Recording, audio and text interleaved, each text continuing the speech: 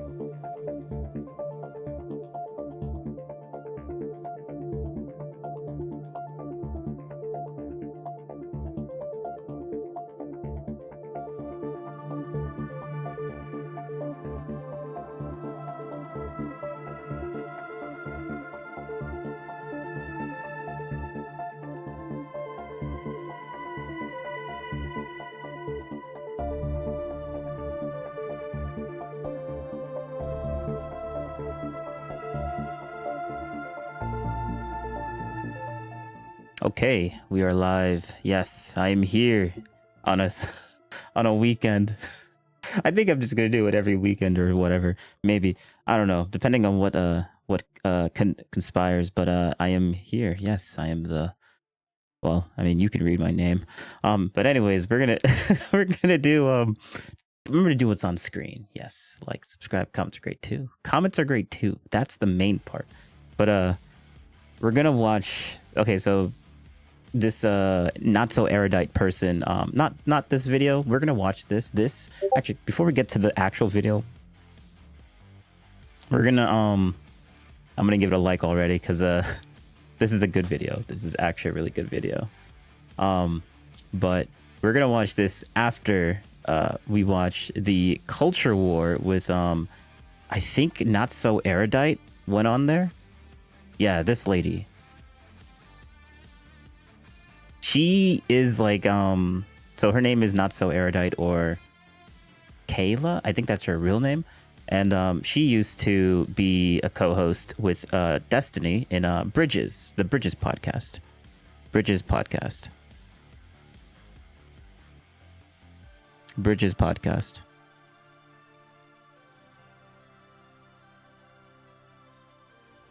So they obviously split apart whenever when the whole Destiny thing conspired with the whole Pixie stuff.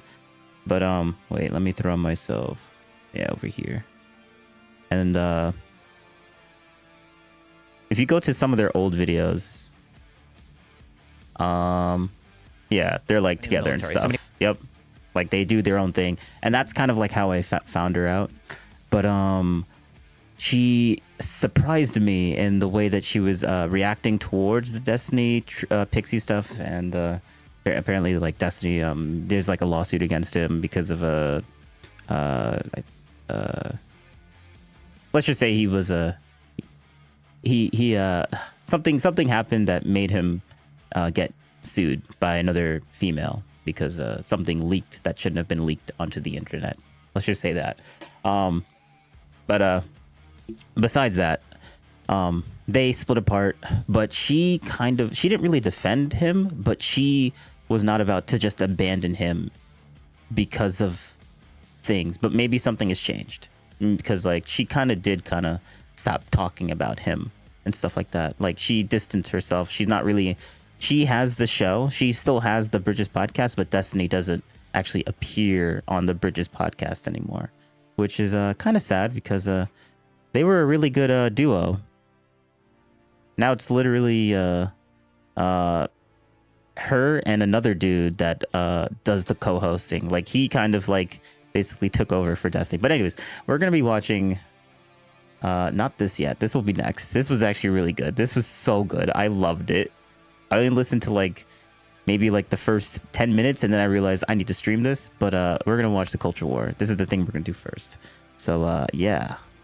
Remember to do what's on screen. I already showed you, but yeah, I got buttons, and I'm gonna push them. So let's do this. And obviously, we're not gonna have the background music on. Young men are leaving the left. I haven't watched this yet. Usually I would watch something and then I would want to play it, but I already know how she is and I already know how Tim Pool is. And this is only supposed to be 2 hours, but there's a whole extra hour on there. So something happened. Something great and spicy happened. So yeah, we're going to watch this maybe at, we'll try 1.5 because Tim is a pretty quick speaker. And Erudite is also a pretty quick speaker, so we'll go to that one. In numerous reports, actually, I talked about it quite a bit this morning. There are two Gen Zs, Vox claims, because young men are shifting rightward. Older Gen Z still lean a little bit more progressive, but young men are largely moving to Donald Trump, moving to the right. They're happy to do so. You're also seeing the rise of prominent personalities like Andrew Tate, despite the fact that many people are critical of his career and how he made his money. Young men still seem to like the guy. So what is the phenomenon driving? Oh yeah, I'm only gonna pause here because I want to show you guys something. Dean Phillips. This is not the guy that I was looking for. Destiny and Dean. Okay.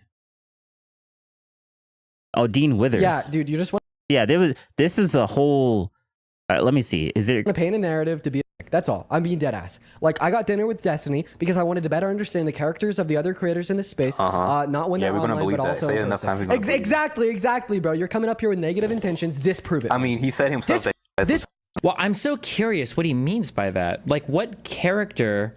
Very fiery debate featuring... Anyways, the only reason why I'm showing you this little mini clip is because Destiny, Dean Withers, microaggression. No, this is not it. Is this it? What happened? The organizer of the pack. Yes. Their name is Basically, why people... Tim Pool said... I just need to connect the dots here. Tim Pool said... there's a lot of young men that are leaning towards the right, and this Dean Phillips thing and the Destiny covering the Dean Phillips thing that happened with the whole Parker thing and the lady that I forget her name that had to like leave the whole, like, basically they tried to do a left-wing version of what Charlie Kirk does that goes to, and Charlie Kirk is like someone on the right that goes to a bunch of campuses and spreads his message. He's on the right, so like obviously he's going to be spreading a more right-leaning message and stuff like that. These guys are supposed to be the opposite of that. They're supposed to be spreading their own message, but their whole thing crumbled because someone did a microaggression, and one of the organizers did a microaggression, and the whole thing fell apart. Everyone in there was like, we need to disavow this organizer, and completely destroyed the entire movement. And I'm like, bro, this is wild. And he was just one of the creators that was leading that movement, and it just fell apart. and Destiny was covering it, and apparently Destiny, this was probably one of the most base takes that Destiny has ever had, where he's like he literally, do I have that? I definitely have that. Wait. Hold up. There's a clip of Destiny literally saying, this whole controversy made him want to vote for Trump, maybe 1%. And I think I have a clip of him saying that. Let me see. Do I? Please tell me I do. Yes, I do. Okay. All right. We're going to copy that. Hold up. Boom. Go vote in the past for Donald Trump a little bit. That is exactly what happened. It was wait. Hold up. Organizer was... So now the only reason I'm showing all of this is because in this video, no. In this video, no. In this video, yes. Tim Pool was like... I talked about it quite a bit this morning. There are two Gen Zs, Vox claims, because young men are shifting rightward. Older Gen Z still lean a little bit more progressive, but young men are largely moving to Donald Trump, moving to the right. They're happy to do so. You're also seeing the rise of prominent personalities like Andrew Tate, despite... Yep. And the reason why people are leaving the left... Is that Dean Withers and crew? Yeah, or was, yeah. Or was? Well, they're now all of them have dissociated from it because the organizer was incredibly racist because she went into a group of. When he says racist, he's over exaggerating. She did like a microaggression or whatever. A microaggression, not a macro, a microaggression. Microaggressions are just problematic if you do it too many times. But it was one time, and actually, personally, I don't think she did a microaggression. But like, microaggressions are stupid. Black women that were saying that it was sloppily organized and shitty or whatever online, and she said, "You guys are kind of like trashing all my organizers for no reason." And then they all started screaming at her, and she was like, "I don't know why you guys are shouting at me." And then they said, saying that black women are shouting is actually a racist microaggression, and now everybody left that. Yo, literally, that's what happened. Event. I wish I was like giving you a meme recapture, but that is exactly what happened. Yeah. This sounds like why Donald Trump won.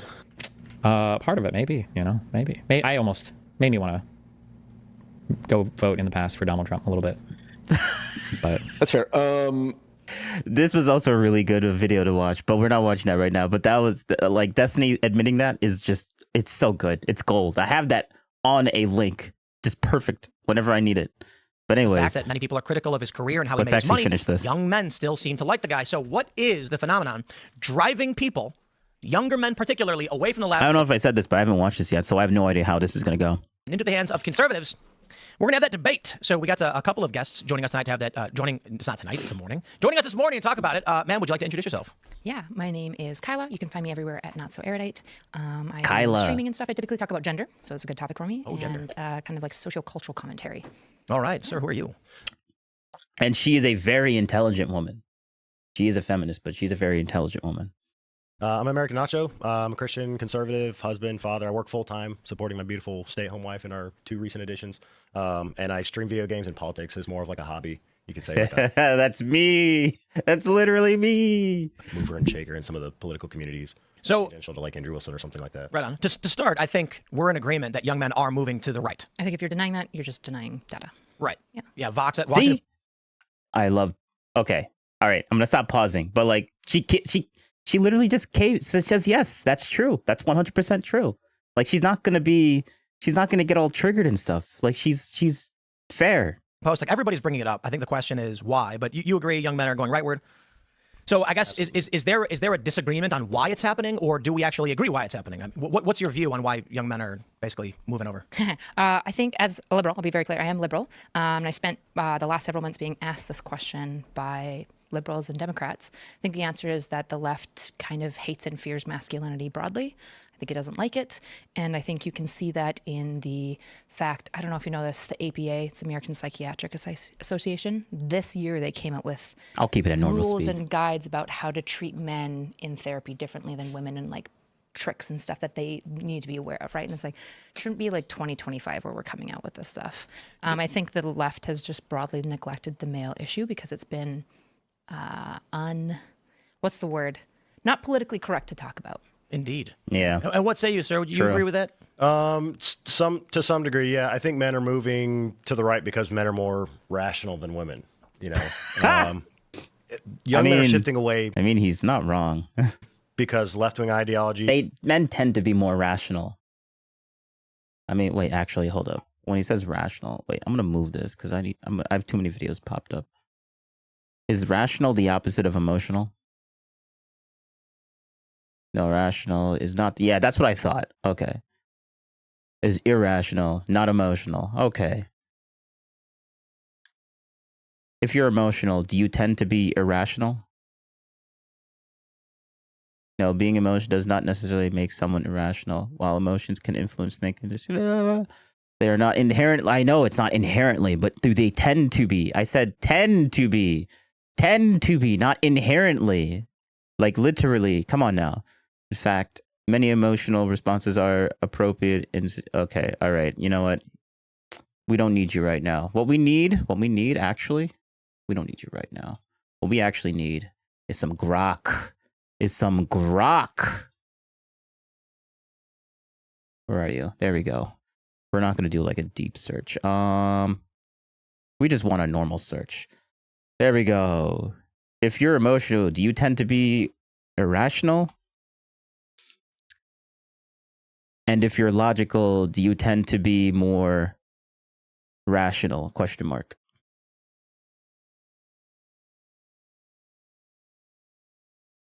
Objectively. Okay. Decisions.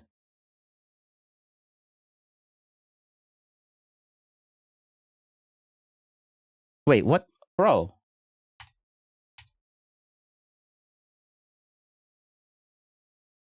Decisions. This thing is so stupid.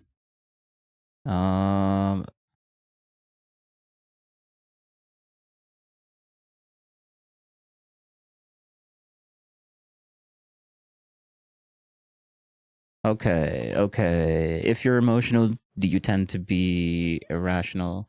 Do you tend to make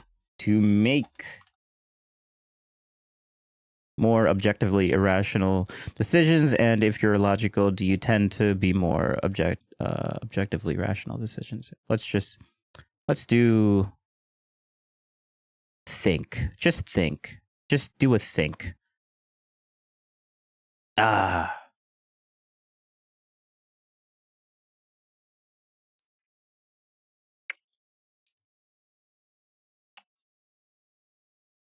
Lead to more objectively irrational decisions when I'm not a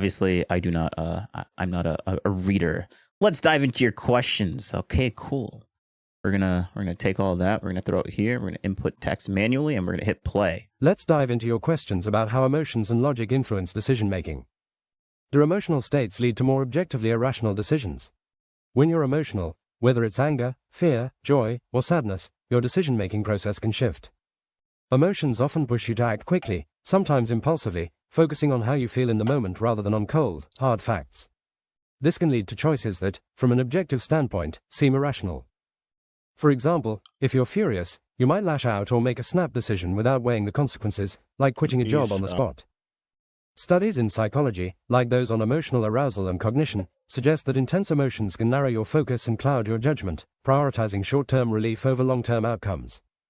That said, it's not a universal rule. Yes, true. Emotions can sometimes guide you when logic alone isn't enough, like trusting a gut feeling about a person or situation that turns out to be spot on. So, while there's a tendency for emotional states to increase objectively irrational decisions, it depends on how much those emotions override reason. Yes, Does being logical lead to more objectively rational decisions? On the flip side, when you're logical, you're more likely to approach decisions with a clear head. Logic involves stepping back, analyzing evidence, and weighing pros and cons systematically. This methodical process aligns closely with what we call objectively rational decisions grounded in reason rather than fleeting feelings. For instance, if you're deciding whether to invest money, a logical approach would look at data, risks, and potential returns, Where's leading to Neri? a choice that holds That's up on a the tash scrutiny. and a half. I've got that mustache feeling. Winky face. Yeah. That is a tash and a half. Yep. But logic isn't flawless. It can sometimes miss the bigger picture, especially when human factors, like morale or relationships, are involved. A purely logical decision. Morale in relationship. You can't predict those. I mean, you can, but it's so. I feel that's so cringe. Dealing with other people's emotions because you're like, well, I understand why you did it, but like, why? There's no reason. I mean, it's not my emotion, so it's like I get it. It's just that I feel like it's stupid sometimes. A purely Where's Neri? logical decision might I look optimize more like Chud Logic, unfortunately. Chud Logic. efficiency but ignore emotional fallout. Wait, are you saying that you have a goatee kind of like this, or I don't? This is not a goatee. I mean, the stash, which could backfire.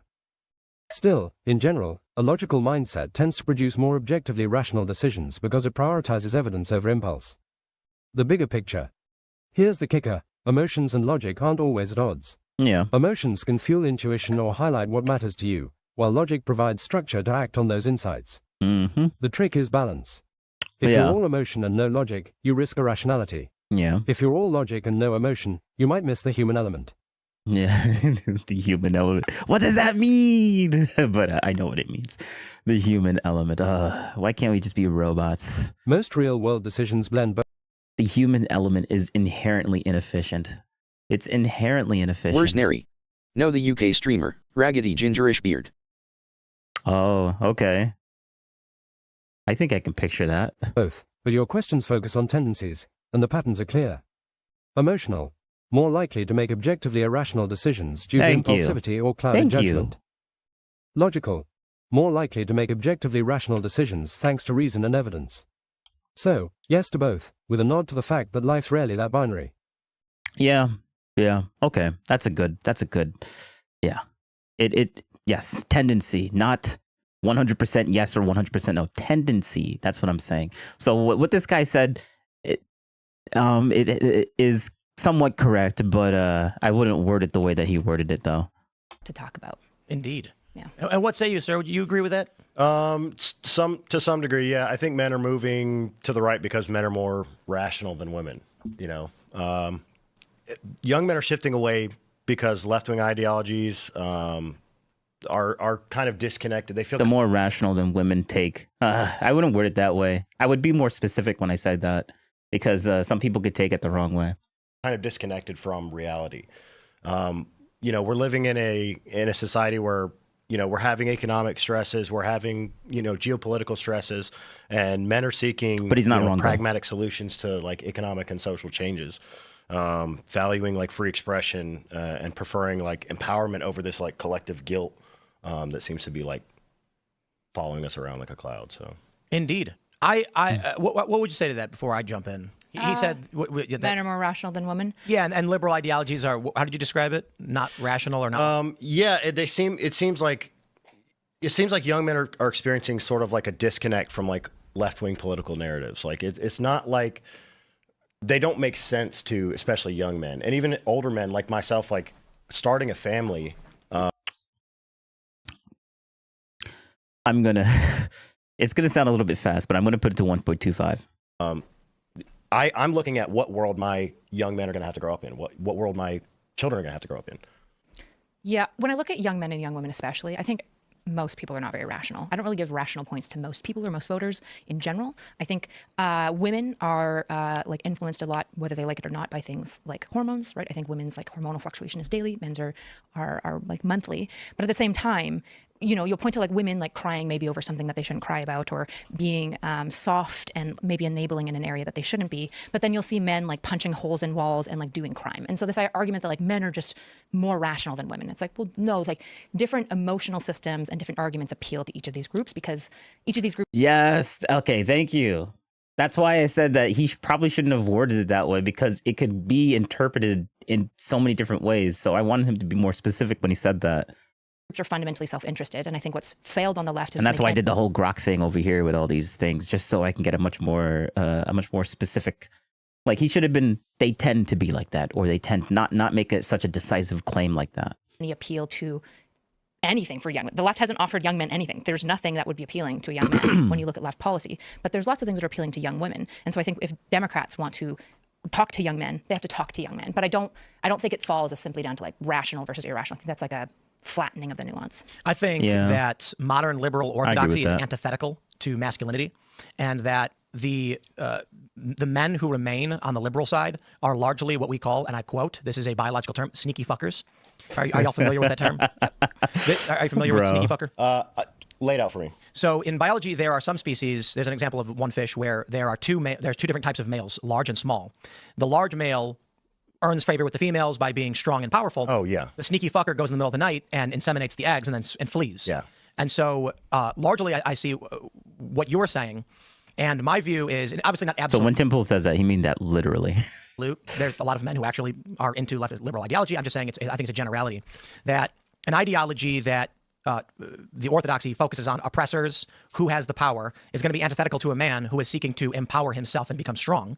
And then what you end up with is among millennials, the data in 2018 was that 70% of millennial women were Democrat, 30% were conservative, and 55% of millennial men were conservative, and 45% were Democrat. The data probably changed, but I think you get a large portion of weaker males who find their path towards I guess, sexual marketplace success in being the male feminist pandering to women, telling them what they want to hear so that they can earn favor, whereas the other guys are defiant dude bros chest bumping. And that's an exaggeration, but that's, you get the idea. Yeah, I think there's something, so like the sneaky fucker is very fun. In Evo human psych, there's not like a ton of evidence for this as like a mating strategy. It's more like birds that do this. But this idea that I think is actually more true, that I think is more grounded on reality that we're talking about, is this idea that essentially for you to perform well as a man in the liberal space, there has to be a certain level of like castigation you have to do toward masculinity and like a promotion of femininity that's almost exclusively performative, right? Especially because as a woman, I wouldn't say liberals are like inherently better at like certain forms of sexism, right? Like there's a lot of times where I feel like just my existence, I just don't get respected as much like at a default, even in liberal spaces. And so what I think happens is there's a lot of performativity. And in the case of on the left, we've had this issue where if you want to be left coded, and by left coded, I mean perform, appear, and feel left. You've got the language, usually some aesthetic, right? I appear more left than I appear right. I've got like a choker on and whatnot. In all these ways, if you want to perform left, you have to do some level of service to femininity. And if you're going to talk about masculinity, you have to caveat and couch it within these other things. That's how I kind of view it, which if you're a young man, you're just like, what the fuck? Like, well, where am I? Maybe that's a good way to put it. It's just easier to be on the right. Men? You don't really have to do a whole lot. Yeah, and you could sit around eating chicken wings as long as you're talking about football and you don't say weird leftist things. The right's going to be okay with you. Yeah, that's one thing that I was wanted to point out too, is that look at that agreement. Look at that agreement. I love it. I don't really have much to say because I just agree too. I think that Where's Neri? They're moving right. Probably she swept for Destiny too much. That's the thing though.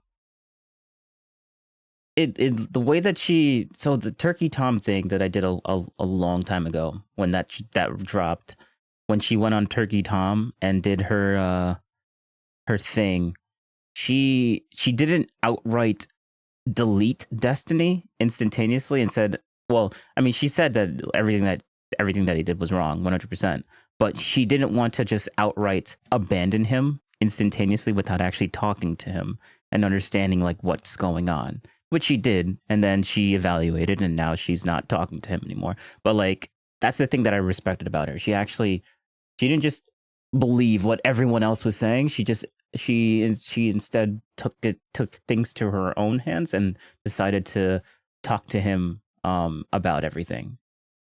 Without that's the thing that I liked about her. But she did just leave. I wouldn't say that she's sweet for him though. You're too kind.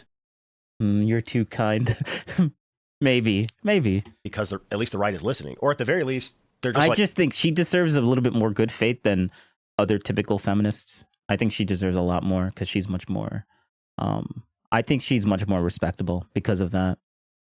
Cool with it, you know what I mean? Like you're saying, you can just sit on the couch and hang out with the bros a little bit to a degree. When you're disagreeing with right, and I think the reason why I'm being very good faith with that is because like at that's a very difficult thing to do when everyone else around you is saying you shouldn't associate with this person, and you're like saying, no, I'm going to talk to this person and figure out what's going on before I make my decision on whether I'm going to axe him out of my life.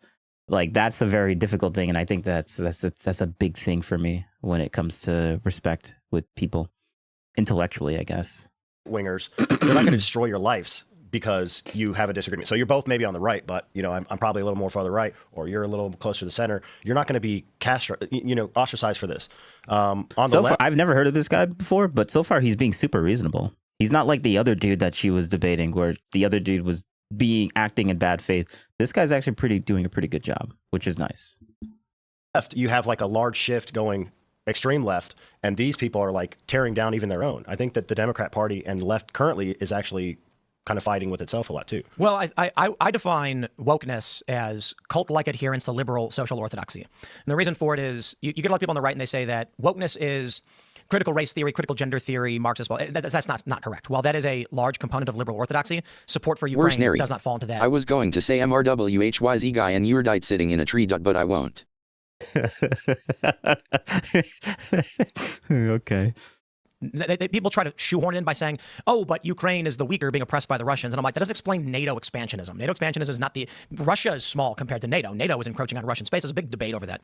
So the oppressor doesn't make sense there. Islam being the second biggest religion in the world and a strong theocratic, fundamentalist, militaristic religion also doesn't quite make sense. It is the adherence to the modern liberal orthodoxy, which is relatively amorphous. And so I pulled up just this real quick example. I'm playing a new game. Actually, no. I'm playing a game that I had in my account for like so long, and then I recently just started playing it again because I was bored. But yeah, it's nothing special, just a resource management game. But yeah, whatever. The Four Lights from Star Trek. Are you guys familiar with the Four Lights? I'm not. Star Trek: The Next Generation. Captain Picard. Oh, everybody's not a Trekkie is groaning. Don't care. Captain Picard is captured by an enemy faction. He's brought into a torture room where the enemy commander has 4 lights above him, and he says, "How many lights do you see?" And Picard says 4, and then he gets electrocuted. And he says, "You are incorrect. There are 5 lights." And now, how many lights do you see? And Picard says 4. He gets electrocuted again. And the whole episode basically finally ends with him screaming in the face of the commander, "There are 4 lights," which becomes a cultural meme, especially from among millennials and those who watch The Next Generation, grew up with it. The captain refused to bow to a false reality he was being forced to through pain of punishment. That's how I view a lot of younger guys and a lot of people on the right, a lot of post-liberals, former liberals, whatever. The left is demanding you adhere to things that are completely false. Otherwise, they will cause you pain. They will take your job. You will be kicked out of social circles. That's just 1984. Yeah. The game. Yes. Where is it? Where's Neri? Tim.oi. Oh, wait. The right has no such precepts. To be that is a bit absolute. The right certainly has some, but it is. Now, I would also put a timeline on this. I think it's really important to look at a timeline. So I was actually watching your conversation with Bill Maher. Bill Maher. How do you pronounce his last Bill name? Maher. Maher. Send it, yeah. And he pointed out to you something that I think is really important, where he talked about like, well, yeah, the left and the right, when we're talking about it from like 2016 to now, I think I agree broadly with your narrative. I might not use like all the same language. Like I don't call it cult, like I call it religious. I think it's like fundamentally religious in like performance, which not all religions are cults, right? Because like the left isn't making you like abandon your family necessarily. They're making you fight with your family. Where's Neri? I gotta pause you there. No, his 4 lights is just nicked from 1984, the book. Oh, okay. That's where he's getting that from. Okay, that's interesting. I didn't know. All right, cool. They're not making you abandon your family. They're making prominent left personalities have said, cut off your family. Even on MSNBC, they've said, don't show up to Thanksgiving. Was it Jen Psaki who was like, don't go to Thanksgiving with your family if they support Trump or something? Maybe Oh, I see where the conflict is coming up. I see where the extra hour came from, the extra 57 minutes.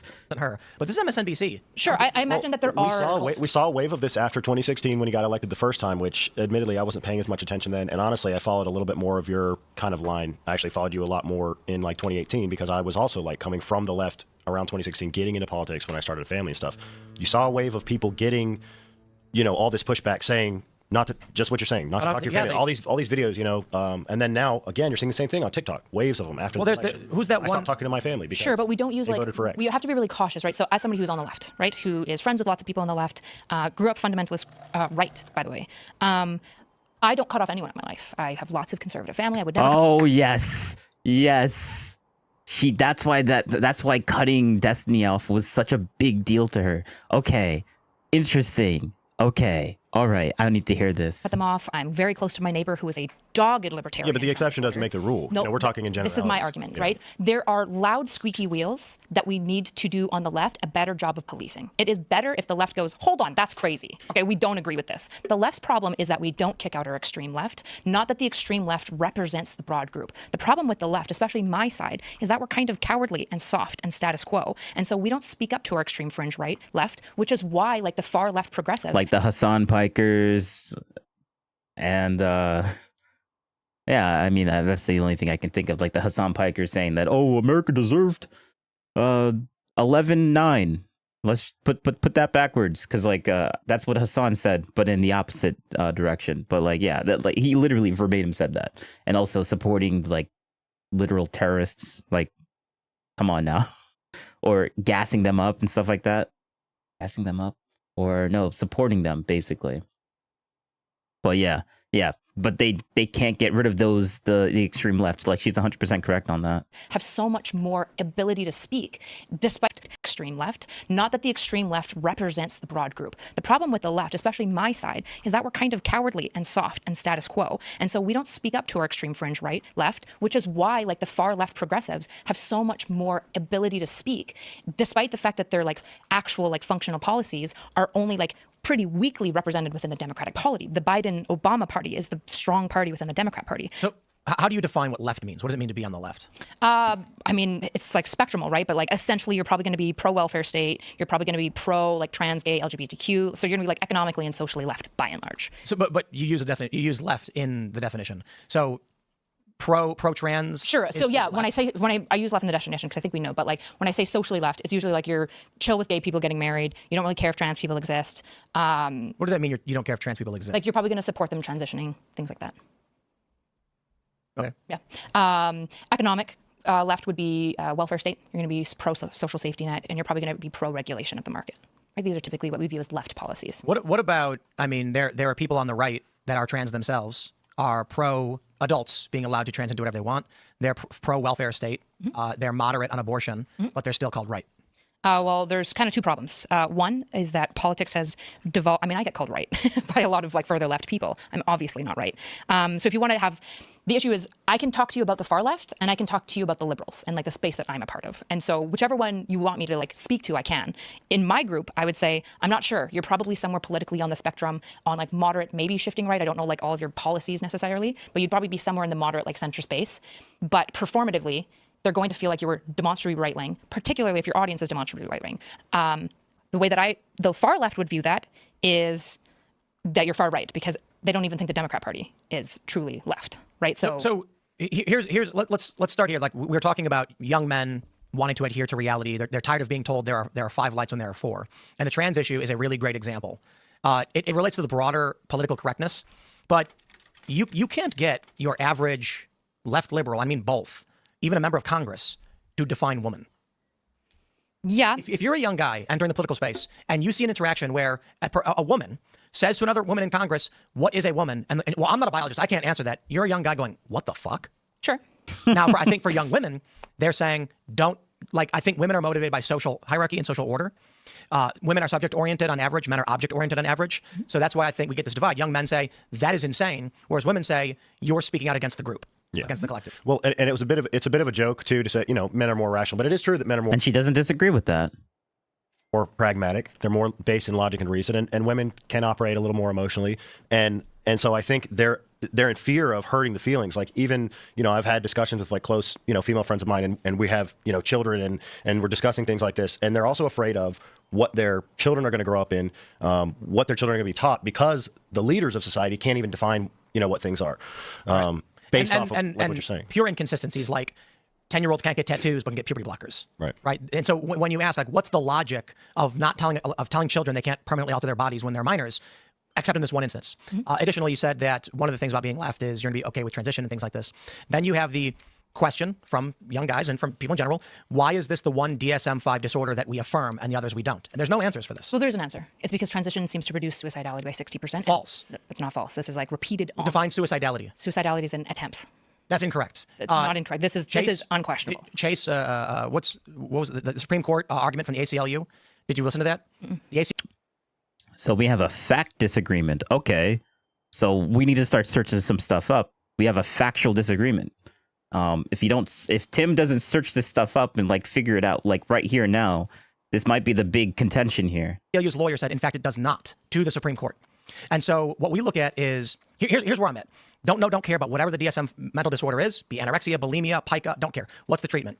We find that the existing scientific research says that desistance rates, not detransition, desistance, where a child who is trans entering puberty simply desists from being trans, is greater than chance. Some estimates between 65 to 90%. Suicidal ideation is around 37 to 40% among people who do transition. That would imply there is a greater possibility to reduce suicidal ideation by not intervening with medical treatment. And the other option is actually to affirm the birth-given gender. I tried to look up some studies for this, and I don't think there's ever been any studies done where they're specifically on people who have body dysmorphia or trans, ideology or whatever, and think they're another gender and are trying to transition, being given the like testosterone if they're male and estrogen if they're female. But there are studies that have been done that are given to patients who have depression. And I'm pretty sure there's a handful of studies that were double blind where they give them testosterone or estrogen and it decreases their depression rates. Sure. So this is where I want to go back to this timeline conversation, right? I'm not here interested in defending the crazy left. Most of my career was spent fighting them, right? I fought most of these people most of my career because I believe that if the left wants to represent anything, they need to have a strong back. They need to believe in something and they need to kick out their extremists, right? And I think that the left failed to do that. The issue is that a lot of people are looking at the left and right and they're looking 2016 to now, and they're not looking at, say, 2016 to 1970. Yeah, but you would consider yourself to be probably in support of that position, right? Which position? About, gender affirming care. It depends on what you mean when you say gender for children care. Specifically. By and large, I'm pretty skeptical about the process by which we you would properly evaluate children. Generally support it, though, right? If it's managed better, right now I think it's too experimental. I think but it's too right. But you separate yourself from the left, the extreme left, and like as a more of a layperson, sort of on the right. I mean, that's extreme left to me. What I mean, it's like even considering. I don't even think you've gotten to what I'm saying though. Right? Like the issue is that like we can talk about the far left, and I'm probably just going to agree with you that there's a lot of crazies. The timeline conversation that we need to have is we need to remember what it was like from like 1990 to 2016 when the right had a lot of strong cultural war. I remember growing up in a very conservative idea where evolution was viewed as evil and bad and anti everything when this is an anti-science perspective that was dominant on the right, and it feels like we've forgotten about this. I grew up in a school where parents were advocating to remove any mention of evolution, any mention of adaptions over time. They just wanted to basically cut out a large portion of biological science. And so while I agree that the left won the culture war in 2016, well, they canceled their opponents off of it mostly, and they did a lot of bad stuff. And they went too far. I would just agree with that. The issue is that I'm still fundamentally left because my principles and my policies fall left. And I believe in a party, whatever party it is, that stands up for those things that I value. Which specific, so outside of the crazy left stuff, what particularly would you look for in a party? Strong institutions, not. Like, what does that mean? Strong institutions means institutions that are effective, that are power balanced, and are reactive with speed. What does this mean, like the FBI or the Federal Reserve? Like, what institutions do you mean? Most of them. So like most of the institutions that I think that we've erected are by and large pretty good. I think there's good reason for them, though I don't know all the FBI. Sure, but I don't know like all of the history for it. I'm willing to basically grant that I'm not smarter than like 200 years of American institutional development to just assume that I know better than the FBI necessarily, right? I'm not trying to, it's not a gotcha. I mean, like when you say the institutions, does it mean universities? Does it mean the post? Universities, healthcare, the three branches of the government, the central banking, the central banking. Wow. Yeah, the NGO that exists to kind of like counterbalance and third-party check certain things. So when I talk about the institutions, I'm talking broadly about most of the institutions. The CDC, but I think you recognize many of them grow corrupt over a long period of time, right? Right. So this would be my counter. On the left, we say strong institutions, and the problem is that I think a lot of them have become rigid. And I don't know if you know much about metalsmithing, but there's this idea. But there's this idea when you're building swords, for example, you need to have a strong sword. It needs to be both flexible and strong. So if it's too hard and not flexible, it'll break. Right? And if it's too flexible but not hard enough, it'll bend. And so when I say strong institutions, I mean basically the properly crafted sword. It needs to be flexible enough to react to stuff, which I think proceduralism has killed their flexibility, but it needs to be strong enough to withstand people who might want to attack the Constitution, people who might want to be corrupt, which most people that enter politics are probably somewhat corrupt to some degree, right? It needs to be able to withstand these things with the assumption of what incentive structures do to human nature. So who did you vote for in 2024? I'm not American, so. Oh, you're not American? No. Oh, you Canadian? I'm Canadian. All these Canadians come to our country trying to influence our politics. Yeah, true. To do. Okay, who'd you vote for in Canada? Trudeau? I didn't vote in this last election because I haven't been in the country for like almost 2 years. Okay. Yeah. So before that was Aaron O'Toole, who's a conservative. Before that was NDP. You voted for a conservative? Yep, I vote all. In Canada, we don't have this like. Yeah, you vote for a party, don't you? Well, we have like 6, right?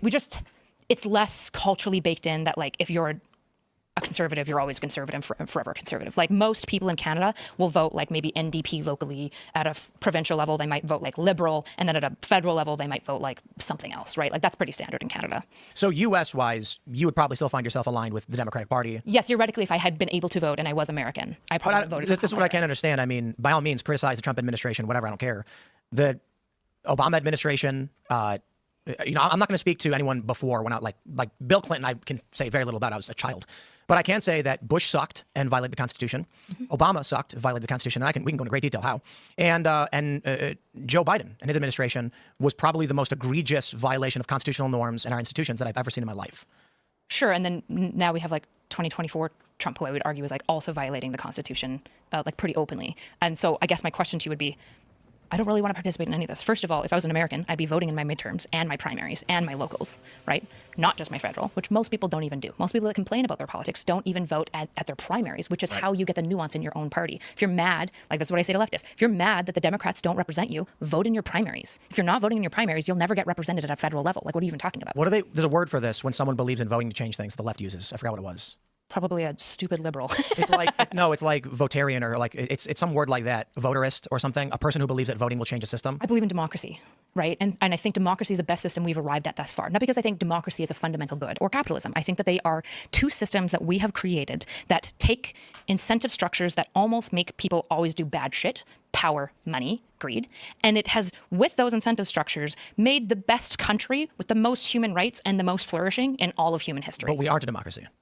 We are a democracy. The United States is a constitutional republic with democratically elected representatives. Do you know why the founders said a constitutional republic? Because a liberal democracy wasn't a term that was invented yet. Liberal democracy is like a semantic term historically to represent countries that function with some kind of electoral. So is a constitutional republic, because if you look back at the constitutional republic and what they describe, it later became what we know now as a liberal democracy. The reason that the founding fathers, like Hamilton and Madison, who are the people writing on this in the...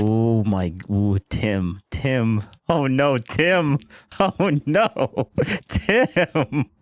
Yo. You got someone that has facts and historical information just in her head. Now, you could all just say that, oh, she's just lying here, but like, this doesn't seem like a lie. This seems like something that she remembers very vividly and is able to articulate it almost instantaneously. But okay, Tim, come on now. Like, do your like searchy. Like, come on now.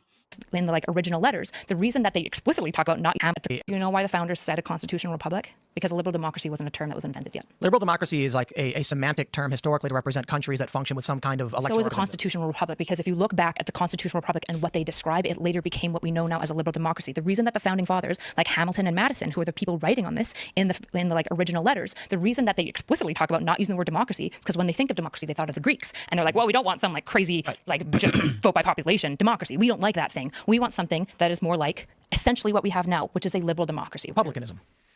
Various jurisdictions who send an elected representative to go and represent the interests of the area. Sure. The issue is that like we just do have a democracy. Like we're fundamentally, if in every way we're functioning as a democracy, we're acting as a democracy, we're voting, then like at some point we have to call the duck a duck. Like it feels like Congress does not enact policy based on the will of the people. That's a fact. It's usually the will of the wealthy and the elite. Which is what the founding fathers intended, which is why the 17th Amendment got ratified in the early 1900s, because the original idea of how senators were sent to Congress at the federal level was that your state reps would choose to represent the state. So you would vote for a state rep who would then, in their own council, say, we want our state senator to be that guy over there, and no one had a say in it. So in the early 1900s, they were like, hey, the problem is they're sending cronies, so we're going to change this. And I don't actually agree. I think they did it because it allowed the subversion of state choice, state authority. But the general idea among the founding fathers was that we needed, quote, better men to decide for the public, not a democracy.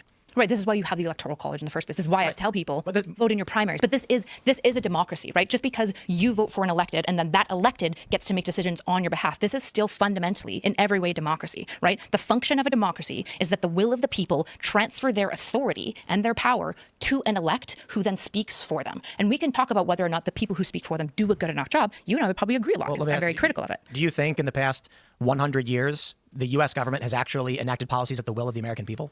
By and large, yes. I think the data shows us that the answer is no, they don't. There was the plutonomy article from Citibank 14. The data? All right, then let's bring up the data. Don't just say the data. I mean, I guess Tim is going to bring up an example. Years ago, where Citibank drafted this internal paper to be shared with a bunch of financial interests saying the United States is not a democracy, it is a plutonomy where the wealthy control the political class and the political class enacts the interests of the wealthy elite. I think that's actually fascinating, because I would assume the left position is largely that, yeah, politicians don't represent our interests. They represent the lobbyists, the corporations. It's because you were mixing me up with like far left people. I'm not mixing you up. I'm saying it's interesting that you would assert that when the left liberal, Occupy Wall Street, the moderate, largely view corporations as unduly influencing our political system. I think most people would agree, though. Like, the issue is that this is my issue with leftists too. Just because there is corruption, it doesn't mean that that democracy isn't occurring necessarily. We can definitely say corruption is happening and there's something that needs to be done about it. But essentially, my question would be, what's the alternative? Do you want America not to be a democracy? Well, I guess the issue is how you define the phrase democracy, right? Do you want to take away people's right to vote? Again, ooh.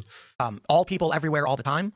Do we want to put certain restrictions on voting? Do we want to open up voting to I'm asking you. I genuinely, I don't know your position. Right. So when you say, do you want to take away people's right to vote? What's going to happen is there's going to be a semantic manipulation on the left where they say people means everyone. And then what you'll get on the right is something like they'll reference Starship Troopers, service guarantees citizenship.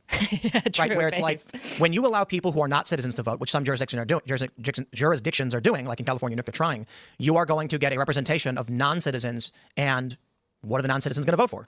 They're going to vote for their families back home. Why wouldn't they? I expect them to vote for their families, right? Sure. And I would agree that there should be like some limit on who gets to vote, right? This is why I think citizenship is a really good standard by which who gets to vote, right? There's also even a good question like, should expats get to vote? Based? What? You haven't been in the country for 30 years, even though you're still a citizen. What's your like? You pay taxes. You pay taxes. Yeah, Americans do. Expat Americans do. Canadian. Should I be voting as a Canadian if I haven't been in my country for like 20 years because we don't have to pay taxes to Canada? I don't know the answer to this, right? So I'm willing to grant that there should be limitations to who votes. My question to you is still, essentially, are you opposed to America being a democracy? Again, it depends on what you mean by democracy. A transfer of the people of power to an elected official who then does their will. I love it. Okay. Yeah. What do you want that to look like? Not like it looks now, to be completely honest. That's fine, but what do you want it to look like?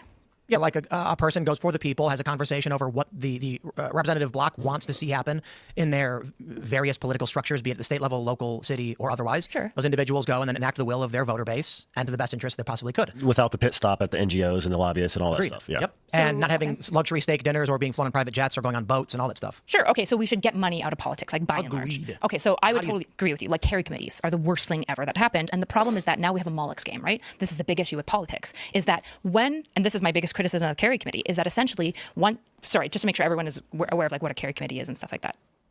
Not aware. Okay, just want to make sure. And it's fine. You don't need to know esoteric words. It's not a gotcha. So a carry committee is essentially what we call like a super PAC. It's usually going to be esoteric words. Thank you. I mean, people might see this, the way that she said that, it kind of did come off as like, I guess, elitist, but like, I'm sitting here being like,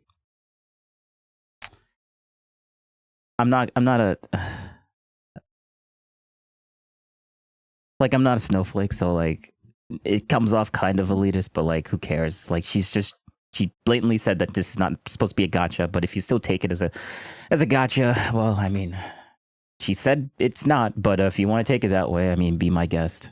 Be a combination of sometimes it'll be a nonprofit or a charity, a C4 and a C3, and sometimes there'll be some other little fun things thrown in there, but that's essentially what it is. And it essentially, this combination of things allows infinite donations, most of them, which can be hidden into who does it because they would be a C3, right? Which means that they're bipartisan, and then they usually are not bipartisan. And this is true on both sides, just so it's clear. Both sides are doing this. So carry committees get introduced. And the problem now is that if you want to run for federal office ever, good luck without a carry committee. You must participate in the evil thing that you despise, because if you don't, you will be limited in how much money you can raise. And the reality is that money does make elections work, which is gross, but how are you going to get your ads out? How are you going to pay for your tour? How are you going to pay for your staffers? How are you going to pay for your flyers? Right? So money has to be infused to some degree in a democracy. There's no way not to do it. Exactly. And so then this issue goes, okay, well, if everyone, even if they want to play the game, even if we've got Jesus, okay, Jesus comes down and he's going to become a politician, which I would argue he would never do, but say he does. I'd vote for him. Jesus, me too. I would vote. I would vote the fuck for Jesus. Okay.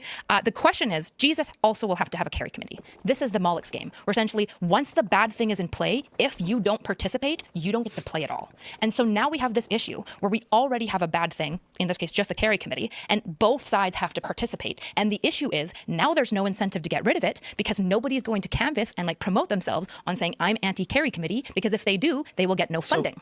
So, isn't this kind of part of the problem though? Like, if we're trying to figure out why men are leaving the left, we're not able to have a conversation like this with most people on the left, to be honest. The people that, and currently. Well, okay, yes, that is true. But like, you're having that conversation now with someone that actually is intelligent and is giving it like you're talking to her right now. And so like, have the conversation like you're having. it's I find it very annoying when people say it's like we can't have this conversation when you're literally having this conversation. Like Destiny does the same thing in this other video. Like Destiny says the same thing in not this one. Actually, I can just delete this. I can delete that. He literally has Destiny said the same thing that guy did. Like Destiny's like, oh, I wish we could have this conversation about these specific things. And the other dude in this video, this guy literally is saying in this video saying, well, we're having the conversation right now. Like, what do you mean? Like, it's It's just an annoying thing. There's no evidence that's with, if we're trying to figure out, they will get no funding. So, isn't this kind of part of the problem though? Like, if we're trying to figure out why men are leaving the left, you know, we're not able to have a conversation like this with most people on the left, to be honest. Like, I find that you know, so annoying. The people that, and currently, especially when you're literally having the conversation as you're saying that. No evidence that shows that the Democratic Party is interested in having people like that represent them. The people that they're supporting, the Parkers, the Harry Sissons, the Deans, all that stuff. And then this just recently, they put up that lady Olivia Giuliani or whatever that was going around on X. There's no evidence that they're even willing to concede on any of their positions. Let me tell you. So we did a live event for this show, and we're planning a series of live shows. That was our pilot. We're trying to figure out how it works. I can tweet who wants to come and debate on the culture war, and on the right, you'll get 500,000 responses. I'll get a text from Charlie Kirk saying, I'd love to find some dates that work. On the left, they say, contact my agent, and we'll give you our rates. Then if a few people I'll give credit to, the Krasensteins, as much as, you know, there's contention between our opinions. They're fun to make fun of. Absolutely. But I respect that they've come on the show. They've said, let us know when you have dates. We'd love to be a part of the conversation. And I very few people want to do these things. And so that makes it impossible. I think the reason why is the fear that if you defy the orthodoxy, you'll be excommunicated. Yep, their right dean is fully audience captured. I mean, his friend Harry Sisson canceled on us. It's crazy. I'm sure he did, right? Yeah, he got scared. They all do that. That's what I was gonna bring up too in regard to all of them. It's like I think a big problem too is that this new TikTok culture, like you're saying, has them audience captured. And what is the audience on TikTok? TikTok is largely designed for women. It's got to be left leaning. It's a lot of female users, more than like any other app, I'm pretty sure. Yeah. Anytime I defend feminism, I do well. Anytime I defend men, not so good. So I mean, these platforms are shaping these young influencers, and then they're terrified to go anywhere without their mute button. Sure, but there's like TikTok is a hell of a problem to get into, right? So you got to talk about like China and all these other like blah blah blah blah blah. This goes back to my timeline, right? Which is essentially for me to say, do I think the left fucked up by letting the progressives win the culture war? Yes, I think they did, because I don't think the progressives actually represent most people. And now, unfortunately, they've convinced a bunch of young, stupid kids that they do. And so a bunch of kids put like a black box in their Instagram to pretend that they care about black people, but they still find like the unk biking down the highway. True. Like, come on, man. How could you not give her the wins here? She's obviously super based. She's not like this crazy left-wing person. Like, come on now. You have to give her some points. Way with like loud music, annoying and stuff like that, right? Like in all ways, there's this performance that I think has ransacked the left in a way that I think is repugnant. The issue is that the real question is, why be left? And the reason that I'm left is because she's not wrong there. Yeah. When I go all the way back and I look at the systems that I believe in, I fundamentally keep falling left.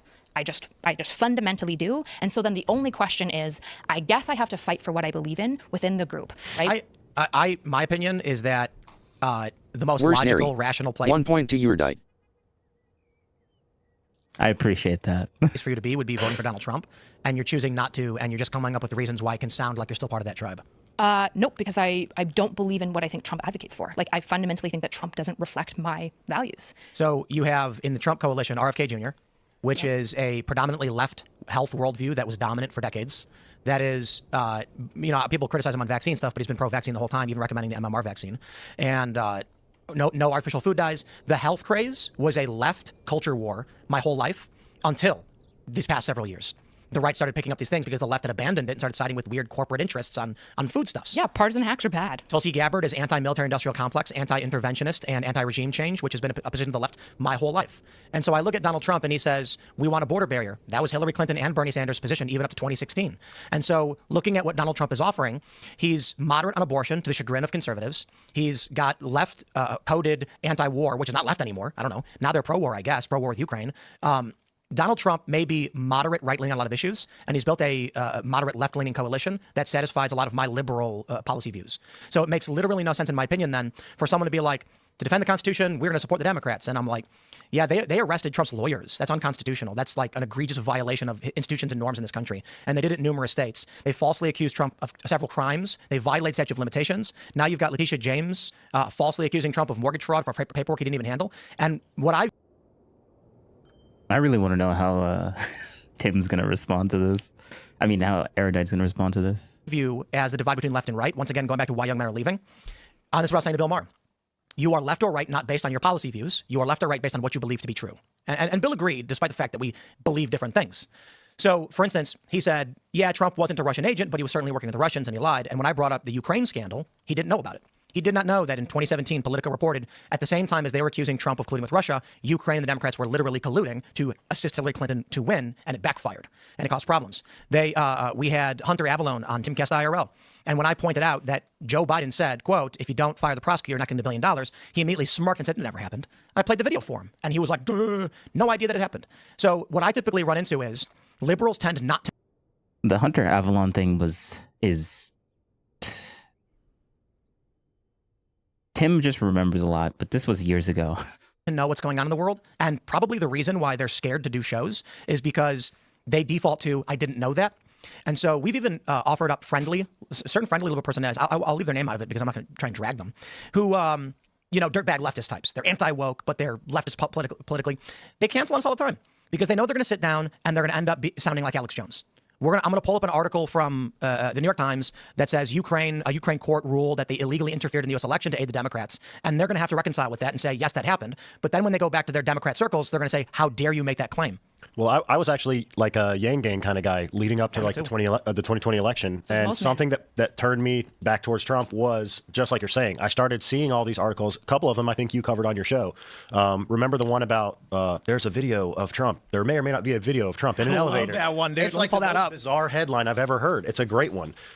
Then another one was, of course, the one you just went over with Adam Conover. That clip was going everywhere. Look at this. There were great people on both sides. Come on. Huffington Post. A tape might exist of Trump doing something in an elevator. Though exactly where that somewhere is and what that something might be, no one in media can say. That's because no one in media seems to have seen the tape or is even confident it exists. Huffington Post literally wrote an article about Trump may or may not have done something that may have been recorded. We don't know if it was recorded. We don't know what it is. Yep.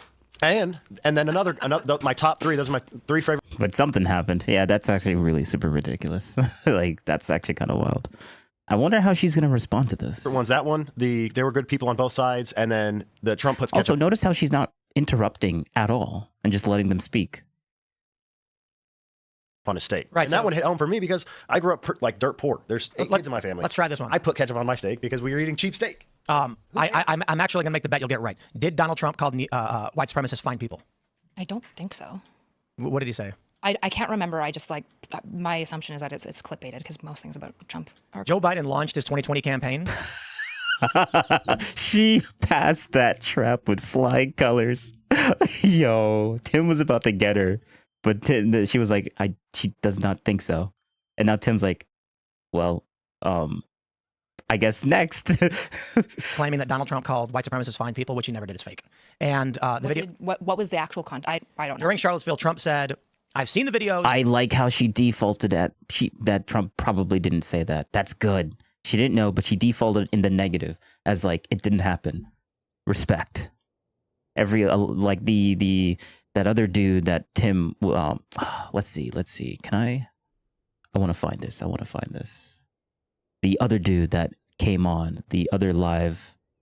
Was it?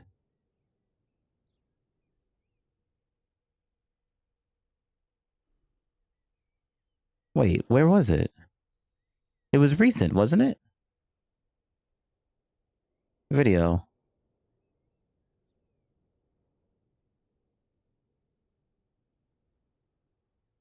This guy. Yeah. Oh, that was 2 weeks ago? Okay. Wait, what happened to it?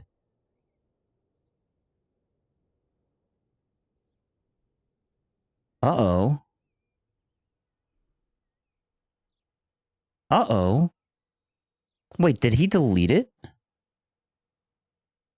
Video.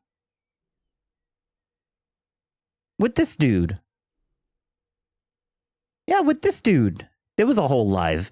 Okay, so as an executive is like trying to Tim literally destroy this guy. But he defaulted, like Tim asked this guy the same exact question. He's a liberal as well. But he defaulted to like, oh yeah, no, Trump did actually say that. That was 100% true. And Tim's like, how do you believe this lie after like 16 years? And yeah, like that guy defaulted, which why I don't really like this guy, because he defaulted with the lie when Erudite literally defaulted with it's probably not true because she knows that a lot of things are chimped from Trump and are not true about Trump. And there were very she's fine aware people of on both that. sides. And I am not talking about the white nationalists and neo-Nazis because they should be condemned totally. Gotcha. And the entirety of the Democrat-aligned media apparatus cut off the back half. Except for her. Remember that. Except for her.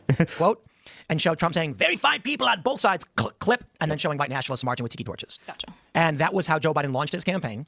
And this is why I say, I consider myself to be like moderately pro-choice.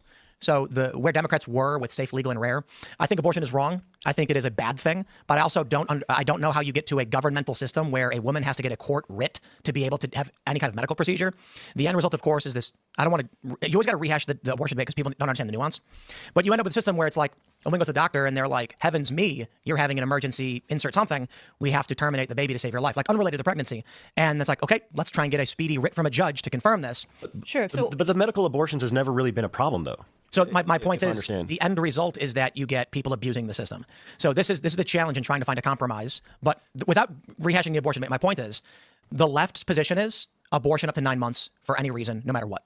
Well, this is actually what I want to kind of discuss. So I would say if we had more programs to help after, I'd be fine with that too. But look at Colorado. Not to rehash. Colorado removed all restriction on abortion up to 9 months. Right, which is what Canada has as well, right? Which is insane. Well, the issue is that in Canada, that basically never happens as a result of it. Right? Doesn't matter. So like, why legalize murder and then be like, yeah, but people don't get murdered, so we're going to legalize it? What? Probably because this fundamentally should be more of a congressional issue, right? Like the fact that Roe went through the judicial system in the first place is probably fundamentally part of the problem, right? And so I disagree. Here's what I would maybe zoom out to. We're talking about partisan hacks, right? It's really annoying to talk to partisan hacks. As somebody who's left leaning, but I'm not really a partisan hack because I don't have a buy-in on your guys' election. Fundamentally, I'm not voting, right? So I don't care about Biden or Kamala because they represent X party. And, you know, I'm sure you're familiar. Destiny would heavily disagree with that, but I mean, she's not a Destiny simp, so she doesn't care. The left wouldn't even acknowledge that like Biden was kind of weird because he would like had a bunch of clips like kind of like sniffing kids. Sniffing little girls. Yeah, it's weird. It's fucking weird. It's super, super weird. The issue is that on the right, I'm now hearing people unironically saying, I don't care about the Constitution. And if Donald Trump wants to get rid of the Constitution, that's fine with me. And it's like, all of this. Yeah, that is actually kind of wild. It's crazy town. Yeah, but that's not Charlie Kirk or Ben Shapiro or who else do we have? Steven Crowder. Yeah, that's great. But like, it's the French people on the right. So like, obviously she's not talking about. Did I seriously start it? All right. Let me. I didn't realize. Yeah, there we go. I didn't realize I was touching my camera with the wire. Whatever. Or Sure. Wait, give me 2 seconds. I need to do a thing.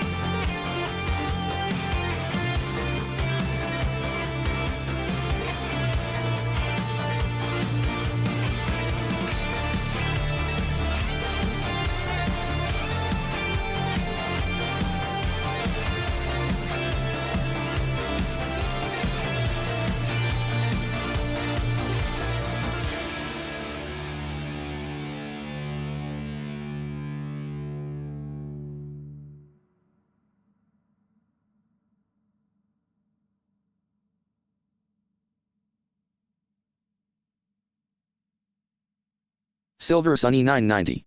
Hey, mate, I really enjoy your streams. You stream pretty cool and I love it. I'd love to be part of your fan community. Could you add me on Discord? My username is SilverSunny12.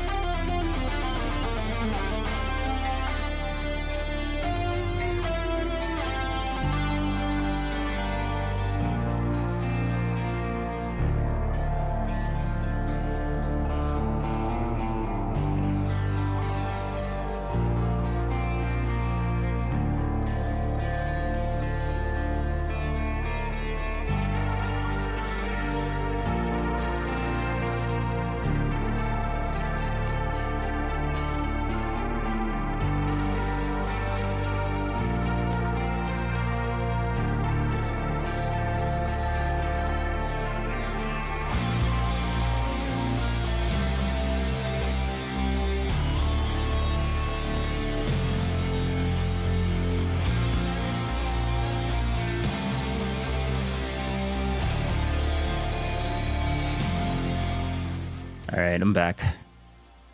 And don't do it, chat. I just realized what was put on this stream. Don't do it, chat. Don't do it. It's a hack. Anyways. We have different things like, for example, getting really mad at like. Let me go back just a little bit. Wouldn't even acknowledge that like Biden was kind of weird because he would like had a bunch of clips like kind of like sniffing kids. Sniffing little girls. Yeah, it's weird. It's fucking weird. It's super, super weird. The issue is that on the right. Yeah, Destiny would never admit that, but thank you. This is why I like her more than Destiny.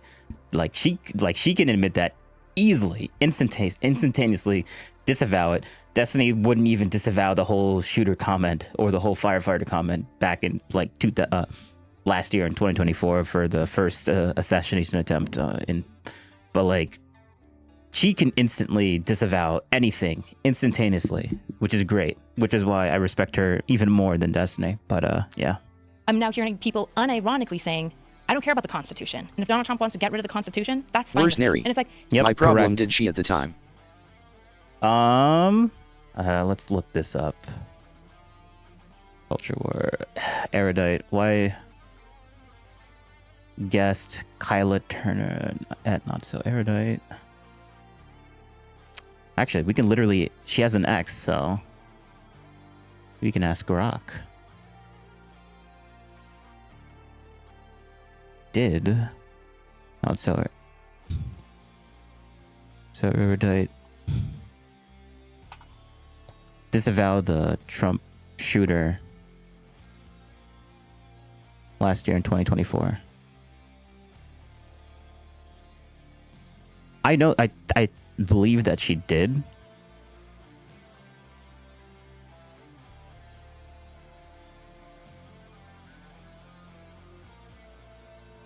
And when did she do it?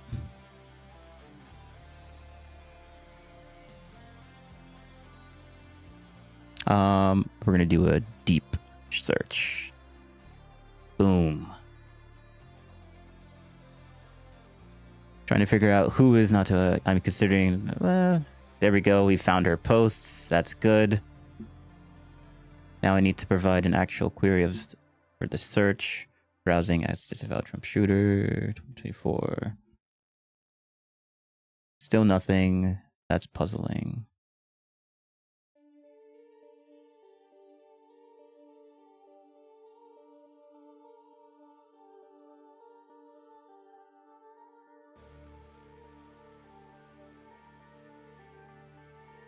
Where's disavow Neri? Trump shooter. I meant Biden.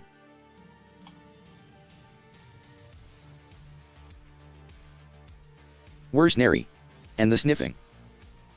Oh, well, I mean, she literally just did in this video. In the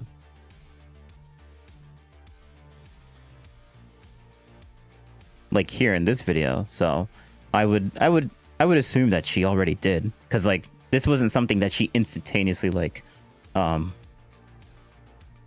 she instantaneously said no, like, yeah, I disavow, meaning that she's been saying this most of the time. She didn't think that over, like how Destiny would. Like if you ask that question right now, Destiny starts thinking, like that's probably the first time. Usually when someone's thinking about something with a question, Where's it's Neri? like the first time there. Not when Trump hadn't won. Not when Trump hadn't won. Oh.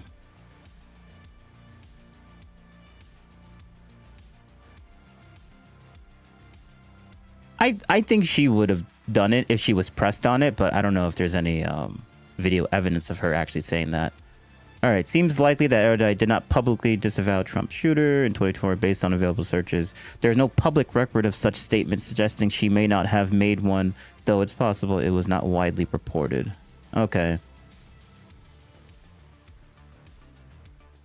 A live streamer, YouTube. Why am I reading this? Why am I reading this? I got something that can read it for me. Oh damn, that's a lot. Oh wait, let's just do the conclusion. The conclusion.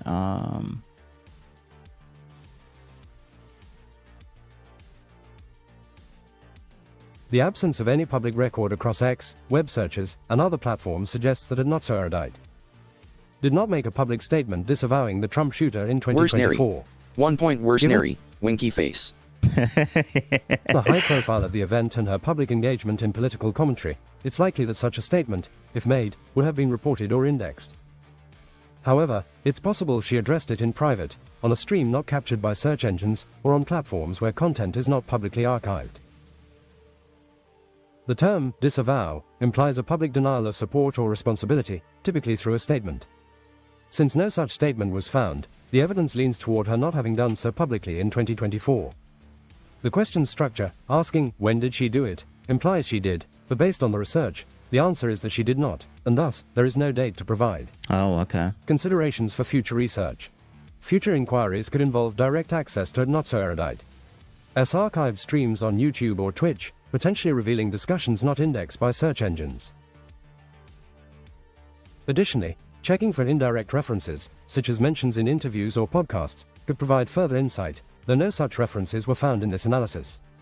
In summary, based on the available information as of June 1, 2025, a not-so-erudite did not publicly disavow the Trump shooter in 2024, and there is no record of when she might have done so, as it appears she did not. All right, now I'm gonna ask the Grok thing if she even talked about it at all. Because if she didn't even talk about it, then I guess she was just avoiding the situation entirely.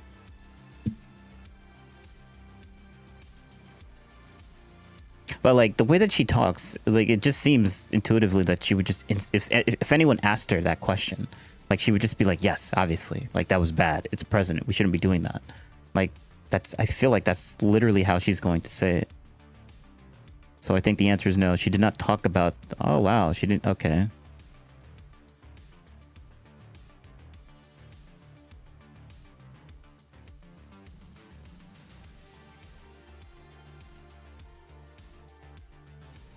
I mean, I can do not so erudite.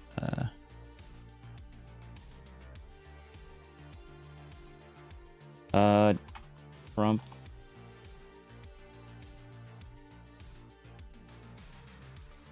Let's see. Oh, what's this? Trump has only gotten more radical. Oh, okay. She literally talked to. Okay, we're gonna do a mini sidetrack. Since that election, and he's polling better than he was last time. You think Trump is moderated? Destiny is fully sold out that Trump is going to pass types of legislation that basically make him Emperor God King. We have opened up this Pandora box. We are lighting a fire that we will not be able to control. There are and this is her channel. Okay. times where violence is required. Where's Neri? But it's not by A person with our morals would have condemned it, but maybe her closeness to Destiny at the time stopped it. Well, this was 10 months ago. This was let's see. July 24th. So this is like basically right after it happened.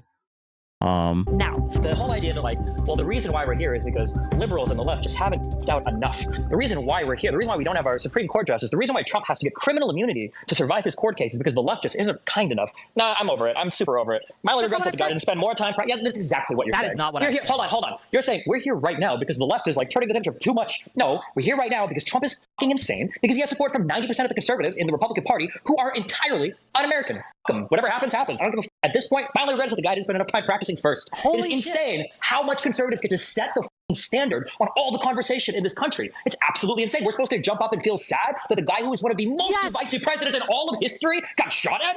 Give me a break. Please give me a break. Okay, one person is dead who isn't Trump, right, who got shot out. Someone in the crowd that was just going to a rally who got murked by this guy. And two others are in critical condition. I think it's okay to show a little empathy, don't you? You're right. Hold on. Now, this is why I like Wick TV, because Wick is very Sorry, like I didn't legit. know somebody else died. What state very was this in? fair. Pennsylvania, my state. Swing state voter. Fuck you. Sorry, what? Okay. See? This is the problem, right? This it's is not the only problem. problem we have, but it's absolutely a problem when we think it's okay to joke about people getting killed because they are political opponents, right? And it's a swing state voter. That's based Wick. Yeah. Yep. bullshit. And this idea that we see the other side as this enemy that cannot be redeemed, that we have to, that it's okay to joke about violence with, it's okay to make these asinine statements, is one of the reasons that someone thought it was okay to take a shot at a contender for the presidency of the United States. We have opened up this Pandora box. We are lighting a fire that we will not be able to control. And it won't be just the people, the people who get burned won't just be the ones that we think deserve it. It's going to burn a whole lot of others. We're starting an inferno. It's already burnt. It's already burning. What are you talking about? That doesn't mean we throw wood on the standing in a house on fire. You're standing in a house on fire. And you're like, well, hold on, guys. Like, it might get pretty hot here if you actually turn the temperature up just a little bit. Listen, in the United States of America, no one citizen is greater than any other citizen. Donald Trump wanted absolute criminal immunity. I think this guy should get at least presumptive immunity until we looked into a little bit. You know, why is he shot at him? Oh shit, he's dead now, so I guess we can't. Or no, wait, who died? It was a voter instead. It wasn't the actual shooter. Who knows? Maybe the guy thought he was acting in his official capacity as like some servant to the United States or something. You know. Look, here's the deal. We don't know. Destiny is what not the trolling. For those who are like, he's just joking. Speculate on it. It right could be, now, someone his on the opinion left. is. It could be someone on the right, like a Fuentes type who thought Trump didn't go. Erudite, you need to fix your audio settings or pause the video because people cannot hear you. Come on now, Erudite. Like, what do? You got 50K subscribers, way more than me. Far enough, right? And that was betraying them. It could be a Hamas guy who's like, oh, look at Trump. He wants to help Israel. I know she's watching it live. Oh, so she did watch this live. Just like how I didn't watch it live. I watched it maybe a few days later, but this was wild. No, the next day after, I think I watched it. Yeah. Too much. We don't know, and we could just speculate. But what I will say, right, is yes, just because there is, you're correct, whether there's fire burning right now, there's something that's true that he's saying, which is that like we don't get to like. What we should be instead is trying to tamp down, to turn the temperature down. Like and I understand that the other side is going to be assholes about this, who are going to make all these jokes, and that's okay. Oh my God. I can't hear what she's saying. That's why they lost to 2020, because they went too extreme, right? And that's why they're going to continue to lose in the future, because they're the ones that everyone sees as the bad guys. So if we start to engage in that same type of rhetoric and that same type of behavior, people will not be able to see the difference between us and them, and we will lose that political edge. So even just from a strategic, not the main thing I care about is the left, even from just a strategic point of view. Okay, she pauses around here. I don't know if our nation. Oh, this is the tricky thing.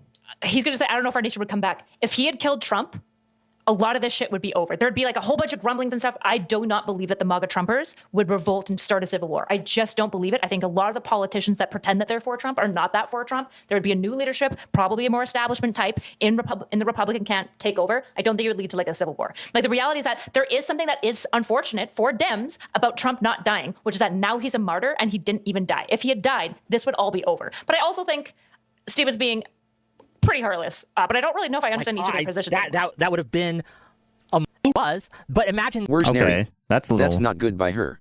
Yeah.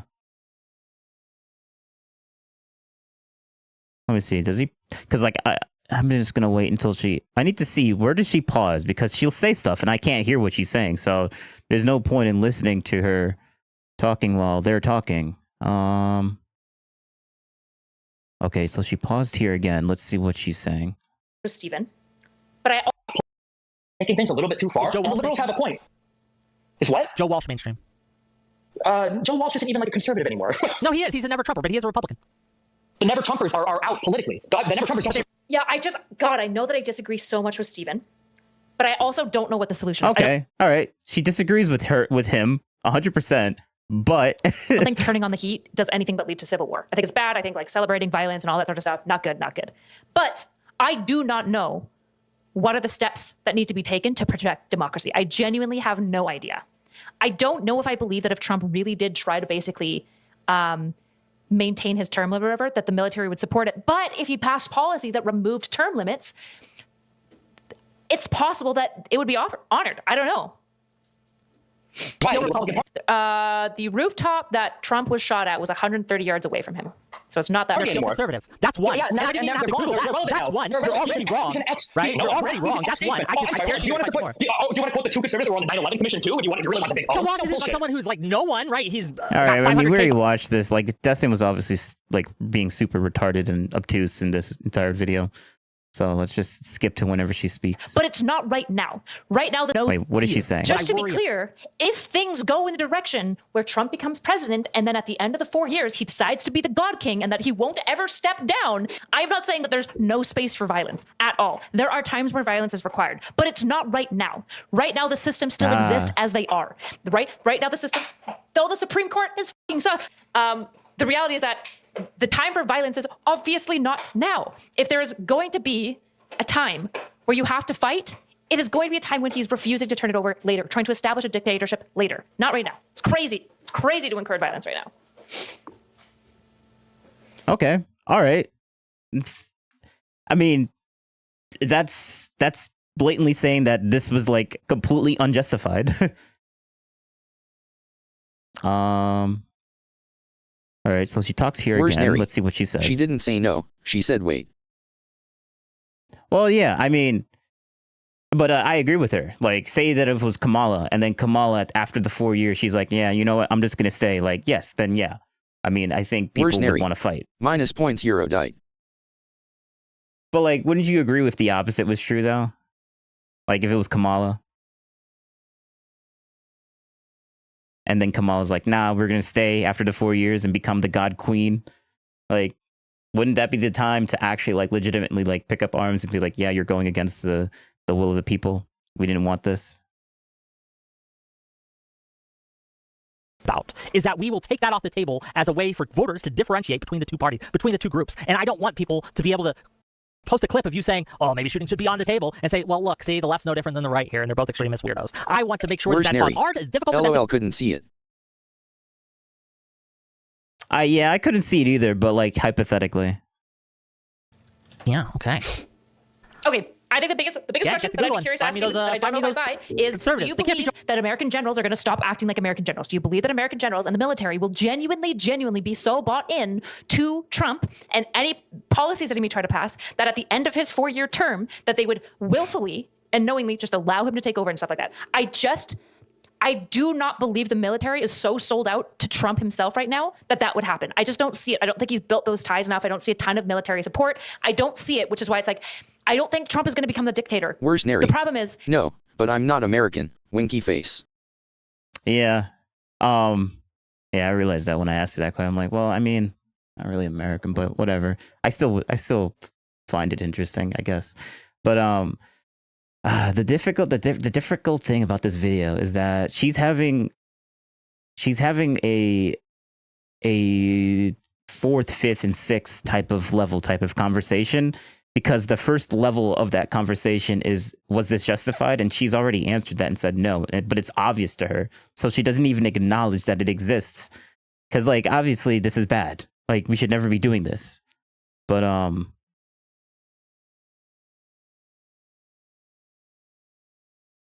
let's see. He might pave the way for the real dictator. That's the real concern in my mind. That's the real issue, is saying. But she's not delusional, because, like, she's literally saying that she is not a dictator at this time, July 14th, 2024. Himself right now, that would happen. I just don't see it. I don't think he's built those ties enough. I don't see a ton of military support. I don't see it, which is why it's like, I don't think Trump is going to become the dictator. The problem is he might pave the way for the real dictator. That's the real concern in my mind. That's the real issue, is saying, I'm not supporting Destiny. I'm disagreeing with Destiny. I'm saying the opposite. We should not be inciting violence. We should not be celebrating violence. Somebody trying to attempt to assassinate somebody for political gain is bad. It's wrong. It's not the way we want our systems to work. And the integrity. There we go. We got the perfect condemned. Like, she's smiling when she says it because she thinks that it's super obvious. But, like, yes, obviously this is bad. And she said it. Thank you. This is all I needed. The clip. Our systems are what matter most right now. They matter deeply, all right? If we value a democratic system, part of the democratic system says that you can't just go and assassinate political opponents. And I understand that with the... Oh, she did me. Yeah. You got to take that point away now. You got to send it back to her. 2 points. She got 2 points now. Civil immunity, it is possible that he will have immunity to do so anyways, which I hope is not true, obviously. And I'm dubious that is true. But fundamentally, I do believe that the military would stop it. I am more worried about eventual policies over time eroding the democracy in, like, the next 10 years. That's what I'm really worried about.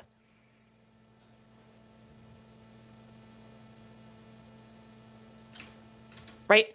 Like, we can't say, like, we should just, like, blow it all up and the Republicans and we just can't work with them and stuff like that. We cannot work with the Republicans right now, and we need to show up to vote.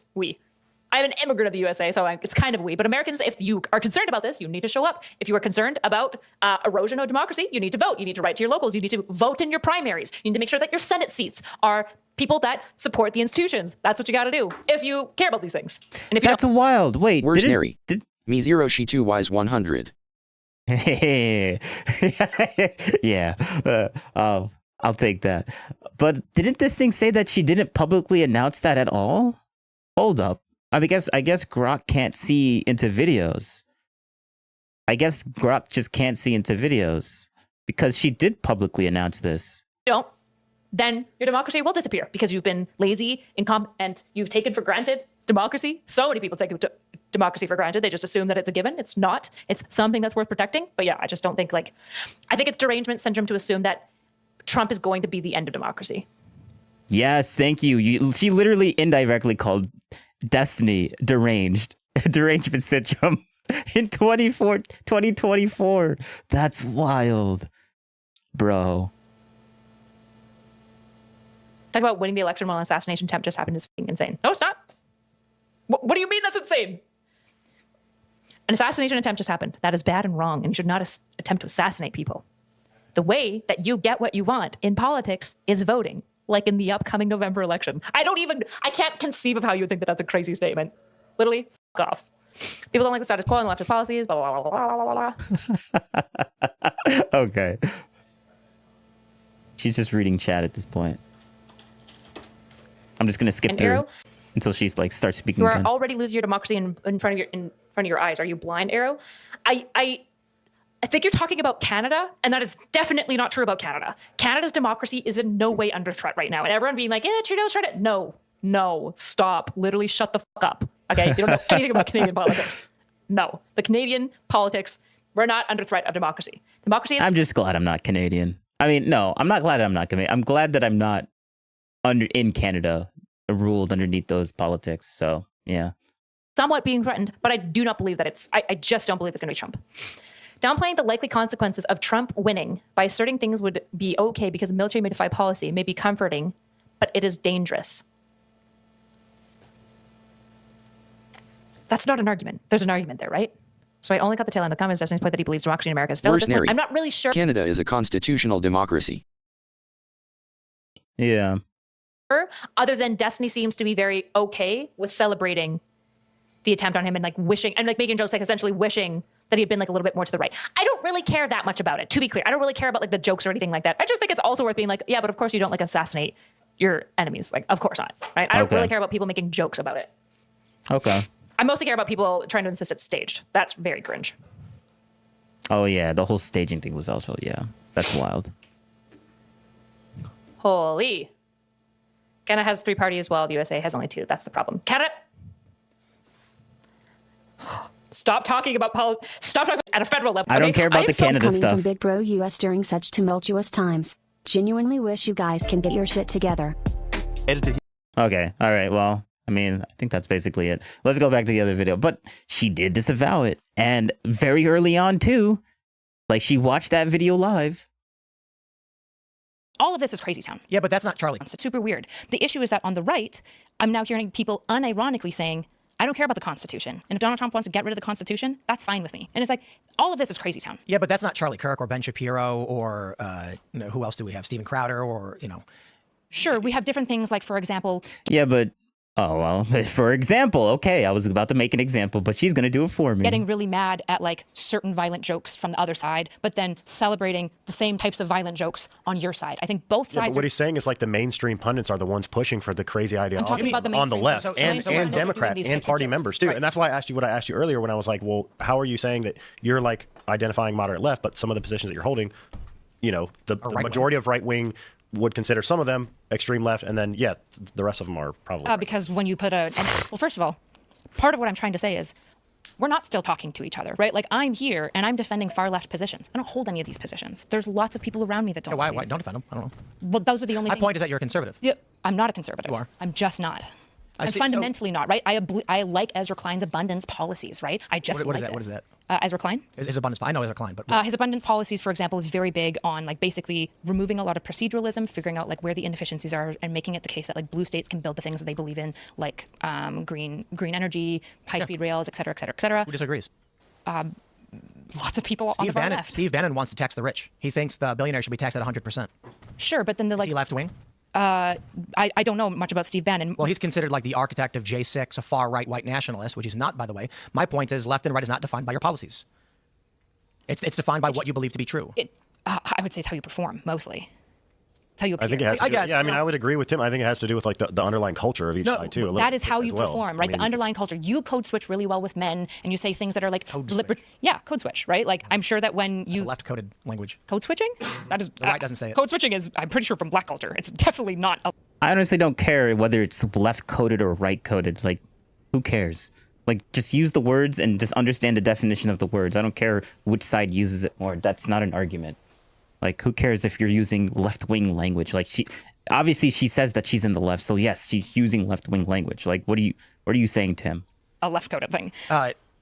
Continue, but I'm gonna pull it up. Code switch, right? The underlying culture. You code switch really well with men, and you say things that are like code switch. Yeah, code switch, right? Like, I'm sure that when you left-coded language. Code switching? That is the right doesn't say it. Code switching is, I'm pretty sure, from black culture. It's definitely Yeah, but she's not on the right. She said that multiple times. not a left-coded thing. Continue, but I'm gonna pull it up. Code switching? I love this article. I'm a boomer. I don't even know what you're talking about. It's a black cultural thing. Nope. I mean, maybe. Conservatives don't do this. White liberals present themselves as less competent in interactions with African Americans. The idea of, like, when Tim Walz was like, I could talk to white guys, conservatives were like, huh? Because conservatives tend not to change their way they communicate for other groups of people. Just like, just look into the order. If we need to have this fight, which we don't even need to. Code switching comes from the black culture, which is talking about black people who are existing in like academic spaces who have to code switch from like the way that black people talk and interact and culturally exist amongst each other to being super white. This is what code switching comes from. Oh, well. I don't code switch, but it's like I'm locked in on talking and sounding articulate and not sounding like an idiot. So yeah. I don't code switch. I just continuously sound like I'm articulate. But like, or I guess I don't sound ghetto. I don't like the sound ghetto. It's so stupid. I find it very stupid to sound that way. Like, I want to say words the way that words are supposed to be said, not make up my own nonsense and then hopefully other people will understand me. Like that. I don't know. It's not even relevant. That's just what code switching is. Know. What I'm talking about here is that when you're thinking about left and right, it is reducing on like what policies are, and that's part of my problem. Is that left and right should be policies, and the fact that it's performance based, which you might argue that started with the left. Maybe it did. I'm not fully sure, but say it did. Say it did start with the left. It goes back and forth, actually. I would agree with that. I think it's bad all around. I think it's harmful in every single way for people to look at me and go, she's got a choker, an earpiece, so this is probably her worldview. It probably isn't. In fact, I think about my worldview. It's much more complex and nuanced. I think that we need to do that to each other. I need to go to Tim Pool and say, what do you believe? Because I know that you're not a stereotypical MAGA. I don't know what it is exactly. That's right wing.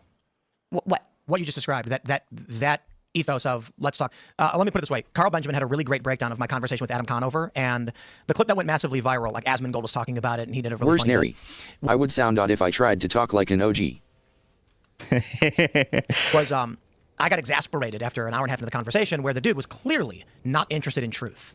And, you know, with all due respect, like Adam Conover, I think he was great in terms of wanting to come on the show and with respect, but politically. He does not represent us, just so it's very sure, but I mean, he probably represents the average. I mean, he probably represents a typical lefty guy. 20 million views per video on left liberal content. He's got a new podcast. He's getting tons of views. He's doing tours. Granted, he got a little flack over that crypto thing. But anyway, the point is, I said the very fine people hoax, and he says, which is, and I said that Trump called Nazis fine people, and he goes, right. He said, there's very fine people on both sides.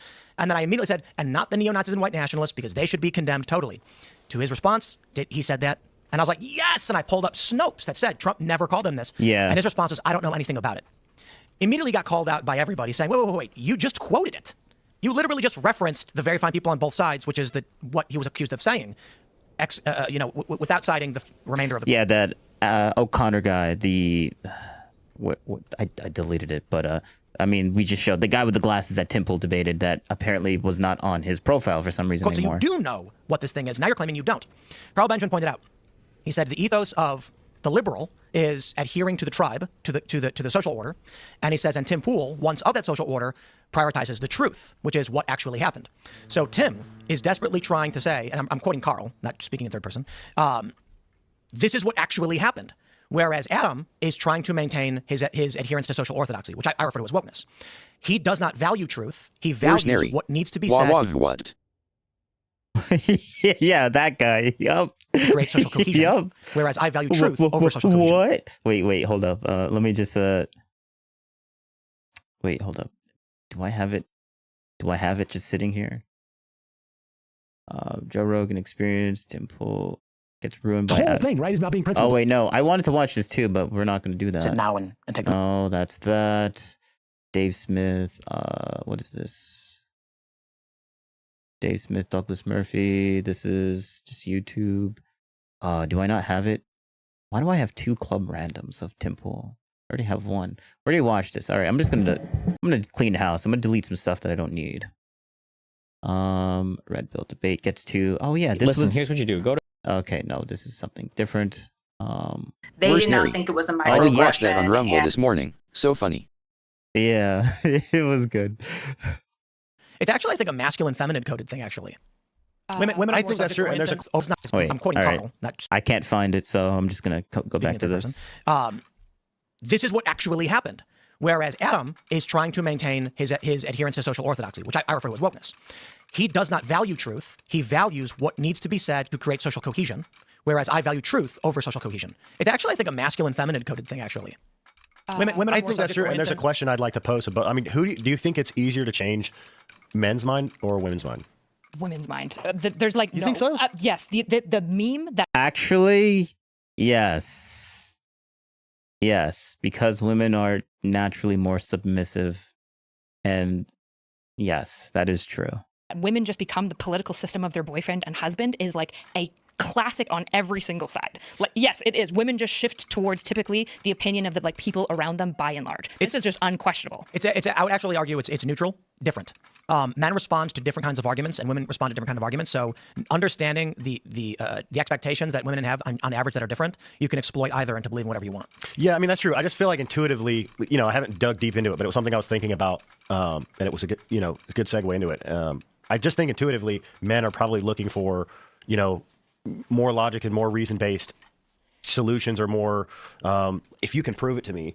Obviously, there's outliers and there's crazy people who are going to stick with it to the end. But that doesn't necessarily confer a logical system. In fact, a lot of guys will be convinced to follow a guy because he's driving a flashy car. This is where you get fake it till you make it. A guy will. There was a guy who. Yeah, fake it till you make it actually works. Sadly, I'm not saying that I'm doing that right now, but I could be. And it is kind of working. Ran a business in California, and he made something like $60,000, $70,000 a year. He spent all of his money on, I can't remember what kind of car it was. He got like a Lotus or something, which is like 50 grand. It's not the craziest, but it looks crazy. And was broke, living in a bachelor apartment.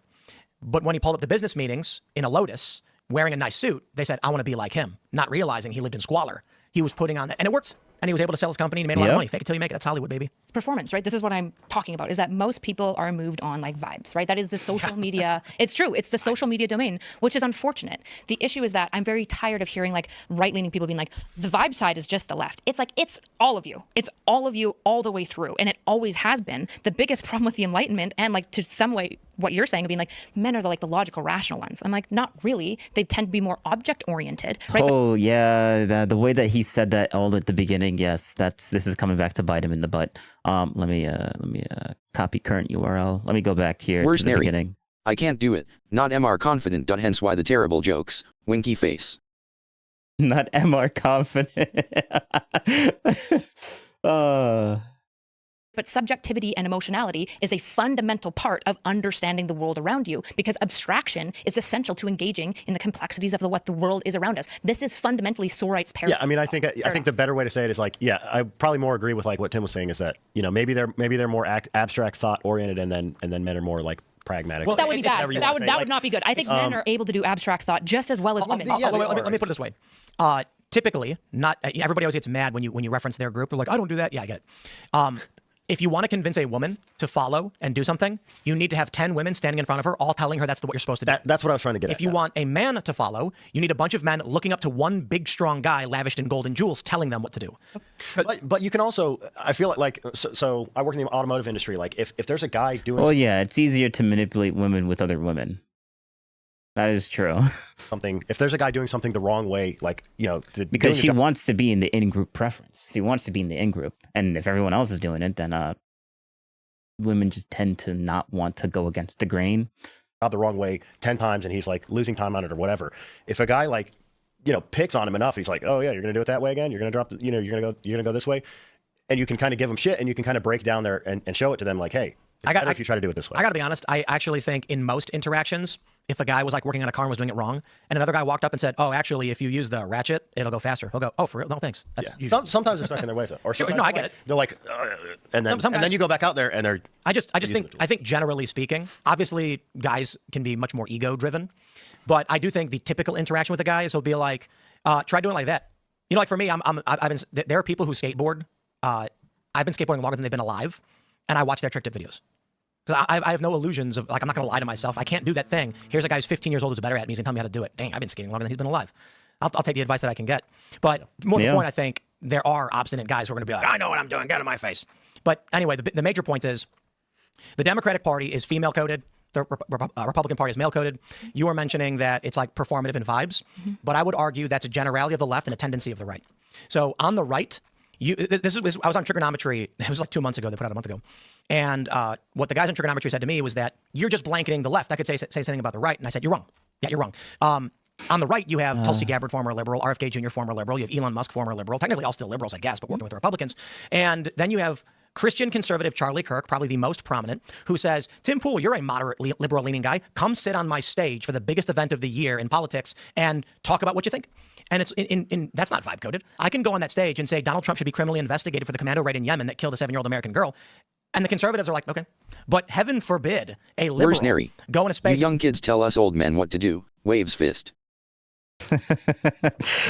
And say something like, remember Seth Moulton was like, we shouldn't be having males compete in women's sports. They went after that guy, went for his throat. Well, they couldn't admit that there was some like signs of early dementia or some signs of like mental degradation and then as soon as he gets out of office, or maybe they're thinking about running Kamala against him, he's falling apart. The group that is accepting is always the group that's been on the tail end for the last little bit, right? So the left was the really accepting engraved arbitration of BSVwares on streambo.com.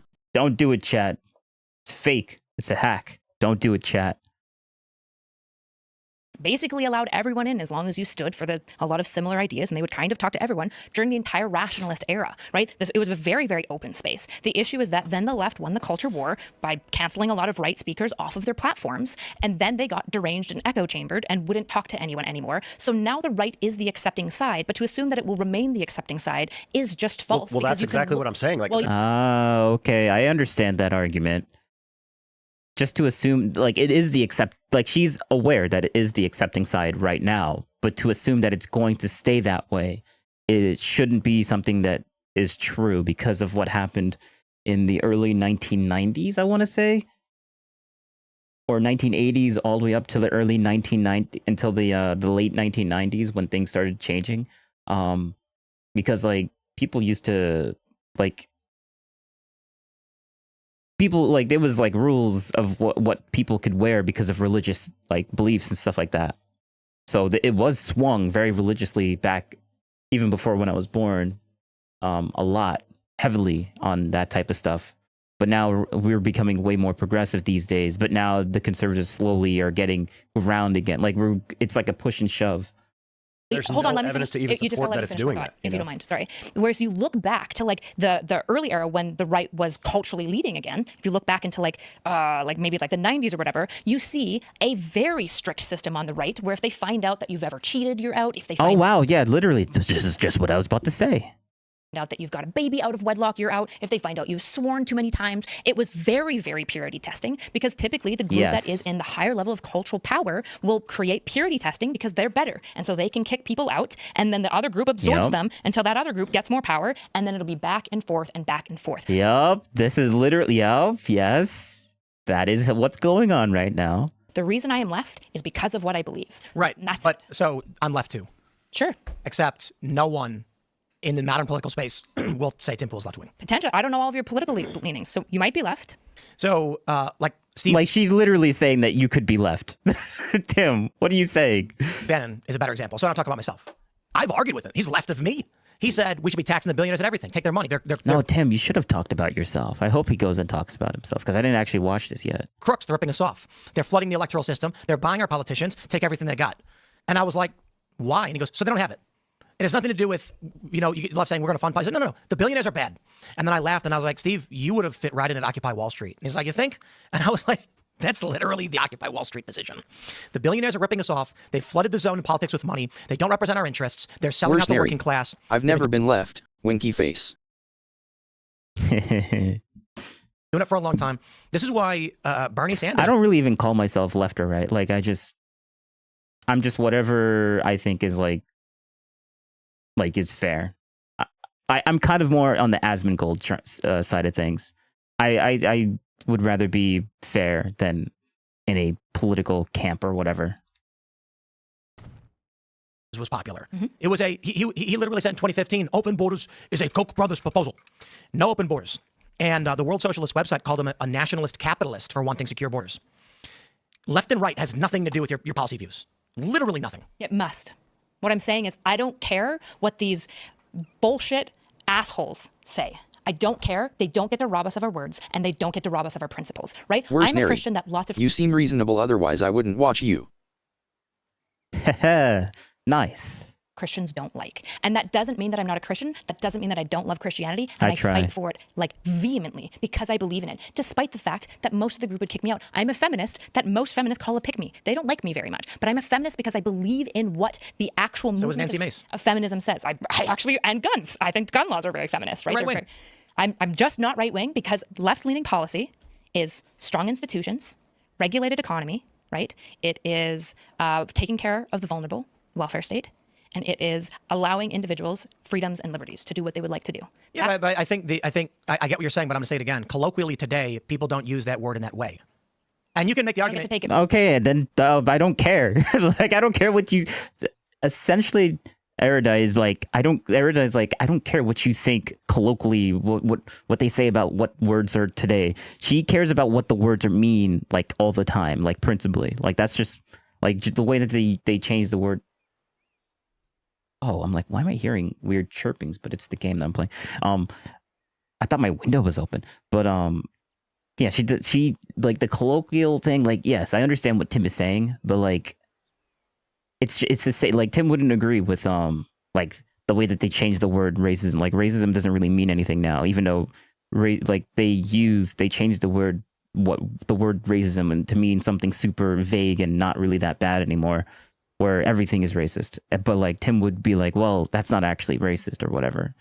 But like colloquial, I guess Tim would say, oh, but colloquially that's actually racist or whatever. But I don't think he would even make that argument.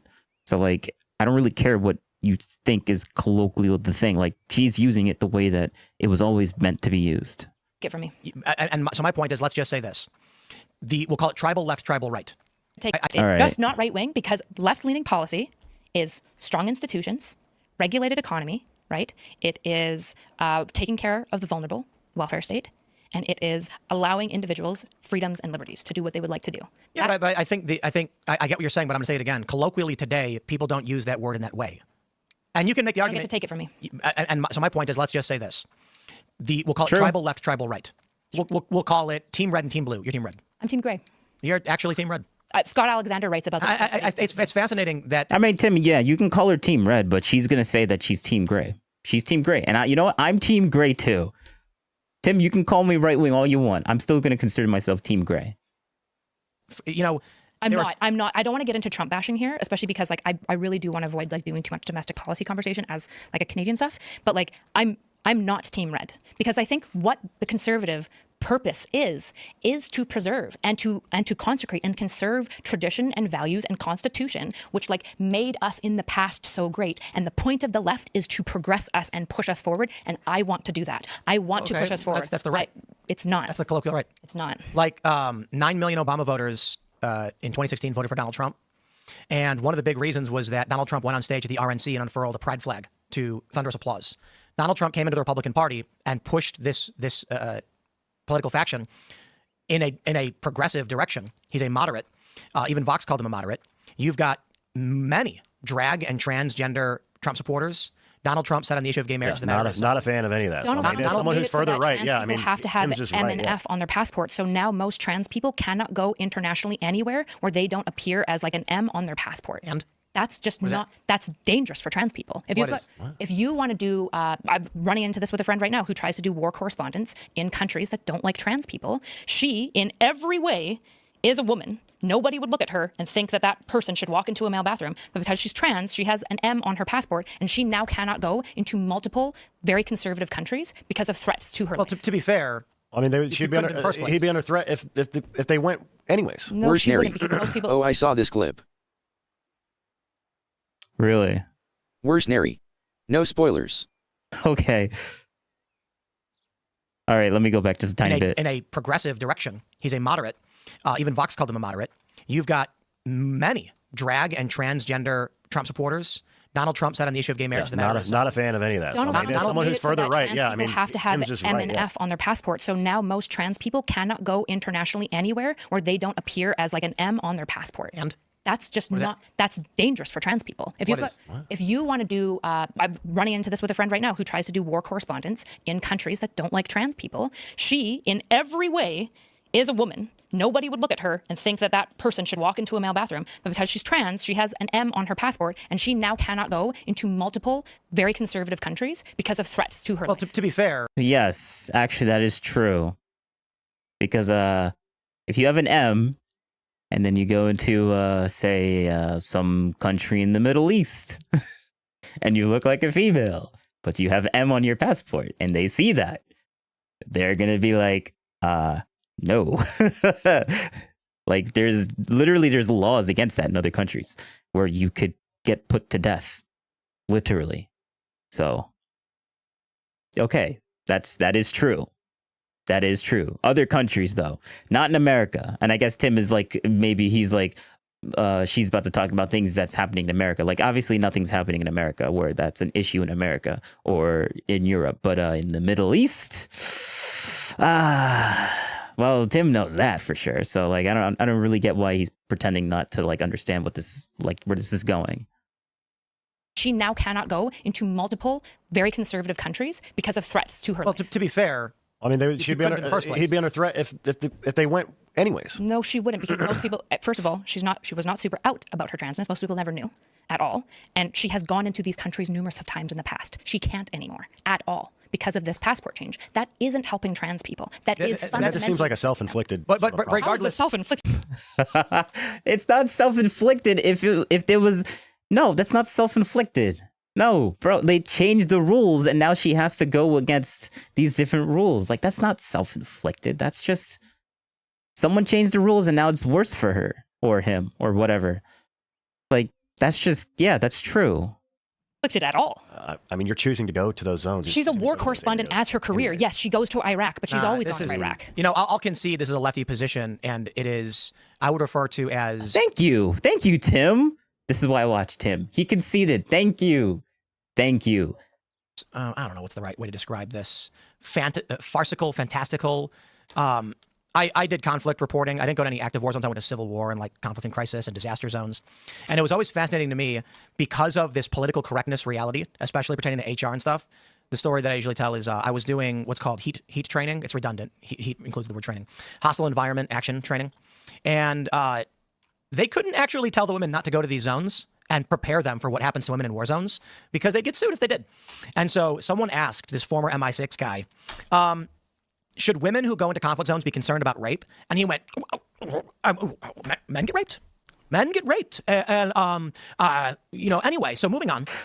Because he literally couldn't say, if you're a woman, you go to a war zone, you're captured, you'll be mercilessly raped and sold into slavery. And if you're a man, you probably won't be. You'll be killed. Because if he did, that would be sexual discrimination in a work environment because this is a contracted company for insurance providers and media outlets. He's not allowed to say these things. So stupid. The idea that a trans person thinks they have a right to go to a conflict zone and, oh, heavens me, my passport. Dude, that you die. You go to conflict zones, you assume the risks of who you are. Yeah, but that's not the thing that she's caused. That's the problem. She's talking about the rule change where now this person has to put an M on their passport instead of just putting an F for female.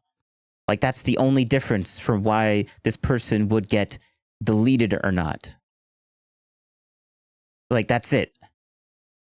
We're not talking about the risk factors of going to any country, whether you have an F or an M. We're talking about specifically she's literally talking about specifically the thing where she has to put M for male on the passport because of the chromosomes and stuff like that. But if she's not lying, if Erudite's not lying, and she said that this person clearly looks like an F, not an M, but now by law she has to put an M, like, that's problematic for that person. Like, if this person looks like an F, they should be allowed to put an F on the passport. and what you are. And this idea that you are entitled to some special privilege to go to a foreign country where you may be killed in any circumstance is laughably insane. What's the benefit of changing any of these passport things except in for 1993, there was a law passed in the United States because forever, when medical testing was done for drugs, they did not do it on women. And so when women would go to the hospital with pain, they'd say, take this painkiller. And the woman would say, it hurts. And they go, women are such fucking babies. And then they were like, hey, maybe drugs work differently on men and women due to physiology. So they passed a law saying from now on, medical research has to be done on both men and women because we are just kind of realizing the drugs work differently on women. So if someone, considering men and women have different organs, quite literally, there's a reason for why we designate your gender. On your passport? It's an ID. Why on my passport does it need to say for somebody who in every single way... Yeah, on the passport. Why can't it be just different on the passport? Blair White, sure. Look at them and say, it looks like a woman. Are women allowed to walk around outside in Islamic nations? Without a man? I was going to say with a man and usually covered, yes. So with a man. So if a female decides to get a visa to... Do you think that a Blair White could walk around in Islamic countries without a man because they'd be like, well, she's trans? No, of course not. Of course not. So the war correspondent is already going... I think you have a right to subvert the laws of a foreign nation that has invited you into their country. How is it subverting the laws? Lying to subvert their laws, which have specific gendered laws. You say, I should have a government document that lies so I can break the law in that country. Isn't it absurd? It just doesn't make any sense to me. The laws that they would be breaking... Yeah, but they're not lying. They're not lying. You look female, so you're female. If you look male and then there's an F in your thing, they're going to be like, wait a second, what's going on here? Like, they're going to question you. But if you look like a female and you have an F in your thing, it doesn't matter whether your chromosomes are X or XY or XX. Like, if you look like one, then you are one. No one's going to question that.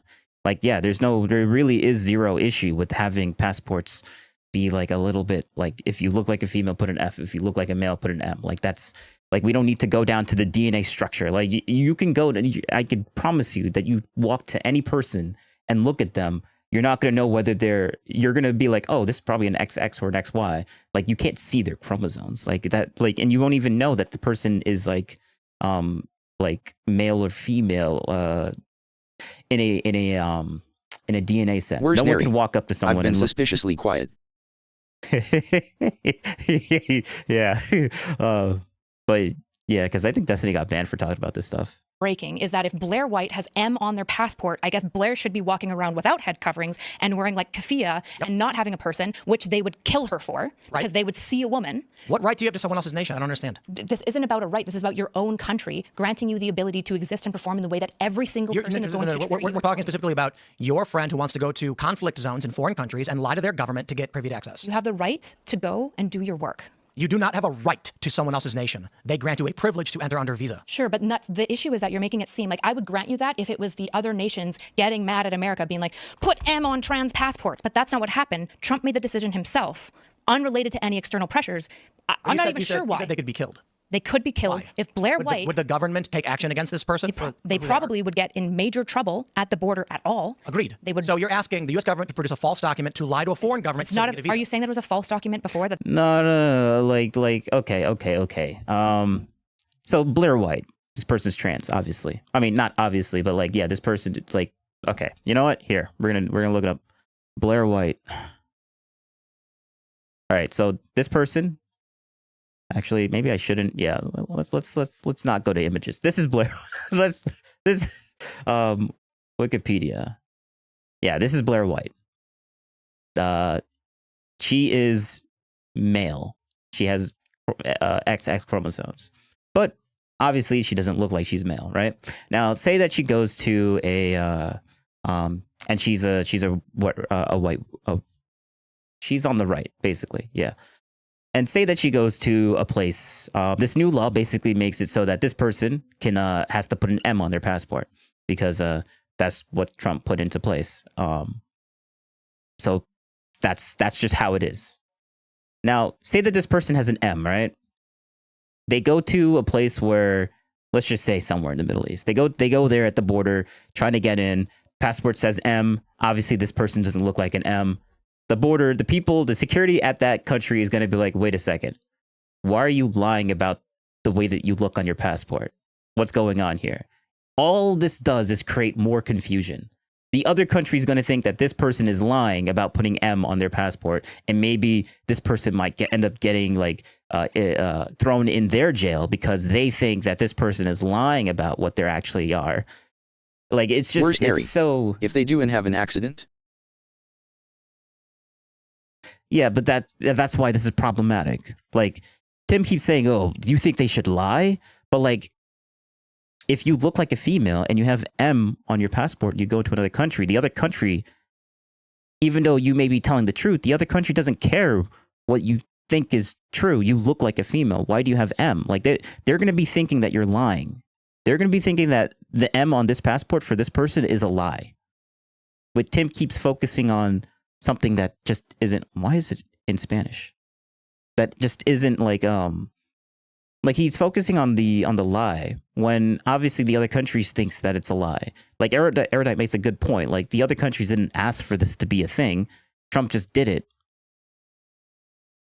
Which I understand why Trump did it, but like, this is a problem for a very small fraction of the population, mind you, but it is still a problem for Where's them. Neri? Why go to those countries that care if a trans woman has an M? I mean, some of those countries don't even think trans people even exist. So like, if they see someone that looks like a female, they're going to assume that this person's a female. But then when they look at the passport, it's going to be an M, and they're going to be like, wait a second, why are you lying on your passport? Because this person is a trans person, but the country that they went to doesn't think that it exists, so that doesn't exist in their thing. Like, the person will say, oh, it's because I'm trans, and the other country is just going to laugh at their face and be like, nah, you're lying. You look like a female, you have an M there, you're going to get incarcerated or whatever, like thrown in jail or whatever. Like, it's just stupid. It's just stupid. Like, if maybe other countries like told Trump to do this, then it makes more sense. But yeah. That the government was just lying this entire time. If you're a man and they put female on your passport, they're lying. Well, if you put gender and put woman, isn't that fine? There's no W. It's male or female. Those are sexes. It's biology. Sure, but couldn't we just update the passport to be gender? No. Why not? Because we're identifying a biological structure of human beings for a purpose, because different laws. On the passport? Indeed. It's an ID. And oh my God. But the passport is what you look like. The passport is what you look like, not whether you have, like, if we're talking about going into a doctor's office and being yes, that would make sense. But you don't use passports to get into a doctor's office. You use that on your license. Like, bro, your passport is literally a physical, it's a visual representation of the person. It's not whether you're genetically, like, why does the border need to know what your genetic makeup is? Like, that doesn't make any sense to me. There's no use case scenario for that. Like, the border needs to know what you look like and what you are. That's it. Like, your history. They don't care about like whether you have a genetic makeup of a different type of person or whatever. Like, it's so stupid.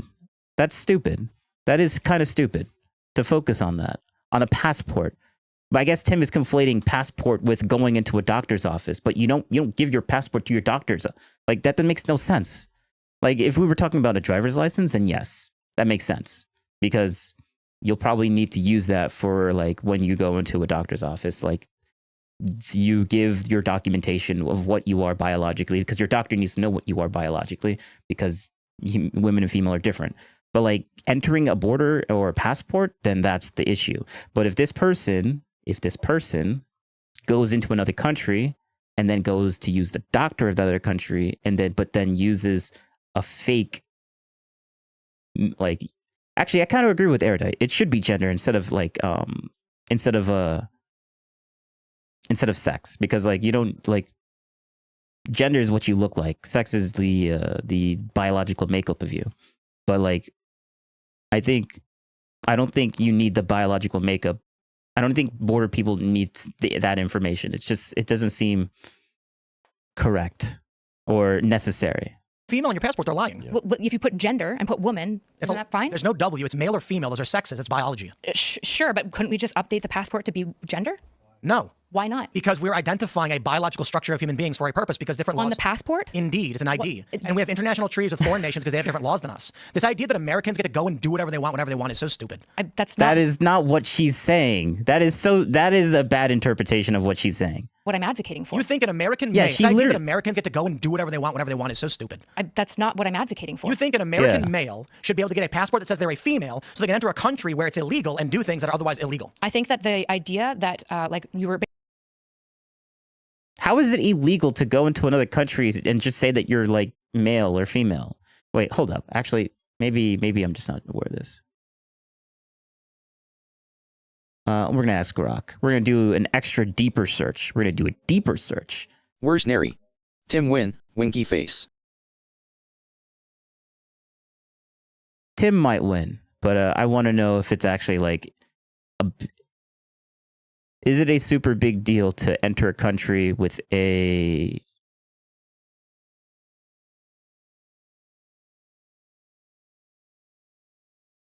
passport that says that you're male when you're not male?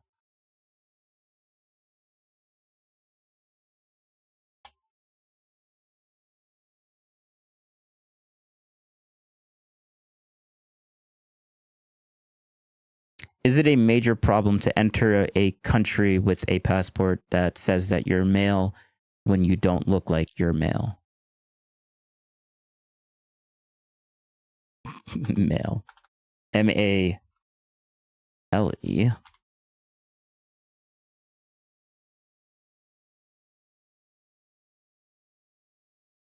That says that you're male when you don't look like you're male. Obviously, I'm not specifying if this person is trans or not because that ultimately doesn't matter. And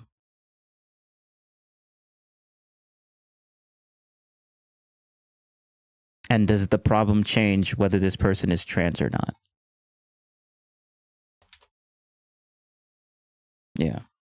I mean, I don't think it matters, but it probably does. So let's just do a nice little deep search and we'll go back to the video while it does that. Basically saying that Trump is pro-trans in every way. And I said... I didn't say he was pro-trans. You said that he was very moderate on the issue. Yeah, exactly. And I said he immediately did something that actually has security and life threats against your civilians. You know what the American government has responsibility for? Protecting its citizens. What does that have to do with entering a foreign country under sovereign jurisdiction? Because you're still an American citizen that the government has a procedure to protect. So if that trans person goes, you know what? I'll embrace that. Why? Larry White goes, it should say M on my passport, and then goes in. Does the American government have to go rescue her when she inevitably gets attacked and assaulted? Or does she just have to give up? Yes. They do. She's an American person. She's an American citizen. They're an American person. On her career as a war correspondent. Yes, you do. You're not entitled to these things. This is weird. It's such a wild What do you mean entitled? That's not... Oh my God. Well, okay, so American citizens, when if a random dude goes into another country but then gets abducted, that American is not entitled for anything at all. Like, what? What are you saying? Like, Tim, what are you saying?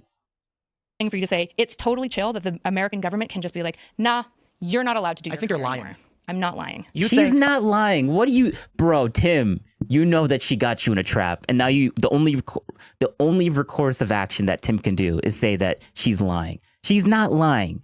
We were going down this entire process, and now that we've actually hit a logical a logical pitfall on Tim's part, we just have to accuse the other side of lying. Like, that's just a stupid debate tactic. Americans should have a right to commit crimes in other countries, yes or no? That's not what I've said. I'm not saying you are, but is the answer no? No. So Americans should not be able to break the law in other countries? Correct. Even when those laws are bullshit? By and large. And the American government should protect you when you do it. Don't go to, where's it, like Dubai? They have, if a woman gets raped in Dubai, you go to prison. Okay. So is it illegal for women to walk around in these countries? It is, right? Yeah, without the man, and et cetera, yes. So if a female dresses up like a man and takes hormones to mask to the government, like let's say a woman in Saudi Arabia starts illicitly taking testosterone to appear like a man to go around and break, they would get in trouble for that, wouldn't they? Probably not if they passed well enough, because nobody would know. No, I'm saying when they got caught, it's a crime. It is illegal to do. Because they're trans, yeah. So I don't understand how you're arguing. Trans. You're basically saying that trans people just shouldn't go where it's illegal for them to exist. That's what you're saying. Why would you? Well, hold on. Any reason that you might want to do war correspondence? What do you mean? Do you recognize that war correspondents can die? Yeah. So I don't understand what your point is. My point is that you should people have a right to go to foreign war zones without the risk of death. That's not what I'm advocating for. They have a right to be able to go, and their government shouldn't be immediately outing them to make it more dangerous. Wait. You think people have a right to go to any country they want? Assuming that the government approves their visa, et cetera, et cetera. Yeah, not right. Okay. I agree. If they approve their visa, right? They have the liberty to go, I should say. A right is probably assuming that foreign government says we will grant you the visa. Yeah, the liberty to. Do people have a right to lie on their visa applications? No, but the issue is that before the government didn't view that it was a lie, and now it is. Because we're not talking. Well, yes, yeah, they changed the law to make it so that it is a lie now. Yes, and she thinks that's problematic, or she thinks that it's wrong. You shouldn't just randomly say, "Oh, you know what? We didn't think this was a lie before, but now we do think it's a lie." So Now you're forced to put your actual biological male on the passport instead of actually putting. I mean, honestly, I don't think this is a big issue, but I understand Erudite's point. Like, this is obviously problematic. About gender on passports, you agree with that? We're talking about biological sex. I'm advocating that essentially you probably should allow somebody, like if they're white.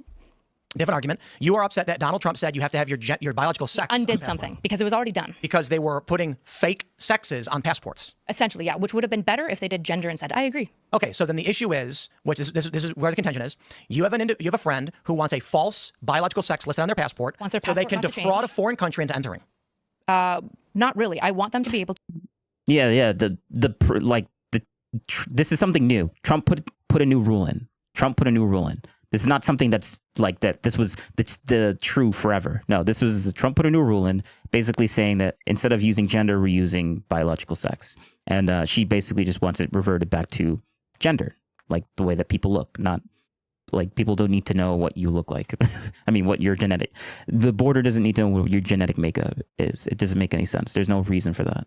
To have the liberty to go there, and that the moment that they go there, they won't. The liberty to go there. The liberty to go there. At the permission of the government. Both who expects you to tell the truth on things like what your biological sex is. For example, if your government just agrees that essentially you perform as a woman and they're willing to give you an F so that you can enter spaces safely and walk around and not be attacked for just how you appear, yes. Do you think countries like the Emirates and Dubai appreciate the fact that people are lying about their gender to bypass? Probably not. Probably not. So I just don't really. I don't care about like. This is American exceptionalism. Actually, they probably don't even care. Like, if it doesn't exist in their worldview, then they don't even care. If you look like a certain way, then you look that way. That's it. Like, they don't dig deep into be like, oh, you're genetically not the way that you say. Oh. This is like American. Wait, what the hell?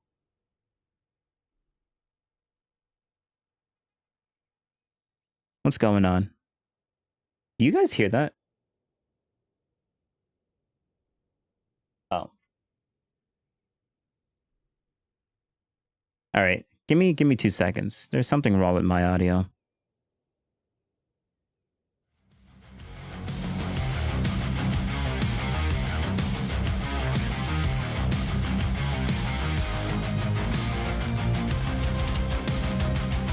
Where's Neri? No.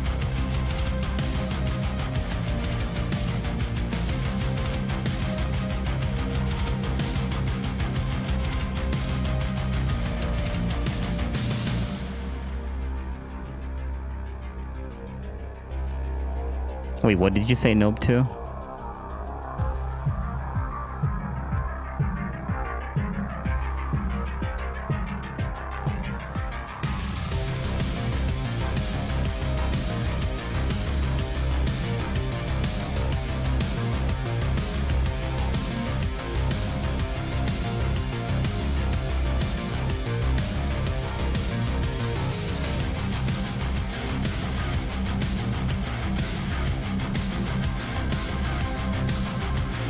Where's Neri? I couldn't hear any sound issues.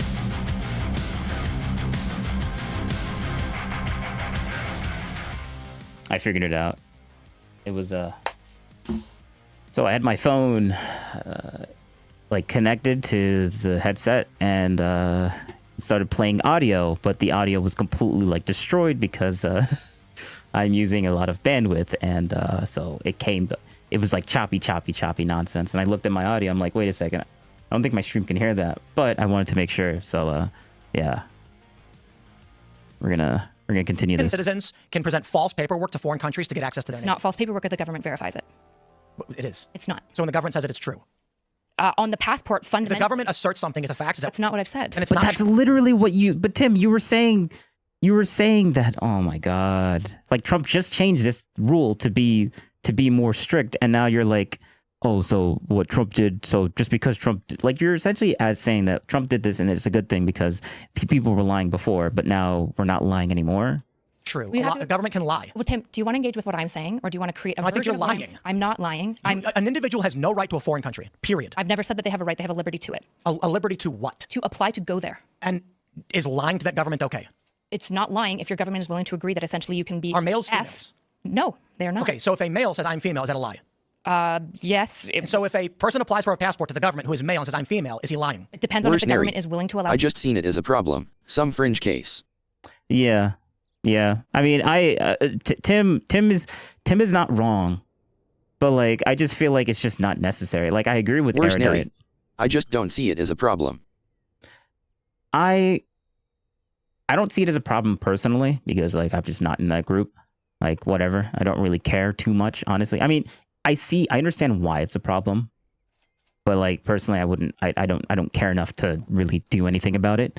But I understand why she is saying it's a problem because she has a personal friend that's completely affected by this, and now they can't go into certain countries because they'll get prosecuted by not like it should. But I also understand her point of view. Like, there's no reason to put sex on your passport. There's no reason to. Like, that's true, right? Like, there is no reason to put putting gender versus putting gender, what you look like, on your passport versus putting what your biological makeup on your passport. It doesn't make any sense. Like, there's why does the border need to know what your biological orientation is? There's no. Like what? Oh, so now and they're also like less than 1% of the entire human population. So like, I don't see why there's no such thing as a slippery slope because like obviously they don't exist as much as like other people. So like, if it was gender versus the other thing, there's no slippery slope here because like you couldn't even make the slippery slope argument because there's not enough of them to exist to even have a slippery slope. There's no slope to be slipped down if there is barely anything that exists for that thing. So like, yeah, like we're just creating a problem to a group of people where if we just had it back the way it was, there wasn't a problem in the first place. Like, who cares what other countries feel about this, honestly, personally? Like, shouldn't people be free to be able to go to wherever they want to go? Like, just don't break their laws, or don't go to the doctor in a place there where they literally need your biological sex to like do any type of diagnosis. Like that would be I feel like Tim is conflating those two, which is stupid on Tim's part and kind of bad faithy on Tim's part. But I understand her point of view, and I understand Tim's point of view. Tim is not wrong, but I feel like he's being a little bit obtuse and kind of stupid with this. Like, understand her point of view, obviously. Like, she has a personal friend in this. Like, be a little bit human, I guess, and stop being so rational and logical with everything. Worse, Neri. How'd they get hormones? Skakru official. I think it's more so a safety concern more than anything. Tim seems to be turning it into a point of contention. Not all countries are as accepting, more or less, as the US, and I think that's what the problem is. Yeah. Skakru official. Sorry, only just showed up. Yeah, I was just about to turn it off, but then I read it before I turned it off. I was like, oh, this is not a bot. Hey. Well, I mean, yeah, I completely agree. I think Tim is making this into a point of contention when it really shouldn't be. But like, it's not like Tim is wrong. Like, Tim is obviously correct, but I think he's being a bit too obtuse. Female to include woman. Like, Tim's not actually listening to what she's saying. Looking. And if I'm talking about sexes, not genders. Yeah, and if the government, is it a lie for a man? I'm answering you. I'm answering you. Tim, this is why men are leaving the finish. left. You have to let me. Well, the issue is you have to let me talk, right? Yeah. I'm engaging with you in exceptionally good faith. This is why men are leaving. I'm answering your questions directly, and I'm not pivoting away from them. You are. You just don't like my answers. No, she's not. Yeah. Where's Neri? Tim. Blimey, they seem reasonable, and I have to get soon. Winky face. She's correct. Yes. Tim is literally just. Who is male and says I'm female? Is he lying? It depends on if the government is willing to allow female to include woman looking. I'm gonna try and let this play and not say anything. And if I'm talking about sexes, not genders. Yeah, and if the government is it a lie for a man? I'm answering you. I'm answering you. Tim, this is why men are leaving the finish. left. You have to let me. Well, the issue is you have to let me talk, right? I'm engaging with you in exceptionally good faith. This is why men are leaving. I'm answering your questions directly, and I'm not pivoting away from them. You are. You just don't like my answers, which is totally okay.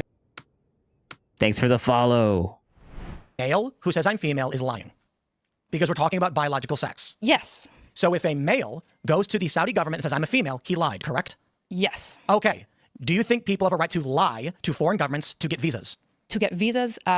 No. Not usually. I'm sure there's some exceptions that I might be okay with it. That you can lie to a foreign government to get a visa? Yeah. So yes, the FBI does it every single time. Tim, what are you talking about? The FBI does that all the time. Or are you saying the U.S. government can't lie to other places to secretly spy on other places?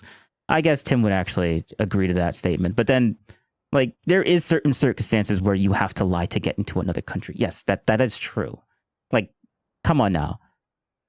Example, if you like, I think a lot of people lie to North Korea on their visas as to like what they're doing, who are helping like smuggle in information and like helping freeing North Koreans, for an example. So like, yeah, see, look, yeah, see, yes. So there is a circumstance for that. Thank you. Or to be fair, we're talking about like subterfuge. Actually, I shouldn't say anyone who does this, right? But there are people who do this to like really extremist regimes like North Korea. In that case, they're lying on their visa. Yeah, they are. But I'm kind of okay with it, right? Because they're trying to help the North Koreans. Yes. Right. So in this case, if you've got a country, so it's an adversarial nation.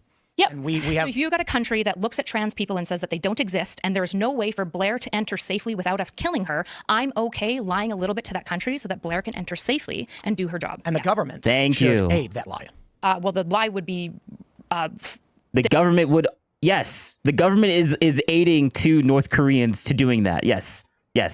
The government is obviously aiding that as well. Yes, they're aiding in both situations. But I like how Tim is putting that up, making it sound like it's worse than it actually is. The issue is that the lie depends on how the government's determining like what qualifies as F. If they're allowing basically woman-performing people to qualify as F for the sake of a passport, it's not really a lie. I think this is a really great example of why young men are leaving the left. Because I'll just give you my personal feelings, which just how I interpret this moment right now. Sure. Your statements are illogical. They're not. They're just not face valid. They're not face valid, right? Like, you know what that means? You've made a claim that you've backtracked. I don't think Tim even knows what that means. Yeah, Tim doesn't know what that means. He's completely ignoring what she's saying. A little bit.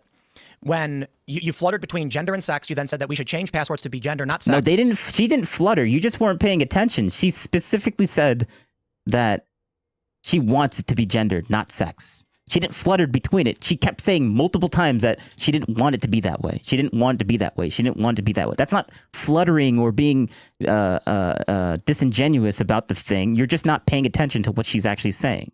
Tim, come on now. I mean, but Tim is just saying his personal feelings. So I think Tim's feelings and opinion about what she's saying is completely wrong and stupid, but okay. You acknowledge that sex is different. Sure, yeah. I should have baked in extra arguments. You've asserted an entitlement to lie to foreign governments for access to their countries. To some degree, yeah. You agreed to that, though, right? So, no, I didn't. Yeah, you said, yeah, there's certain situations I was acknowledging what you had said about people lying to get So you don't think that people should lie to get into North Korea to, like, help aid those people in, like, freeing themselves from, like, the extreme oppression that North Koreans experience? Like, Own you think that, it's bad Tim. when, like, humanitarians... It wouldn't be morally bad, but it would be wrong. Yeah, I mean, like, well, you shouldn't try to do... I mean, I mean, it's a question of... All right, Tim, you own that. Fine, whatever. Tim would begrudgingly say yes.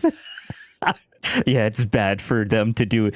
That's so wild to me because Tim has gotten so emotional with when some guy like dissed his like family and like and the heritage, and he made it such a big deal when Trump went to the demilitarized zone, where that was such a great thing that Trump went across the demilitarized zone and from South Korea to North Korea and then talked to Kim Jong-un because they were trying to build relations. And Tim made that a really big deal because Tim actually has like family in North Korea that he'll never be able to see because like they're in North Korea. Like that's so it's kind of weird that Tim is swallowing this right here and now and being like, you know what, maybe it is actually kind of bad that people are doing that, even though it personally affects him. Like, listen to that, how Tim responded to him. He's like, yes. Like, he said yes. Like, he just wants to win the argument so badly that he's going to swallow that. Like, that's wild. Okay. You agreed to that, though, right?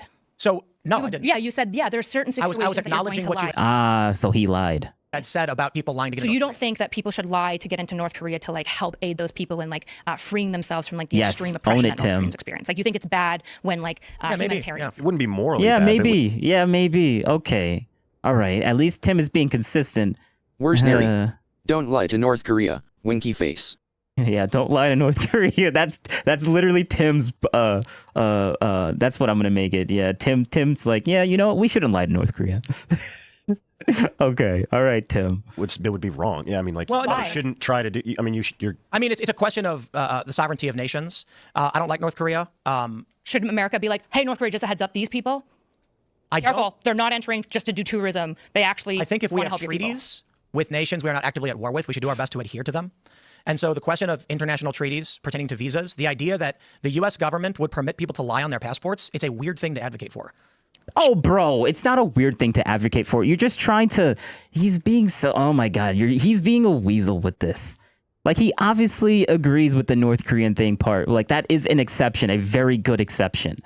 And Tim is actively thinking about. I actually do it. Like, if you look at Tim, Skakru official. He's coming across rather close-minded. I agree with a lot of his takes. This one just doesn't seem to be it. yes, but like you can see that Tim is doing a very hard. Like, he's thinking about it. Like, look at his eye movement and stuff like that. He's actually really thinking about this. Careful, they're not entering just to do tourism. They actually. I think if we have treaties with nations we're not actively at war with, we should do our best to adhere to them. And so the question of international treaties pertaining to visas. Like, I do the same thing where I look up whenever I'm thinking about like what I'm actually trying to say. Like, he's actually really thinking about this. So like, this is a difficult thing for him to kind of like swallow. But he's gonna I don't like how he's gonna reframe it into like, well, it's just weird now. It's just weird for people to do that. Like, the argument was like, no, we can't do this, and now we're down to, well, you know what? It's kind of weird that governments are gonna make people lie.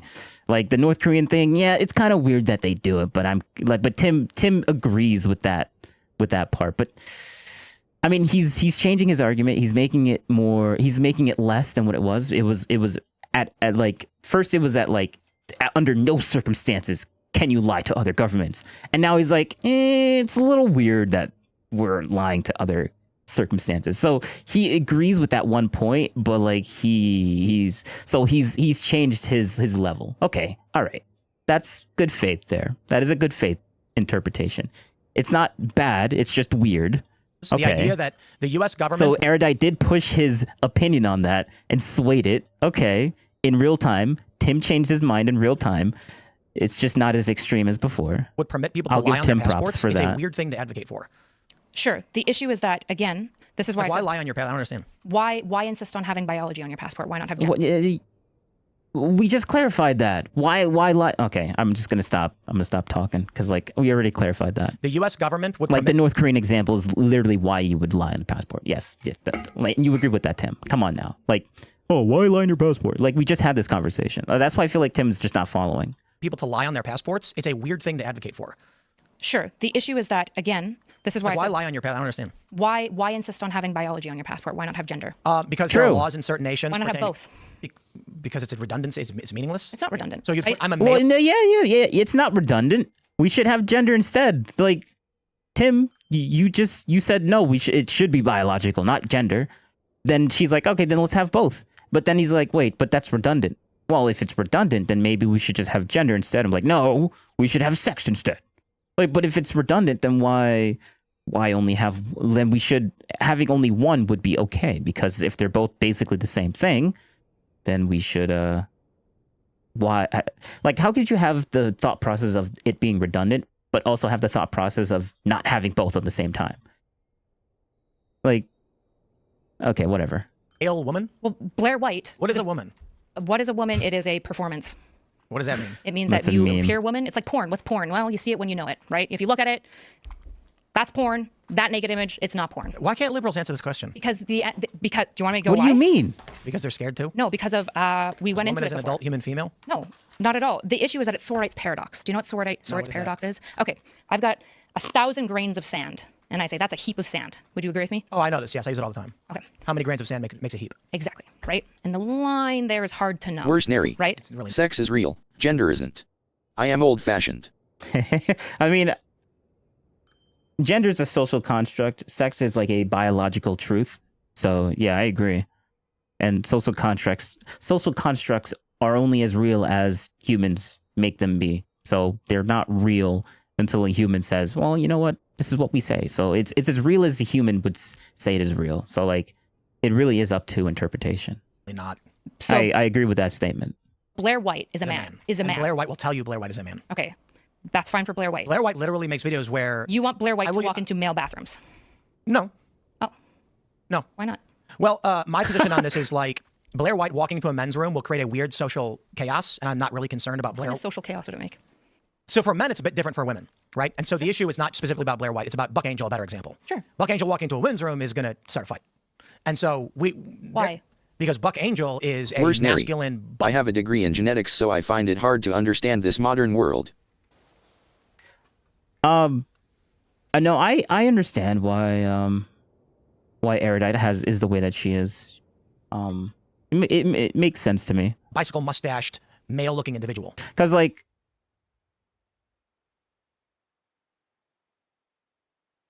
yeah, whatever. So Hulk Hogan with a vagina is essentially like more of a should be woman. using the men's room. But literally, Hulk Hogan with a vagina is a literal woman. Hulk Hogan with a vagina should be using the men's room? Yes. Gotcha. Why?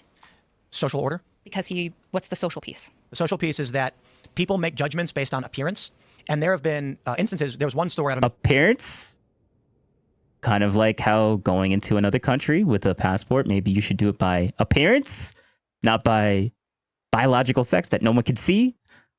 Like, come on now. McDonald's where a lesbian female. Like, no one could look at someone and tell you what your DNA is. Like, that's just not how it works. Was pulled from the women's bathroom, and the police kept calling her sir, despite the fact it was a literal biological female, because of this controversy and conundrum. Yeah. So I don't have this staunch right conservative, make everybody use their biological. Tim Fail.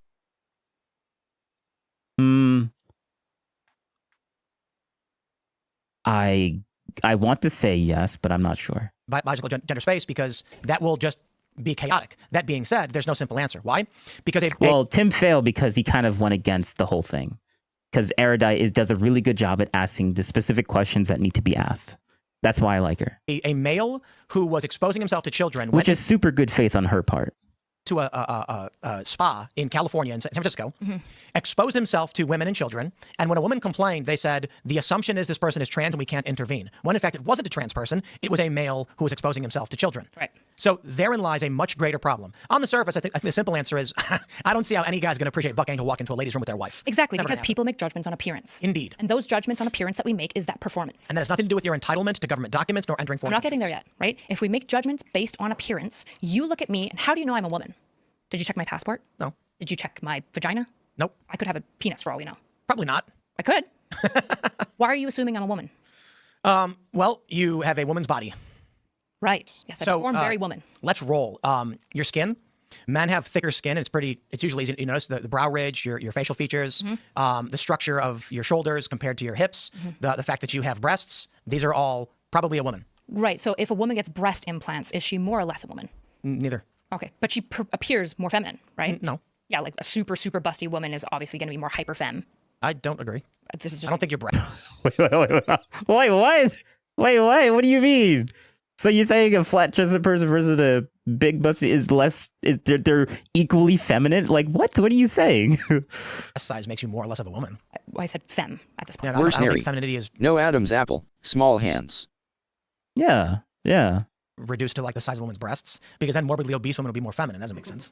Well, it's more, again, it's performance, right? Like this is why if you search for porn and you look up like super like hyper feminine or hyper feminine like porn, you're going to get women with huge tits and a huge ass. This is obviously true. Yeah, because these are feminine traits, right? So, men don't typically have big tits and big asses. So creating subcategories to define something doesn't change that woman and man are typically used to define adult human, male or female. Yep. I would say like 90% of the time. And the problem is that we have to legislate for like also the 10%. And so when it works 90%. 10%. Sure, it's probably less than that. Substantially less. Sure, but we still have to legislate for it. Yeah, they're our citizens, right? We can't just be like, fuck you guys. You're not our problem. Actually, the argument from trans people is it was better off before any of this was happening when trans people just used bathrooms without anyone noticing. But I agree. Exactly. That's why passports should be based on what you look like, not what your biological sex is. Thank you, Tim. But Tim didn't even realize he stumbled again in that argument.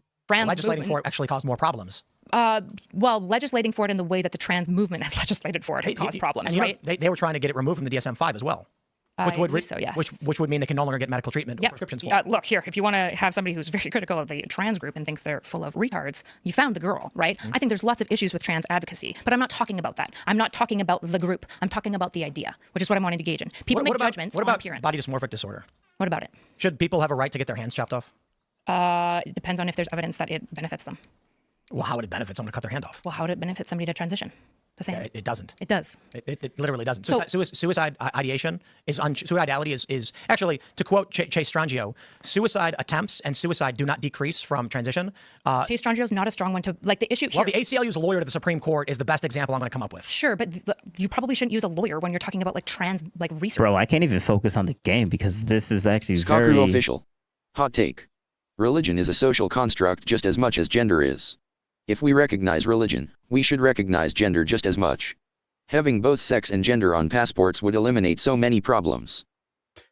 Yeah, I actually 100% agree with that. But I understand why you say it's a spicy take because I see why people would disagree with that. But that is true.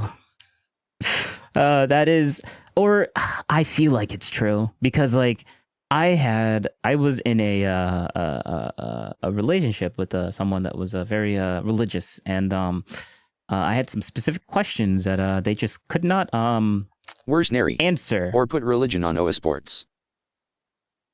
Who actually, yeah, if you want to put biological sex and gender on there, then put your religion on there too, and then Tim will have a lot of people on the right would have a major issue.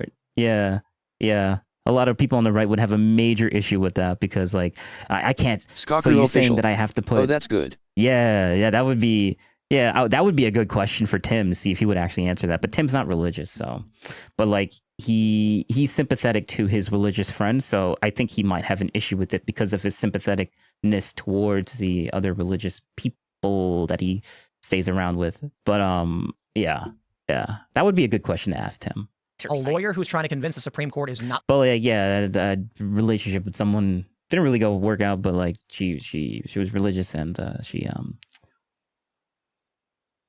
I had some questions that ultimately she could not answer without saying, just have faith. And I'm like, oh, okay.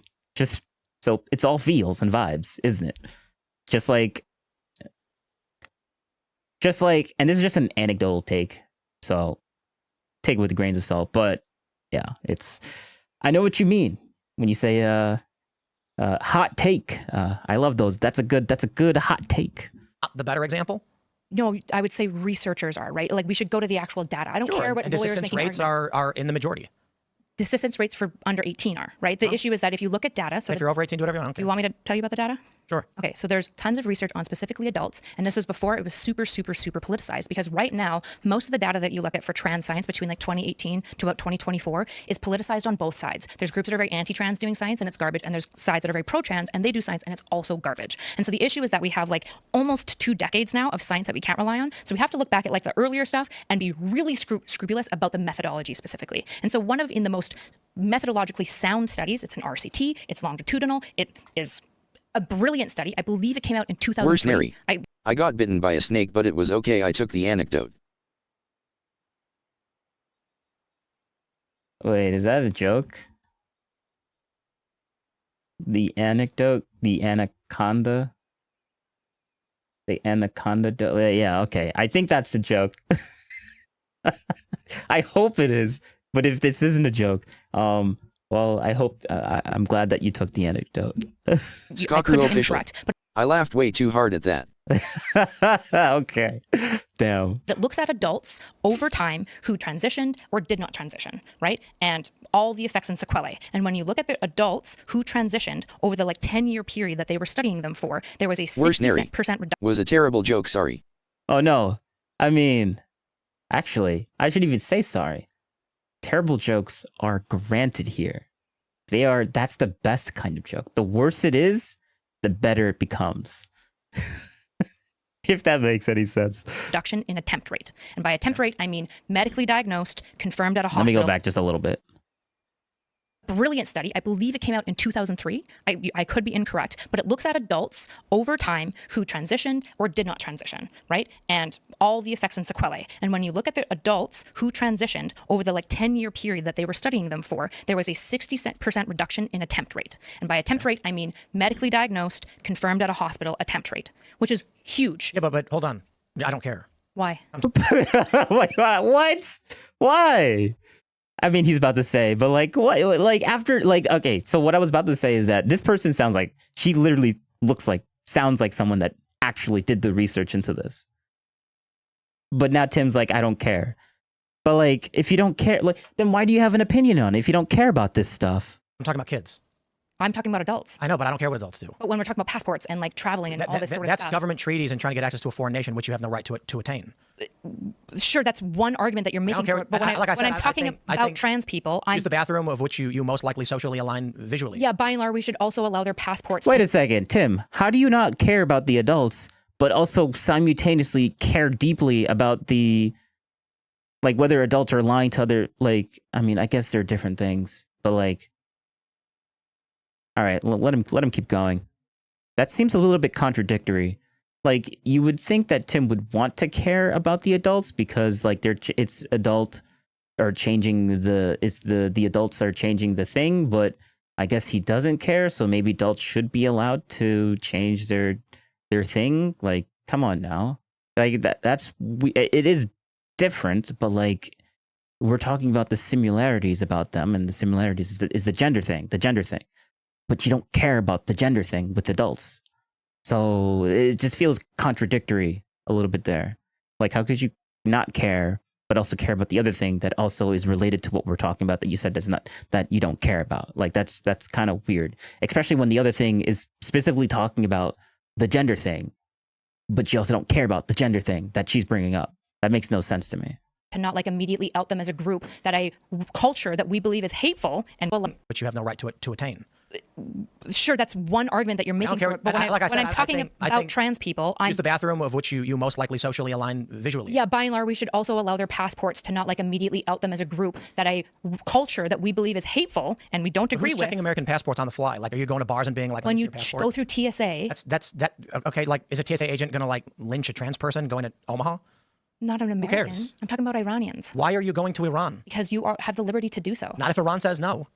Again, my issue isn't that Iran can or cannot say no. My issue is the government, your government, outing you in a dangerous way for no other reason than petty jabs because trans people went too far with policy. I think that's... Yeah, that's it. That actually is it. Yes. Yes. Yeah. There's no benefit for this administration. I mean, the only benefit for this administration for doing the whole passport trans thing and saying that you have to use biological instead of using gender, like the only win is a petty win or a cultural win. There's no actual like legitimate like tactical win for this government to be doing that. Like, it's just like, oh, we just own the libs and that's it. That's where the win starts and stops. We own the libs, which honestly, it's kind of funny, but because it affects like less than 1% of the population, but it does suck for those people, and she's very sympathetic to that, and I can understand why. Like, she has Erudite has a person that literally is going through this, so she has like a anecdotal experience with someone that she cares about going through this strife for literally no other reason but a petty we owned you because of your radical policies in the past. So like, yes. Yeah. So yeah, okay. Bad politicking. I think there's political ramifications internationally for us having false passports. It's, again, if the government will create a way that you can basically allow trans people to have a passport that looks in the way that they are presenting. They're looping. So that they don't get in trouble in countries that will throw trans people off of buildings. I think it's good for your government. Why would you go to a country that they're going to throw you off a building? So what do you mean? What is this question? Why would women go to any country ever that they care about and do like work to like help the poor? I don't know, because they... Why go to Iran? I mean, but I understand why she's like saying, why is this even a question? Like, it's like saying it's like telling, like, why would people go and help the poor in Africa? Like, you could get a massive disease. Like, there's like, why would you even do that? Like, the amount of diseases that you can get by going over there. Like, come on now. Like, it's just so stupid. Like, but that, yeah, like, they want to help the poor. It's the exact same reason for like, why do people that are probably trans going into Iran? Well, it's probably because they think that their government is oppressing all of the trans people there and they want to help out. Like, what are you saying? Like, why is this a question? Like there's tons of different reasons of why people will do dangerous things or go into dangerous like Tim, why did you go into like Tim literally talks about, oh, like Tim, like you went to like Venezuela and you almost like died. Like, why would you even do that? You're crazy. Like, because Tim was calling out their government a little bit. But luckily, Tim literally got out of, like, took a flight, an early flight, and left. And they actually stopped some other people that Tim was there with, but they weren't looking for the other people. They just knew that that he was an American, and they were actually looking for Tim. But Tim got out of there just in the nick of time. But like, it's the same question. Like, why, Tim? Why would you go to such a dangerous place? Like, you know, they don't like Americans there. But it's such a stupid question. Like, Tim's answer to that is like, well, I was doing journalism. Like, I want to cover this. Like, this is stupid. Like, Tim, why is that your response to this? Obviously, there's like answers to this easily. Like, you literally did it. Like, what are you saying, Tim? Come on now. Cannot say no. My issue is the government, your government, outing you in a dangerous way for no other reason than petty jabs because trans people. It's a man thing. See, winky face. It's a man thing. I mean, I understand why Tim would do it. It's just that I find it's so hypocritical that Tim would actually ask that question. Like, you obviously know the answer to that. Like, it's like, stop. Tim is acting like he's being retarded on this. Like, Tim is acting like he's stupid when he obviously knows the answer to that question. But like, he just couldn't fathom a trans person going into a place where people don't like trans. Oh, like the same way how like, but you can fathom an American going into a place where there's like, America's just not allowed. Like, whatever. People went too far with policy. I think Tim is being a real stupid hypocrite on that. That's bad politicking. I think there's political ramifications internationally for us having false passports. I'll got to get see you when I see ya. Winky face. All right. Hopefully I don't bash my Beanie Boy this much. Like, Tim, be a little bit more good faith though. Tim did lower his standard from like cannot be done it to it's maybe just a little weird. So he did do a good faith part. But because I do like my Beanie Boy. I actually met Tim in real life for the first time. I got a picture with him. It was actually really cool. I met him in DC. It was great. I literally went to DC just to see him. It was awesome. But anyways, let's keep going. It's, again, if the government will create a way that you can basically allow trans people to have a passport that looks in the way that they are presenting so that they don't get in trouble in countries that will throw trans people off of buildings, I think it's good for your government to Why would you go to a country that they're going to throw you off a building? So what do you mean? What is this? Why would you go to a country why would you go to Venezuela when you know that people in Venezuela, the government of Venezuela don't like Americans? Like, it's such a stupid question. Why would women go to any country ever that they care about and do like work to like help the poor? I don't know, because they want to. They have the liberty to do so. Right. And so this is why I asked, why would you do it? You gave an answer. Liberty. And my point is, sometimes you die, right? The government shouldn't be outing you to kill you. I don't care if a trans person goes to Iran and then in the process of being in Iran, they die as a war correspondent. I care about your own government outing you and setting you up to be killed for no other reasons than petty jabs. And I'm gonna say once again, the reason why I think young men are leaving the left is that this sounds like sophistry. So again, let's talk about Facebook. Oh, wait, what are you saying? What do you mean it sounds like sophistry? Oh wait, actually, I'm gonna have to give me 2 seconds. Someone's at my door and constantly ringing the doorbell and making my dogs bark.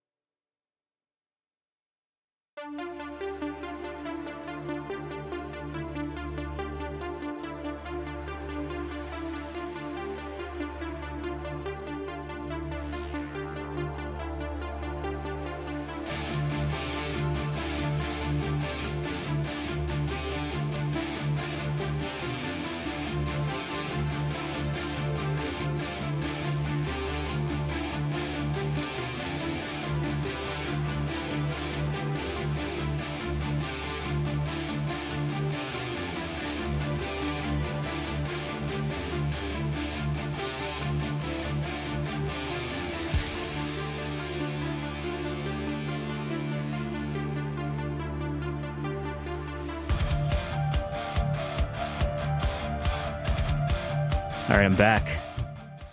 And yeah, the dogs, no more barking. Good. Face validity. Do you know what face validity is? Explain. Okay, face validity is this process in science. So when we do science, we look for things. So like Wait, let me go back a little bit because I have no idea where we're at now. Government shouldn't be outing you to kill you. I mean, I was just calling Tim out for being a hypocrite. I understand why Tim did it. It's just that it's annoying that when people do things that are very similar to what other people do, but then they pretend that the other person that's doing basically what they're doing, like they just don't compute or understand why. Like they're understand. It's almost like they don't want to. It's just it's just intellectually dishonest. That's I don't it. care if a trans person goes to Iran and then in the process of being in Iran, they die as a war correspondent. I care about your own government outing you and setting you up to be killed for no other reasons than petty jabs. And I'm gonna say once again, the reason why I think young men are leaving the left is that this sounds like sophistry. So again, let's talk about face validity. That's Do you know what face stupid. validity is? Explain. How is that sophistry? That's stupid. It's not sophistry. Like, what are you saying, Tim? Like, everything that she's saying is 100% like legit. You just disagree. I mean, I don't even know what Tim disagrees with. Like, Tim obviously agrees with her, but like, it's whatever. Let's keep going. Okay, face validity is this process in science. So when we do science, we look for things. So like when we test whether or not I'm testing depression, there's validity measures that we apply to ensure that I'm capturing depression and not something else like anxiety, right? One of the ways that we can test for whether or not we're capturing a construct is called face validity. And all that means is it appears good. And the issue is that the world is so much more complex. Every scientist knows that face validity as a form of validity is garbage because I might write an emo measure to test how emo you are, but that doesn't mean that I'm tapping into the emo construct at all. Even though all the questions might sound good and I ask you a bunch about Green Day and all these sorts of things, and I ask you how many black types of like makeups you have. They're not emo. Right, they might be goth, right? They might be... They're pop punk. There you go, right? They might be something else. I call them cult punk now. So this is why face validity is a really weak thinking system. And my problem with the right, and what you said before with men, is that you said it's easier to be on the right. Official. And I had to Google the definition of sophistry. Sheesh, what a word. Yeah, it's sophistry. Sophistry. The use of fallacious arguments, especially with the invention of intention of deceit. See, this is why I have a thing here that says things, because like words just don't work sometimes. Intention of deceiving. Like she's not deceiving anyone. She's not lying. She's not trying to deceive anything. She's not even making fallacious arguments. It's just that Tim is just not. If anyone's making a fallacious argument, it's Tim. Like Tim did a really annoying thing towards the beginning, somewhere here, I think, where Tim was ascribing her an argument that she never made. Like Tim was like, "Oh, you're bouncing around between gender and sex all the time," and I'm like, "No, she was perfectly concise in saying that she does not want it to be sex anymore. She wants it to be gender." So, and that was a lie, and I would say that's sophistry from Tim, ascribing that or reframing what her argument actually is. And she said it. No, that's not what she said multiple times. And that's why I felt like Tim just wasn't listening to her. But let's just continue. I would say that's a weak answer because I'm not saying Tim is doing sophistry. I just think if anyone here is going to be accused of sophistry, Tim is much closer to that. I'm not saying Tim is. It's just that Tim should be the one that's being accused, even though it's not true. As a human being, it's not better to take the easy path. You should take the right pathway. No one said that's not you called my answer weak, which is nonsensical. It is. You agreed with me that it was easier to be on the right for a man. It's not nonsensical for me to say taking the easier path isn't good. Calling my answer weak is not saying. I didn't say your answer's weak. I said that men who take the easier pathway. When you say it's easier, that the weak answer is in like essentially when men say it's just easier to be right. That's weak. It's the weak path. Sure. Yeah, I think if we dive into this, men don't want to live in a world of sophistry. Yeah, see, Tim is trying really hard to understand what she is saying. Or at least he's trying a little bit harder than what normal people would. Like most people, like the debate that she had with that on the whatever podcast with that. Let me see. Can I find that up real quick?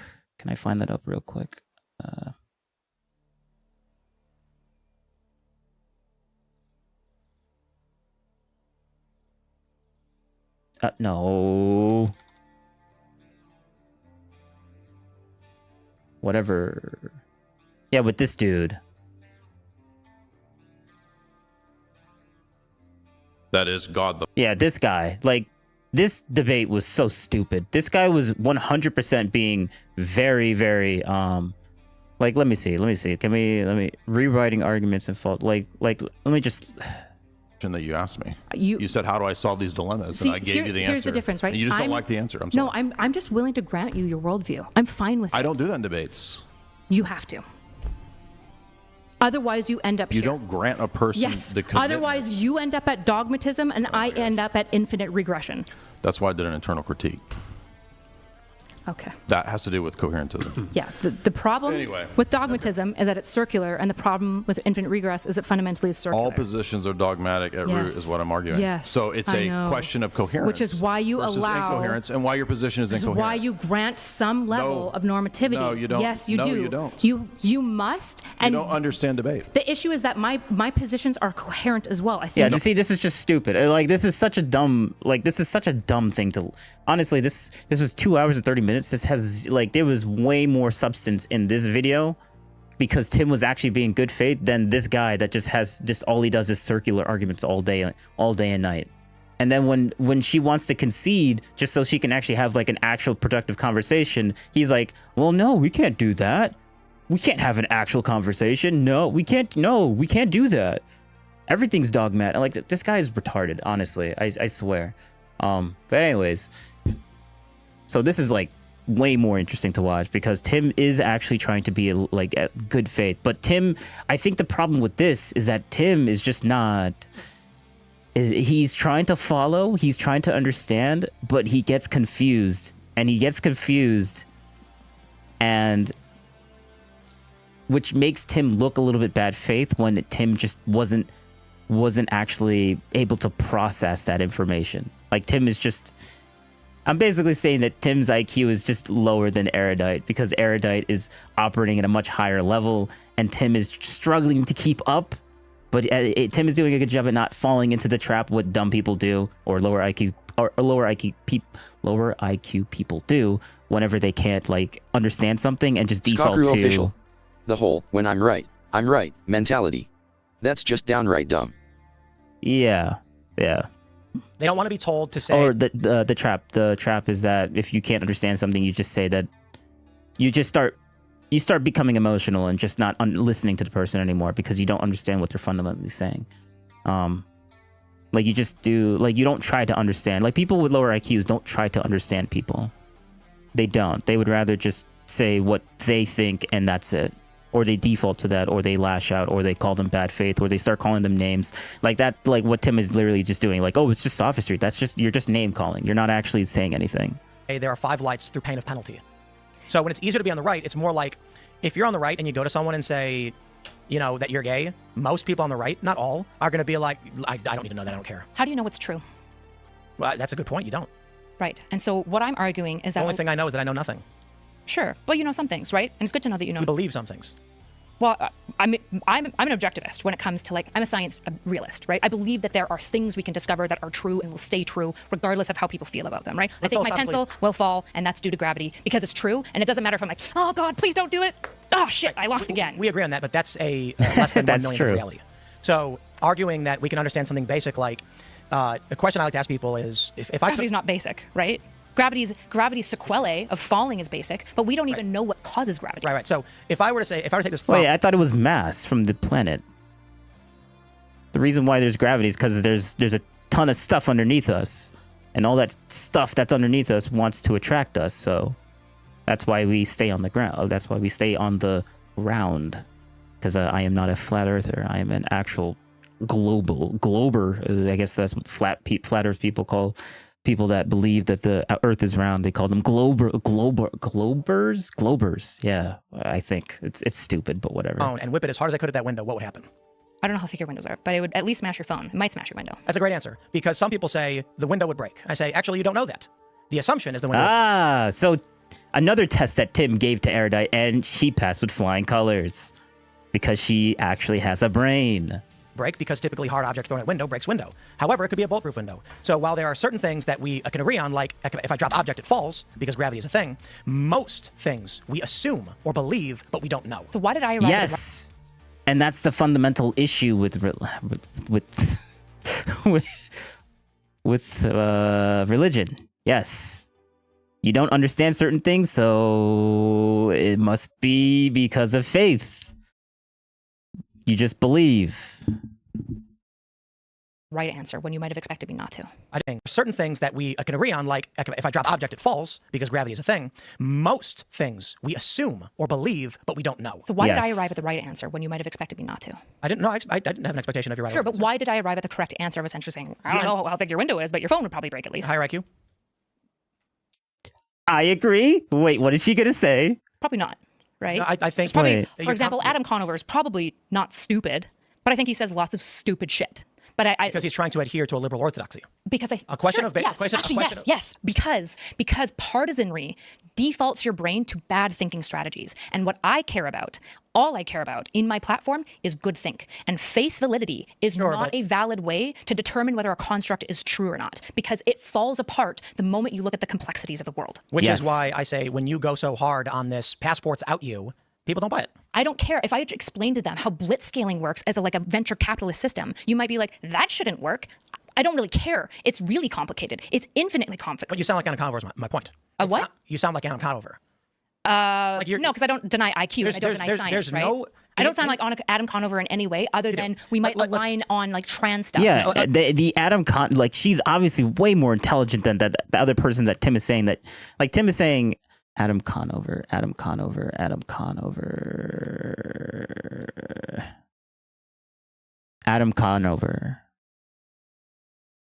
Yeah, she is infinitely more smarter than this dude. 100%. Like Tim literally got him on a gotcha by saying, "Oh, you wouldn't make a joke about Scotland Islam, official. though, right?" Is that Adam ruins everything? Maybe. But when Tim literally gave the most bare bone basic gotcha, and this guy couldn't even get past it. He was stumbling, saying, I don't know. I don't even know how we got to this conversation. That's this guy right here. That is this guy. So for Tim to even compare this guy to Erudite is wild. Like, she is way more intelligent than that dude. Like, she ate the bullet right then and there when Tim referenced IQ. And she's like, no.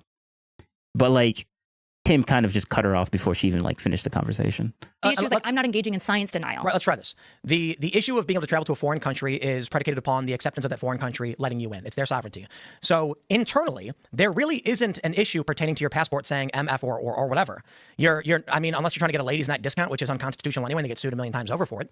There's very rare circumstances other than the emotions of the individual where it matters, except in a medical function, where a doctor needs to know what kind of medicine to prescribe you based on your biology. And how do you know that somebody's female? Yeah, and we don't give passports to your doctor. Bro. Are you saying in medical context? Female, the way that you would define female. I mean, we make assumptions on the surface for the most part, but I fully recognize for someone like Blair, I have no problem saying she and her because why? Because Blair gives me respect. Yeah, you're a respectful person, and Blair returns the respect. It would also be really fucking weird to say he, him, right? No, not really. I mean, Blair has said. I know it would be weird. Blair White.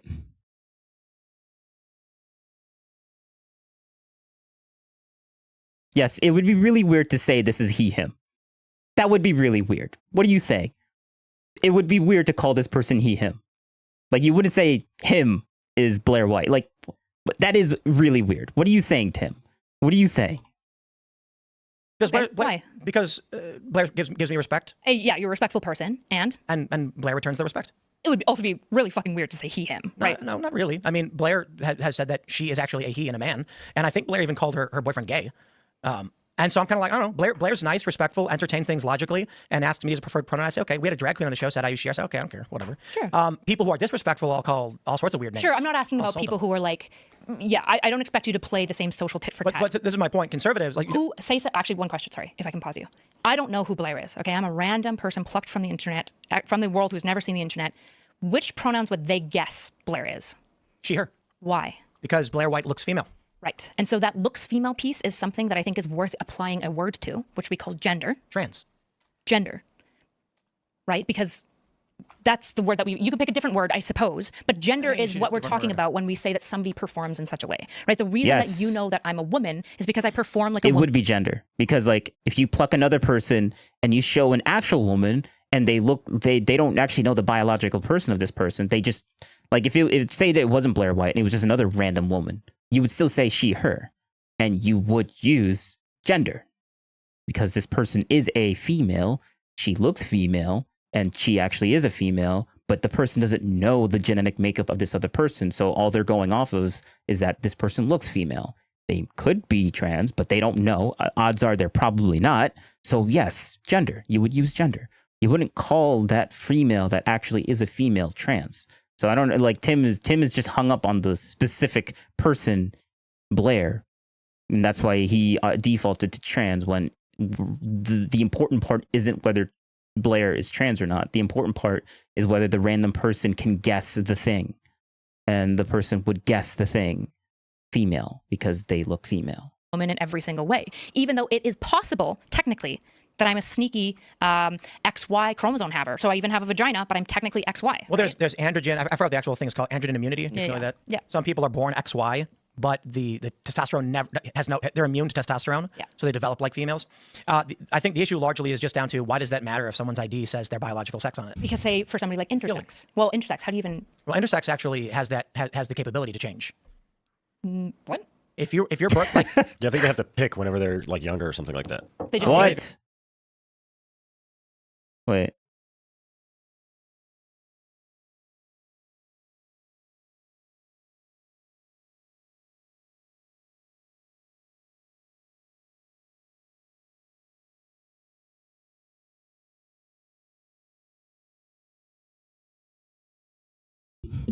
I was interrupted, but I'm back. They just pick a sex? Yeah, like I think they have both, and the parents basically have to choose. I'll tell you this: I will grant all luxuries afforded to anyone who is legitimately intersex.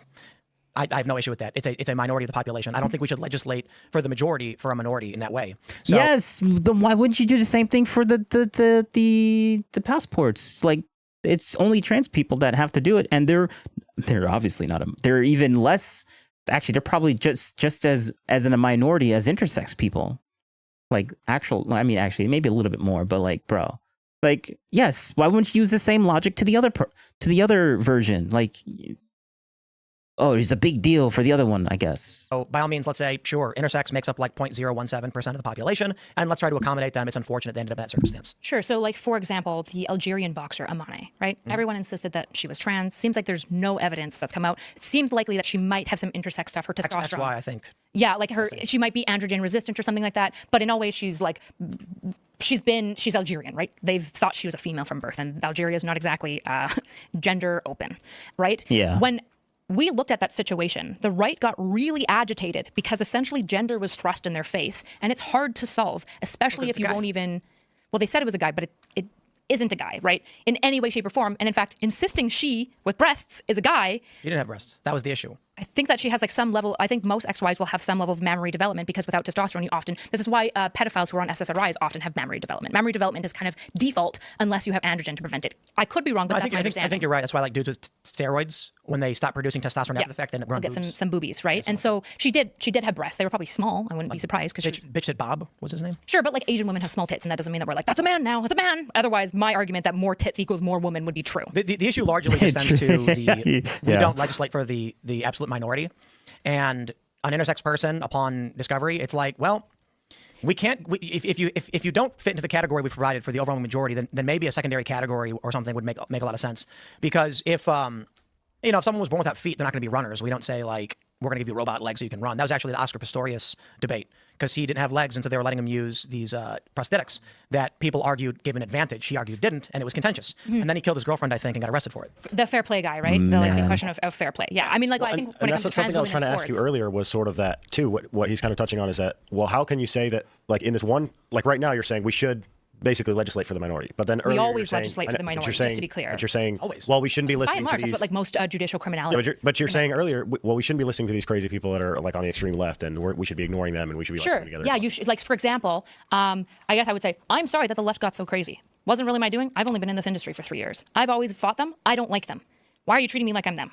I'm not a crazy leftist. Yes. I'm a reasonable liberal, and we are a growing group, a vastly growing group, because a lot of people are being like, yeah, progressives are kind of stupid. Like, they're a little cringe. And I agree. I've been fighting them my entire life. The issue is that I refuse that the alternative has to go, well, if it looks and feels that way, it is that way, except for when I don't want it to be that way. It's like, that's not a satisfying answer. But what we're talking about, though, is a minority. Like, there are not tons of Blair Whites and there's not a lot of trans people. I forget his name. Angel. It looks like that. Yeah. That's why they're like a unique case. That's why everybody cites them, is because they are the minority. Here's another issue. Let's move on from this.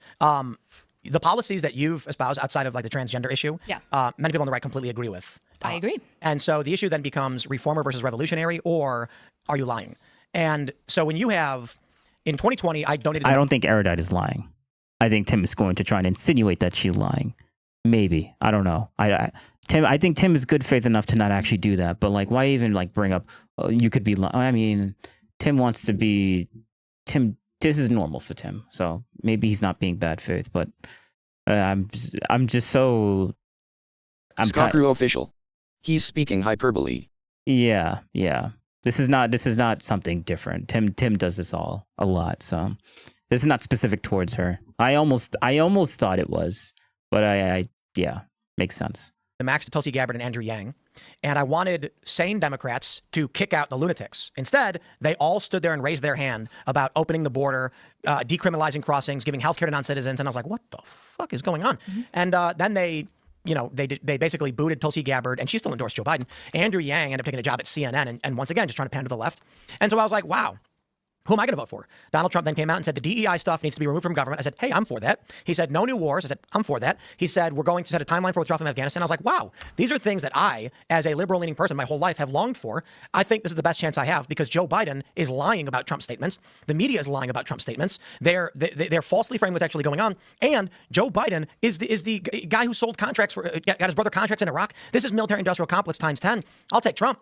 Then you come to 2024, and Donald Trump says, we're going to bring in Tulsi Gabbard, RFK Jr., Elon Musk. We're going to bring in a coalition of liberals to help lead foreign policy and economic decisions, and no new wars, blah, blah, blah. We're going to set peace. And I'm like, well, this is the most functionally appropriate thing to select, which I will. But then he lied, right? Like he's like, for example, the Gaza war rollout has exploded under him because essentially the War Council was having the brakes pumped on them super hard. I'm not sure how you feel about it. What does that have to do with like...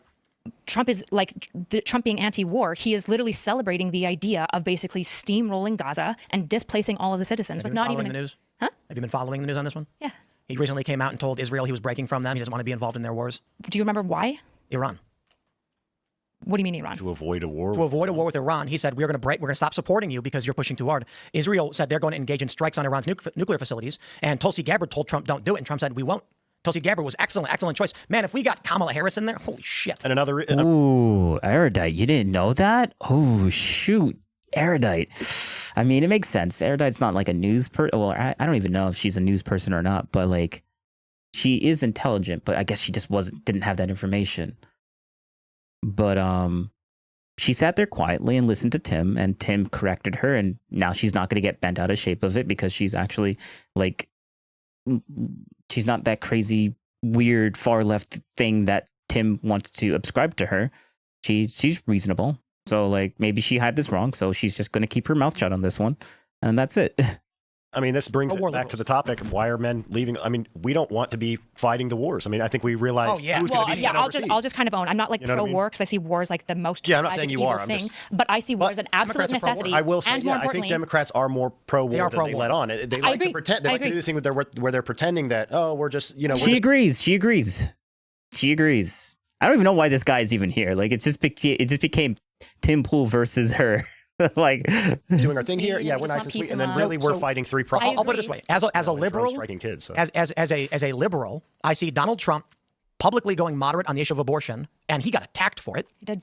I see him rejecting DEI, which is a violation of the Civil Rights Act and illegal, and I see him bringing on Tulsi Gabbard for national security, RFK Jr. for health, and I'm like, wow. This is the first time I've actually gotten like liberal administrative policy in the federal government because Obama wasn't doing it. Obama was blowing up children overseas.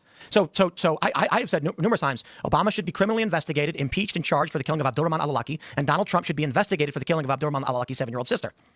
But Donald Trump, as an administration, is eclectic with much more liberal tendency than the Democrats offer. Again, the reason why I think young men are leaving is, for one, It's not just ideology. It's literally just conservatives had babies 18 years ago. So that's a big function of it. But what we did see is among the Gen Z that were 25 5 years ago and that are now, or I should say 24, and they're now entering their late 20s, we have seen an uptick in anti-LGBTQ, anti-gay marriage, pro-Jesus. So that shift has happened a little bit. And I think it's largely due to the fact that if you were looking at it objectively or pragmatically or rationally, you're saying a vote for Donald Trump and the Republicans earns me a 10-point net positive, and a vote for the Democrats is a 10-point net negative. Yeah, I don't like Republicans on this, and this, but they're offering me that, this, and otherwise, and the Democrats are doing nothing. So I'll take Republicans. I'm not sitting here criticizing the voters. That's not what I have issue at. No, I'm just saying that's why they're moving to the right. Well, sure. Also, I think the issue Christianity is offers they're all purpose. lying, right? My problem is that they're doing this based on this idea of they're all lying. For example, military complex. Okay, Musk just got several multi-million-dollar military-industrial complex contracts, right, with SpaceX to develop a bunch of tanks specifically. Oh, wow. Yeah, and Tesla also got some armored vehicle contracts. I don't think that this is good, right? For you to be so anti-military and war, right? He's been unable to stop the Ukrainian war, which we knew. Under his first term, he was doing multiple strikes. Are you sure about this? The Musk stuff? The tanks? You're referring to like armored personnel? Armored vehicles. Armored vehicles? Yeah. Tesla or SpaceX? Maybe Tesla. Tesla tanks. I don't know. SpaceX doesn't come up. The SpaceX story that comes up is he got a contract for water tanks. Golden fuel tanks. I think SpaceX as well. They're considering them for the golden. What's that new golden defense system? The Golden Dome. Yeah. I don't. Golden Dome. You know, I'm not saying you're wrong. I'm trying to find it. Sure. I'm not seeing anything. Let me try our good friend AI. Well, even if we grant that, why is that necessarily wrong? I mean, I think there is something to like a peace through strength kind of deal. Like, I don't think it's a problem to continue building our military and our defenses. Sure. Yeah. So I believe that America is the best global hegemon that we have ever had, and I want them to stay, and I think that they stay by military power. I think fundamentally we must invest in our military. Right. So even if we grant that that's true, what you said, why is it a problem necessarily? It's a problem if Trump is saying he's anti-war, and then he's engaging in all sorts of war hawk behavior, just like everyone else. Yeah, but is developing a military war hawk behavior, though? I'm gonna say this with a caveat. I have not been able to locate any source on SpaceX or Tesla getting access to tanks, and Google search pulled up nothing. I asked ChatGPT, and it says his DoD contracts specifically refer to satellite launches, Starlink and Starshield, spy satellites, and rocket cargo, but no military armored vehicles or anything of that nature. Okay, so they are getting military contracts, just not for tanks, but for armored vehicles and and again, I want to spy stuff. I'm clarifying this because I went on Joe Rogan and I mentioned that more than half the country is a constitutional carry. He said he didn't believe it, and then Jamie pulled up a source which was wrong, and I said, I guess I was wrong about that. And then after I left, I Googled it. I was right. We just had a bad source. Sure. And I could be wrong, but it sounds like he's getting potentially some military contracts with like at least cyber warfare. Yeah, spy satellites. Tesla, you said, is getting armored vehicles? No, Tesla. There were early reports that they were working on an armored electrical vehicle contract that was never put in place. Gotcha. Okay. Elon Musk publicly denied there was ever any such deal. Okay. That's not super mean. I mean, I got to be honest. I would love it if the U.S. government was giving Elon Musk massive contracts for SpaceX. Sure. Yeah, that's what I was trying to get at. Like, even if we grant it for the sake of the argument, Sure. why is it bad? I guess. Yeah, you're asking. I'm just curious. So it's not bad. What I'm pointing to is this idea that everyone lies. So you but you said it was bad. But that's why I was. You gotta let me finish, right? So you guys said, well, the left is lying, and I'm like, yeah, probably did. Every time the leftists are like, we're anti-war, I'm like, no, you're not. You're all war hawks, and you have to be war hawks. The entire axis of resistance wants to kill everyone. Okay, but the reality is, we're all gonna have to be war hawks to some extent. So what I brought up before was the war hawk behavior, where we both agree that it was actually, we're actually engaged in proxy wars, et cetera. Not that we still aren't, but we're trying to dial that back. But then you said that because they're giving the contracts, that's somehow not a peace. I would say like his initial support of the Gaza rollout, the Houthi attacks, the like increase. No, but specifically giving contracts to SpaceX. I was just trying to figure out why that's bad or why that's war hawk. If we're just building a military defense. If you're anti-military industrial complex, you probably shouldn't be giving more contracts to more and new companies that were never military industrial complex before. But my point is that I think the military industrial complex, whenever we talk about that, we're usually talking about the involvement and constantly being in hot wars, not necessarily just building up defense. And so that's why I like new companies. Cold wars and proxy wars are okay, but hot wars not good? Yes. Yeah. Yes. Okay. So let's break that down. So we're not actually anti-war. We're just anti like our soldiers going to war. No. Hold on. There's going to be conflict and crisis in every capacity. If we don't get involved in certain areas of the world, then China does. Yep. And so what is our means of dealing with this? Proxy wars, not so much. Cold wars, I kind of get. The argument is we should be using soft power to prevent hard escalation. I agree. That's why I don't fault the United States and NATO for their involvement in Ukraine politics pre-war, and why I think Russia was wrong to invade. Sure. The U.S. was using soft power to combat Russian interests And I think soft power can be aggravating, but it's the way we should handle things. But also hard power, right? Like in the case of the Houthis, I think Trump had no other option but then to kind of like nuke them out of orbit. They were basically shutting down the entire canal, right? To the left you on that one, I guess. Yeah, I'm decent. I'm for. I'm sure. So that's fair. But this is the same thing that I would grant. Like I think Obama having multiple strikes on terroristic cells was okay. Like I don't think it's always okay. I'm sure you could point to me multiple drone shots, and I'm like, yeah, that was bad. Bush, not so good. But this idea that like we just allow. I'm not pro-Trump. You just said it was good that he bombed the Houthis. I'm not. Well, here's the issue. So not being deranged. No, not being deranged about Trump. Oh my God! Just because she agrees with one thing doesn't mean that she outright completely agrees with that person. Like, come on now. Like, she could acknowledge that there's good things that Trump did, but not be a Trump supporter. Like, just like how you could say that Biden did some good things, but Tim's not a Biden supporter. Like, come on now. Doesn't mean I'm not pro-Trump. These are gotchas. I'm just screwing. Yeah. It means I'm a good. Oh, okay, Tim. Why'd you do that to me? He's just screwing. Okay, all right, good one, Tim. It actually means here is that I'm a good faith interlocutor. I can grant Trump his wins, right? I'm totally fine with that. I have no issues with Trump doing good policies. You don't call rapists, terrorists, austere scholars? Trump?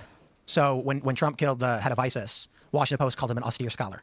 And he What was does like, that even mean? he was like a guy who like kidnapped and raped women and had like women trapped in his basement. I think it was an awesome thing that he like basically decimated ISIS. I have no problem with it. I think it was good that we got Saddam Hussein. They changed it. Liberals. Abu Bakr al-Baghdadi, extremist leader of Islamic State, dies at 48. Wait, that guy's 48. Ain't looking too good, right? That's rough. Let's pull up the He's probably original. pretty It's rough for stressed 48. and been out in the sun a lot, so. Here's the first one. Where is it? It's We'll rough go for back a 48. little bit. Been out in the sun a lot, so. Here's the first one. Where is it? I love this website. Let me see if I can. Yeah, everybody remembers this. Here's the original article. Abu Bakr al-Baghdadi, austere religious scholar at helm of Islamic State, dies at 48. Wow. Austere religious scholar. That's crazy. So I mean, we don't have a lot of time left, but I do want to get to one point. Yeah, we should probably talk about men at some point too. We did. But I think we talked a lot about ideology, and we're forgetting that liberals don't have kids. Yes, true. And so the reason why we're seeing a young Gen Z be shifting rightward is actually kind of simple. There's a lot less younger Gen Z than older Gen Z. And there's a lot less older liberals who had children 17, 18 years ago. That just means it's not an issue of winning a culture war. A large component of this is quite literally Christians just had more kids. So that's reflected in the data 18 years later. Maybe, but this has, I think, almost always been true historically that conservatives typically have more children than liberals. Like, I think this is true not just in the last 20 years. I think this is true for like the last century. The issue is that before, the left was really effective at essentially their kids would go to college and their kids would become left, right? Which is why typically we see through all of generations except for Gen Z that millennials, for example, are much further left than their parents, right? That's how you know that she's a real Canadian, because she says Z instead of Z. Gen Z. What are you saying? And as they age, they shift towards being more moderate. Well, let's see. So far, the only data that comes up is from the 2000s onward. What about 1970s, right? Sure. Let's see what they say about 1970. It was becoming observable with the rise of second wave feminism and birth control. That the conservatives were having more kids, but yet their children were still going liberal, right? So like actually no. Gen X is the generation that gave Trump his victory. Millennials are their children, and those children are 1970 is children of those of like the people in 1970, right? Oh, right. I see what you're saying. So we've been like left for young people until recently. That's why this election is such big news. Yeah, right. So I agree with you. In 1970, the Gen Xers who were born ended up leaning conservative in the 2024 election. In the 2024, but they were leaning left all the way up until then. And millennials, even when they were 20, were leaning left. So that it's only recent. So I don't know if it's I think it's not a bad theory. I just don't know if that's borne out with the like historical timeline. So I agree. I think it's ideology. It is more likely ideology. I think for one thing, men have no purpose, and religion gives them one.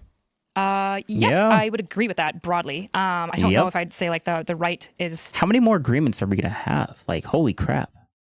Doing the best at religion necessarily, because I think Trump is like fundamentally like very anti-religious, but they are more religious. I think what he's saying, like as men are becoming more religious, they're going to fall into that camp. It's not maybe not necessarily be because I'm going to be religious because I want to vote for Trump. Sure, but lots of conservatives like the opposite. It's like because I'm more religious. Tons of conservatives are atheists. There's only one reason men are going to the left, and it's because they watch those Charlie Kirk videos where he owns the libs. True. And they were just like yo, and they don't know anything that's going on. They just like saying yo.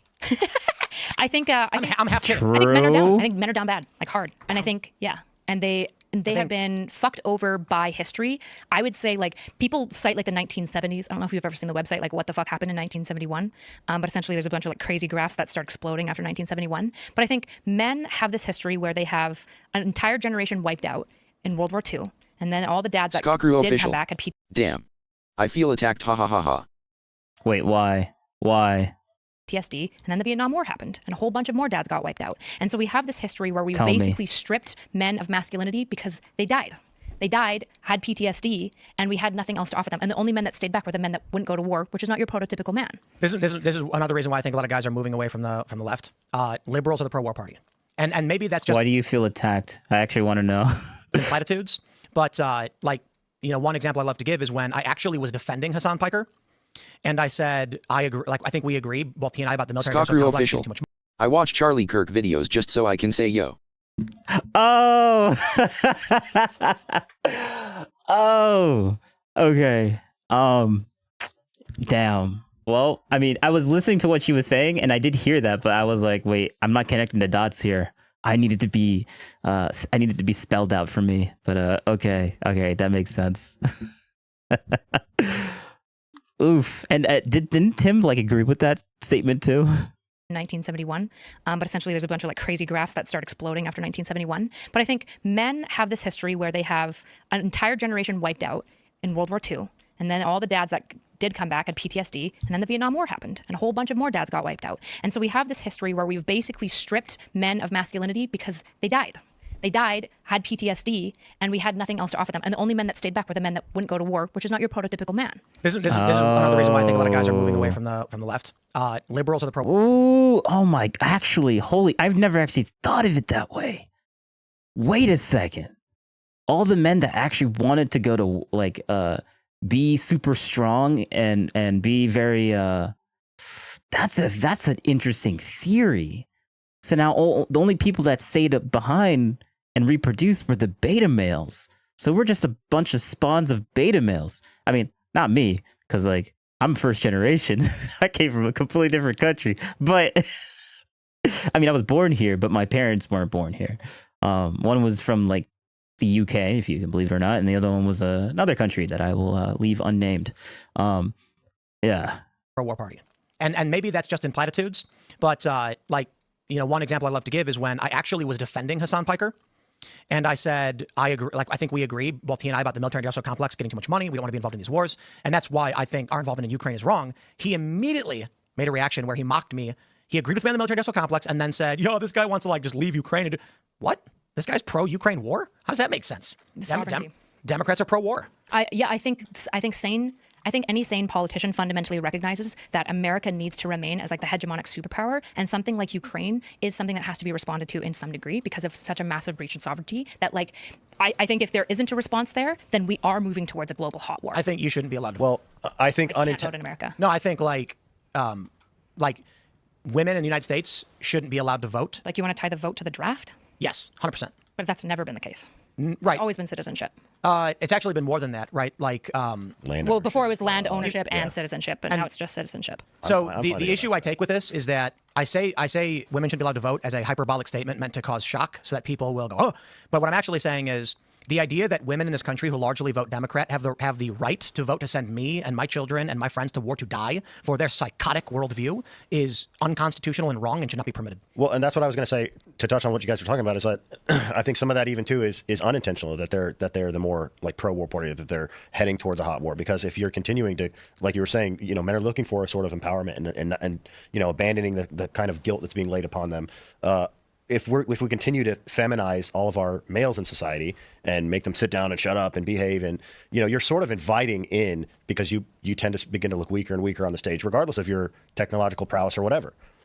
You become kind of like a sitting duck or a target. So yeah, I think. Oh, look at this weak society. Tying the vote to the draft is like super unprecedented. I don't know almost any democracy that does that, in large part because it's like, okay, so what? Just like disabled men also can't vote? You can serve in a bunch of ways. You don't go to war. Oh, so just as long as women serve in any way at the board, then they can vote too. Not about war, right? So I mean, like we've had selective service and we haven't had drafts since the 70s, and it's largely considered ineffective. My proposal is that you have to sign up for selective service to receive your voter card. Sure, I just think that women, just like disabled men can go to war, so can women. And I think if women want to vote, then and under that system, which I reject the draft idea tying it to voting, because I don't think it makes a good voter in any way. You can clean up garbage at a park. We could just have mandatory service to the military. Also. You can clean up garbage at a park. What, the disabled soldier? No, you, a woman. Yeah. I'm saying you don't have to go to war to provide service to your community. Neither did a disabled man. Indeed. As long as you're doing something to assist your community. My issue right now in the extreme is that women are not drafted. Senate will not let them be drafted. Conservatives will not let them be drafted, but they can vote collectively to send men off to die. Yeah, young men are going to reject that outright and be like, all these millennial women, these cat ladies are voting for us to go to war in Ukraine that I'm going to have to fight. I'm 22 years old and I got to go die because these lunatics. This is the tit for tat of citizenship, is that everyone gets to vote on things that fundamentally apply exclusively to other groups, regardless of whether that. Yes, because men get to vote on abortion policies, which exclusively affects women. No, it doesn't. Who else cares? Yes, that is true. It exclusively affects the women. Yes, it does. Men aren't the ones that are aborting kids. It's the women that ultimately goes to the doctor and has to get the procedure done. What are you saying, Tim? Carries babies. The issue of abortion affects fathers, not the same way it affects women. But that's the whole point. Yeah, not the same way. Yes. There's a very clear distinction there. It's just like, oh, the earthquake that happened in a completely different country affected me, not in the same way as it affected them, but I'm still on this planet. It affected me somehow.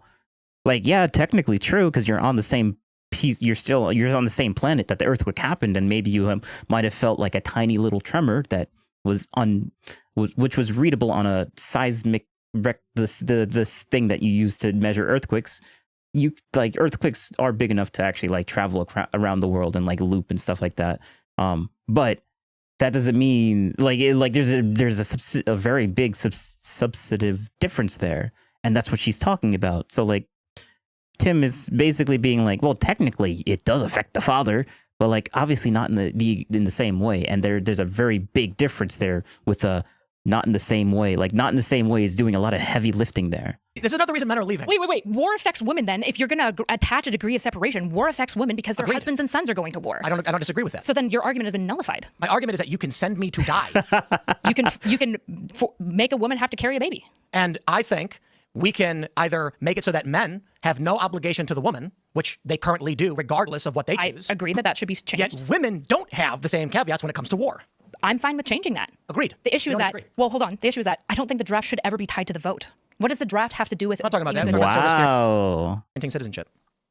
Okay. So what does service include? Just serving your community? Yeah. Okay, sure, I guess. There's the Army Engineer Corps. You can be in the military and not go. You can repair refrigerators in Omaha in the Army in the Vietnam era. Sure, I'm fine with that. I would just basically be the fact that women aren't fully barred from that is just positive sexism that's remaining. We should probably get rid of that. But conservatives are the ones who actually oppose it. They don't want women in combat. Of course, because conservatives are probably the most staunchly positive sexist and negative sexist, right? So my point, going back to what you were saying about voting on things that affect other people, is oh, that's so good. It sounded like they were going to disagree heavily on this, but now they've clarified the situation. Thank you. And now we're not going to loop on this topic. They've clarified it. They've misinterpreted.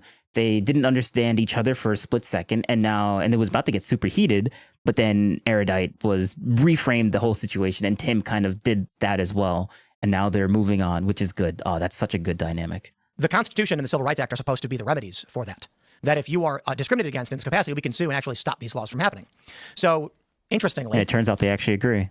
We got rid of segregation. You can marry whoever you want, but when it comes to selective service, only men. It's clearly unconstitutional. And every time it's challenged, it's actually Democrats who challenge it. And largely the female Democrats, it's conservatives who say, no, women should not be drafted. Sure. And I don't think women should be in combat roles. Maybe I will caveat that with, ground infantry, special forces, Navy SEALs. There are certain combat affiliated roles women can absolutely do. Artillery, they can do artillery. Or logistics, combat, providing intelligence, basically pressing the buttons to launch the missiles. There's combat roles. As long as they meet the minimum threshold for that job physically, they can do it. So there's no reason they should be exempt from selective service. It's just about where a person. So in this regard, going back to the disabled guy, a disabled 18-year-old man still has to sign up for selective service. And it depends on the disability. Yeah, I'm just here for you on this. Going to Israel and watching the fact that you've got both men and women in the military. They have to go, and they've got this entire civilization, citizenry that has a knowledge of guns, that has a knowledge of violence, and understands how to respond to high risk situations. I just think it's a good thing. And not that I'm saying that we should have a mandatory draft. That's right. She thinks Israel's a good thing. As a country? I'm kidding. I mean, sure, like 75%. Yeah, I'm not super happy with what they're doing right now. I was just throwing around because I know that one gets everybody super heated. Yes, it does. It does. But I don't like the circumstance pertaining to Israel, their war, and all that stuff. I don't like mandatory service in the way they do it. Sure. I do think this country would benefit from, we've bounced around a few ideas of like to graduate high school, you have to do like a month of basic training or something. Where I grew up, you have to do 20 hours of community service to graduate because the idea was you have to provide a communal service. And then everyone bitched about it and it became nothing. I'm saying like, nah, basic training. And I think it's fun. I think for a month you go to a summer camp basically and you crawl through the mud and you climb stuff and you do push-ups. Yeah, that would solve our birth rate issue. How so? What do you mean? If you do basic training that's co-ed, everyone's going to fuck like crazy. Of course, this is obviously true. Well, in the military, they let women do whatever they want. Basic training for women is nonsensical. Well, I would obviously oppose that, right? Yeah. I'm pretty pragmatic. Well, the issue is like in the U.S. military, because like this is the thing about, we tried having this blank slate government of civil rights, and then people are like, yeah, everybody's Can they stop agreeing? Like, come on now, I have nothing to say if you keep agreeing. actually different, and creating these universal policies didn't actually work. Like, men and women are different. That's the easy thing. The race thing doesn't really make sense. Racial discrimination makes literally no sense because a black guy from Somalia is going to be 5'5", and a black guy from Haiti is going to be 6'3". You can't just be like black people because that doesn't mean anything. But men and women largely does mean something. So what ends up happening is the military says, women get potty breaks because they have to have them for hygiene reasons. If women cry, best not deal with it. We'll get sued. Send them home. Men, shut up and do push-ups. So like clearly something doesn't make sense in any of this stuff. Right. Well, I mean, what are your position on conscription? I mean, I guess both of you. I mean, I think it would probably I'm pro-conscription. Yeah, me too. I mean, I think at least a year or so. I mean, right out of high school, you go do something. Like mandated, like the government's forcing you into it, like Israel. I think, yeah. I think that in the time of invasion of the homeland, conscription is a good thing. Yeah, I think Israel should do it. Otherwise, I think no. America should. The United States should conscript any and all able-bodied individuals for any and all jobs they need in the event that the United States is invaded. Yes, I agree. But I just feel like it would help pull some of this culture a little bit together as well too. Like and people who are having to go and, the left would and go into the military. That's what I mean. I don't think the left I think a lot of that would be idea. like I think me. a lot of that fantasy like ideology. No, it wouldn't. utopia The left would be me. Like this idea that like the left is just weak and soy and all this sort of stuff. It's like it depends on what you mean. If you mean left as far as principles, there are lots of us that are left that are principled, that are not cowardly, that understand that violence sometimes has to happen and it's a tragedy when it does, and we are pragmatic in our solutions to making a better world. This left does exist. It has been stomped on over and over again from both sides, by the way. The worst part about my position is that all of you are nasty to me. I get doxed and swatted from all of you guys. And so there's this issue where it's like if you want a good left, which in a two-party system, you want a good left, just like we want a good right, then what you need to do is engage and treat the good left as though that they are doing that. The disaffected liberals aren't doxing you and attacking you. The leftists are, yes. The disaffected leftists, liberals yeah. No, the far right is. Yeah, well, we don't like them either. Sure. The issue is that the issue that I'm saying is in this conversation, I've had to spend 80% of the conversation pointing at leftists and being like, yeah, I think that is crazy and not good, but that doesn't mean that I'm not left. Because those are the people that are the general. Then work with me to help audience, make a better world. And Well, stop I mean, that's saying- part of, but that's part of it. And Is drop calling things it that don't matter. out. If trans stuff is less than 1%, just let us have some trans stuff. Just let us. Let us have. What does that mean? Like You let wanna us have cut kids' balls passports. off? No, passports and allowing them to transition if their insurance wants to cover it. Well, I'm not. This is like Democrats with gun laws. I'm like, come on, guys, No, just it's like not. work reasonably with Republicans. It's And not they're like, reasonable to "But put guns are scary. And it's like, yeah, I get it. It's- Trans people are really, really, really, really scary. No, that's be a little bit more reasonable. bullshit, and you know it's bullshit. Come on. What do you mean? No. Worse, Nary. No. Someone sent a taxi to my house pre-2000 in a docs.irc channels. What? RIC channels. Oh, I mean, Give me a reason why you said people are scared of trans people. No, I'm of course being hyperbolic. And yeah, we're not going to change government documents because some people's fifis are hurt. Sorry. that's not at all what I'm talking about, right? There's What- literally no functional no, there is. reason to have the wrong sex on your ID. There's no functional reason necessarily to have sex on the passport. You could easily just have gender. You could easily do that. There is a functional reason, actually. As long as you're strict. identify you. No, yeah, sure. Just Yeah, gender. Identification Worse, is Nary. gender. Old internet antics. You don't see- Winky face. You don't see chromosomes. So we use gender. You don't see chromosomes. Tim, what are you talking about? have criteria for gender. If you want to identify as a woman, you have to have a whole number of things that include with you, and your sex has to be on some other form of ID. There is. There's no argument for the passport. You can have other IDs that force sex. Like, you can just do this. I'm not opposed to having sex identification. There is limited reason at all for listing biological sex on identification. However, there is reason to do it when it makes sense, and there is none to change it. That is, medical purposes make sense, and in issues of where the law pertains make sense. And how is the passport relevant to medical issues? If you are a man, you have different organs than if you are a woman. How does the passport have It's to an do? ID. Most people are just carrying on their passport. Well, Yes. Isn't it mostly driver's ID that people No, actually, a lot of people. No. What are you talking about? Tim, stop being. You're being retarded. Most people don't carry their passport to go to the doctor's office. That is fucking stupid. Tim, shut the fuck up. This is you use your driver's license. Like, what the hell are you talking about? All carry passports instead of IDs. In America? Yes, they do. And has their government. That is okay. This is a bad faith. This is a bad faith argument from Tim. This is obviously a bad faith argument. Most people carry their passport instead of their driver's license because most people are trying to leave the country more than they're trying to drive a car to get to someplace. Like, what are you talking about, Tim? Like, are you? This is stupid. This is actually stupid. Tim is not actually thinking right now. I would say a good portion of people who work here don't have IDs. They have passports. Okay, carry passports. That is, medical purposes make sense, and in issues of where the law pertains make sense. And how is the passport relevant to medical issues? If you are a man, you have different organs than if you are a woman. How does a passport have it's to an do? ID. Most people are just carrying around their passport. Well, yes. Isn't it mostly driver's ID that people carry? No, actually, a lot of people carry passports instead of IDs. In America? Yeah. That's sophistry. That's actually sophistry. Like, what are you saying? Yes, they do. And somebody has their government ID or driver's license? I would say a good portion of people who work here don't have IDs. They have passports. Okay, my driver's license. A good portion, 3 or 4 maybe. My driver's license from Alberta has basically all of my medical declarations. In Canada, we put all of our medical declarations on our driver's license because that's the thing people actually carry about. Because the passport, if you lose it, is a nightmare of a situation. So if I lose my driver's ID, it's not a big deal. Can I put the wrong age on my ID? No, but you can. There's absolutely space on the ID in Canada for gender and sex. No, but here's a question. You identify both. Do you know how old I am? I would guess in like your mid-30s to 40s. How old do you think I am? 40s. Oh my God. Mid-30s to 40s. Like, give me a number. 36. Ooh, I'm 39. Okay. Do I look 36? Who knows? That was the guess you made because you. Yeah, you perform older. You've got a lot of accrued wealth. I'm assuming you're not in your 20s, and you have like some. Can I put that on my ID? Wrinkles. You can put your age on your. Can I put 36 instead of 39? No. Why not? For date of birth, typically. Yeah, but what if, like, some countries have verification. Some countries have laws about, certain people of certain ages aren't allowed to do certain things. Yeah. And what if I want to go to those That's why date of birth verification is super important. Like, you can't lie about your date of birth. Why not? For date of birth verification. But what does that functionally do? I'm not asking people to lie about their sex. I'm asking passports to not have sex on it. I'm saying it should probably have gender so that trans women aren't outed when they go international. Why does it matter if age is on it? Your date of birth. But what does that matter? It's tied to your sin. To your sin? Sorry, you guys have SSN. Yeah, sin in Canada is the SSN. I was like, what? It applies to what you carry, the cross you have on your back. What's the functional difference between age and sex? Typically your performance, like people don't tie it. Why are we doing this 20 question? Okay, Tim is doing. I hate when Tim does this. The 20 question. When Tim thinks that the other person's being mean or being dishonest, Tim does this very dishonest thing in debate where he plays 20 questions until Tim finally finds the one question that they can't answer and then harp on that one thing for the next 10 minutes. And then being like saying, "Oh, you're wrong," even though we just completely ignore the fact that she answered every other question flawlessly. Nearly as much to age post 18, whereas people tie a lot socially script wise to your gender. Well, what if you're 40 but you feel 25? Like Brian Johnson. I think, say for example, and he got surgeries and stuff to be younger, and medically they found his heart is in his 30s. Yeah. Should he be allowed to put that on his ID? No, because I think. Why not? I'll tell you what, if there's a whole bunch of Brian Johnsons that emerge and we identify that there seems to be a collective sequelae of behavior patterns that keep occurring all the time, that the DSM recognizes as occurring all the time, because I'm pro criteria for trans and for gender. This does exist. It's called the midlife crisis. Sure, but it's not something that's true though. Treated. 40, so, for example, if we showed that this group was suiciding at an astronomical rate, higher than schizophrenia, by the way, and it shows that if you put 25 on their ID, it might reduce their suicidality by 70%. I might even be open to that argument. I just think it doesn't exist, so we don't have to have it. Every day on Fox and Friends, and it's probably just targeting me because I'm 39. It's the most annoying commercial ever. I hate this product. I hate these people.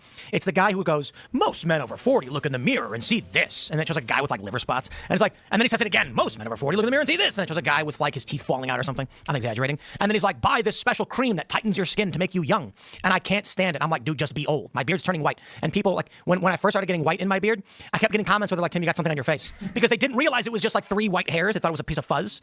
And I did not do anything about it. So the fact is, there are a lot of men who are going through an identity crisis where they're buying just for men. They're doing ridiculous things like putting particle cream on their face or wearing beanies to cover up their male pattern baldness. Things like that. Because they're... Tim, calling yourself out there. But he did that purposely. He's smiling. That's I like when Tim does that. Having an identity crisis, and they should be allowed to change their passports to say they're young. Nope. What I said is that they shouldn't be allowed to change their date of birth because their date of birth is tied to their SSN, and that's fundamental. So what's your gender? Your sex is. Your sex, sorry, you're correct, right. So we shouldn't be allowed to change your sex because it's tied to your SSN. Of course not. I've never said that. So on your passport, it should say your biological sex. I said you should probably do gender. If there's good reason that trans people are worried about that, yeah, you should be able to have a. So then you're not. So then the issue is not that Trump said keep your passports correct. Just Trump should be adding gender. So just say sex M, Trump wouldn't do it. gender W. The Democrats should have never tried to force the way through by using sex in the first place. They should have always been sticking to gender, and they should have been consistent about that. So you agree that Trump was right to keep it aligned with your SSN?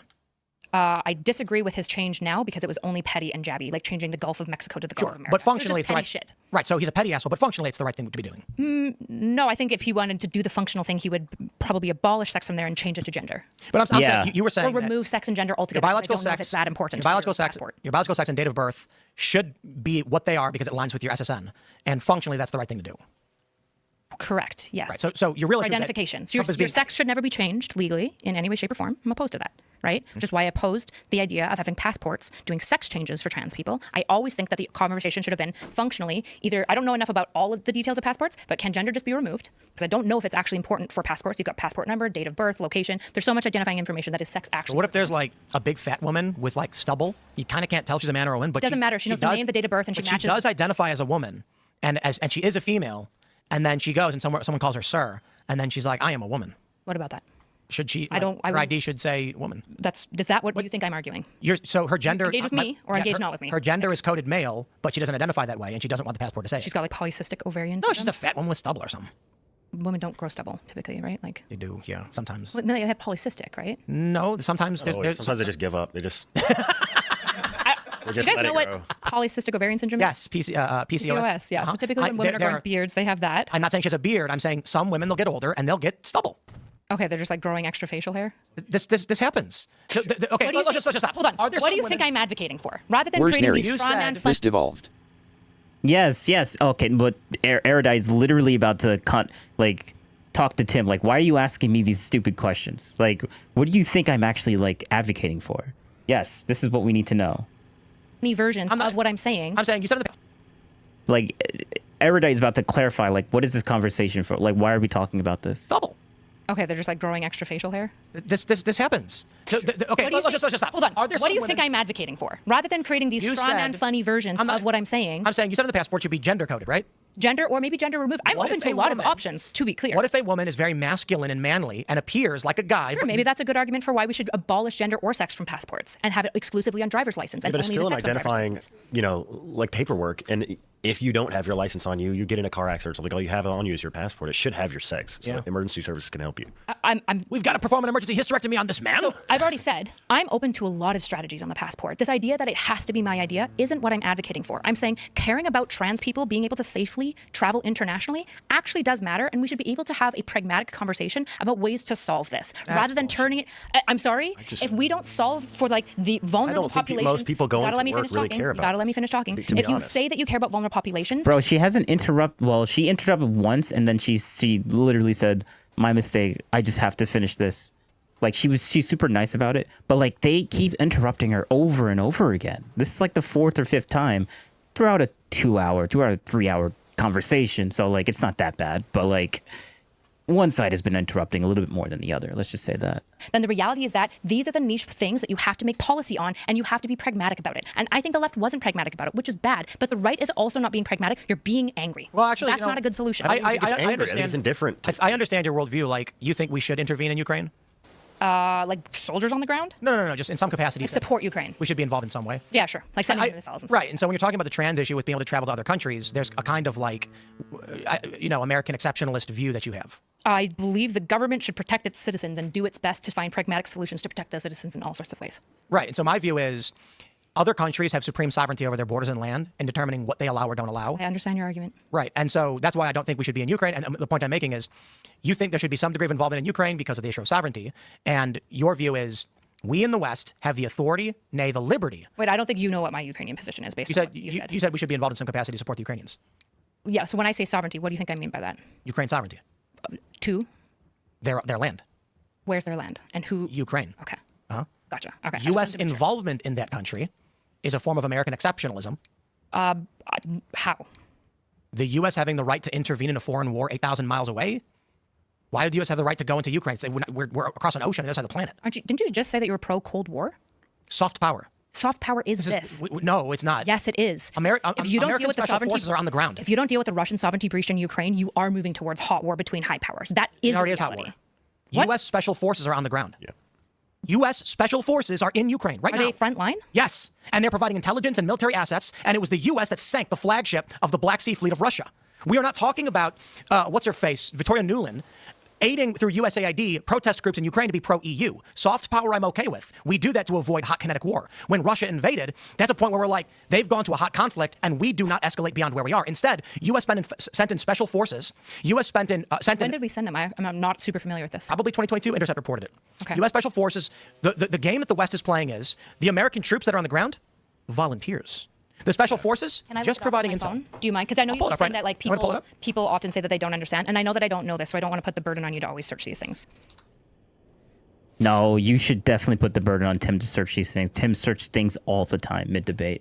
She's just too good faith for Tim, man. She's too good faith, man. Oh man, 2022 is that when they reported it? Let's see here. One former special, I think it was Delta Force. Was it Delta? I could be wrong. And you said frontline, right? Yes. Okay. So now let's clarify. They are not pulling the trigger, and that's the point I was making. The game that they're playing is the U.S. individuals that are trained by the military and former military that are shooting at Russians are volunteers, and the special forces that work for the United States that are there are providing intelligence. But if a U.S. special forces looks at a Ukrainian guy and says, if you press that button, it'll launch a U.S. rocket and blow up a Russian vessel, you cannot claim that Russia is doing it, the U.S. is not doing it. This is hot war. Sure. The issue is that like now we're having like these loophole issues of Americans who believe in the Ukrainian war, want to support it, and are militarily trained. I looked it up, right? It's important to know that individual American volunteers have joined Ukrainian forces independently. For instance, U.S. and Iraq war veterans. John A. Peebley was killed in Ukraine while serving the Ukrainian. These individuals act on their own accord and are not sent by official U.S. military deployment. The U.S. has not sent troops to Ukraine to engage in combat whatsoever, and there are no current plans to do so, right? And so it's like, I understand that you're saying Americans are going there, and they're volunteers, and it's like, probably to some extent they are, and to some extent they probably have some level of blessing, but also Americans have the liberty to do that, right? Americans can choose to do that. Just like Israel Americans, a lot of them went to Israel on October 7th to join up on the IDF. There you go, 2023. It was reported earlier in several months prior by The Intercept that Western special forces were on the ground directing the combat operations for Ukraine. And what they've done is there's U.S. personnel actively pulling the trigger and shooting, but they're former military. Not under the command of... So here's the game. I love this. U.S. Special Forces and U.S. intelligence direct the Ukrainians who direct their volunteers who are American. This is a hot conflict. It's a hot war. The U.S. is involved, and we've got U.S. military in Poland training people for this conflict. If this is a hot conflict, then like most of our like proxy wars were hot conflicts directly between Russia and U.S. And it's just not, right? I understand that you're looking at this and being like, this is a loophole, which I might even grant. Vietnam was a proxy war with the communists, but we were actively fighting the Viet Cong. The U.S. was in Vietnam aiding what's the name of the... When I'm saying proxy wars, I think most people, I'm at least referencing Middle East, right? That's typically the areas that we mean when we say Cold War proxy wars. The reason why this is not a proxy war is that U.S. individuals under the guidance of Ukraine, under the guidance of U.S. Special Forces and U.S. Intel, are shooting at Russians directly. We're not a proxy with Russia. We have U.S. citizens shooting Russians. In the former proxy wars of the Cold War, like in North Korea and in Vietnam, U.S. troops were aiding the forces there to fight the other forces there. That's a proxy war. U.S. troops not allowed to volunteer? They're not U.S. troops. They're former veterans and contractors who volunteer. Yeah, are U.S. citizens not allowed to volunteer with foreign militaries? They're allowed to volunteer wherever they want. Okay. Are they being funded directly by the American military? Like, is the American military paying these people to go? You want to play? We can play a game of semantics. It's not a game of semantics at a legal level, right? We can play a game of semantics and say they are not directly funded by the American. This is what you're going to get from like the defense secretary. He's going to say no U.S. dollars are being spent to send these people to Ukraine. They are there of their own volition. And then what the truth is, but we do give the money to Ukraine and tell them to pay these guys. So the volunteers who join the Ukraine foreign army or whatever, they call it the volunteer coalition, but the private military contractors get paid. Sure, they go there and they probably get some money from the Ukrainian government for what they're doing, which is American money funneled through the Ukrainian government. Not just American money though, right? It's the Ukrainian money, American money, and probably EU money and British money. Mostly U.S. money. Yeah, probably NATO money. I think would be the most comfortable way to say it. Which is the U.S. The issue is that Are you saying that basically the U.S. should ban those American citizens from going? No.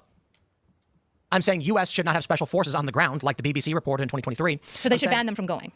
U.S. Special Forces were ordered to go. If you're an ex-Marine... No. U.S. Special Forces are active duty personnel ordered to go to Ukraine. That should not have happened. If you're a former military and you want to go to Uzbekistan, I don't care. If you want to go fight... They were fighting front line? On the ground. Call it what you want. Well, what does that mean? It means they're in control of the operations that are happening, and they're giving direction to the Ukrainians. First of all, okay, you need to have evidence to support all these claims. Is the BBC... Okay, the BBC... Western Special Forces on the ground.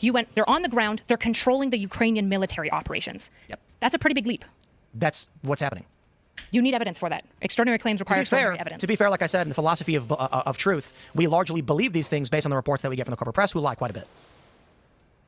So this is your evidence that not only they're on the ground, but they're controlling the Ukrainian government, Ukrainian military, sorry. You know what the challenge is, to be honest? I'm just saying you need extraordinary evidence for that claim. You could be right. I can sit here. You could be right. You have to find not just one or two articles saying somebody hearsay said this. You need to find dollars moved. You need to show that the U.S. is actively supporting this, even if it's under tongue-in-cheek, right? You need to show evidence that Ukrainian soldiers are being controlled by these individuals and that they're high up in the Ukrainian military government. If they're in charge of a platoon, that's not really what we're talking about here, right? We're stretching the definitions of these things at this point. Yeah, my point is that's that true. U.S. special... That is true, Tim.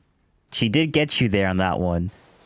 Just because someone says, "Oh, there's some people that control some things," that is true. Like, there is a lot of leap of logic in this. Tim is doing a lot of leap of logic. Yeah, that is true. Forces, active duty, are in Ukraine.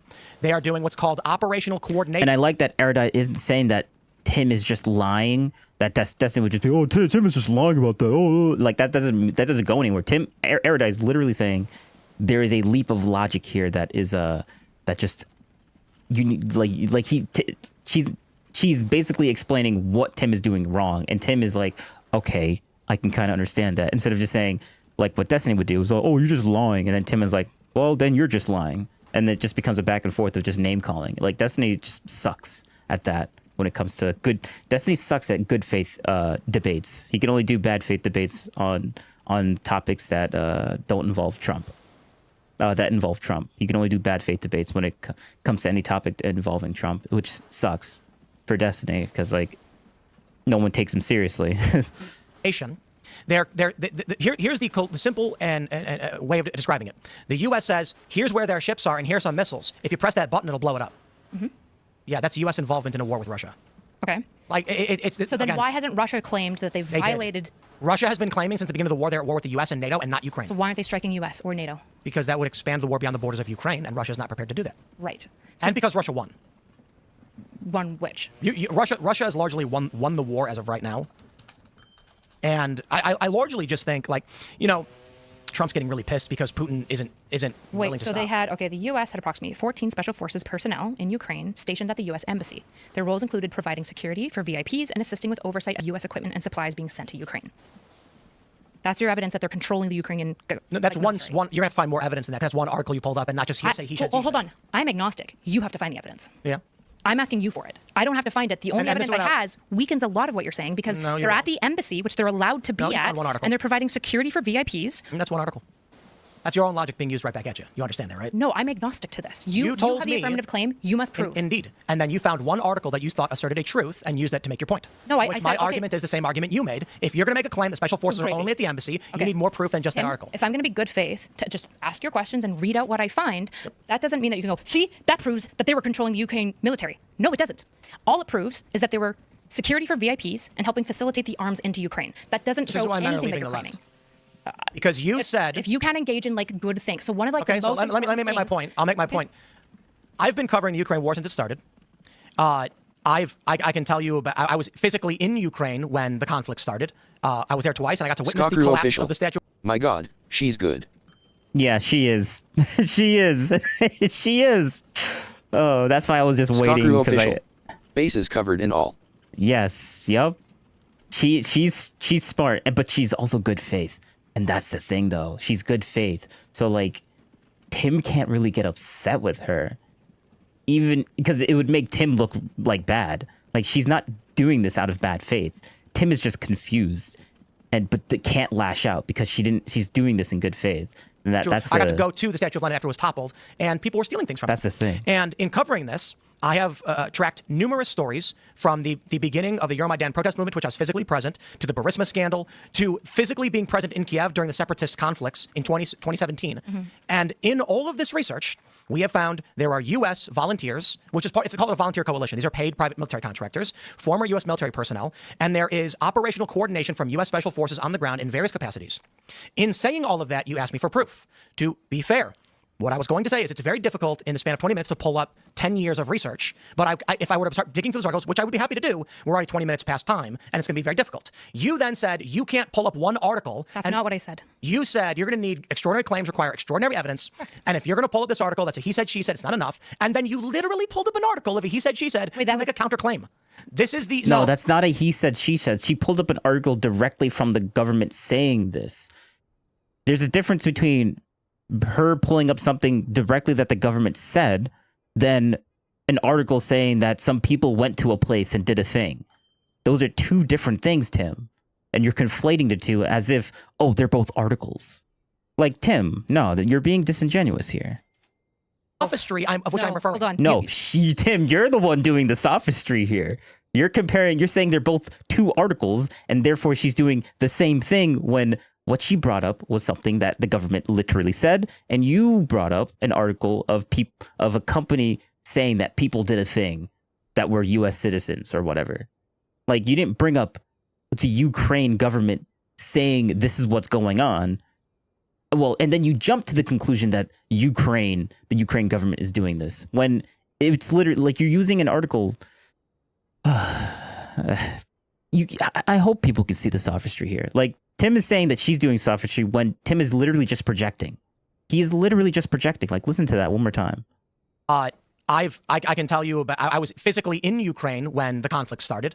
I was there twice, and I got to witness the collapse of the statue. I got to go to the Statue of Lenin after it was toppled. Okay, so another sophistry tactic, anecdotal evidence. Okay, I was literally there. Oh, it must be true then, right? And people were stealing things from it. And in covering this, I have tracked numerous stories from the beginning of the Euromaidan protest movement, which I was physically present, to the Burisma scandal, to physically being present in Kiev during the separatist conflicts in 2017. Mm-hmm. And in all of this research, we have found there are U.S. volunteers, it's called a volunteer coalition. These are paid private military contractors, former U.S. military personnel, and there is operational coordination from U.S. Special Forces on the ground in various capacities. In saying all of that, you asked me for proof. To be fair, what I was going to say is it's very difficult in the span of 20 minutes to pull up 10 years of research. But if I were to start digging through those articles, which I would be happy to do, we're already 20 minutes past time, and it's going to be very difficult. You then said you can't pull up one article. That's not what I said. You said you're going to need... See, you're lying. See, Tim, you're lying. That's not what she said. Extraordinary claims require extraordinary evidence. And if you're going to pull up this article that's a he said, she said, it's not enough. And then you literally pulled up an article of a he said, she said to make a counterclaim. This is the sophistry of which I'm referring. Hold on. Sorry. Also here, Russia won. Here's the proof. Okay, so this Ukraine battle map, Russia owns the Donbass. So let's just break down. I don't love meta-litigating the conversation, right? But what I said, so a really common thinking, a way to think, a way to purify and ensure that you're not thinking poorly about things is called extraordinary claims require extraordinary evidence. We're familiar. Okay. So what I'm saying is that article you cited, I found exactly what they were talking about. Mm-hmm. The special forces that were on the ground, and I showed you this is what they were doing. They were at the embassy, right? Securing VIPs, giving them security, and helping facilitate missiles. To which your previous point was a single article is not enough to prove or disprove anything. Correct. So citing the single article does not prove or disprove anything. Right. The issue that you have is you're in the... Yeah, but Tim is having he's having a simplistic argument when she's actually like having a much more higher order argument where it's the same argument, but like she's thinking of like, she's not thinking, oh, they're both one article, so it must be bad, right? It's the same thing because one article said one article, right? It's just they're both one article. And she's having the higher order thinking of like, well, my article is literally a government saying something, and Tim's article is literally just a company saying people did a thing at a place. And then saying that, and then over-exaggerating that article and turning it into something that it's not. Like, okay, whatever. Okay, Tim. Oh, but she's doing sophistry. Affirmative position. I'm agnostic. You just have to have a burden of evidence to convince me that this is the case. Indeed, which is not going to happen in half an hour with 10 years of research. I would argue that if you have well, that's too bad, Tim. Then I guess you lost the argument. Like boo-hoo, Tim. Cry me a river. Years of research, you could probably succinctly list out a fair bit of really strong evidence of at least dollars moving, and that front line, these embassy workers, for example, being front line, killing Russian soldiers, anything like that. You want me to do a 40-minute treatise on the history of the Ukraine conflict? You know, she's not asking you for a 40-minute thing. Just give dollars. It doesn't take 40 minutes to tell her, oh, the Ukraine government gave this amount of money to these people that were confirmed as U.S. citizens. It doesn't take 40 minutes to say that, but you can't say that because you would be lying. All right, Tim. This is sophistry, actually. Like, you're basically making what she's saying and turning it into something crazy when she's just asking for literally what I just said. Something super simple. It doesn't take 40 minutes to say exactly what I just said, but you don't have that information because that information doesn't exist. Like, what I just said is what you could have said in less than 40 minutes, but you don't, what I said isn't true, and that's why you can't say it. So you're like, oh, I have to do a 40-minute thing. Like, she's not asking for that. It's not hard to convince her. Like, this is so stupid, Tim. I'll do it. I love this subject. What's the Qatar-Turkey pipeline? My favorite launching point. I don't know. So in 2012, The Guardian reported that the U.S. had been working on a project. And she's so good faith with it. Oh, she shouldn't even grant him this. But she's so good faith. So you know what? Whatever. I'll just listen to this to the 10,000th time because Tim loves bringing up the Qatar-Turkey pipeline. To build a natural gas pipeline. I understand why Destiny is so... It just turns off his brain whenever he hears someone talk about a pipeline. I get it. But, like, she's good faith, and I appreciate that she's good faith, and Tim doesn't deserve this, but you know what? Erudite's good faith, and this is why I respect her. I respect her. From Qatar through Syria, Turkey, into Europe to offset the Russian Gazprom gas monopoly. Russia controls about a quarter of natural gas into Europe through Ukraine, which leads to high gas prices in Europe. They've tried offsetting this in numerous ways, but Russia basically controls it. So the U.S. went to Syria, the Assad regime, and said, we're going to build this pipeline. It's going to provide Europe with cheaper energy, and it's going to lower the cost across the board. Syria then conferred with Russia, their ally, who has a military base in Tartus, and Syria came back to the U.S. and said, we're not going to let you do it because it would be damaging to the economics of Russia. Sure. So the U.S. Was upset, obviously, but it got really bad when Russia, Syria, and Iran plotted to then build a rival pipeline from the exact same oil field through Iraq into Syria, Turkey, into Europe to strengthen their monopoly on energy. The U.S. got pissed. It's around this time that they said the Bashar al-Assad regime needs to go and they're terrorists. And that's when we got Operation Timber. What was that one? Let me pull this one up. See, it's like, Timber Sycamore. Operation Timber Sycamore was when the U.S. started providing weapons and CIA training to various revolutionary, let me just pull it up, factions in Syria, ultimately, which ended up joining al-Nusra and ISIS. And that's how we ended up seeing U.S. weapons and training in the hands of ISIS expanding in the region, because the U.S. wanted to topple the Assad regime so we can build a pipeline. So, where are we today? Well, the U.S. has other means of trying to get the prices down and control natural gas in Ukraine. That is through Burisma, an energy company in Ukraine for which the founder was a man named Mykola Zlochevsky. The U.S. had a former CIA director of terrorism on the board, as well as the son of the sitting vice president, Hunter Biden, which seemed to make no sense, except when you realize it was a U.S.-aligned foreign influence operation to control the government of Ukraine, to put pressure on the land leases for which they could cause problems for Gazprom, which is Russia's ability to supply energy to Europe. So then we get the Burisma scandal. Viktor Shokin, the prosecutor in Ukraine, was currently investigating Mykola Zlochevsky, the founder of Burisma, for corruption. Joe Biden got an email. He got contacted by Devon Archer and Hunter Biden over their involvement in Burisma and the fact they're being investigated by state prosecutor. Viktor Shokin signed a sworn affidavit that the only reason he was terminated was because Biden personally flew in and threatened to illegally withhold congressionally approved loan guarantees unless he was fired, and it had to do with Hunter Biden being on the board, who was getting $83,000 a month, potentially more. He was then fired from his position. Now, the fascinating thing is Mykola Zlochevsky, while he was under investigation for corruption, fled Ukraine. I believe he went to Monaco. At this time is around when Devon Archer, Hunter Biden are making contact with the State Department saying, we need help on this. Within a few days, Joe Biden flies out completely illegally. I mean, Tim is making a good argument for why the Bidens were corrupt with the Ukraine, but this has nothing to do with whether the U.S. government is is involved with sending troops on the ground into Ukraine. Like, you're describing corruption. Just because a government is being corrupt towards another government doesn't mean that they're sending troops and helping that government. Those are two different things. And that's the leap of logic that Erudite is talking about. That's just, it's a conspiracy theory. Like, it's a plausible conspiracy theory, but like, it's just not true. Like, you're saying that this conspiracy theory that Tim Pool has is true, which obviously it's not. It's just a conspiracy theory.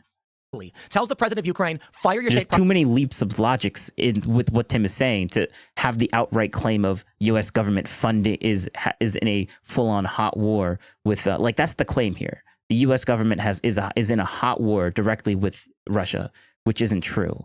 Like, talking about how the U.S. government has corrupted stuff going on in Ukraine isn't saying isn't evidence towards the big claim of U.S. The U.S. hot war with Russia. Yes, that's true. Now it's plausible because of the corruption. You could say there's a plausible ability for that to be the case, but that's not direct evidence to it. That's why she keeps saying you need hardcore evidence to that's an extraordinary claim. This conspiracy theory it seems plausible, but it's not actual, it's not hard evidence towards that. That's why she asks for extraordinary evidence, which this isn't extraordinary evidence. This is a conspiracy theory at best. Doesn't mean that conspiracy theory is wrong. It's just that it's not hard evidence or a high. It's not an extraordinary evidence yet. It's not extraordinary. Prosecutor, you're not getting the money. To which this person replied, I believe it was Poroshenko, you don't have the authority to do that. You can't do that. And he says, call the president, see what he says. Son of a bitch.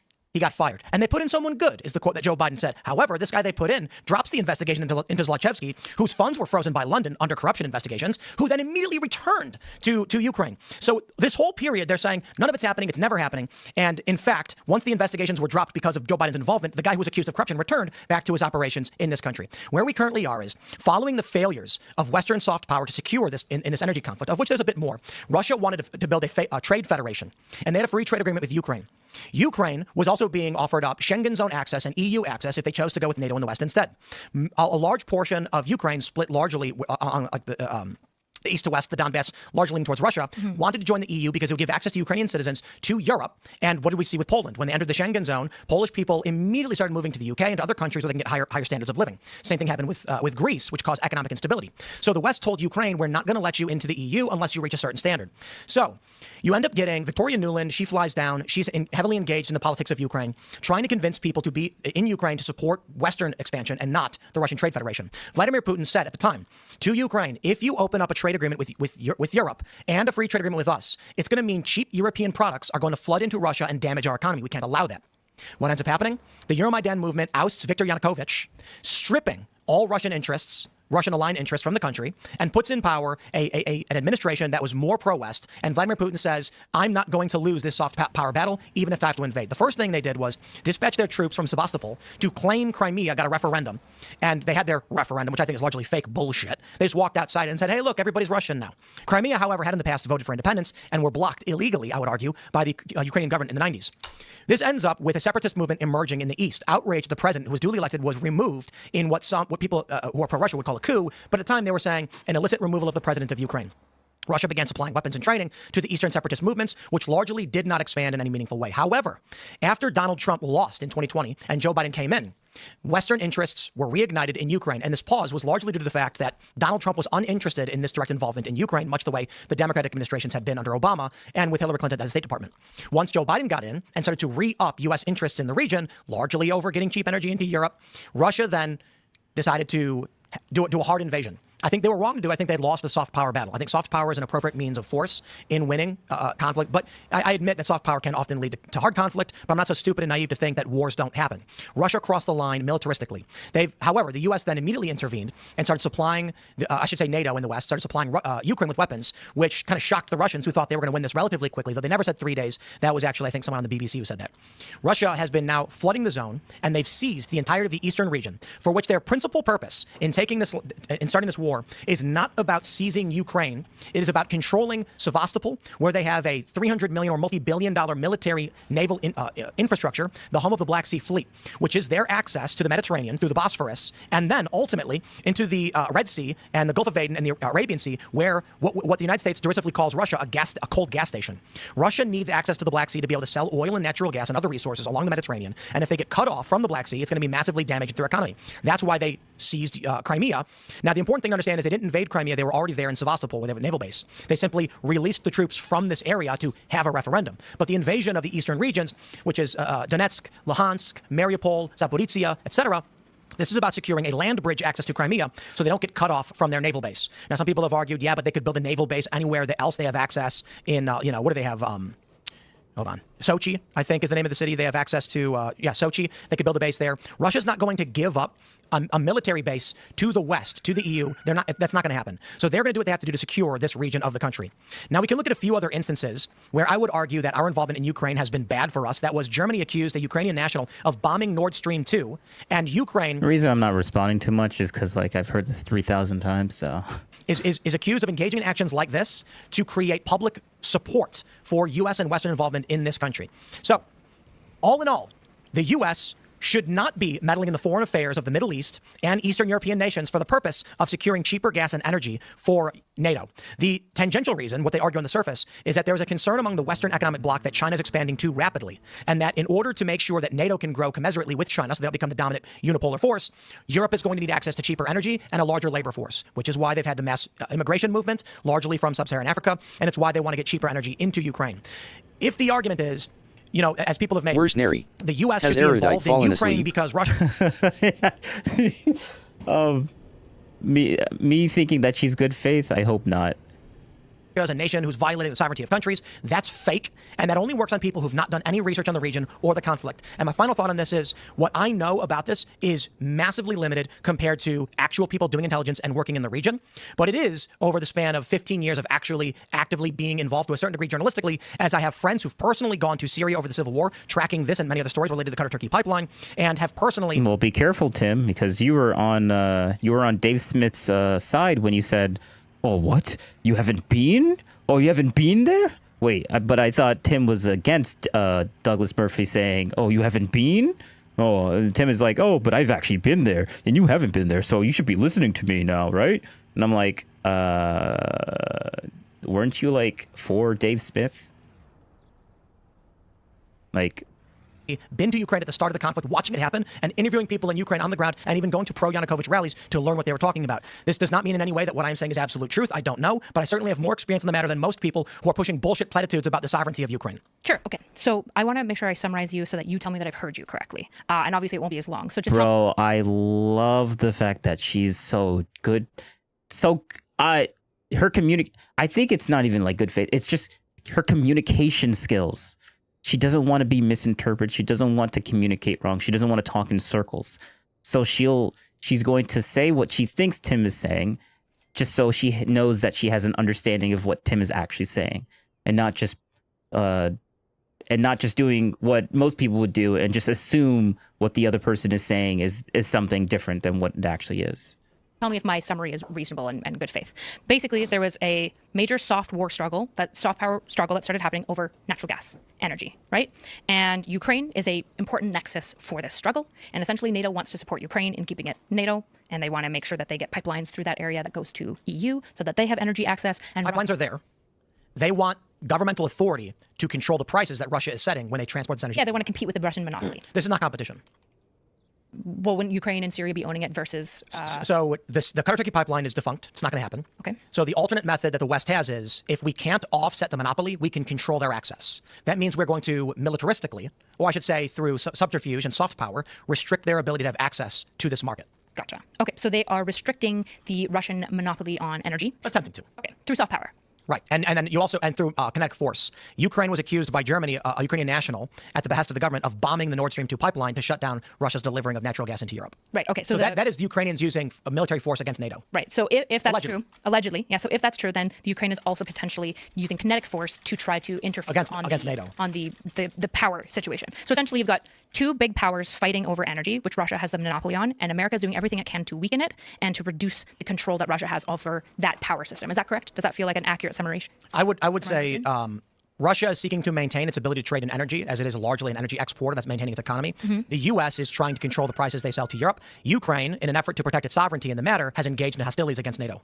Gotcha. And so the Nord Stream is according to CBS News. Yeah, Ukrainian, but is it a military? Allegedly. Gotcha. Okay, so it's not. So we don't know for sure. Okay, that's fine. And I'm not going to ding you super hard over that. So if I'm understanding, it could be untrue. But there's a soft power fight that happens, and basically Russia loses. Right? They get stripped, and Russia goes, "Fuck that shit," and then they turn into a hard power fight. Right?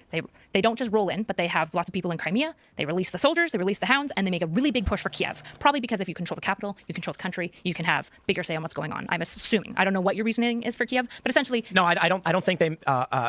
Why'd they push for Kiev? This is to be completely honest, like conflict opinion. I don't think they pushed for Kiev. I think that we saw the invasion from Belarus to the north as a pincer attack so they could split the military forces of the Western powers and then seize the Donbass. Because the military force they applied to the eastern land bridge into Crimea was substantially greater than they applied through Belarus in the north. Sure. Okay. So essentially, soft power fight goes on. Russia loses, turns into a hard power fight, which you say Russia's wrong for doing that hard power piece. Okay. So they crossed the line into the, I don't think criminal is the right word because we're dealing with international conflict and crisis, but they aggressed. Right. So I would fully grant that U.S. has used lots of soft power in Ukraine based on what you're saying. Like, I'm not opposing that. What I was asking for is evidence that right now there is U.S. sanctioned soldiers that are operating frontline, fighting, killing Russian soldiers, and controlling the Ukrainian military system to fight Russia directly, that we're in basically like a pseudo hard war. Right. What I offered up was a treatise on the history of the Ukraine conflict. I didn't say I could have spent the last 20 minutes Google searching articles. Sure. That's what I asked evidence for. So like I'm granting you all of this history. The issue is that doesn't necessarily prove the extraordinary claim, which is that U.S. is controlling the military of Ukraine and telling it what to do and has all this stuff. I'm sure that it's important for. Literally what I said. Erudite, you are amazing. I pre-watched this. And I actually legitimately didn't watch this. This is the first time me seeing all this. She literally said what I said. Yes. We're just going to get back to the extraordinary claim. Yes. For training, I'm sure that it's important for facilitating. Like what I'm saying, like when I said that Temple was like, it's a conspiracy theory at best, it doesn't mean that it's wrong. It means that this doesn't prove the claim that she's actually asking, which means that Tim just doesn't understand what she's asking for. Tim is the one that's not understanding the conversation. In ammunitions, and I'm sure that it is motivated to have Ukraine not lose to Russian control, but that isn't the same thing as what you're claiming. Was this the guy who was a... Where's Neri? Well, no, Tim won. No, Tim won. I'm going to have to disagree with that one. We did go over and we do have to wrap soon, but let me see if this is but no, there isn't really a win or a lose here. It was a misinterpretation. A number of words. Winky face. A number of... Yes, actually. Hold up. I almost fell asleep when Tim was describing the whole turkey cutter pipeline thing, because I've heard him say it so many times. So I just started just playing the game a little bit more and kind of just drowning out until like Erudite started talking again. To be honest. But yeah, let's keep going. Joseph Kofor Black, was that his name? When the CIA... Because I've heard it so many times, I know what he's going to say. Like... And I'm happy that Erudite sat there and was like, you know what, I'm going to listen to what Tim has to say. And then Erudite's is going to see if she actually understood what Tim was saying. He did go on. I was playing Fallout 76. Yeah. Installs when CIA directors are installed as board members of foreign energy companies. How is Fallout 76? We tend to ask ourselves, what is the CIA I didn't really doing hear in good things about it. And when you have the son of the vice president on the board alongside a CIA... See, it's just conspiracy theories after conspiracy theory. Like, what's the CIA doing in Ukraine? Like, that's not ultimately, like, that's not an argument to the claim of U.S. hot war 100%. Like, this is the little manipulative tricks that he does. Like this, like yes, we're talking about Ukraine and we're talking about something. Much better than at the start. But like, I mean, at least Tim is not. But like, this is the little manipulation tactic that he's doing right here. Like, just sprinkling some like more sophistry, like Tim likes to say, sophistry. A director, and where's Neri? You know, I mainly play it with a mate. Much better than at the start. I may play with a mate. I want to finish. I haven't finished Fallout 4 yet. Like, I just haven't finished it, and I didn't really hear a lot of good things with Fallout 76. But it's supposed to be multiplayer. But maybe it's probably good. Maybe I'll try it. But I need to finish Fallout 4 first, though. Going back to the history of this and U.S. involvement. Wait, don't we know why the CIA would be involved in Ukraine? There's a soft power struggle for control, right? Which, to my point, is right now, first, let me say, I'm not going to pull up every article on what's called operational coordination in Ukraine. We can go back. There's also something to consider in that. Like the CIA is probably in tons and tons of countries, right? Like not just Ukraine. The CIA is probably in Israel and most of our allies, right? Israel. Yeah, well, for sure in Israel. And it's probably also in a whole bunch of other countries that we're like allied with or like wanting to be allied with because it's important to have embassies and like locus of control, like military outposts in various locations because geography matters in war. Wow, look at this. In the wake of the Hunter Biden email controversy, the Wall Street Journal reported blacks role at the firm, Burisma, with a group of well-connected operatives in Washington to help persuade Ukrainian prosecutors to drop criminal cases against it. My point is, there is this game they're playing where Ukrainians and their international volunteer coalition, they call it, are the ones engaged in the hostilities. These are not active duty U.S. personnel. Special forces are providing what's called operational coordination for the actions they take. The U.S. is providing the weapons. The intelligence and the weapons that were used to sink the flagship of Russia's Black Sea Fleet was the United States. Yeah, we're sharing intelligence with them. But having a U.S. military personnel look to a Ukrainian and say, if you press that button, my missile will be fired that will blow up a Russian vessel, it's silly to argue that's the Ukrainians who did it. The issue is that if all the Ukrainians are rallying behind it, they support the war, they don't want to lose the certain lands like the Donbass and Crimea, and they're have large tremendous support for what's going on.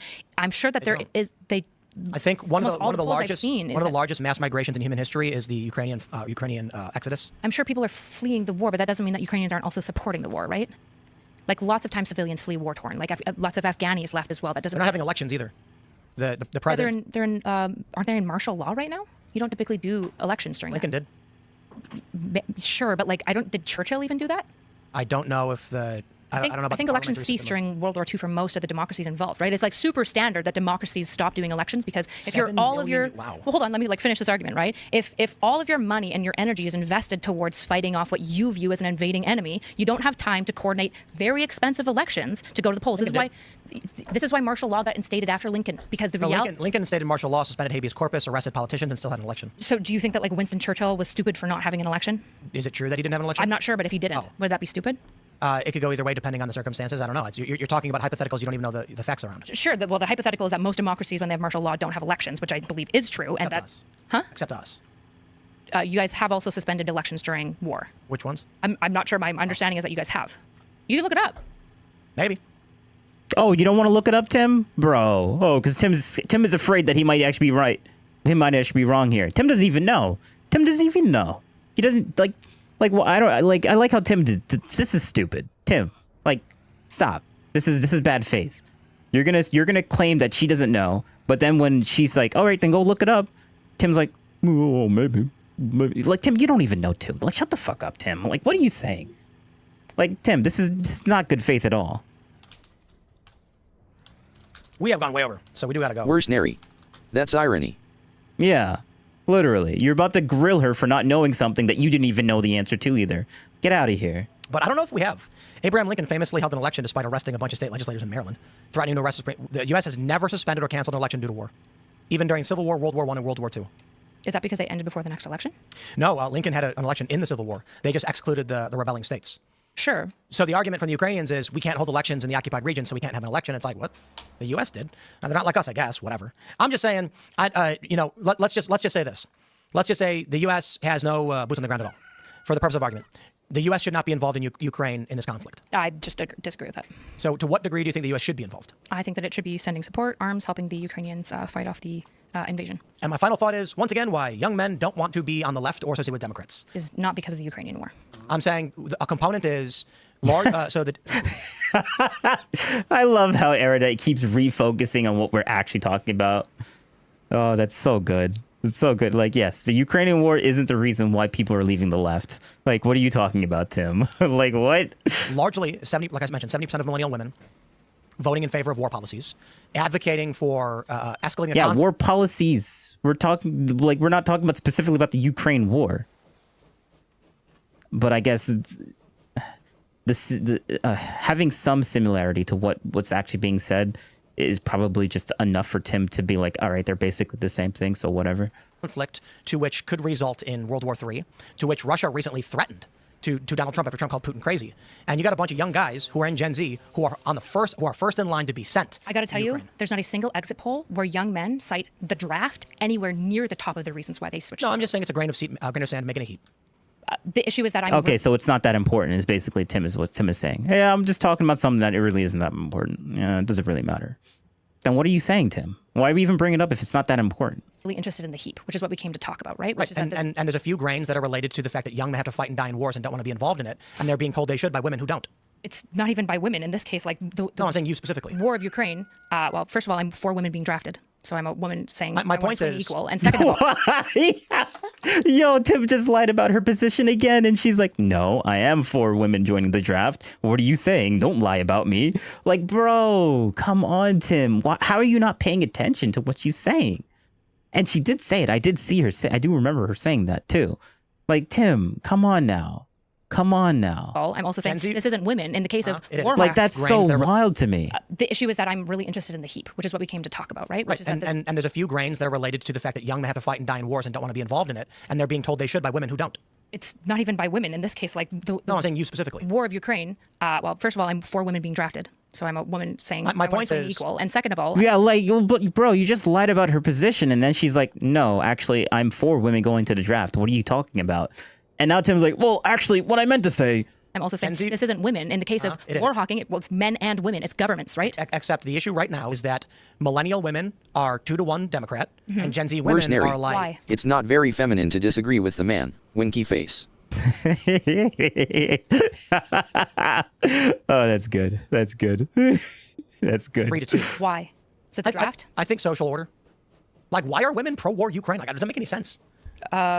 Most women probably don't have too many thoughts about Ukraine. But you get all the Democrats in Congress waving Ukraine flags and inviting their president to our country and offering him money. And then you go to, like, we're in a rather mixed area, but if you go to, like, the Gap, it's the city they call the Gap. There's, like, Trump signs and then Ukraine flags. And I'm like, what the fuck are these people flying Ukraine flags for? Who are these people? And a lot of them are Ukrainians. And Democrats are skewing female in the younger generations. Sure, but it's again... They're not Ukrainians, man. It's not about the draft, though. This idea that, like, the left, it's about support the left for is, like, deranged and obsessed with Ukraine is just, like, super not true at all. In fact, the Ukrainian war stopped being interesting to most average left people, like, probably 4 weeks, maybe 5 weeks. Democrats are pro-Ukraine. Yeah, and my point, I think Republicans are too. Half.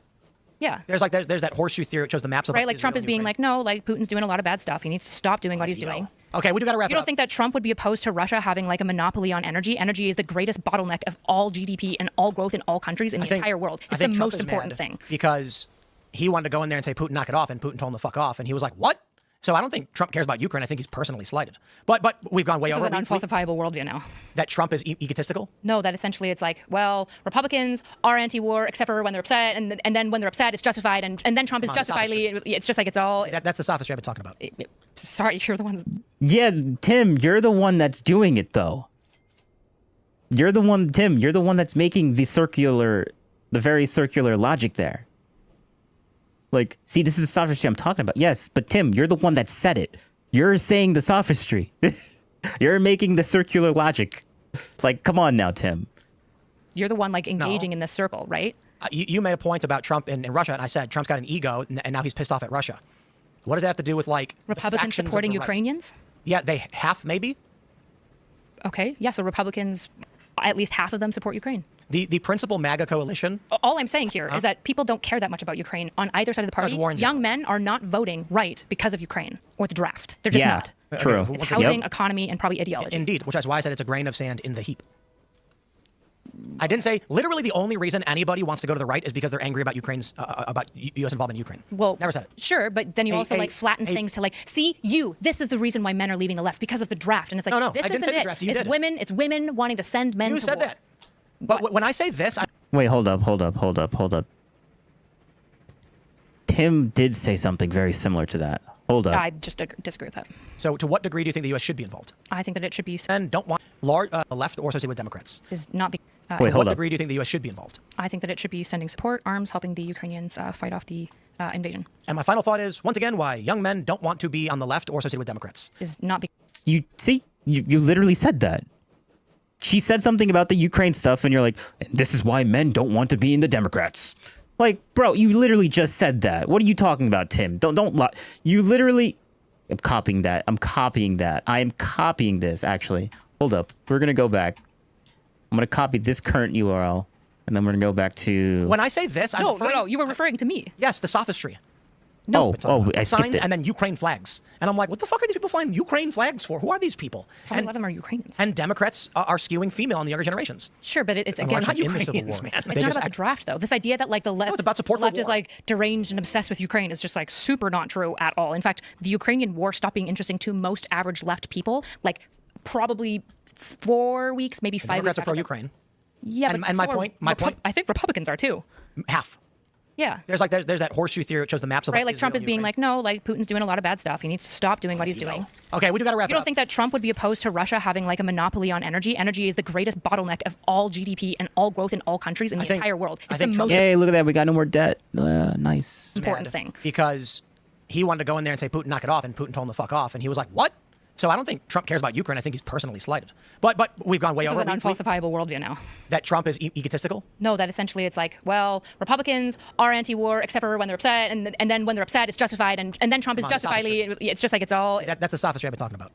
Sorry, you're the one like engaging in this circle, right? You made a point about Trump and Russia, and I said Trump's got an ego, True. and now he's pissed off at Russia. What does that have to do with like Republicans supporting Ukrainians? Yeah, they half maybe. Okay, yeah. So Republicans, at least half of them support Ukraine. The principal MAGA coalition. All I'm saying here is that people don't care that much about Ukraine on either side of the party. Young men are not voting right because of Ukraine or the draft. They're just not. Okay, it's housing, economy, and probably ideology. Indeed, which is why I said it's a grain of sand in the heap. I didn't say literally the only reason anybody wants to go to the right is because they're angry about Ukraine's about U.S. involvement in Ukraine. Well, never said it. Sure, but then you also like flatten things to like, see, this is the reason why men are leaving the left because of the draft, and it's like, no, this I didn't isn't say the it. draft. You It's did. women. It's women wanting to send men. You to said war. that. But when I No, you did say that, Tim. excluded the rebelling states. Sure. So the argument from the Ukrainians is we can't hold elections in the occupied region, so we can't have an election. It's like, what? The U.S. did. Now, they're not like us, I guess. Whatever. I'm just saying. Let's just say this. Let's just say the U.S. has no boots on the ground at all. For the purpose of argument, the U.S. should not be involved. Arms helping the Ukrainians fight off the. Just disagree with that. So to what degree do you think the U.S. should be involved? I think that it should be sending support, arms helping the Ukrainians fight off the invasion. And my final thought is, once again, why young men don't want to be on the left or associated with Democrats. Is not because of the Ukrainian war. I'm saying a component is largely 70. Yeah, see? Yeah, you did say that, Tim. You literally just said, and now you're trying to clarify, but whatever. Come on now. You literally did say that. Of the draft, and it's like, no, this I didn't isn't say the it. draft. You It's did. women, Skakru official. wanting to. Ouroboros. What? I don't know what that means. Send men You to said war. that. But when I say this, I'm referring. No, you were referring to me. Yes, the sophistry. No, you were saying that I believe that men should go to war. I'm a woman who votes left, right? Yeah. Okay, so that I'm the reason that men are going to the right, and I'm saying, let's just try this. This is not it. Philosophically, the point I'm making is there's a dude sitting. Yeah, Tim. Bro. What are you saying, Tim? Back watching this right now. And now he needs to walk it back or completely ignore what you just said. Know much about Ukraine at all, nor cares. And he's like, why is this lady so hell bent on us being involved in this war? That's my point. Because sovereignty matters. It's important that Russia doesn't push borders, which it has always done. You can talk to Belarus and Poland because Russia has a historical history of being highly tyrannical and consumptive. China is like that, but not really. What do you mean? They've been sinking ships in the South China Sea. They've been killing Vietnamese fishermen. Yeah, China is expansionary, but they're expansionary around the 9 dotted line, which is very different than Russia's expansionary. They're flying sorties over Taiwan. I just don't know why we're comparing these two countries. China does lots of bad stuff too. Other Not really countries pro-China. exist. Yes, we live in a society. Should we send military aid to India and Pakistan, depending on which one we want? I think we're going to side with India, probably. I think Skakru official. better trade relations. The snake eating itself. Tim walked his argument in a circle and is now collapsing on itself. Yeah. With India, so we'd probably side with India. Should we right now with the Kashmir conflict? I think China's got involvement in that. Yeah, I don't know. And then Tim has the nerve to be like, "Oh, she's the one doing sophistry," when she's literally just repeating what you said, Tim. Where do you think these words came from? They came from your mouth. And now Tim's like, "Oh, you're doing sophistry." He loves that word, but he doesn't even know. It's just a projection on his point. It's just name calling. That's not an argument. Oh, it's like calling someone ugly. Oh, you're ugly. Oh, you're ugly. You're acting. Tim likes to say that he's like a really high IQ and stuff like that. And I think Tim's smart, but when you default to name calling, it makes your argument, and when you continuously keep saying that too, it makes Tim seem like he's actually just projecting.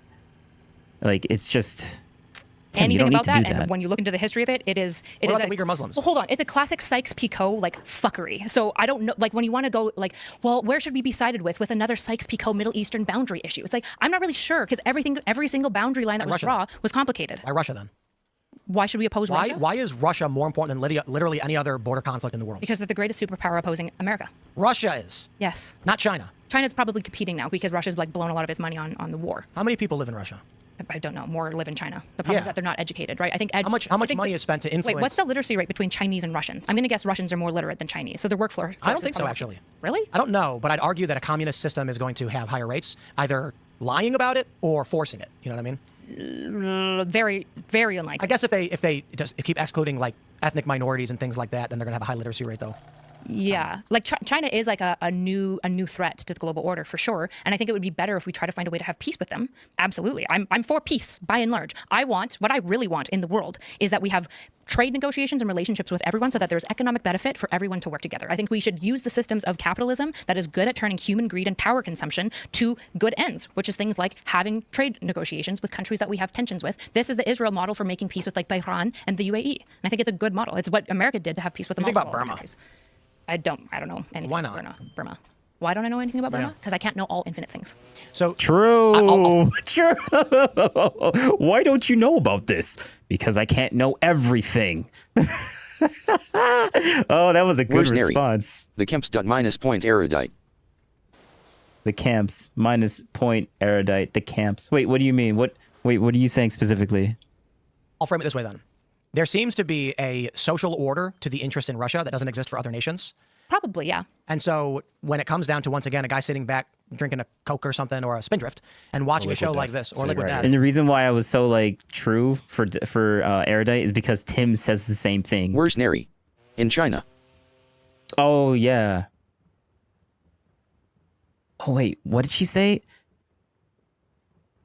Did she say something about the camps in China? And I just missed that? If keep excluding like ethnic minorities and things like that, then they're gonna have a high literacy rate, though.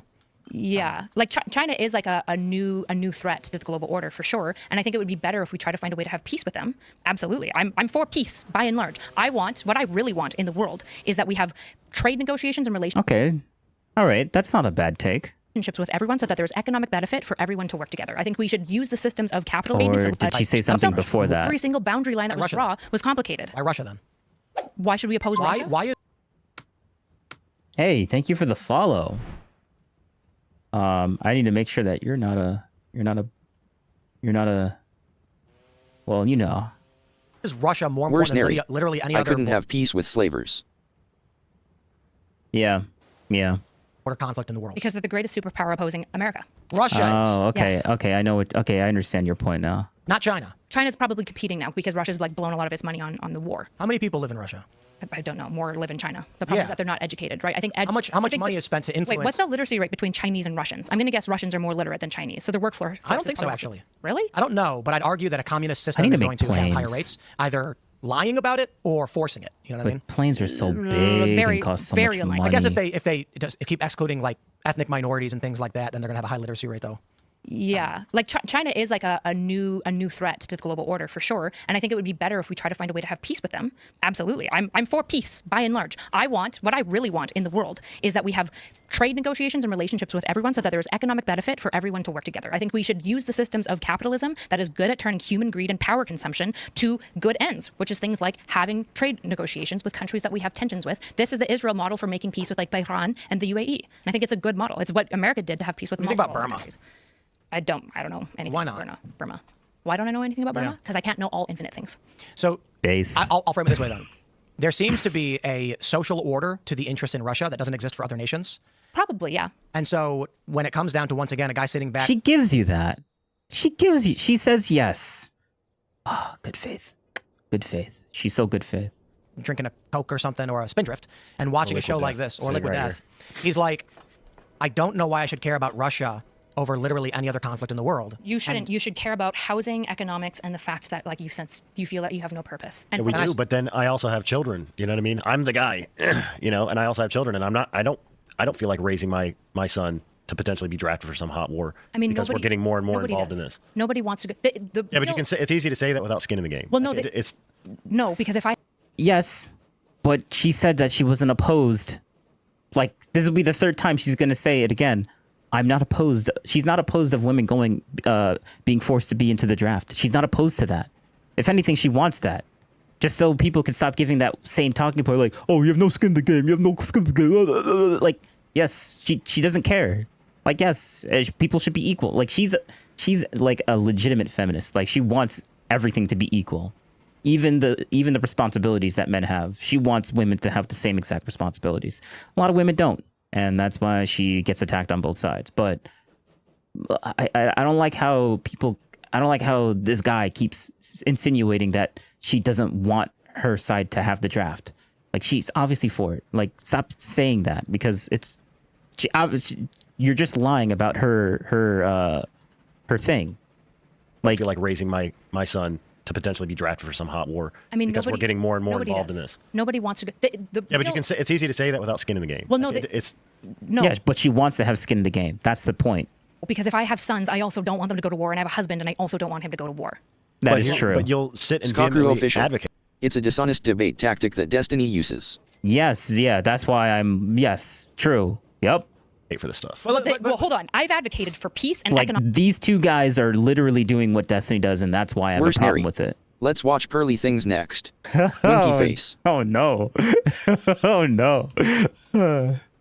It's no, because if I have sons, I also don't want them to go to war, and I have a husband, and I also don't want him to go to war. But you'll sit and vehemently advocate for that's a stuff. good point. Well, hold on. I've advocated for peace and economic trades, and I think war is always a tragic situation. I would agree with you that when the soft war was won in Ukraine, Russia shouldn't have invaded. That was bad. But what do you think would happen if the U.S. had zero involvement in any capacity, or NATO, in Ukraine?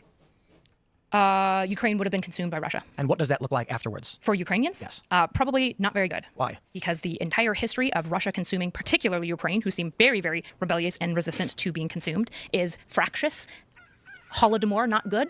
Lots of really awful things happen every time Russia has control of Ukraine. Holodomor is just the first one. The Red Scare, right? The Bolsheviks hated Ukrainians, and then the Leninites hated Ukrainians, and then the Stalinites hated Ukrainians, and then we had like 4 years with Gorbachev that was like kind of based because he was like, let's just work with all of the global powers, and then he fell, and now you think more or less people would be dead?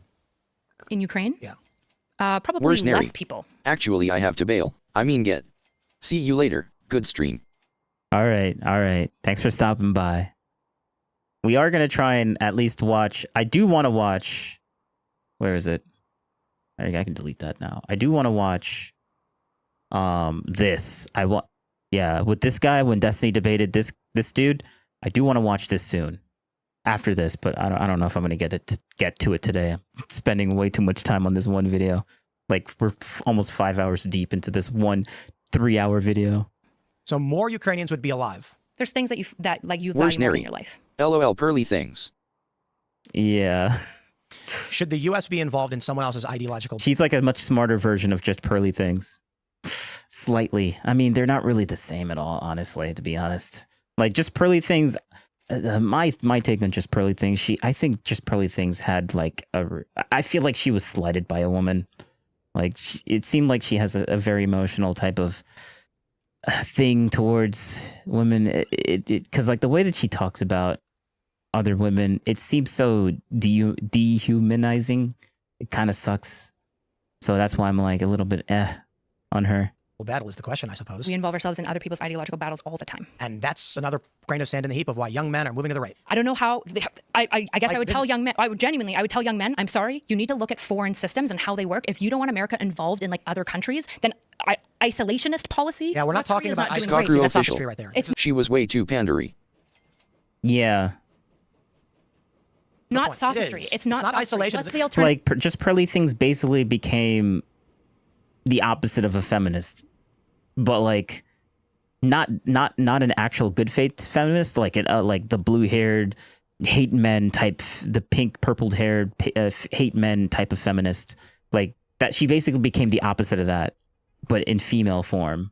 Like, she was red pill, but a female, or maybe not red pill, but like I want to say extreme red pill, where they basically just hate women, just like how the purple-haired feminists, not her, but the purple-haired feminists, extreme left people, they just hate men. And I think both extremes are just not good at all or helpful. Alternative. Saying we don't want. All right, let me go back just a little bit, because should the U.S. be this was a good point of contention, I think. Involved in someone else's ideological battle is the question, I suppose. We involve ourselves in other people's ideological battles all the time. And that's another grain of sand in the heap of why young men are moving to the right. I don't know how. I guess I would tell young men. I would tell young men, I'm sorry, you need to look at foreign systems and how they work. If you don't want America involved in like other countries, then isolationist policy. Yeah, we're not talking about isolation. See, that's sophistry right there. It's not sophistry. That's not sophistry. What are you talking about? That's not how. I don't think Tim doesn't even know what the word sophistry even means, honestly. Not isolation. What's the alternative? saying we don't want U.S. military involvement in a foreign country's war is not isolationism. And this is the Bush era issue that I think pushes a lot of disaffected liberals to the right. This is not just Bush era. In the Bush era, with Reagan. when we said things like, why are we at war with Iraq and Afghanistan? The answer from the neocons was isolationism doesn't work. And when I was talking to Sebastian Gorka recently, he said something similar to that. But he did concede, we don't want regime change intervention in the Trump administration. Agreed. But he said the Houthis, we can't just remove ourselves completely. So we're going to do surgical strikes. Why not? In this view, in Yemen, why can't we remove ourselves entirely from being violent to the U.S. view is that the Houthis are obstructing a major trade route with the Sinai Peninsula and the Arab, the Red Sea and the Gulf of, not Oman, is it? Aden. And so with the Houthis striking trade vessels, the Trump administration's view on this is we have to stop them from shutting down global trade. The problem for us in America is, why should I care? Our trade doesn't go through there. Why are we the world police? And there's a lot of people who've been asking this question for 20 years, and we've repeatedly gotten responses from warmongers of both parties. We have to do it because no one else can. There's never been American bonds, right? Like, we're not gold backed, we're basically fiat backed. Indeed. Right. The argument is seriously, forcing the petrodollar. U.S. bonds. What would happen to U.S. bonds if we just pulled out, had no I don't know about policing? Directly U.S. bonds, but the petrodollar is probably a better way to describe this. U.S. bonds is probably more important for understanding the global reaction to how people view a country as stable or not, right? Indeed, but the petrodollar matters more because we don't produce things. The United States is largely a service economy because what we produce is global policing. And when you say matters more, what do you mean by that? Sorry. Not to interrupt. I just want to make sure I understand what you mean. The petrodollar, you're familiar with the system of the petrodollar. Yeah. We don't export anything. Like we do, but functionally we don't. We export finalized products, so we need gas to move the products back and forth. The U.S. is not an exporting nation. We do export things like movies we make money off of, but the main reason the U.S. has wealth is not because we are an exporter, which you typically need to be increasing the wealth of a nation. We are a petrodollar nation that points cannons and artillery at countries who defy the petrodollar. So if you say, I want to trade oil on something else, we say, that's great, we'll kill you. And then what happens? The U.S. launches no-fly zones, blows up world leaders, kidnaps and kills them, or stages coups and things like this. So like typically what the CIA does with USAID and things like that. So the purpose for U.S. involvement with, say, the Houthis or Ukraine is largely about maintaining a global, what we refer to as the liberal economic system, of maintaining control of the international monetary system through the IMF, through the World Bank, through SWIFT payment systems, functionally advancements on the petrodollar.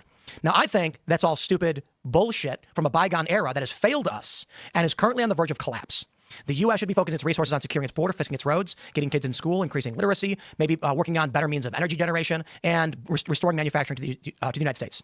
When you then look at Ukraine and you're wondering why we're exerting so much of our influence and resources over that country, once again, it's because Russia is trying to secure access to its energy. They want to start trading with China and the Saudis outside of the U.S. The U.S. just lost their 50-year contract with the Saudis, so we're now going to start trading oil outside of the petrodollar, and we're at risk of World War III because of this. However, we're now over. I do have to go. Sorry. Thank you for coming. No, I'm sorry. Thank you. This was fun. And Nacho, it was great having you as well. Sorry for not talking about men and talking about Ukraine for 2 hours. I came prepped about men and should have prepped for Ukraine, apparently. Although I'm not the expert on Ukraine. You can have we got a nice lecture, though. I don't even consider myself to be an expert, but I certainly think that I know more having just experienced a bit of it. But I'll leave it at that. My friends, this was fun. And thank you for going extra on everything. There's food downstairs. We are going to be back tonight at 8 p.m. for youtube.com. So I'm sorry, rumble.com/TimCastIRL, excuse me. And 8 p.m., we will see you there. It'll be fun. Wow. That was wild. Okay. Ooh, we can try and start the this debate, but there's no way I'm gonna be able to start this and finish it. There's just no way. All right, we'll start it. We'll get as far as possible. But yeah, we're gonna be watching Nate Friedman. I've never heard of this person before. I'm not sure if I should subscribe. I'm only watching because Destiny's on there. But yeah, this other dude, though, did a really good job of breaking down Destiny's argument. This is a lie that's been repeated over and over and over again that every conservative will not believe until the day that they die, because once you believe a lie that Trump has told you, you can never, ever. I started watching this for like maybe up until like 10 minutes, and then I'm like, okay, you know what? I have to watch this on stream. So a little bit of pre-watching, but let's just skip through the let's just skip through the coming up next part, the spoilers. So yeah. Talking to conservatives, I'm talking to you. Protests are erupting across the country. Some people believe that Trump is our best chance to save America. Others think he's the biggest threat to democracy. So tonight, we bring clarity. Up until now, we've only asked people on the street these questions, but in this special episode of The Nate Friedman Show, I'm joined by Destiny, who is known as the most skillful and seasoned debater on the left. History moves in one direction, right? Why? Because of time? His debate with Ben Shapiro made shockwaves, getting over 12 million views. Today, he goes head-to-head with Kaizen, a creator that Elon Musk calls a clear thinker. Kaizen is a repeat guest on Piers Morgan and gets hundreds of millions of views every month on his analyses. Last 2 weeks of Senate confirmation hearings for Trump's cabinet have revealed to me exactly why I left the Democratic Party. Watch this. Gentlemen, it's an honor to host this debate. My job is to talk as little as possible, but to also be as fair as possible. So the topics of today's debate include tariffs, Doge, immigration, Ukraine, Russia, Israel, Palestine, DEI, and culture. The format of the debate is a dinner table conversation, just like millions of Americans are having every day. The only difference here is this argument might actually change someone's mind. Let's get into it. So to start off with Destiny, tariffs. Destiny, you believe tariffs are impeachment worthy. Can you explain why you believe that? For the statement of impeachment worthy, I mean, I would say that the president was granted, I think, an understandable ability to take extra special measures in great times of national emergency. And I think that what he's done is he's taken the ability to do those measures, one of those being tariffs, and he's kind of fabricated a national emergency by claiming that because we have big trade deficits, it's somehow a national emergency. And now he's using that to unilaterally conduct economic policy as the president. Whether or not I think the tariffs are a good or bad idea, I know everybody knows my opinion on this. I think they're a horrible idea, especially the way that he's done it. He shouldn't be doing these unilaterally. These should be passed through Congress. The president is not the sole source of our econ policy in the United States of America. Can you go into more of why you believe it's like a horrible idea, tariffs? Internally, they lack consistency. They say that they want to bring back manufacturing, but then they say they're willing to cut deals with other countries. So I don't know what that means. If we cut another deal with another country, wouldn't that undermine our own manufacturing? They say that they want to use the tariffs to bring back manufacturing, which implies there's going to be a whole bunch more jobs here for, I guess, blue-collar workers or whatever. But then they also say that most of the jobs that come back here are going to be high-tech jobs because you're not going to have the old factory jobs of the past. So that's a delusion. They try to say that that we need like factories here so that people can build and work and do stuff here, but our unemployment is incredibly low. I think it's still at about 4.5%. So I have no idea where all these new workers are going to come from. They don't exist right now. And then the workers that we do have that likely would take those jobs, they're trying to deport in record numbers. So like no part of it seems to make sense in any way, size, shape, or form. The actual economic analysis is also just completely devoid of any logical rationale. Like the idea that just because we have a trade deficit with a country means that somehow we're losing, I think betrays a very poor understanding of macroeconomics. I mean, there's like a million things I could talk, but yeah, I'll just start there. Yeah. Sure, Kaizen, do you want to respond to that? They sure. Talk way too fast. First, I think it's important to just zoom out. I'm gonna have to leave it at 1.5 because doing it 1 point. No, I said it backwards. I can't put it at 1.5 because it's too fast. I've got to put it to 1.25, so half that. Because this guy doesn't talk as fast as Destiny, but Destiny is just insane when it comes to speed. And look at what the macro issue is that we're trying to solve, and then where does tariff fit into the he strategy? Sounds very articulate, though. So I don't know what you call a national emergency, and I guess that's a bit of a qualitative assessment, but we have a 127% GDP to debt ratio, or debt to GDP ratio. That's the highest it's ever been. And with $37 trillion in debt, $2 trillion deficit, we need to restructure things in America. Otherwise, we're going to have a bona fide emergency. So first, do we agree that there's something that we need to head off at the pass, whether we agree that it's an emergency right now or it'll be an emergency later? No, I think this is given as a truism with no qualifiers ever. I would ask you very simply, what should the debt to GDP ratio be? I know it's the highest it's ever been, including wartime, right? So the highest it's ever been, even post-World War II, was 119%. And I think we could agree that there's a point where it is too high. Could I give you a specific number? I couldn't. But it's not even a general number. Like, what's a country that's doing better than us? And then what's their debt to GDP ratio? I think that this is a truism that's given with zero thought. I don't think Trump's thought about it. I don't think Lutnick has ever given a justification. I don't think anybody has ever thought about it. It's just kind of like a truism. Like the debt is bad. Like what should our debt even be? Is 50% good or 70%? Well, part of it is the issue is it's a confidence meter in a sense, right? So it reaches a point where the debt to GDP ratio is too high for anyone to want to take on American debt. Now, when we say confidence meter, so, they don't. Hold on, just finish what I'm saying. Sure. So obviously, yeah, stop interrupting, Destiny. I can't discern from here what that point is, right? And for everyone it's different, but there's a point where we basically go over the cliff, and we're trying to avoid that. So to the question of are there nations... And this guy is equivalent to erudite. He's a good faith arbiter. He's not like Destiny, who's a worse version of Tim Pool in this debate versus the erudite debate that we just watched stream. So if you have no idea what I'm talking about, this is all streamed all at once. Obviously, I didn't edit both of those things together, but yeah, the erudite versus Tim Pool debate thing that we watched recently over here, Timcast thing. Yeah, this is what I was referring to with Tim Pool. So yeah. Anyways, he's basically her, and then Destiny is basically Tim, but a worse version of Tim, because Tim wasn't as bad faith as Destiny is going to be. with a higher GDP because I did watch this. I did watch a little bit of this. debt ratio that are doing fine. I don't know, genuinely. But the question is this something that we need to get a handle on at all? So if we don't even agree on that, then the discussion on strategy is kind of moot. But do you agree that this is something True. Yes. Do you agree that this is even a problem that needs to be resolved or not? I don't know what we're even resolving it to. So, like, for instance, when you said confidence meter, the USD was about as strong as it's ever. Resolving it to. So you don't think it's a problem? This is another thing that he did. He didn't even answer the question. Like, do you agree that this is something that we need to resolve? And Destiny's like, well, I don't know where we're resolving it to. That's not the question. The question is, do you think this is something we need to resolve? Not whether you want it to be resolved in a specific way. This is sophistry right there. That's sophistry. Like, it seemed like Destiny was answering the question, but he didn't actually answer the question. He just changed the question and answered a different thing, or said something differently, or claimed a different thing than what he was actually saying, which is sophistry. I don't get why this guy didn't really. Actually, maybe he did point it out. At all. So if we don't even agree on that, then the discussion on strategy is kind of moot. But do you agree that this is something that needs to be resolved or not? Yeah. See, the discussion of strategy is moot, but Destiny's now going to be like, well, I don't know what we should.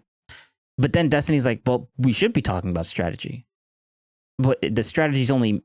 Then Destiny, you should say yes. There is a problem, but we could talk about strategy. But Destiny is not acting in good faith; he's acting in bad faith. So he's just going to pretend that what he said didn't exist. I don't know what we're even resolving it to. So, like, for instance, when you said confidence meter, the USD was about as strong as it's ever been, despite supposedly this debt, being horrible and about to take us over a cliff. It was when Donald Trump started to take corrective measures on it that the USD started losing a lot of power, that the bonds market started to shake, and it made it look like other countries were losing faith in America. So. I feel like there's a lot of truisms given about the debt or given about macro econ, but like when you look at any of the numbers, you can't find any justification for it ever at all. Like, and nobody can talk about it. It's just kind of like these are just truisms given for like political points, I feel. Okay, so you don't think that this is proven to be an issue that we do need to prioritize right now? I think that there is a responsible. I like how he keeps trying to reframe it so that we can get back on track, but Destiny just doesn't want to answer that question. Discussion to have around what should our debt look like, how much debt should we have, and what policy should we take to alleviate that. None of those conversations are happening right now in this administration because they don't even understand what the debt is or really anything about economics in general, I guess. Like, just for instance, because we have a trade deficit with a country, that doesn't mean we're subsidizing them. Trump says it over and over again. It doesn't mean we're losing out to them. Trump says it over and over again. And it doesn't mean that it's weakening our economy, but Trump says it over and over again. So how can you even begin to have a discussion on what the debt should look like if we don't even have a basic understanding of like what a trade deficit is, I guess? Yeah. So where I agree with you is Trump administration has not been good about messaging some sort of comprehensive idea of what the debt should be, why it's too high, why we need to get a handle on it, and what the limits of that handle should be. So I agree with you there. And I'm not here to be clear real quick. We don't agree on that. I'm not saying they're not messaging. I'm saying they don't understand it. Okay. And I don't know that they don't understand it. I'm curious what makes you confident that they don't understand because it. Every single step they've taken has been bad for it. Yeah, so this is one of those things where it's like That's not true, but I guess that's just a truism that Destiny is just going to believe, that he's just going to say without actually giving any evidence. Like, oh, just look what they did. Look what they did. It's all bad, right? I personally don't feel confident that I have such a strong grasp of macroeconomics that I could say that A, every move that they're making is illogical, and B, that they don't even have a strategy. What I can say is that I'm pretty confident that having a $37 trillion debt and $2 trillion deficit is unsustainable. And at minimum, we need to correct. Yeah, that's obviously like true. Like anyone, like when is it ever a good thing to have like too much debt?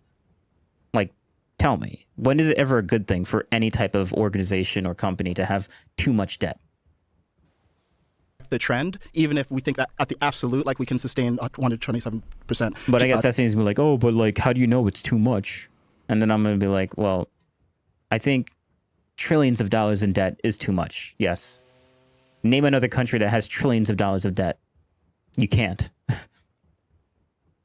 So I think trillions of dollars of debt is too much. So debt to GDP ratio. So with that being a given, the question is, what should we do about it? And I think a lot of the time when we talk about tariffs, we talk about them in like isolation. Intuitively, that just makes sense. But I guess Destiny's like, oh, I don't want to intuit anything. And where I agree with you is the tariff strategy has been opaque if it's there at all. Right? We talk about tariffs in terms of wanting to reshore manufacturing, and then it turns about we need to turn it into some sort of methodology for creating reciprocal tariffs, and it's more about fairness, and then it's about blue-collar workers, and it's really unclear. But I know that the overall strategy is to at least cut the deficit to zero by increasing revenue on the revenue side through tariffs and reducing costs through DOGE, which we're going to talk about in a moment. And to me, that's something that Howard Lutnick has said. It's something that Scott Besson said. To me, that's at least a compelling directional approach to dealing with this. And I think it's very hard to assess where tariffs fit in the overall picture because we're also talking about things like deregulation. And yeah, as you mentioned, it's not as simple as, hey, we're going to put a tariff on this country and there's not going to be any negotiation past that. So, so there's been mixed messaging. I do like directionally, though, that someone is putting a stake in the ground and saying, hey, we need to resolve a deficit because at least intuitively, this doesn't seem like something that we can sustain indefinitely. Tariffs are supposed to at least help with that by bring back American manufacturing, and then that raises corporate tax revenues, then we can tax more on the corporate side. They've also said some things about cutting income tax below 150K and using tariffs to replace income tax. So for me, I just like that there's a president who's actually addressing this. And I think many of the American people feel the same. I think they feel the same because they're being lied to constantly. So this American president is the worst in all of human history for the U.S. Yeah, so the only reason why everyone believes this is because they have all been lied to. Yeah, good one, Destiny. I love how... I just love how Trump is the only thing that can make Destiny become a conspiracy theorist. It's just funny. Debt in terms of adding to the U.S. debt. So if you want to deal with the debt, there's two ways to do it. You can either raise more revenue, which he's opposed to doing because he wants to cut the, or he wants to extend the Trump tax cuts, or, and he's also caused an economic contraction to happen now, despite the fact that he came in with a booming economy. So the economy's gotten smaller, which means less tax receipts. He wants to extend the tax cuts, which have had a massive impact on our deficit.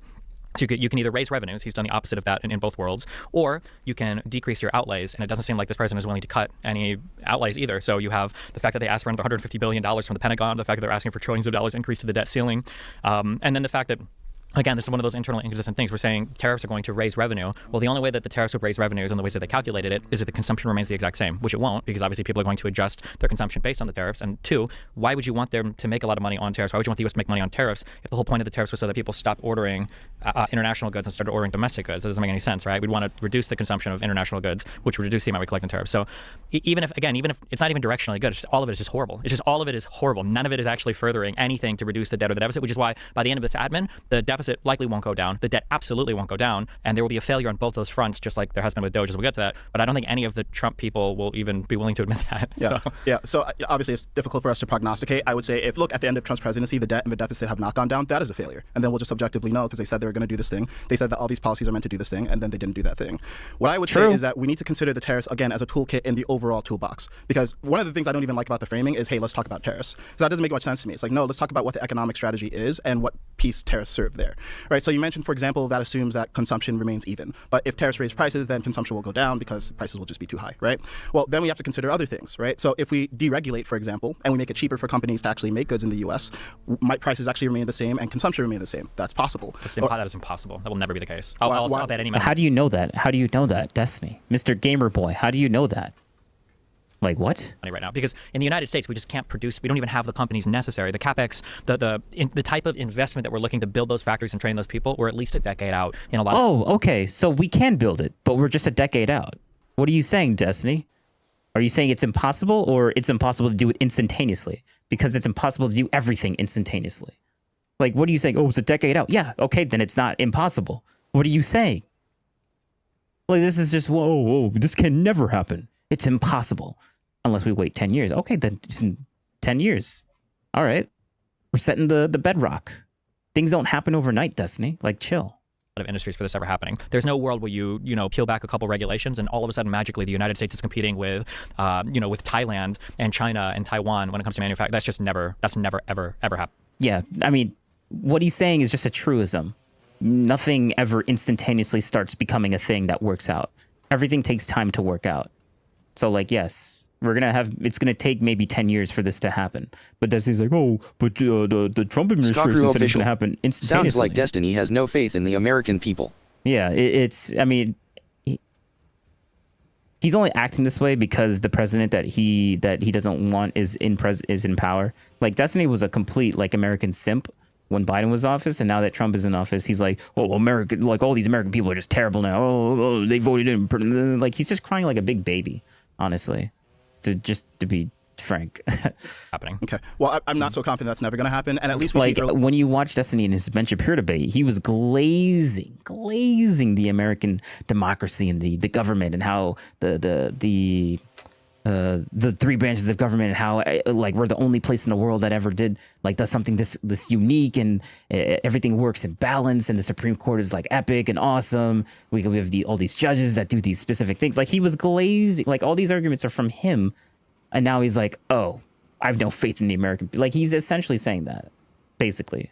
early signs that people are attempting to make it happen, and that's why we see different companies trying to invest in America. Yeah, companies have always been investing in America. Most of the investment that Trump tries credit for came from the CHIPS Act. Stephen, this debate's not going to go very well if you interrupt me and I don't interrupt you. Sure. Exactly. So we've seen Taiwan Semiconductor do that. And the reason why he keeps interrupting him is because like Destiny's getting triggered because he knows that what he's saying is correct, but Destiny needs to like reframe it so that he can frame it the way that he wants it to be, because that's. I guess that's just a Destiny for you. Recently, this past week, we saw Saudi Arabia make investments. Obviously, that's more sovereign, not private companies. But we've seen many companies. We see Honda say that they're going to make the next Honda Civic over here rather than in Mexico. So we've seen companies at least making moves to try to reshore manufacturing. Whether it's going to happen by the time that Trump exits office, that's unknown, right? And then we have a timescale issue. But to say confidently, no, this is just never going to happen, I'm not sure how you can be so confident on that. I'm not confident. There's a level of confidence that I have, but it's not 100% in either direction. But the point is that moves are being made. We see early signs that companies are responding to it. And there's an open question of, is it going to be sufficient, and how much are tariffs going to lend to the strategy or take away from it? So look, my general note with economic discussions, I mean, even actual professional economists get this wrong. And this is one of the things where, honestly, I think what's underlying this whole debate for a lot of people is fundamentally, do you trust that this is a problem that needs to be solved? Do you trust the person trying to solve it? And do you trust the strategy that has been articulated? Thank you. Focusing, hyper-focusing. He is an erudite. It's like where you're at is you don't trust that this is a problem that needs to be solved. You don't trust that Trump is a person to solve it. And you don't trust that there's a strategy. I trust Yep. This is a problem to be solved. I'm unsure if Trump is the man to solve it. Okay. I am unsure on whether he has a correct policy to solve it, because he hasn't heard it thoroughly articulated comprehensively. But I think we need to do something, because I don't think this is a sustainable track. And honestly, that's where 100%, that's where like most people are at. Most people are with his thought process. Asmongold says basically the same thing. He's saying it. I'm also like agreeing with this 100%. Like, but the fringe minorities, Destiny being like, oh, this is 100% wrong. He should have never done it this way. And I'm like, bro, like, who else is saying that besides Destiny, the guy that literally just hates the administration because he doesn't like Trump? He thinks Trump is just stupid. Therefore, like that's why Destiny's arguments, like I like Destiny, but his arguments for Trump is just dog water. Like, oh, look at that, the guy that hates Trump and hates his mom, has a personal vendetta against Trump because his mom is an avid Trump supporter, and he always talks about like the debates that he would have with his mom and how he hates it because it's she basically gives the unfalsifiable arguments, where Destiny just gets super pissed off because he can't really like debate with that because like they're unfalsifiable. But like that's why I feel like that's where the hatred of Trump comes into play. I think that's why Destiny hates Trump so much, because he has to deal with it in his personal life every single day or all the time. So yeah, I'm just happy that someone's trying to solve it at all. Yeah, I don't know how we can say we're happy. Wait, let's go back again, because like this was a good point. Good point. And this is one of the things where, honestly, I think what's underlying this whole debate for a lot of people is fundamentally, do you trust that this is a problem that needs to be solved? Do you trust the person trying to solve it? And do you trust the strategy that has been articulated? It sounds like where you're at is you don't trust that this is a problem that needs to be solved. You don't trust that Trump is a person to solve it. And you don't trust that there's a strategy. I trust that. And there's no point in talking to someone that already thinks that. This is a problem to be solved. I'm unsure if Trump is the man to solve it. I am unsure on whether he has a correct policy to solve it, because you haven't heard it thoroughly articulated comprehensively. But I think we need to do something, because I don't think this is a sustainable track. And personally, I'm just happy that someone's trying to solve it at all. Same. Yep. I'm also happy that someone is actually trying to solve it too. Like everyone else says, oh, we tried to do this. We tried to. Actually, Destiny brings up some points of like of the government trying to solve it in the past. Oh wait, no, I'm not going to spoil. I'm not going to spoil. Yeah, I don't know how we can say we're happy someone's trying to solve it at all when Trump has proven, he had his first whole term where he proved he was horrible on things like the debt and the deficit. He added more to the debt than any president prior to that. A lot of the debt that accumulated even under Biden's term was a result of the Trump tax cuts and jobs. Yeah, we're just going to blame COVID under Trump. Yeah, okay. No, it wasn't Biden's fault and his response. It was Trump's fault. Even though at the tail end of Trump's presidency, that's when COVID started. But all that extra spending and stuff when COVID was going up, it's all Trump's fault. Even though it did happen underneath Biden, like it was all Trump's fault. Like, yeah, bro, this is the type of cope that this guy like runs on. Act, and a lot of the debt that we ended up, and a lot of the interest we paid on the debt that was accumulating under that. So there's no reason to believe that Trump would do anything good here, because he failed in his first term. He's continuing to fail in his second term. Maybe something magical will change. The thing that bothers me the most when we say, is this something that we should talk about in terms of like what is a healthy debt to GDP ratio? I think there probably is a good conversation to have there, and I think there's a good set of steps that we can probably take to alleviate some of the fiscal burden that we have in the United States. That conversation can't take place now because nobody has any idea what it should look like. A lot of people are deluded into thinking the debt should be zero, and a lot of people are now fixated on, should we have a worldwide tariff policy that's been enacted? I mean, intuitively that makes sense. Like, no one wants to have debt. Like, having debt in your personal life sucks because you got to pay interest on it. So having the debt being zero makes sense to a lot of people. Like, it just makes intuitive sense. But I guess Destiny's like wants to be purposely obtuse and purposely be like, oh, I don't know where this fantastical idea where the debt should be zero comes from. I have no idea where that could have come from. Like, he's just being obtuse. It's retarded. Unilaterally from the executive branch. It's like, oh, it's this fantastical idea that the debt must be zero. Like, what? Do you not? I mean, I already explained it. Who has bankrupted casinos, and there's no reason to look at any of this and think that it's going to end positively. Nobody. So he bankrupted casinos, therefore he can't. Like, obviously he has no idea how to like manage debt. Mr. Multi-billionaire Trump somehow. He's able to manage debt to the point to where he became a multi-billionaire, but like, I guess he bankrupted some casinos a few times, and therefore, okay, he must be really bad with debt then. Sound like he has hundreds of other like businesses that are thriving and giving him lots of wealth and stuff like that. Yeah, ignore all of that. Just focus on the few casinos that he bankrupted. Okay, all right, dude. Nobody internationally thinks it's going to end positively. The markets don't think it's going to end positively. No foreign governments think it's going to end positively. Half the United States. Like, there's just... Wait, didn't the market go up recently? Hold up. Didn't the market go up? I thought the market... Didn't the market just go up? I thought it went up. Like, recently. Like, past... Like, I think we did, like, a new deal with China, and then the market finally, like, went above... above, like, it's higher than it was previous than what happened with like before tariffs. Like, we've went higher pre-tariff. Like, the market's much higher than what it was pre-tariff, I think. I'm gonna ask Grok actually.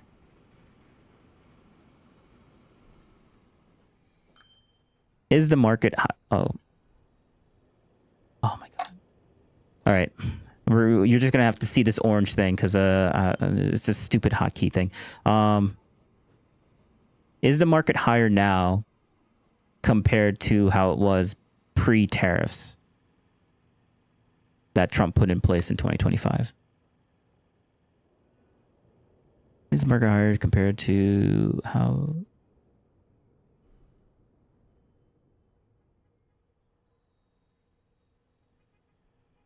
Do a deep search, thank you, Grok, and we're gonna watch this video while that plays out. And like the frustrating part is that all of this will end up not working out in 4 years, and everybody's gonna, on the conservative side, will be scratching their heads, like thinking, like, well, who could have guessed? And it's like, well, you know, we saw it didn't work. Actually, give me a second. I hate the fact that I have this stupid orange thing all over my screen. It's so annoying. Devin, I need to fix that. Give me 2 seconds. Give me 2 seconds.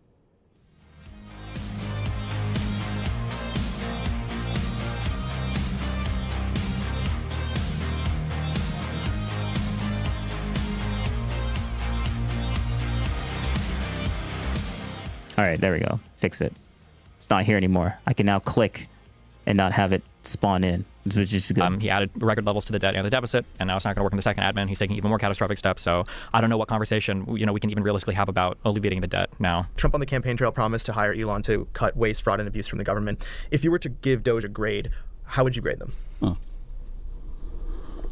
Okay, so I'd say Doge's stated goal is to remove $1 trillion from the deficit on the spending side. Today, if we take their numbers to be accurate, they've saved $170 billion. Some of this is pending congressional approval to actually be concretized. But that's, I consider, a pretty good clip considering that they're less than 170 days even in office. Now, in order for them to save as much as they want to, I think they probably need to do more than just efficiency cuts, and then we get into more sensitive conversations about entitlements and things like that. My general thesis is, and this kind of goes back to the debt conversation and deficit conversation, something radical does need to be done. So I proceed from the basis that I'm happy something's being done at all. My biggest criticism of Doge is I think the messaging has been really poor. It's been really unclear what their criterion is for making cuts or for laying people off. It's been unclear how much of this is politically motivated, like when we consider the stuff with the USAID versus actually about massive efficiency gains. That said, what I've seen from him is a level of flexibility when it comes to making cuts where they're actually not impervious to feedback and they're amenable to making changes. So for example, I know that they cut about 10,000 jobs from Health and Human Services, and they ended up reinstating 20% of them because they realized, hey, we actually need those jobs. I think it was similar with the Nuclear Security Administration. They cut, I want to say something like over 100 or 177 jobs, and they ended up reinstating a lot of them because they realized they need them. So there are cases where they overcut, and obviously when people overcut, like that's bad, but they've shown that they're willing to be dynamic and flexible with correcting those overcuts.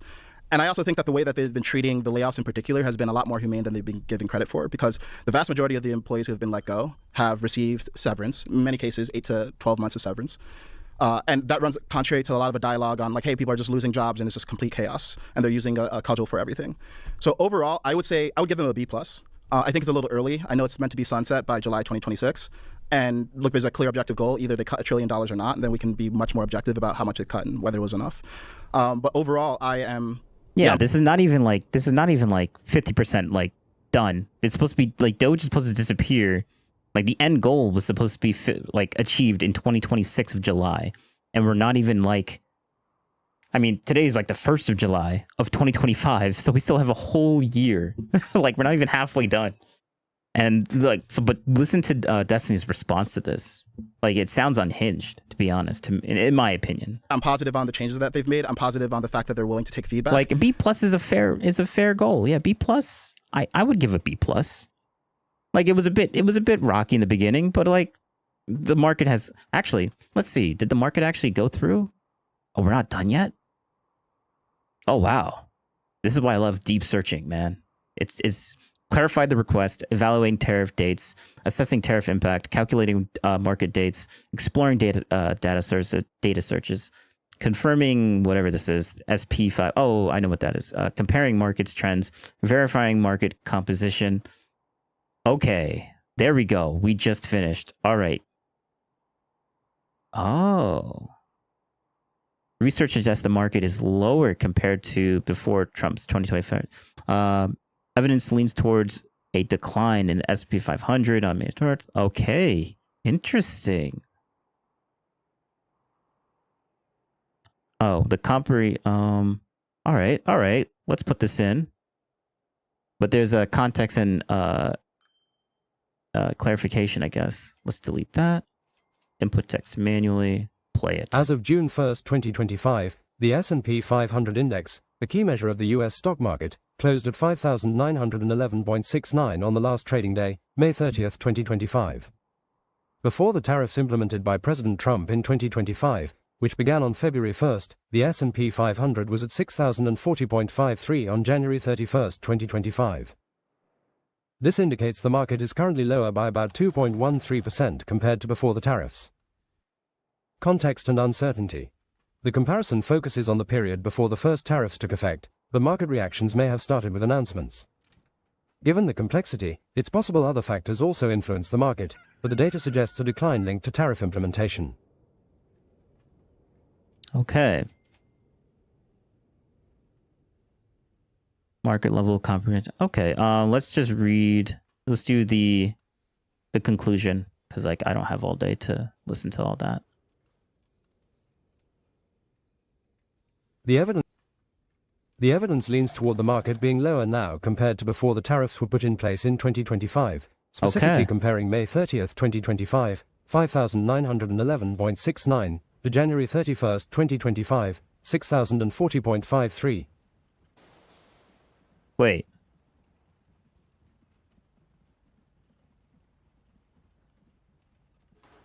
This decline aligns with the market crash in April linked to tariff implementation, though some recovery occurred by May. If considering only pre-April tariffs, the market is higher now compared to April 4th, 2025, but given the question's broad reference to pre-tariffs in 2025, the primary comparison to before February tariffs is appropriate. Considerations for future research. Future inquiries could explore daily market movements post-tariff. So, All right. So, okay. Now I see why people were saying, oh, it's higher than before. It's because they were only talking about pre-April, or like the day right before tariffs landed, not talking about in the beginning of January like early 2025. Okay. That makes sense. Though recovery may, if considering only pre-April tariffs. Skakru official. 2.1% is actually not bad considering Trump stated it would be bad for the short term. I was thinking a major market crash. Yeah. Yeah, that's what I was also thinking too. Like, this is not that bad compared to how bad we thought it was going to be. And Trump didn't downplay it either. But, okay. Future inquiries could explore daily market movements post-tariff announcements versus effective dates, or analyze sector-specific impacts, given the complexity of market reactions to policy changes. Okay, all right. So there is some validity to what Mr. Destiny is saying. But I guess it depends on when you're, like when you're talking about, because like I remember Tim Pool saying, oh, the markets are higher now ever since right before the tariffs were like the market is higher pre the beginning of the really crazy tariffs. But like if you're talking about like all the way to the beginning of January, then okay, then it's probably not, it's not higher over that yet, because the markets were higher that back then, because there were some there was tariffs being hit on other countries, but the big ones happened in June. So we're higher than what we were in May, and it seems like we're only going up. Or maybe are we just stagnating? I'm not sure. All right, detail analysis. We'll just do this. We'll do this. Oh wait, here's a nice little thing. December 31st,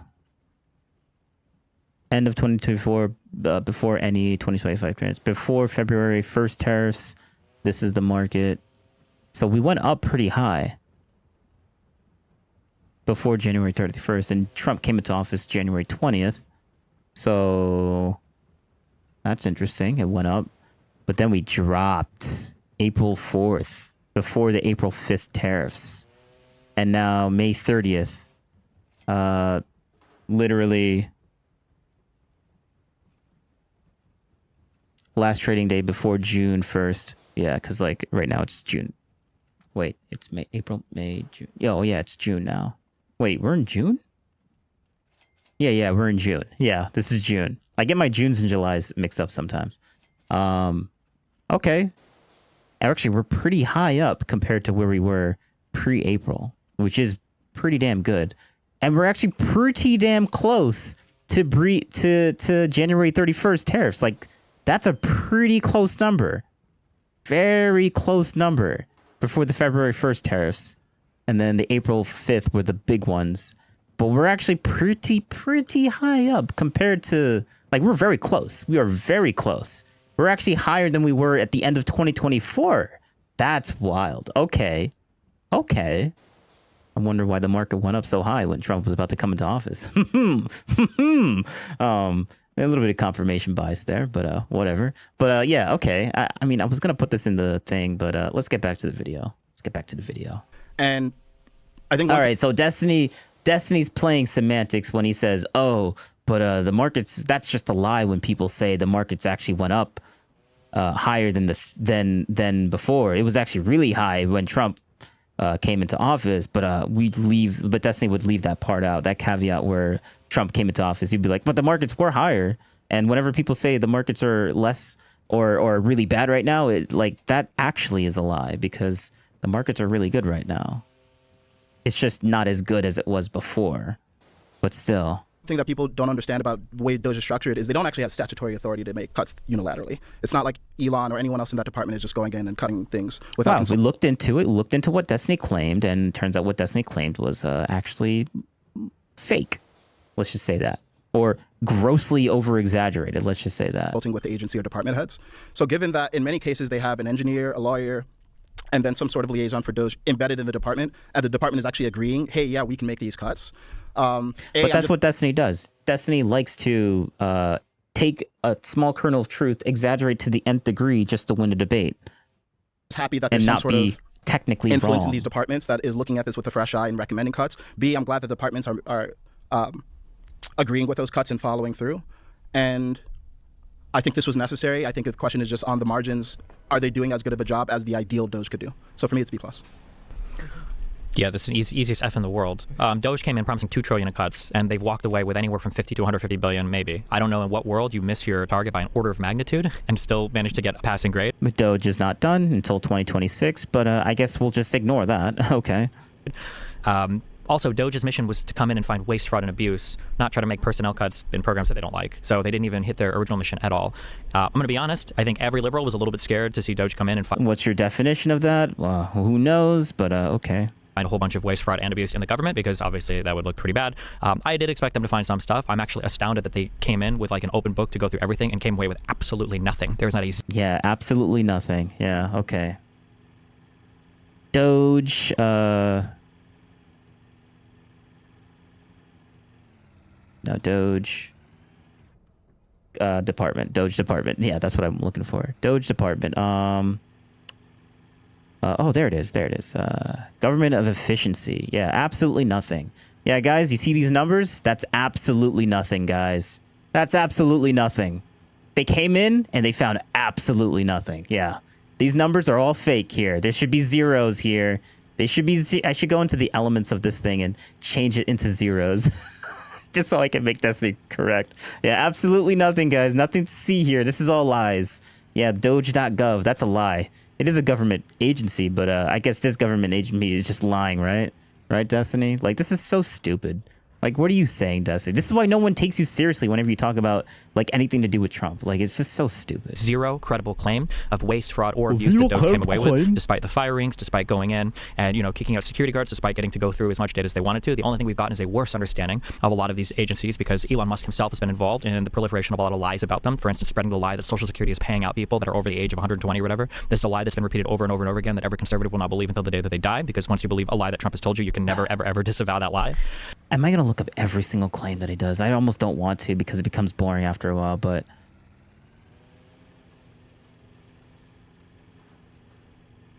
Is it true that Trump and Doge said that people are being paid out Social Security that are over the age of 120? Question mark. I think it is, but...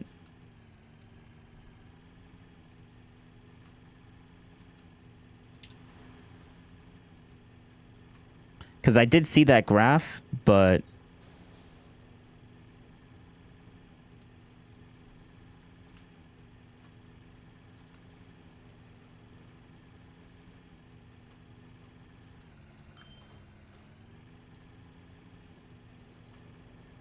I think it is correct, but I still want to do like a deep search while we watch the video.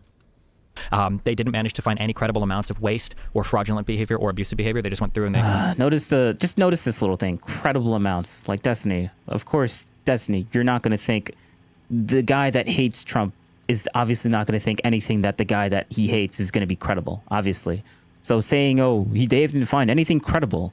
Like, okay, yeah, that's true. Because you said the little sneaky word called credible. Like, that's doing a lot of heavy lifting in your argument. Like, he's trying so hard not to lie, but also being super deceitful at the exact same time, which is just good one, Destiny. They control F for DEI and cut whatever program they felt like they didn't like. I think it's a cowardly way for Trump to try to curb the size of the government rather than presenting to Congress, here are systematic cuts that I think we should make in large, or programmatic cuts that we should make in large government programs to save money. They haven't done that. They're just trying to like fire random people to make savings. So, I mean, I don't know. They came in looking for waste, fraud, and abuse. It seems like they found none. I haven't heard of anything regarding that. No credible claims of that. And they missed their mark by at least an order of magnitude, maybe 2 orders of magnitude if they end up getting only, 20. But the other dude here actually does a really good job at tearing apart this stupid argument that he's making. $20 billion or whatever worth of cuts approved by Congress. So I don't know what world that's ever, especially given all the political capital expended on it, all the drama related to it. I don't know what world that could ever be seen as like a success in any way, size, shape, or form. Cool. So it sounds like we have some facts to reconcile before we can even get to the subjective analysis. So let's just see if we agree on this. So I have heard from Howard Lutnick and Elon that the goal is $1 trillion. Maybe at some prior point they said $2 trillion, but my understanding is their most up-to-date goal is $1 trillion in cuts to a deficit. Have you heard differently? Because you said $2 trillion. Elon himself stated 2 trillion multiple times. They might have walked that back to 1 trillion. Even at 1 trillion, it's still an order of magnitude miss in terms of the cuts they found they recommended. Yeah. Okay, good. And do we agree that the goal is to sunset Doge by July 2026? So any cuts made now is not actually. Yes, but my understanding is not that actually complete with the process. Yes, but my understanding is the majority of what they've suggested is basically done. That they've kind of like taken a step back now. So they might find little things, but basically the majority of the bulk of the work is done at this point. Okay, my understanding is not that. So my understanding is that Elon is a special government employee. He's there for 130 days. He's used up the majority of that, so he can't be full time on the team. But they have other people in Doge. They have Amy Coney, and now she used to be in the government, was in the government, and she's a more traditional full time employee. And this work is going to continue until July of 2026, which means we have a full year to make up the gap between you're calling it 30 to 150 billion. They're saying on their website 170 billion. Probably the truth is somewhere in the middle. I don't know. And then there's a question of how much of this actually gets approved by Congress and concretized. But to say it's an F, for me, it just sounds hyperbolic just because we're literally not at the finish line yet. And if we expected them to cut... Yeah, we're not even halfway to the finish line yet. And now he's going to interrupt him again because Destiny's going to be like, oh, blah, blah, blah, blah. To 2 trillion, 130 days in? I think that was an unrealistic expectation. I thought he was... $1 trillion to 2 trillion... 130 days in? I think that was an unrealistic expectation. Now, if it is true, and I have not heard this, that the bulk of the cuts that can be made have already been made, then obviously that's a failure. But my understanding is no one is warranting that. The bulk of the work that Elon can do in this fiscal year has been done directly, but there's still a team there, right? There's still dozens of Doge employees embedded in these departments continue to make cuts. So again, this is one of those things where, unfortunately, the timing of this debate is such that we're a bit early in the process to assess the long-term impact of things like economic shifts or changes to spending. But I think to have a sense of proportionality, like we're not even halfway in to the amount of time that's been outlaid to make the changes on the Doge side, and to already call it a failure doesn't make sense to me. Well, they found any waste, fraud, or abuse. Yep. Well, so the Government Accountability Office... Well, did they find anything? I don't know. This is like the Department of Doge. Here, let's go to the other screen. Yeah, look at that. Yeah. This is obviously Doge.gov savings. Yeah. Did they find anything? Oh, I don't know. I mean... This looks like findings of stuff, but maybe this is just all lies. And we have over 1,000 pages of this stuff. Okay. Oh, wait, not over 10,000 pages of this stuff. Sorry, that was a minor error on my part. But okay. I mean, I guess all this is just fake news, right? All lies. They didn't find anything. Like these numbers, they should all be 0. Oh, did they find anything? All right, Destiny. Good one. 2022. Oh, wait, hold up. The other thing. All right. Is it true that Trump or Doge / Doge said that people are being paid out Social Security that are over the age of 120? The research suggests, I think they did do this, but I want to be specific on like what Destiny is like pointing out. Research suggests Trump and Musk, associated with Doge, claim people over 120 receive Social Security. The evidence leans toward both making such statements, though they're inaccurate. Okay. Controversy exists, as claims are debunked by experts and the Social Security Administration. All right, direct answer. The question whether Trump's statements, yes, Donald Trump claimed, addressed Congress forward that people are being receiving. Yes, I know Trump did say that. Yes, Elon claimed that Doge also made similar claims stating that there are receiving, suggesting fraud. Accuracy, however, the claims are not true. This was made to clarify that the records of very old age are due to database errors, not actual beneficiaries. Oh. So the Social Security Administration said, these are not true. These are just errors in our database. Well, maybe you guys should fix that. Like, how could you have millions of errors in your database? Because there was millions of people that were getting that. It said that people were getting Social Security benefits. If millions of those people are just errors in your database, like, it sounds like to me it sounds like the Social Security Administration is trying to cover their ass. Like, how do you have millions of like errors in your database?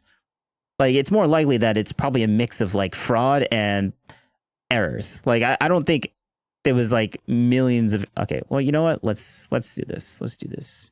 Detailed analysis of claims and must regarding Social Security benefits over 200 years. Actually, I want to ask it a more specific question.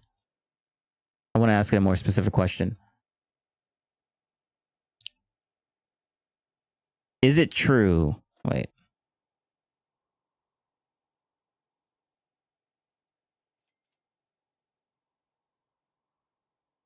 How is it only errors?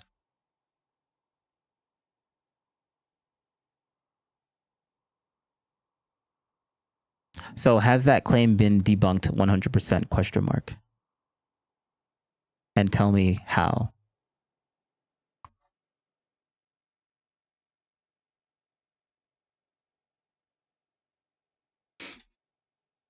Boom. That's the nice thing about AI.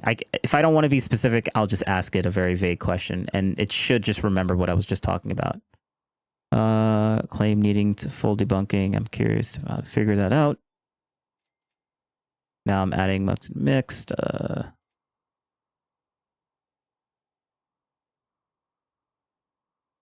I want to know how they debunked the claim. Fact checks. Perfect. Debunked. Audit showed only a small number were receiving payments, and those ages were probably not real. These backups. This backs up the debunking. Oh, okay. So it's not that there was zero fraud there. There was some fraud. It just wasn't millions of people paying them out at those ages. Like, I mean, people could be receiving that are at those ages. Obviously, they're not alive anymore, but like their account could still be paying them out. It's just how long they've been paying out, like these amount of years. Like it could be going to a bank account from another person that obviously isn't that age, but like, and that would be the fraud there. So, okay. All right. Let's go back to the video though. They identified $250 billion in improper payments. Majority of that was overpayment, right? So pointing out a failure doesn't make sense to me. Well, have they found any waste, fraud, or abuse? Well, so the Government Accountability Office in 2022 said they identified $250 billion in improper payments. Majority of that was overpayment, right? So there's tons of. Yeah, but what you just said, that was like Government Accountability Office, not Doge. Yeah, and Doge is looking into the particulars of what those improper payments were. So what I'm saying is there's a bucket of at least $250 billion here that we know that in 2022 was wasted. Now, how much of that is fraud? How much is that abuse? I don't know, but that's what Doge is looking into now. I don't think Doge is looking into that. I think the Government Accountability Office, and I think that the office. You don't think Doge is looking into the exact thing that they said that they were looking into? Oh, wait, no, I forget. I'm sorry. Destiny thinks that Doge is just lying about everything. So when Doge says something that actually makes Doge look good, obviously it's a lie. But when Doge says something that makes Doge look bad, then that's obviously true. That's the logic here. All right, Destiny, good one. Inspector Generals are looking into that. The easiest way to pull the plug on this argument is if you really cared about saving money for the government, then the number one most efficient program to put money into is the IRS, of which they're trying to pull people out of. There's some $400 to $600 billion annually. That's every single year of money out there that the IRS just can't go after because they don't have the manpower for it. And Republicans gleefully try to pull employees out of it or take employees out of the IRS. As Trump just bragged about it. So I mean, like, I just don't think there's any real genuine effort there to actually save money, because if they would just fund the IRS. Okay, so there's a discussion to be had about what should they be doing instead, but let's not talk about what they have done because you think they haven't done anything. So at minimum, there's the $20 to $30 billion in untagged payments that were identified, and we don't know where the money went. We don't know what it was for. We don't know if it was coded to the budget, but it was identified that, hey, this is a very simple thing. For anyone who's ever worked at a corporation where you've had to pay things on behalf of the company, when you pay for things on behalf of the company, you tag it. You just like tag they it do that in the government. Every time that Doge brought it up, it was a lie.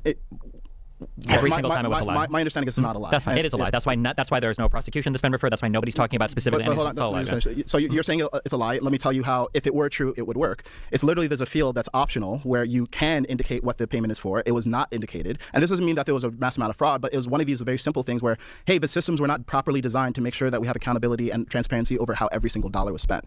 Now, how much of that is incompetence? How much of that is malfeasance? I don't know. You're saying it's completely a lie, and I guess I don't know what the implication here is, that every single payment is tagged and we know exactly where every dollar went. Government stuff. If you know anybody that works in government or does anything, they're pretty every single that's so true. Yeah, the government just knows where everything is all the time, 100%. Errors just don't occur, except for the millions of errors for that others for the except for the errors that happened with the Social Security thing that we just looked up. Yeah, I mean, there was millions of people that were supposedly in error that were getting paid Social Security, but those were all just errors. Millions of just people, just errors, millions of errors in the database in the government. Yeah. Okay. Yeah. So the government is able to track everything and do such good work, and they're flawless, but they also have a ton of errors in some of their departments. Like, which one is it, Destiny? Like, this is so stupid. I don't know if appeal to authority. I don't know if like you know someone in government who's told you this is a lie, but at minimum, if we agree that we trust the GAO and we trust that when they say that there's $250 billion in underpayments, overpayments, and payments that they don't know where it went, then the question is, okay, well, how much of that $250 billion at least has Doge captured? I'm identifying 20 to 30 billion and saying, hey, we know that, or allegedly, according to them, and you don't believe them, but I'm taking it at face value. They're saying it was not tagged, and now it's getting tagged. So that's a very simple change that's been made that it doesn't get us all of the way there, but it's a demonstrable difference in moving the needle on actually cutting the amount of spending that the government is doing. In addition to that, I mean, the Social Security Administration for years has identified that yeah, there is fraud in Social Security, there is fraud in payouts, and Doge has been on top of looking at that too. So unfortunately, it feels like there's just a bit of an unbridgeable divide, because if you're just saying it's a lie, like, I'm actually interested in how you can prove the negative here. Well, it's super simple on my side. So when you're talking about those mistags of payments, okay, fine. Let's say that there was some fraudulent behavior there. Who's been recommended for charges? What is the FBI or the DOJ going after? The answer for these is always going to be nobody and nothing, because all of it is a lie. Whether or not there's like a payment tagged on a database, anybody that's worked with a sophisticated enough system knows that there's sometimes multiple systems, sometimes stuff is tagged, sometimes it's not. Just because it's not tagged. Just because it's not tagged, just because there's no one's getting prosecuted doesn't mean that there wasn't actually like fraud. You do realize that people sometimes get away with things, right? Like, that's a thing that happens, Destiny. Also, do you realize that just because do you realize, like, some people can get away with fraud, and then there's a ton of it that where it's probably just waste, and you don't prosecute people for wasting stuff. Like, that's also true. But I guess since we haven't prosecuted anyone, therefore no fraud has ever occurred. No fraud, waste, or abuse has ever occurred because we haven't actually prosecuted anyone. Like, what are you talking about, Destiny? Like, they're literally looking into it as we speak. We're not even halfway through this, but you're going to use that garbage argument. Doesn't necessarily mean that it's fraudulent, wasteful, or abusive. Whether or not there's like a payment tagged on a database, anybody that's worked with a sophisticated enough system knows that there's sometimes multiple systems, sometimes stuff is tagged, sometimes it's not. Just because it's not tagged doesn't necessarily mean that it's fraudulent, wasteful, or abusive, or that somebody else is accounting for it. A really great example of this is the claims that Elon Musk and Drumpf have made about the Social Security Administration paying people that are over the 120 years old or whatever. There's a file externally that is the SSA updates called the DMF, the Death Master file. That file they'll update sometimes with cause of death or death that other agencies or creditors can kind of like use just to look at it to help them monitor stuff. That's not the same record, for instance, though, that the Social Security Administration uses to pay people out. The idea that we're paying thousands of people who are already dead was a total lie. That was said over and over again, and is still said to this day by the majority of conservatives, by Trump and by Elon. But when you actually read, because the SSA has its Office of Inspector General, you can read the report. This has been known that updating that Death Master file sometimes is like really difficult for a variety of reasons. It doesn't mean there are fraudulent payments going out. When you're talking about payments going out as a result of inappropriate payments, my understanding is about 60% of those are recovered, 40% aren't. Sometimes it can be as simple as like a person dies and then an SSA check goes out like the next day, and then they have to like recover it. Most of the time, it's pretty easy to do. It's pretty trivial. I don't think Doge is helping recover any of this. And like I said, if there was any actual like waste, fraud, or abuse, then I would expect we would see some type of criminal charge or something recommended to the DOJ, and that just hasn't happened, and it won't happen. Yeah, so I mean, again, we're prognosticating about whether it will happen. We're very early into the We're also assuming that they would make that public too, but okay, Destiny. administration. Maybe it happens. Maybe they actually do prosecute people. And in many cases, I don't think a prosecution is needed, because if it's simply waste and it's simply error and it's simply entropy, you don't need to prosecute someone for that all the time. As you just acknowledged yourself, sometimes there's many systems. Some of them are antiquated. Some of them are not talking to each other. And even in the case that 60% of these funds are recovered, 40% are not, then there's a 40%, there's a large S that we can actually recover and we can actually be looking into. So true. Sorry? Stop pulling employees in from the SSA. Fund the SSA. Yeah, and it might not be an issue of funding the SSA. It might be an issue of making the SSA more efficient and actually updating the systems and updating this DMF, as you pointed out. Or, as I understand it, there are systems that are coded on really old code called Cobalt, and there's not many coders who are actually coding Cobalt anymore. So it's like, why are we using old systems? So some of this is just modernizing the systems that we have in government and getting off of old software licenses we're not using anymore, canceling old contracts that we're not using anymore, and just modernizing and making things more efficient. And the proof of that being done effectively wouldn't mean necessarily that people are going to jail. The proof of that would be that the actual amount of spending goes down. So again, as I said before, the proof of this should not be that people are going to jail over waste, fraud, and abuse. Well, the fraud for sure. But the proof of this should be that the actual number is going down. And you've acknowledged that there's somewhere between 30 and 150 billion that they actually have saved. So there's something. It's not nothing, as you've been saying sometimes. Yeah. They're reporting that's $170 billion in savings. Even if the truth is somewhere in between, even if we cut it at halfway, let's say we take the halfway point and it's somewhere between 80 and 120 billion, that's substantive. And my question to you, Stephen, is do you think that there should be well, actually, it's not fair to say that, because you did say that there should be a plan presented to Congress and that's the way that we should do it. I would say, well, we've tried that so many times. We've tried that so many times. The best that we've been able to save is like $30 billion. And I'm glad that there's some sort of different approach where we're bringing in people from private industry. We're focusing on not just conventional government planning to actually reduce the amount that we spend and actually trying to modernize systems, make them more efficient, and just update government. So yeah, that's why I give it a B+.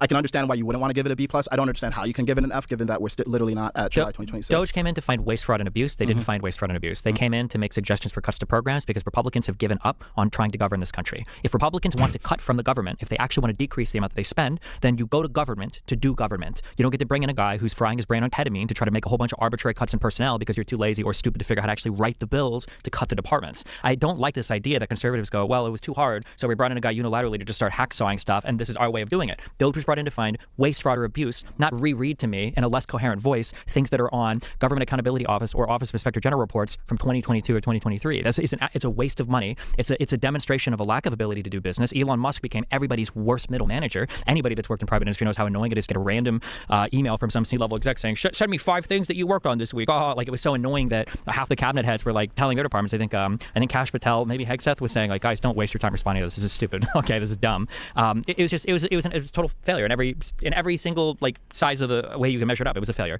They came in looking for waste, fraud, and abuse. They came away with personnel cut recommendations because they don't know how to recommend these things to Congress. And the small things that we want to take credit for Doge, like you're talking about optimizing systems, that department was already in place. Obama put it in place. It's called the USDS, which is what Doge kind of like became a cancer onto. It was the United States Digital Service, which was supposed to go around and optimize government systems. If they wanted and this, I don't like this because Trump will suggest something crazy and stupid, and then when it comes and it fails, everybody tries to walk it back to a more reasonable program. If Doge had come in saying, we want to help the USDS make the federal government more efficient, and we think that there are ways that we can do that, okay, well then fine, that's cool. That wasn't what was promised. What was promised was Elon Musk saying $2 trillion in cuts from a $1.7 trillion discretionary budget, which is what our spending is on the discretionary level, by finding waste, fraud, and abuse. The numbers that he cited over and over again were crazy, and at the end, we came away with drama related to shuttering departments unilaterally, like USAID, or we came away with personnel cut recommendations, which are neither waste, nor fraud, nor abuse. So it's an easy F. Yeah, so I would say that personnel cuts can be cutting waste. I mean, if there's a certain amount of people doing a job and we can do the job with fewer people, then anyone above that we don't need. And that's unfortunate because obviously it sucks for those people who are doing the job to be removed from the job. But this is very normal in private industry. You say, hey, we actually have too many employees to do something that now either due to better systems or better technology, we can do with fewer people. So I would say that laying off people does constitute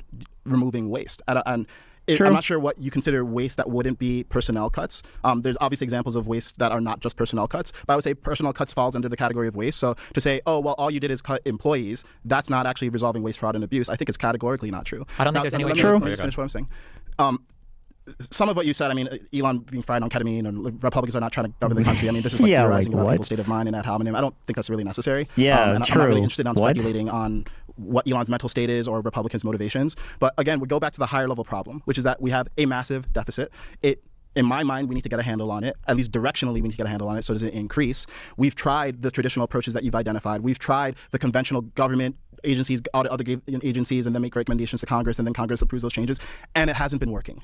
And that's why we need to, as annoying as it could be to have a private industry middleman involved in the picture, look to private industry. And this is not completely without precedent. I mean, Henry Ford helped the government, Howard Hughes helped the government. We've had business magnates help the government at stages in the U.S.'s development before. Now, whether you think Tizen or Destiny is winning the debate so far, I mean, I don't really care. We're just gonna got your back. Skip through So all the that, question again you know? is not whether Elon's on ketamine or whether we should be bringing individuals from private industry. The question is, how do we actually get this deficit in hand? And I haven't seen any public sector approach that's been successful. I see a private industry success that is at least more successful than every approach prior, because the most savings that we've ever gotten is around 30 billion. And if that's a low end of your range, then Doge is actually already doing better than they've done in the past. True. And I think that's something that shows early signs of promise. Again, if we don't get it through Congress, a lot of this doesn't actually end up mattering at the end of the day. But I would like to hear what is an approach that we haven't tried. Like Destiny was talking about, oh, but government wasn't like they're trying to subvert like what government's doing, and then his counterpoint basically is that you say that government is the way that you should do it, but when government does do it, they barely crack 30 million as like their highest. And Destiny's already giving Doge the minimum, absolute minimum that Doge probably have done is 30 million. So obviously Doge is doing literally more than what the government has been doing the entire time. But Destiny's whole point is that like, but you should do it the way that the government's been doing. Like 30 million is all right. We don't need anything more than that. Like, but then he's gonna bash them for not going up to 1 trillion when all they did was like 30 million, and he's like, oh, there's an order factor so bad, but you wanted to do it. I'm just repeating myself. It's just stupid. That we should try that doesn't involve private industry that you think would work. A real approach would be having people come together when you go to make the budget and suggesting these are programs that we need to make. We actually need to make programmatic cuts to huge parts of the federal government. But the problem is nobody wants to do that because they know that U.S. citizens generally enjoy those programs, and so they're too cowardly to actually cut from any of those programs. So that's one way to do it, is to cut from the programs. The second way to do it is to keep the programs the same size, but to continue to grow the economy. And Trump is doing the exact opposite of both of those. Our economy is contracting right now because he's destroying faith in the USD and faith in the United States at large across the world. Actually, we're actually growing, as you saw with the whole Grok thing that we did over here. The U.S. market is actually growing. This was well, specifically the S&P 500 closing prices. At the end of 2024, it was at this number. At the end of January 31st, 2025, it was at this number, which is really high. The beginning of before the first tariffs, after the first tariffs, and right before the April 5th tariffs, we went down by 1,000, which is not good. But this is closing one day before June 2025, and we are basically right back up to where we were in January 1st before the first tariffs. Very close to where the first tariffs are. So, like, I don't know what Destiny's talking about when he says, "Oh, the like everything like what is he talking about when he says this? This is stupid." Keep the programs the same size, but to continue to grow the economy. And he's is doing the exact opposite of both of those. Our economy is contracting right now because he's destroying faith in the USD and faith in the United States at large across the world, and because we're reducing. No, but the S&P 500 has been going up, so like obviously that's not true. Our tax receipts, our revenue, by way of economic contraction, and because he wants to extend the tax cuts for the Trump Tax Cuts and Jobs Act. So again, if we were ever going to if Destiny's not talking about that specifically, then maybe he should use a better word than just saying the markets. Like, that's a general ass term. He's gonna be like, oh, but I wasn't talking about the S&P 500. Like, I feel like Destiny's the one to be like, well, actually, I wasn't talking about that. Our goal is to put $5 in your pocket by next week. It's been 4 days and I only have $4. Where is my $5? Where is my $5? $5. Yeah. Have a conversation on the debt, on the deficit. I think that we could have that conversation, but now we're even further from having that conversation because we're fixated on whatever Doge is or whatever this is. See, look, this is the thing that I said when I was watching the erudite debate. Like, well, we can't even have the conversation. Like, what do you think you're doing right now? Like, he's literally asking you for the strategy. Let's talk about the strategy. And you're like, we can't even have the strategy talk. Like, we can't even have this conversation right now. Like, what are you doing right now? Like, what? Going to, like, if the deficit, the budget deficit, and of course the debt will grow, but if the deficit grows, so again, if we were ever going to have a conversation on the debt, on the deficit, I think that we could have that conversation, but now we're even further from having that conversation because we're fixated on whatever Doge is or whatever this is. We're not going to, like, if the deficit, the budget deficit, and of course the debt will grow, but if the deficit grows or stays the same, will you admit that it was an utter failure the entire 4 year? If after a year, yes, he said that multiple times. He already said, yes, if we're 2026 and we haven't hit the 1 trillion mark, that would be an utter failure. Like, he said that multiple times. What are you saying? Will you say, okay, well, this has failed, this is not working? Yes, because then enough time will have expired for us to see the objective result, and the objective result was not met. So absolutely. Okay. Yeah, and just to be clear, Stephen, I mean, obviously we don't know each other well, but you know, when you say like conservatives or Republican, I consider myself neither of those. I know you're not necessarily saying I am, but we're addressing a party that's not in the room, and I'm not here to argue on their behalf. What I'm saying is that there's a problem that needs to be addressed, and the way that the first solution that you propose, which is that we propose programmatic adjustments, we tried that. And it hasn't worked. No, the Republicans aren't trying that. No, Republicans and Democrats don't do that. Democrats do try, but Republicans are half of Congress. And all of Congress doesn't do it. And we don't accomplish it, and it doesn't seem to matter who has the majority. It doesn't get done. Obama tried to do this too, right? He tried to make cuts. It was like trivial cuts on the margin, shutting down old websites. At the end of the day, what's happened is clearly our government by itself is not sufficient to actually solve this problem. We need a creative approach to solving this problem. This is, hopefully we can agree, undoubtedly creative. It has some clear downsides. What I agree with you is this public spectacle around Doge and like constantly like people arguing on X about whether a program should be cut and all the partisanship around it is sad, unnecessary, and distracting. So that's why for me, it's like I'm not willing to give it an A because the messaging has been so politicized and so hyperbolic, but we need something different. And you're saying the Republicans won't get in line. To me, neither house seems to be getting in line with it because no cuts are not popular because yes, many Americans like these programs that we have and no one likes to have things taken away.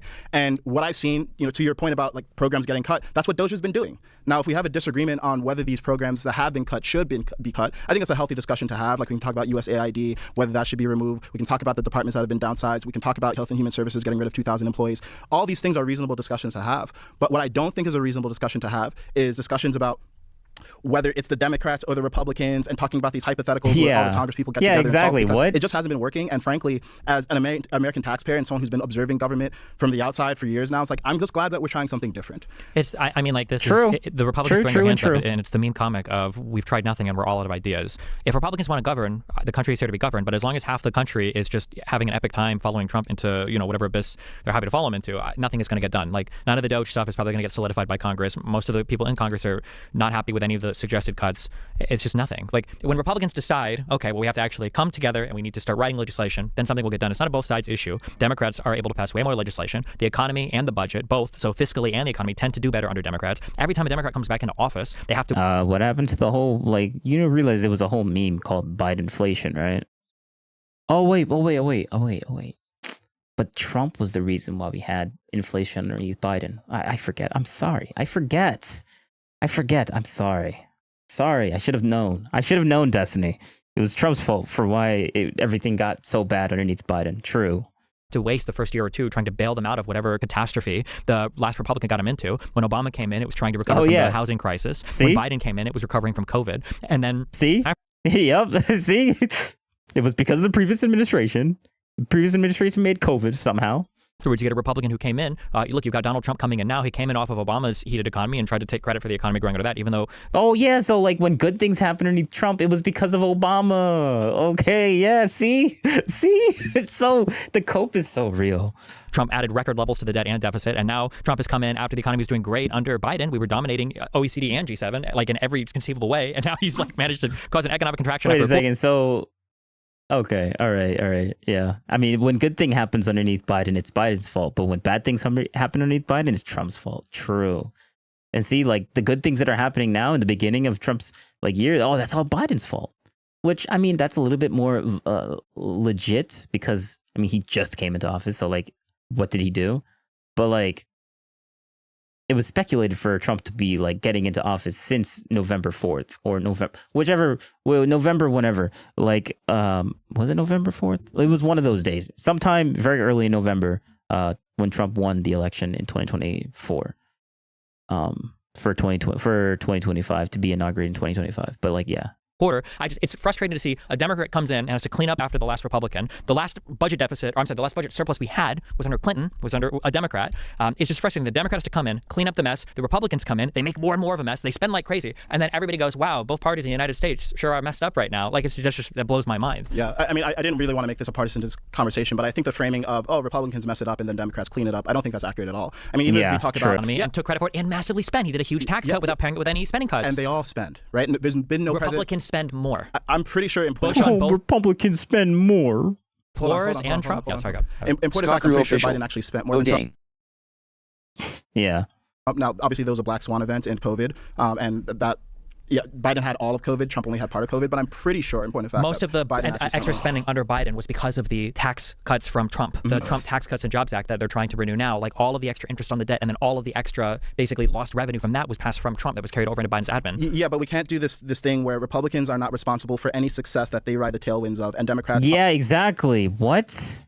Are not responsible for any failures that they have to ride the headwinds of. I'm not saying that. I'm saying that I can point to measurable Republican failures over and over again. Yeah, but I'm saying you say Trump inherited Obama's economy. Yes. I'm like, yeah, he stewarded the economy that he had. It didn't go off a cliff, and there's something to be said for that. And similarly, Clinton did the same with Reagan. So Republican, he didn't steward the economy. He overheated it. And then they cried about inflation a few years later. He came in under Obama, and the markets went from growing 10, 15% of a year to 20 to 25% of a year for 3 years. And he did that with a massive deficit spend by cutting all these taxes and not paying them any government spending cuts. And then the same Republicans now want to come in and say, well, Trump's going to be the guy to save our budget. He couldn't do it when the economy was going well. Why would we expect him to do it now? Well, I would say in the case of overheating the economy, remember, a lot of these changes were made. Everyone keeps forgetting about COVID. I don't blame Biden for COVID. I blame COVID for COVID. But it's just fine. I find it funny that, because Trump was in office before and then COVID happened, that's why Biden was getting, that's why everything was going really crappily towards Biden because of what happened in the previous administration. Not that COVID happened. He keeps Dustin keeps flip-flopping between COVID and Trump as if they're synonymous to being the exact same thing, which honestly, I feel like Destiny, that's just the way that Destiny debates. He debates like a scumbag when it comes to anything with Trump and Trump being bad or good or whatever. As we both acknowledge, prosperous economic times, and then COVID hit, and then the same tax cuts and things that they did in times pre-COVID were not that effective post-COVID. And I will say to Biden's credit, I think he inherited a really difficult situation and he prevented it from going completely off of a cliff. Yeah. But again, when we say, oh, well, if we talk about what level of confidence that we should have, that but I'm not going to blame the previous administration for those downcomings like Destiny's doing. Like, it's just all bad faith. Like, this guy is super good. Like, he even conceded that. Oh my God. He's literally the erudite in the Tim Pool debate. Literally. Good faith. I like it. Trump is able to resolve the debt and the deficit, given that he didn't do it the first time. The first time, I'm not confident like, he even was have to trying. give Destiny I think that. he was taking the economy that he had and trying to add more gas to it, and he did that until the point where it was no longer a viable option per COVID. And when we say that, oh, well, Trump is inheriting an economy that was booming under Biden, I don't think that was the experience of a lot of Americans on the ground. I mean, yeah, I guess equities were doing well, and I guess some of the top line was looking really good, but a lot of the reason why Trump got elected in the first place is because the average American, the cost of their groceries and their gas and their eggs and the things that they actually experience on a day-to-day basis were going up. And then over the longer term, the cost of houses were going up because interest rates were so high too. So even this framing of, oh, well, he inherited this booming economy, I guess it depends on what you call economy, but the actual economic experience of the average Americans was not good under Biden, and that's exactly why Trump got elected. And so, again, I'm just talking about this fundamental framing of, oh, things were good, and then Trump either came in and he just rode that high, or he messed it up after things were good. I think it's demonstrably not what happened last year. True. I mean, I think you can look at literally any economic indicator, and every single thing on paper will agree with the assertion that I'm making. And I just want to say it's a fantastic way to frame Trump's first. All right, then name one. Give an example. Just don't say, oh, but actually all the facts are with me. So you're just lying. All right, then name them.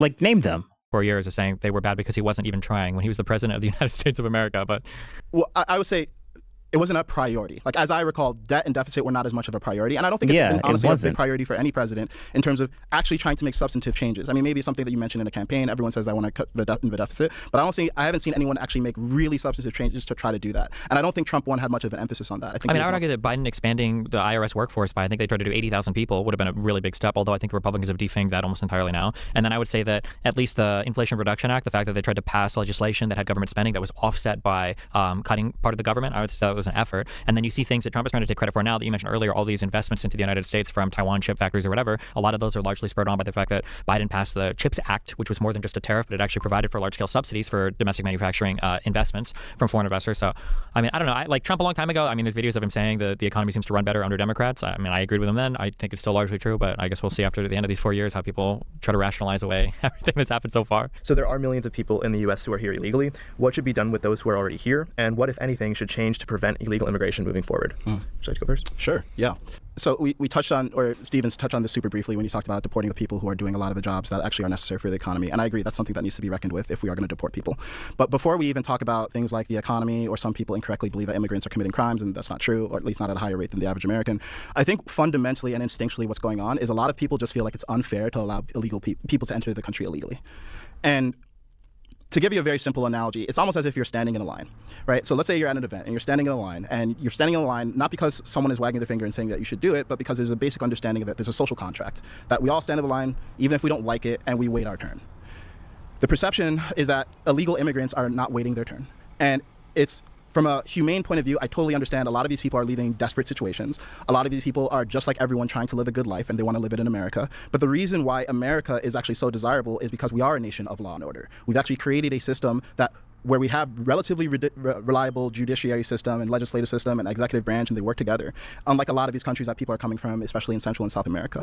So not only does it feel unfair to the average American to watch so many people just bypass the rules, while, by the way, there are many people who are trying to enter the country legally and not willing to break the rules, it also undermines the very thing that makes America desirable to be in the first place. Because if it's a nation of law and order, and we're allowing people to enter the country while violating law and order, then very soon the community that people are trying to break into is not actually desirable anymore.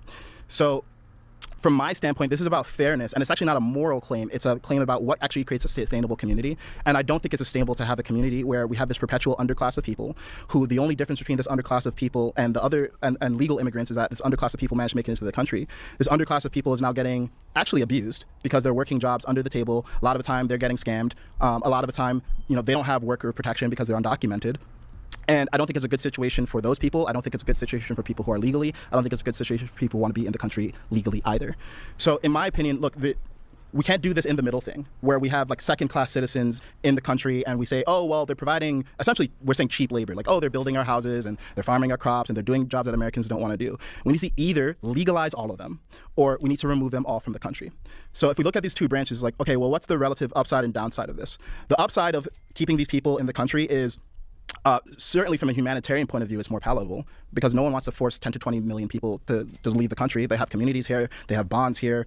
It would feel really bad. No one wants to see women and children crying as ICE kicks down doors and kicks them out of the country. But what we would lose there is a fundamental sense of trust in American systems of law and order.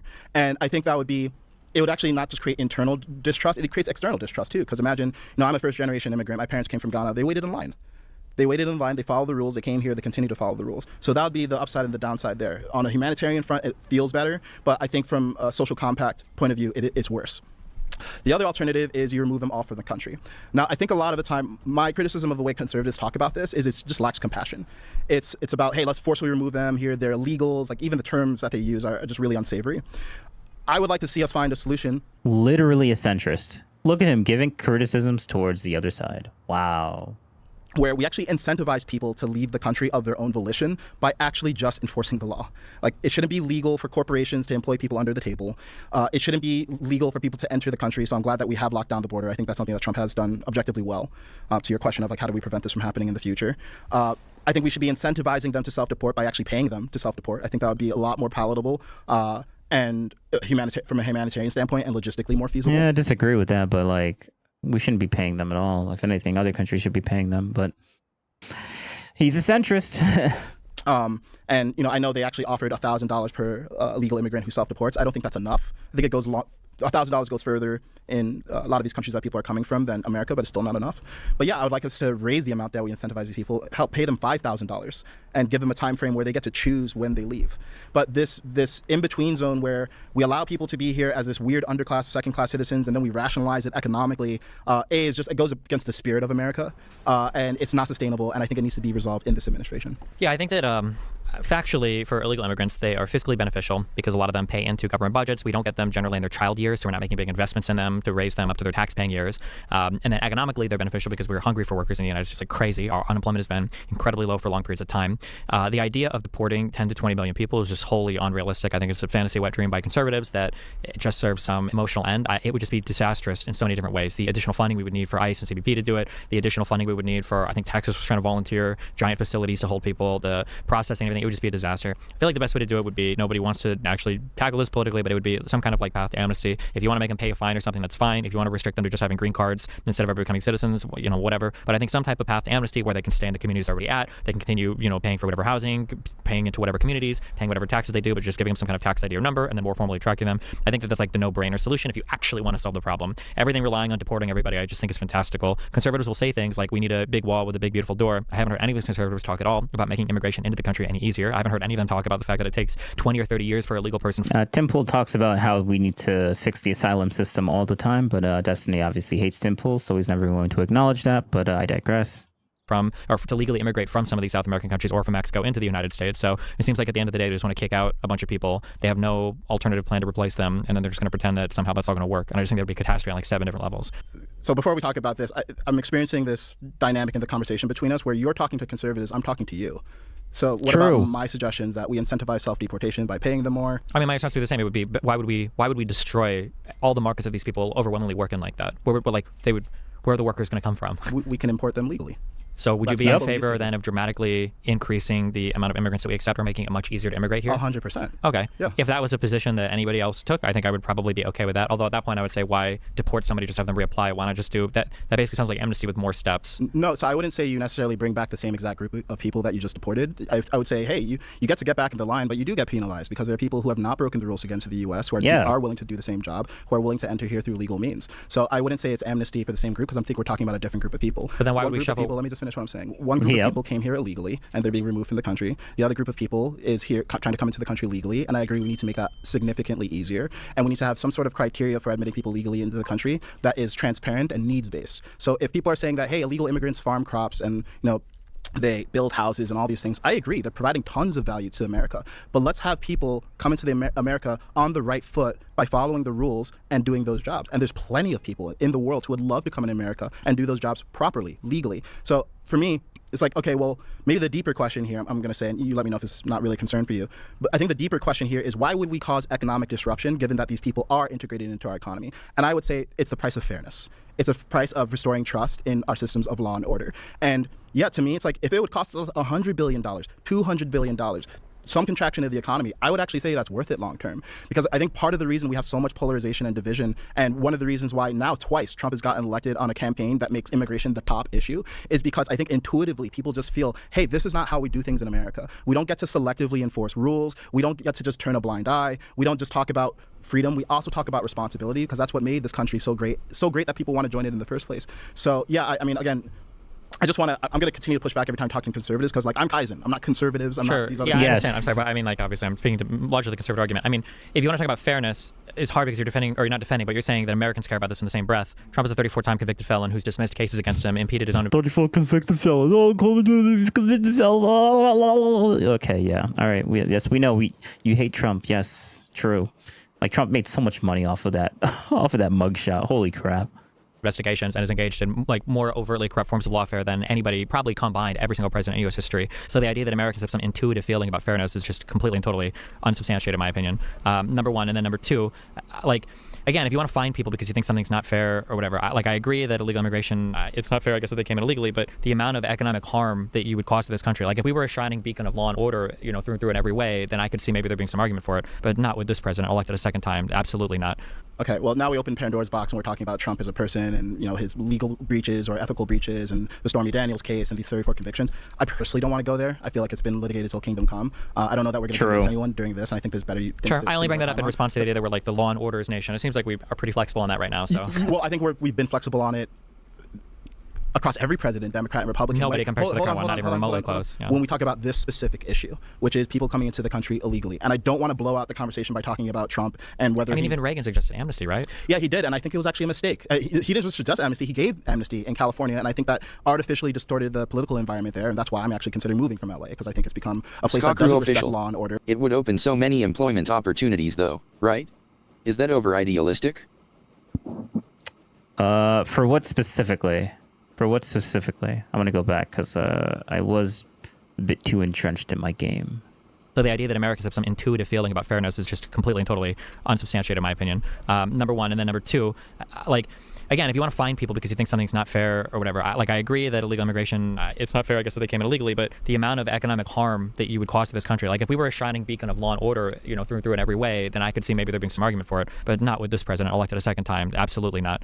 Okay, well, now we open Pandora's box and we're talking about Trump as a person and, you know, his legal breaches or ethical breaches and the Stormy Daniels case and these 34 convictions. I personally don't want to go there. I feel like it's been litigated till kingdom come. I don't know that we're going to convince anyone during this, and I think there's better things. Sure, I only bring that up in response to the idea that we're like the law and orders nation. It seems like we are pretty flexible on that right now. So, well, I think we've been flexible on it across every president, Democrat and Republican. Nobody compares to the current one, not even remotely close. Yeah. When we talk about this specific issue, which is people coming into the country illegally, and I don't want to blow out the conversation by talking about Trump and whether even Reagan suggested amnesty, right? Yeah, he did, and I think it was actually a mistake. He didn't just suggest amnesty; he gave amnesty in California, and I think that artificially distorted the political environment there, and that's why I'm actually considering moving from LA, because I think it's become a place that doesn't respect law and order and has a ton of inefficiency and is actually squandering a lot of the largesse that it naturally has. So I think that's actually the effect of providing amnesty. It's like it erodes the social fabric fundamentally in a way that I think is worth actually economic disruption. So I would personally say, yeah, I'd be willing for my life to be harder for a few years because we actually did things the right way. I'd be willing for my life to be harder if we said, hey, we're going to show these people the door as compassionately as we can. We're going to have them self-deport by enforcing the laws and providing incentives as compassionately as we can.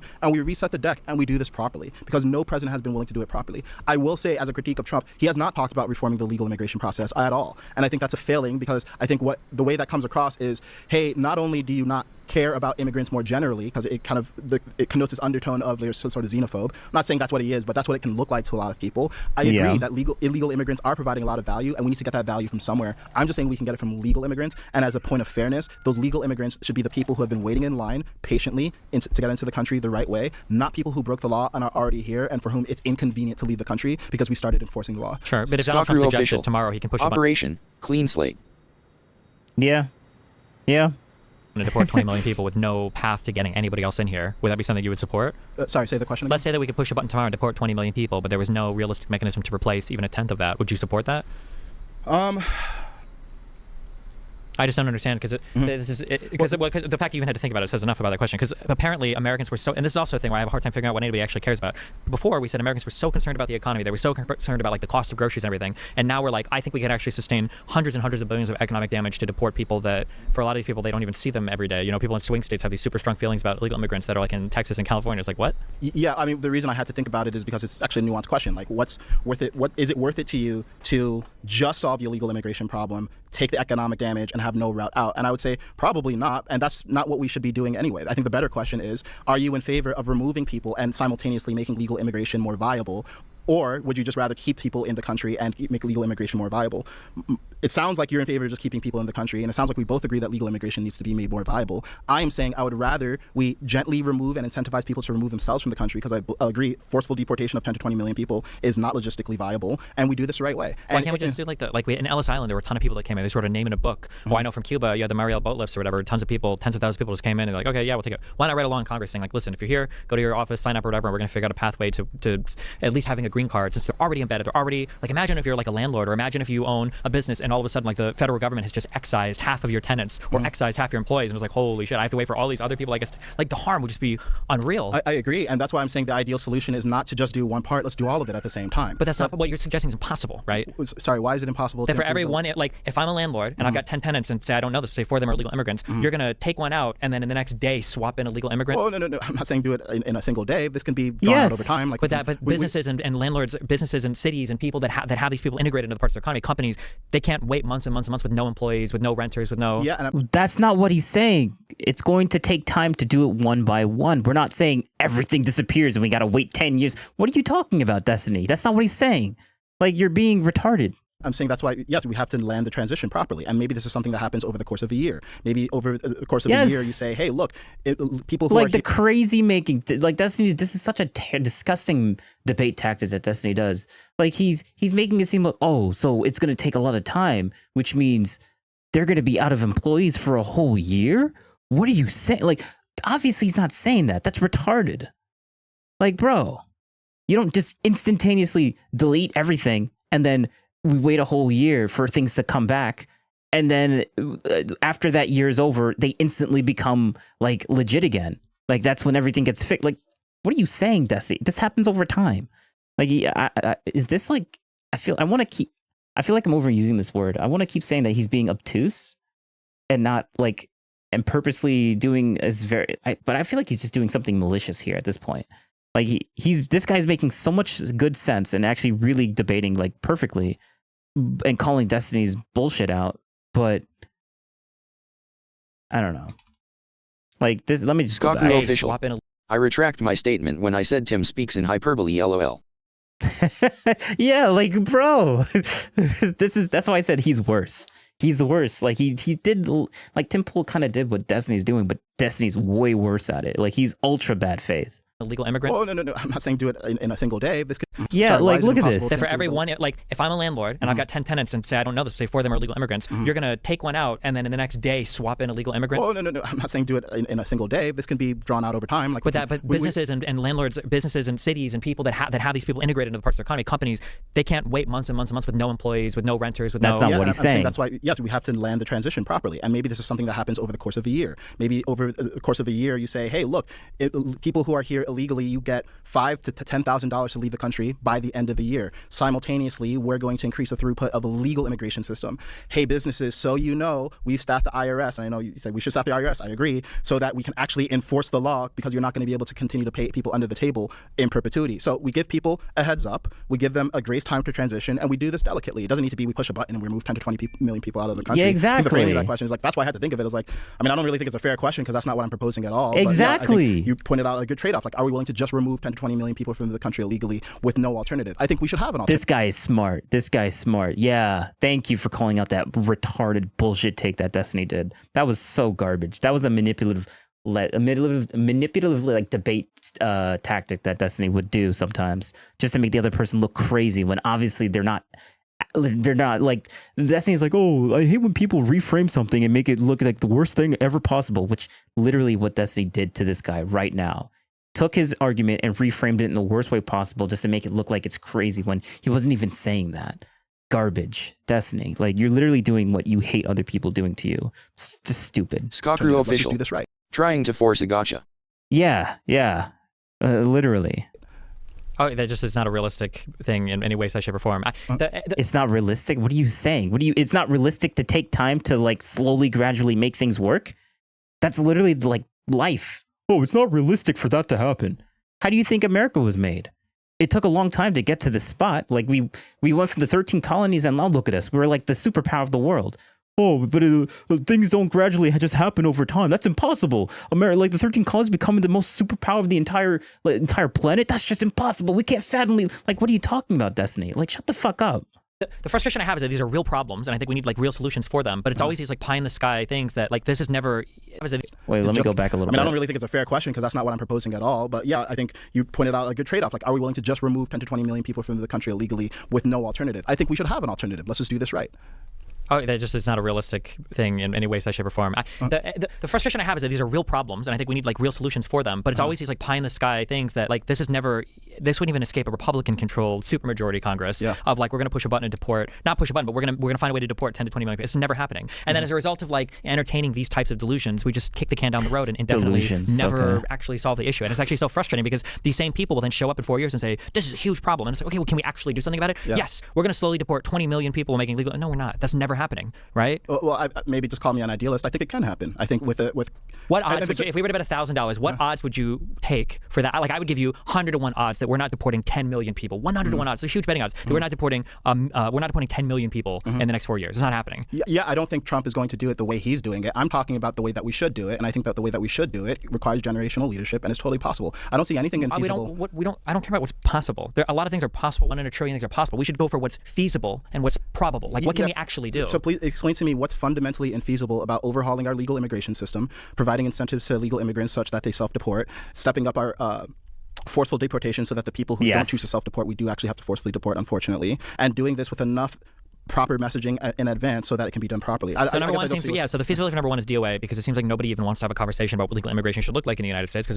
Except for this guy. So obviously what you're just saying is just a lie. Like, oh, no one wants to talk about this except for the guy that's literally sitting right in front of you, you fucking retard. But okay. We don't even know what... I guess I don't even know what people's actual positions are. So, for instance, if you would have asked me 6 months ago or 4 months ago what conservatives thought about asylum, I would say conservatives don't even believe asylum seekers are real. That's, in my opinion, that's what they would have said. But now, apparently, but we just ignore the fact that Tim Pool talks about it all the time. But Destiny hates Tim Pool, so he'll never give Tim Pool anything. So, okay, all right, we'll just ignore that. People in South Africa, apparently asylum seeking is like the most important thing ever, and so these people are coming here for asylum, and we're all clapping for that. So I don't even know what a reformation of the immigration system looks like, because I don't even. Destiny, you don't know anything. You don't know any. You don't pay attention to anything that you disagree with. So of course, yeah, you don't know about the thing that you literally don't like. You don't pay attention to. Yeah, true. Like what? Come to the table and begin to discuss. A lot of people are under the assumption, for instance, that we only need high-skill immigrants. But then the H-1B situation popped up. I was like, actually, hold on. I don't think we need medium or high-skill immigrants. I don't want these people at all.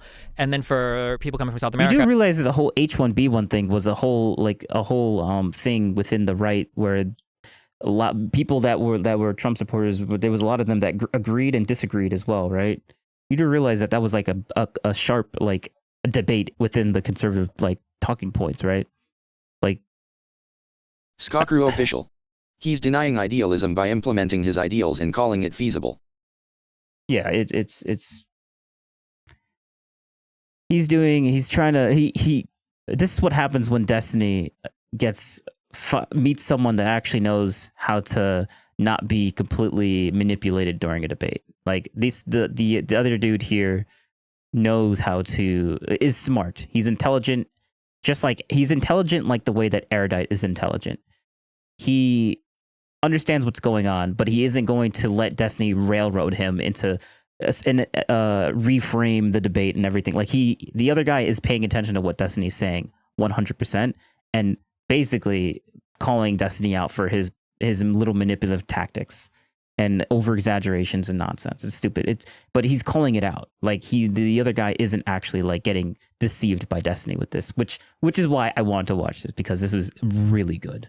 or from Mexico. I didn't even make it to this point. I think I got it to like maybe around the PSA, this thing, and then I listened to a little bit of over here, and then I was like, oh, wow, this guy's smart. I need to watch it during stream. So this is all new information for me. So it's like, well, we don't need low skill labor either because reasons, I guess. So I don't know. So that's the first thing. The second thing in terms of deporting people, it's a catastrophic impact to start deporting people en masse. If you want to talk about like doing these deportations where ICE is like going into a prison and they find some people that are they don't have good immigration status and they kick them out or whatever, okay, fine, whatever. That's not a huge impact. But if you're talking about people that are just integrated into a community, that are working, that have their kids going to school or whatever, but they're undocumented or illegal persons, and then you start kicking these people out, it's not just even giving money to those people to make them right or whole. I don't even know if we're going to kick them out. You're talking about a ricochet effect through these entire communities. You're talking about cars that are going to be abandoned, that aren't going to have payments made on them. You're talking about properties that are going to be abandoned, that aren't going to have rent paid. You're talking about companies that are going to lose employees that aren't going to have... Oh my God, we just clarified that we're not going to instantaneously delete people. It's going to be a slow, gradual process where one person comes out, another person comes in. One person comes out, another person comes in. Like, and this is going to happen over the span of like maybe a year or so. That's not... No one's going to be losing a business. They're just like one day there's going to be a new guy that comes in, and then one day another guy's going to disappear. That's it.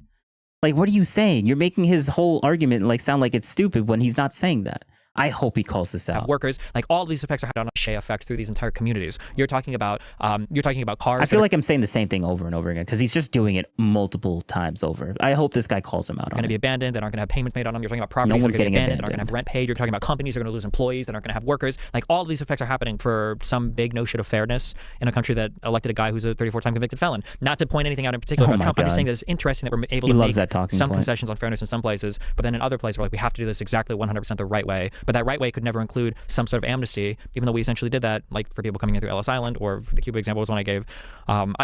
There's a path forward where there's a discussion where I think it could happen. We need some kind of amnesty thing. Otherwise, we're never getting rid of these people. These people aren't self-deporting unless you're offering them a ton of money. So we need some kind of amnesty thing. We need some kind of immigration conversation. We need people to come together and have a conversation on this. But instead, it's this: we're going to figure out a way to really deport 10 to 20 million people. And it's like that's never happening. Okay, so I feel like maybe there's just a gap in maybe what we think this conversation that we're having right now is meant to do, right? Because I'm not here to defend Trump. I'm not here to rationalize for conservatives. I'm not here to make this a Democrat or Republican thing. I'm here to identify the best possible solutions to the problems that we face right now. What I'm hearing you say is that you're fundamentally pessimistic that some of the ideas that I'm advocating can even be done. I guess I'm optimistic about it. And I think that if we have conversations like this where we can at least identify what the best thing is, we can start changing the political will of the masses so that we can create enough political will to get them done. And you're saying it's infeasible. What I'm hearing is it's politically infeasible. I don't think it's logistically infeasible to do what I'm talking about. I don't think it's logistically infeasible to give people an incentive to leave because we're doing that. I don't think it's politically infeasible to enforce the law so that companies aren't paying people under the table because we can do that, or we do it selectively. So let's just do it all the way. I don't think it's politically infeasible to force some people out of the country, although we should keep that to an absolute minimum. Recently, DHS reported that part of the reason that they're giving people $1,000 to self-deport is because it costs $17,000 to force deport. At $17,000, I agree with you. We're not going to do it. And that's why I'm saying let's find this more easeful way to do it. So I think it's just a matter of providing proper incentives, enforcing the law, and increasing the throughput of the legal immigration system. And if you're saying, look, the conservatives are so intractable that it's just not possible, I guess I just disagree. Like, I think...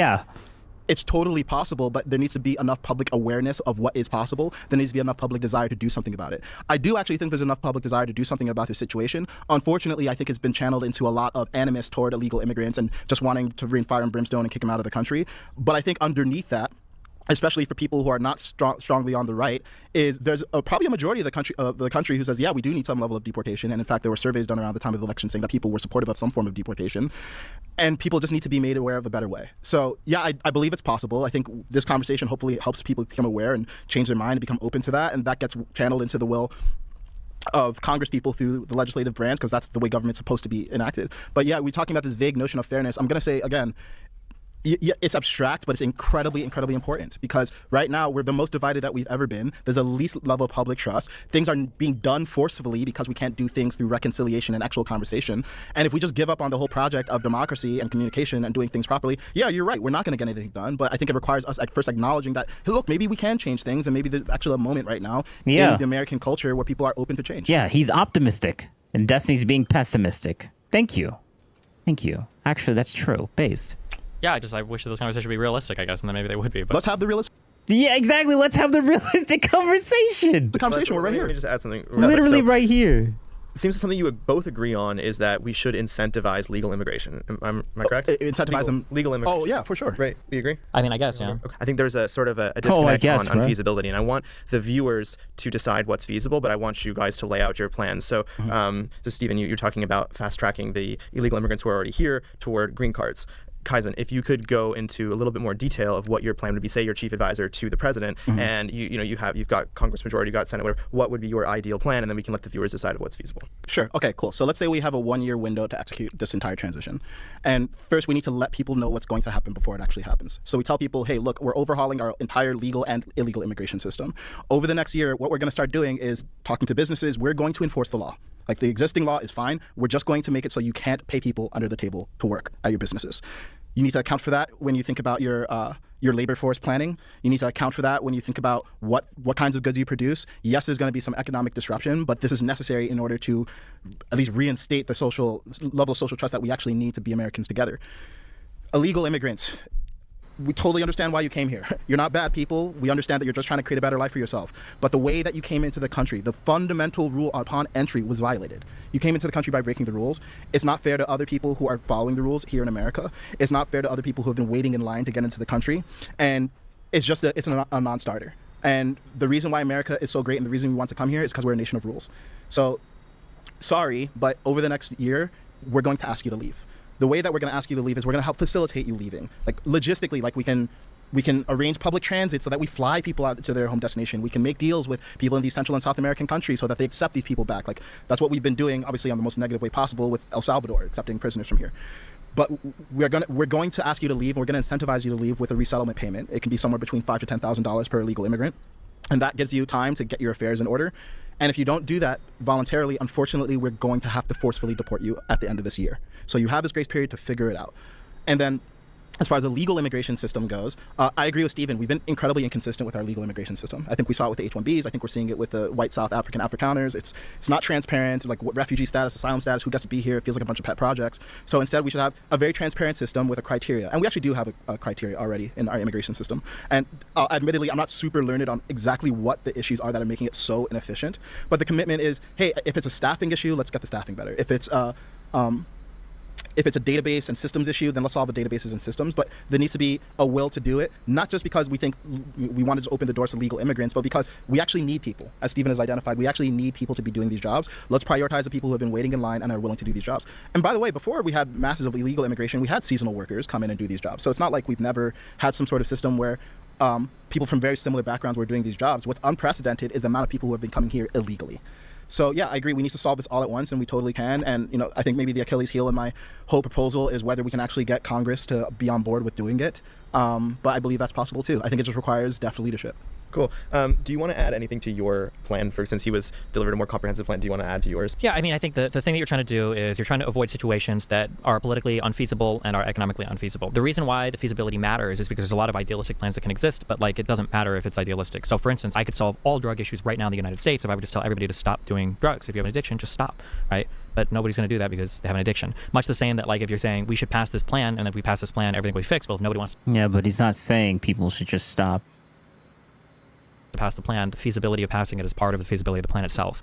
When it comes to a path to amnesty for people that are here, the reason why this works the best is because it avoids a whole bunch of really tough economic questions. So for instance, if you've got a bunch of people that are renting apartment units to illegal immigrants that are now going to have to close up shop because their whole building is emptied because the feds come in and they bust them, or if you've got companies that are relying on a bunch of labor, they might not even know some of these people are illegal immigrants and they lose a ton of their labor force. All of these small businesses, all of these apartment complexes, all of these places that rent cars or anything else to any of these people, all of these people are going to be hurt in bad ways. So you avoid all of that by doing some sort of path to amnesty, number one. Number two, you avoid very convoluted or very difficult legal questions. So for instance, let's say that there are 2 illegal immigrants in the United States. Let's say they have kids. Let's say both those kids are 16, 17 years old. Those kids are citizens. Well, what do you do now? Now you're in a weird world where we deport the parents. Do the kids stay here? The kids probably have to go too. And it's this just nobody wants to deal with the situation because it's fuck, are you really, we had this pop up with the 2-year-old that got, sent away with her mom.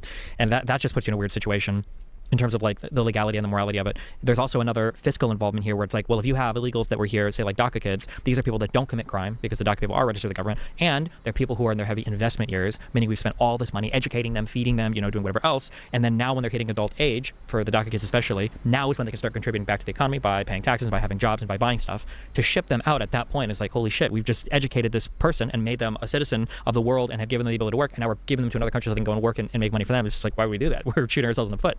So the path to citizenship, or at least the path to amnesty or a green card, manages to keep all those people in place, integrate it into the systems that they've organically already sorted themselves into, and then it just basically moves us into a world where we can start to account for them legally because now they've all registered for, you know, some type of green card status. If you do it on just the green card thing, at the very least you avoid the uncomfortable issue that Republicans have where they're like, well, we don't want them to take over voting majorities in some places or whatever. Maybe you can even reshuffle how you apportion delegates from the House, because some people don't like the fact that if there are more citizens or more people living somewhere, even if the green card holders, you know, whatever, you can figure those things out. I just think that path is a way that protects us, like morally, it makes people feel okay generally. Legally, you're on much stronger standing. Politically, you've got a more feasibility to a plan there. And economically, you're avoiding a lot of the harm from moving people out of your markets. And fiscally, you're accounting for all of your government budgets a lot better. I just think that plan is way better than trying to shuffle 15 million people in and 15 million people out of the economy, in my opinion. So speaking of shuffling, sorry if I can add something really quick. So Kaizen presented sort of an ideal plan. You did as well. So in the interest of feasibility still then, you know, how would you go about delivering the, like you're saying, green cards for illegal immigrants? How would you choose which ones get it? And, you know, part of on my channel, I've spoken to many illegal immigrants, and they have hearings that are years into the future. So how would you sort of fund it? How would you make this plan feasible of delivering green cards to, correct me if I'm wrong, but millions of people?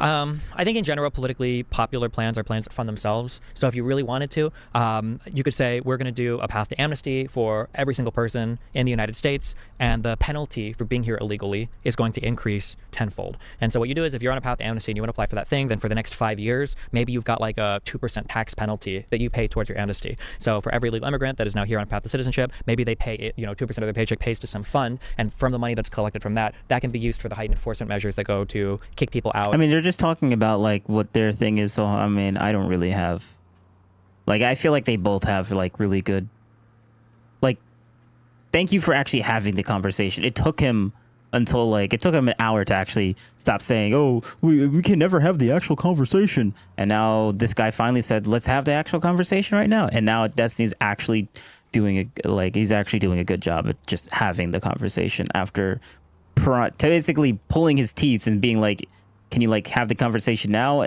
Can we have the conversation now? And now he's an hour later, he's finally actually having the conversation. Or I guess he finally realized he could have the conversation. I guess before Destiny must have think, oh, I guess I can't have the conversation or whatever. But like it's just stupid. Or pay for the programs to integrate these people, and then those things can also be applied, doubly so to. So I don't really have much to say, because he's just pointing out, he's just giving his view of what he thinks, and I think Destiny's a smart person, so like I mostly agree with what he's saying.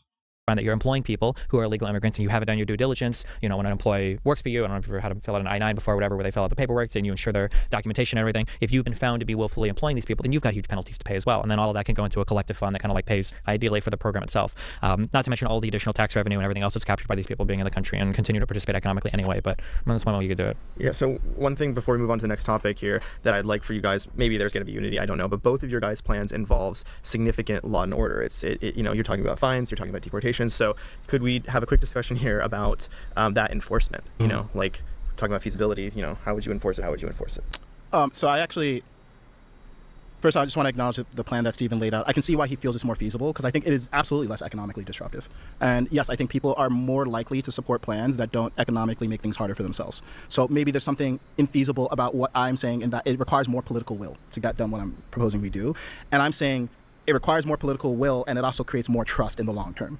Whereas I think Stephen's plan, although I think it's better than having everyone here in the country in this limbo status forever, so I think it's better than that for sure, it doesn't require as much political will, but it erodes trust, I think, irrevocably. Like, I think forever it's like, okay, well, America's just a country where every few decades we have this crisis and we just decide, okay, we're just going to undo the crisis by legalizing everyone who broke the rules.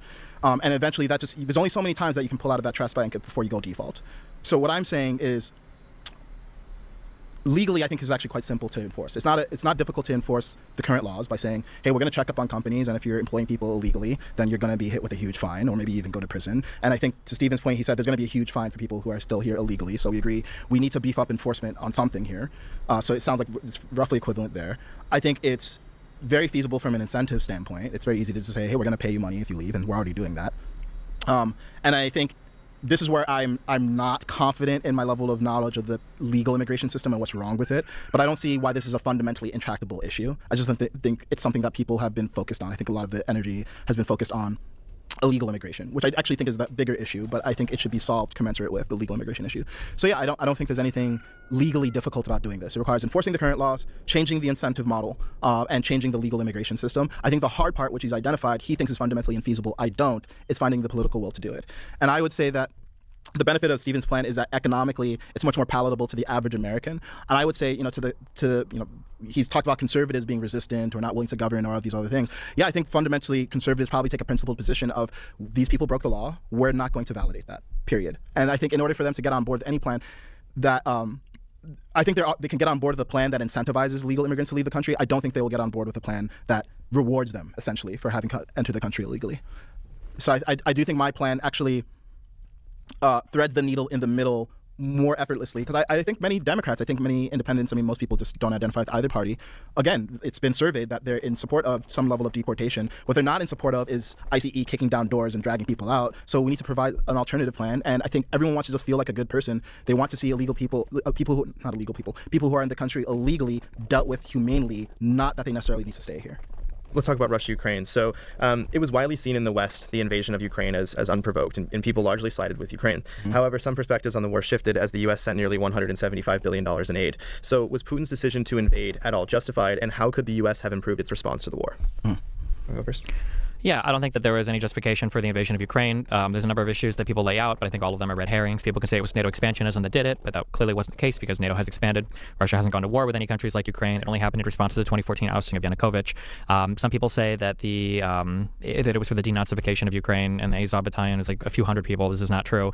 It's just obviously not true. They had I believe it was a Jewish head of state and a Jewish vice president at the same time. Like the idea that there's some huge Nazi problem in Ukraine has just never been true. Some argue that it was because of the ethnic cleansing of ethnic Russians in the Donbass. That's not true. There was an active war that's been facilitated there by Russia for at least 10 years. The reason why they invaded Ukraine is because they wanted to control Ukraine in a similar way that they control Belarus. Putin more or less said this, that they're the same kindred spirit of people, and that he basically wants to see a reformation of like a Soviet Union-esque type nation state between Russia, between Belarus, between Ukraine. I think that the biggest issue that the United States had was we didn't have like a unified response to what we wanted to do. Initially, we were really big on supporting Ukraine, but for reasons and Trump and whatever random stuff, the conservatives started to break off from that and decided that we needed to become isolationists again, I guess, and not have any relationship with anything going on in the rest of the world, unless I guess it's pouring tons of money into Israel for whatever reason. I think that the biggest mistake that the United States made was not to have when I say unified response, I mean that we're unified at home about how we're going to deal with this, and to not have Ukrainians sitting in a ditch waiting on whether or not they're getting artillery shells based on whether or not an immigration bill is going to be combined with foreign support for the war, I guess. Okay, so what about how we would change, how would you change the response to the war in Ukraine? Like, would you change anything that Biden did? Would you change anything? I assume you'd want to change some things that Trump has done. I think making greater weapon systems, F-16s and everything else like available to them from the start, I think would have been good. I don't think we should ever utter the word like nuclear or anything. The idea that we should allow somebody to bully us around because of nuclear threats is absolute bullshit. And the idea that we need to be afraid of Russia and give them basically carte blanche to invade any country in the world because they have nuclear weapons is insane. I don't think Putin is that suicidal. And all the same arguments that people made about being worried about World War III or nuclear winter would apply the exact same if they were to invade a NATO ally. And I would hope that we wouldn't use the same arguments and abandon NATO as well, although Trump has talked about that and shown a desire to do that a ton. But I think that basically telling Ukraine, listen, as long as you guys want to fight, you have everything that's available to you that you can fight with. Good luck. As opposed to this dishing out selectively weapons over time, depending upon what the political will is. Where's Neri? Blime is still on. Smiley face. Yep. Actually, I'm about to leave soon because I should probably eat something today. What's your response? Yeah, sure. So first to the question of justification. I mean, the question is what does justification mean? But this is a good conversation. But by the way, Mortonary, Destiny finally conceded in the argument of I wish we could just have a good conversation about these things. And the guy finally said somewhere around here, he was like, all right, then let's just have the conversation. Wait, copy URL. No, copy current time. Let me see if I can find it. So in the interest of feasibility, 18 million people out of the economy, in my opinion. So speaking of shuffling, sorry if I can add something. It wasn't here. So Kaizen presented. Was it people here? who have been waiting in line and are willing to never had some sort of system illegally. Proposal requires a plan. Do you want to watch it all? Yeah, I mean, I think that. Okay, I mean, but like, yeah, like he finally conceded into that. Justification mean? Are we talking about moral justification? Are we talking about has there been any incentive provided? Have we provoked them in any way? Look, I don't think there's a moral justification for an invasion. I think it's clear that from just a purely moral standpoint, no, I don't think Putin should have invaded Ukraine. I think there were many options available to him. I think he was opportunistic. I do think that many people have been glazing over the things that America has done to at least give Putin plausible reasons to the international community to invade. So Stephen mentioned the ousting of Yanukovych and our involvement in the Maidan Revolution in 2014. It's like, yeah, that's a plausible reason why Putin could say, hey, you guys have been violating Ukraine's sovereignty. You guys have been turning Ukraine into a Western satellite. Now this is a security threat. Does it warrant him invading? No, but it's something that he can say. Just like Putin's not wrong when he said that. Like, we probably shouldn't have done that. We gave him the plausible deniability.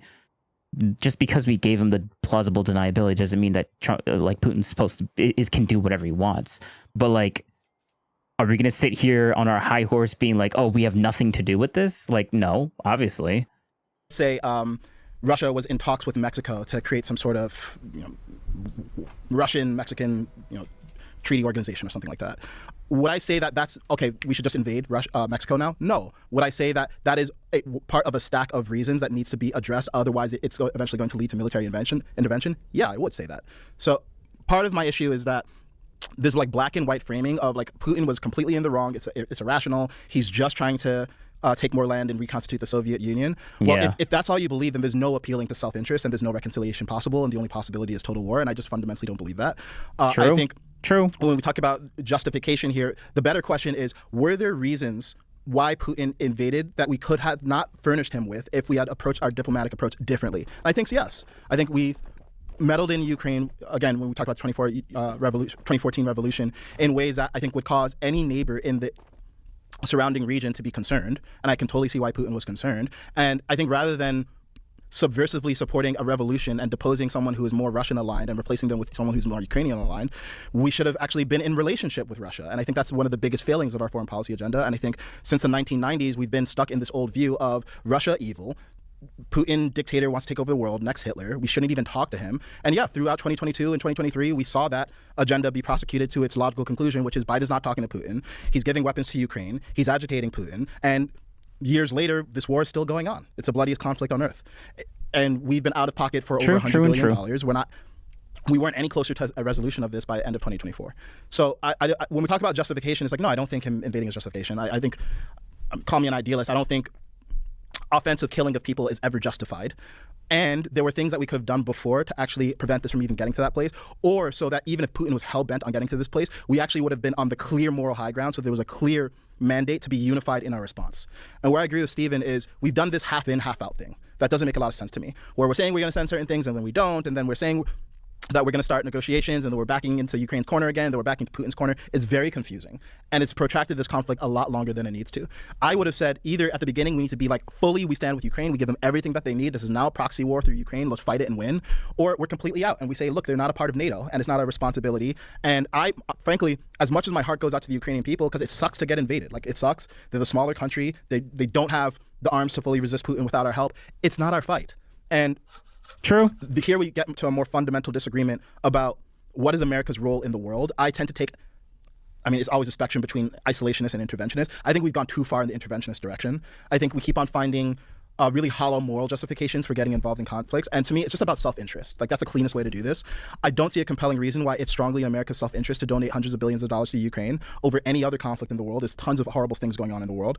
I don't see why, I don't see why we believe that if we don't help Ukraine, then Putin's going to run roughshod over the rest of Europe, and all of a sudden we're going to be next, like Zelensky has said several times. We have NATO. If he invades a NATO nation, then we fight. That's the whole point of the agreement. So countries that are not a part of NATO, we should not be signaling, like Biden was doing, that, oh, Ukraine's going to join NATO, there's no timeline, and then giving Putin some sort of justification he can provide to the world, even if some of the world doesn't believe him. Instead, let's make commitments, let's honor them, and let's not go past them. And I think we've gone past them with no clear rationale. The 2014 Euromaidan, the idea that the U.S. was involved in that, there's no substantiation to that in any way, size, shape, or form, right? What was it? Was it Victoria Nuland? Yeah, but it's a Nuland phone call where all we said was there's a one leader we prefer over the other. That's not substantiation in any way, size, shape, or form that we participated in that. There had been a whole series of protests up to that point. There were good reasons for the Ukrainian people to be mad. There's no evidence that the United States fomented that. Yeah, so my understanding is the CIA actually did help foment that. So it was a grassroots revolution, just to be clear. Something that the Ukrainian people wanted to do. My understanding is that we did covertly support that. And what I don't, and how? So my understanding is that, I don't know if this is a USAID thing or a separate part of the US, of the CIA did this, but that we funded this and we helped provide propaganda to the Ukrainian community to help support this. Okay, I don't think there's any evidence that's ever been presented of that. The only thing that's ever brought up is that Victoria Nuland phone call a billion times. So that happened all on its own, number one. Number two, the framing of Russia had to invade Ukraine because Ukraine might have joined NATO. Like, what would be the threat? Well, he didn't say that they had to.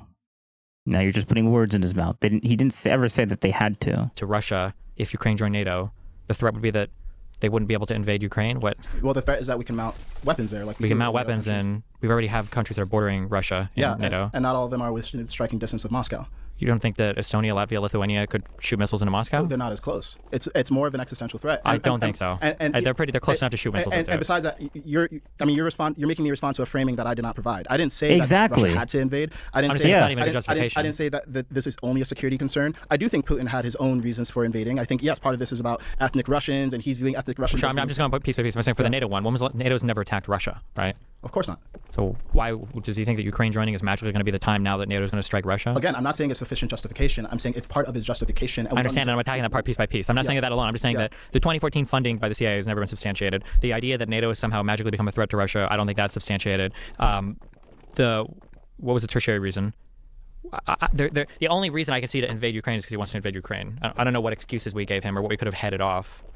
Well, at minimum, look, maybe there's some, and this is obviously hard to substantiate because we're talking about a covert operation that may or may not have existed, and Victoria Nuland's call may or may not substantiate the existence of this covert operation. Well, to be very clear, the only thing that Nuland call said was that there was one leader to prefer another. That leader didn't even get elected after Euromaidan. So, we have preferences for leadership around the world all the time. That doesn't mean we're covertly supporting some project to cause a revolution and to oust a leader in a country just because we prefer one over another. Yeah, and of course, again, with covert operations, it's very hard to substantiate what happened or not. Yeah, but we wouldn't believe it just because we can't substantiate it. Yeah, and I'm not saying that I believe it 100%. I'm saying there's a perception, and let's say it is true to any degree, that to me that's evidence that we are prosecuting an agenda of getting involved in countries that we don't need to be involved in at all. And you don't think Europe is an interest to the United States? I'm not talking about Europe. We're talking about Ukraine. Ukraine is a part of Europe, and I think European sees that as an essential part of European security, right? Yeah, I'm saying some European countries are in NATO, and we've made commitments, and we've made the assessment that yes, it makes sense to provide security to them. Ukraine was not one of them, at least not up to this point. Now, sure, but I mean, they did give up the nuclear weapons, right? Yeah, they did, and there was a Budapest Memorandum, and there's a reason why we didn't add any enforceability clause, because evidently we didn't find Ukraine to be valuable enough to America's security to put ourselves on the line and say we're going to provide security guarantees.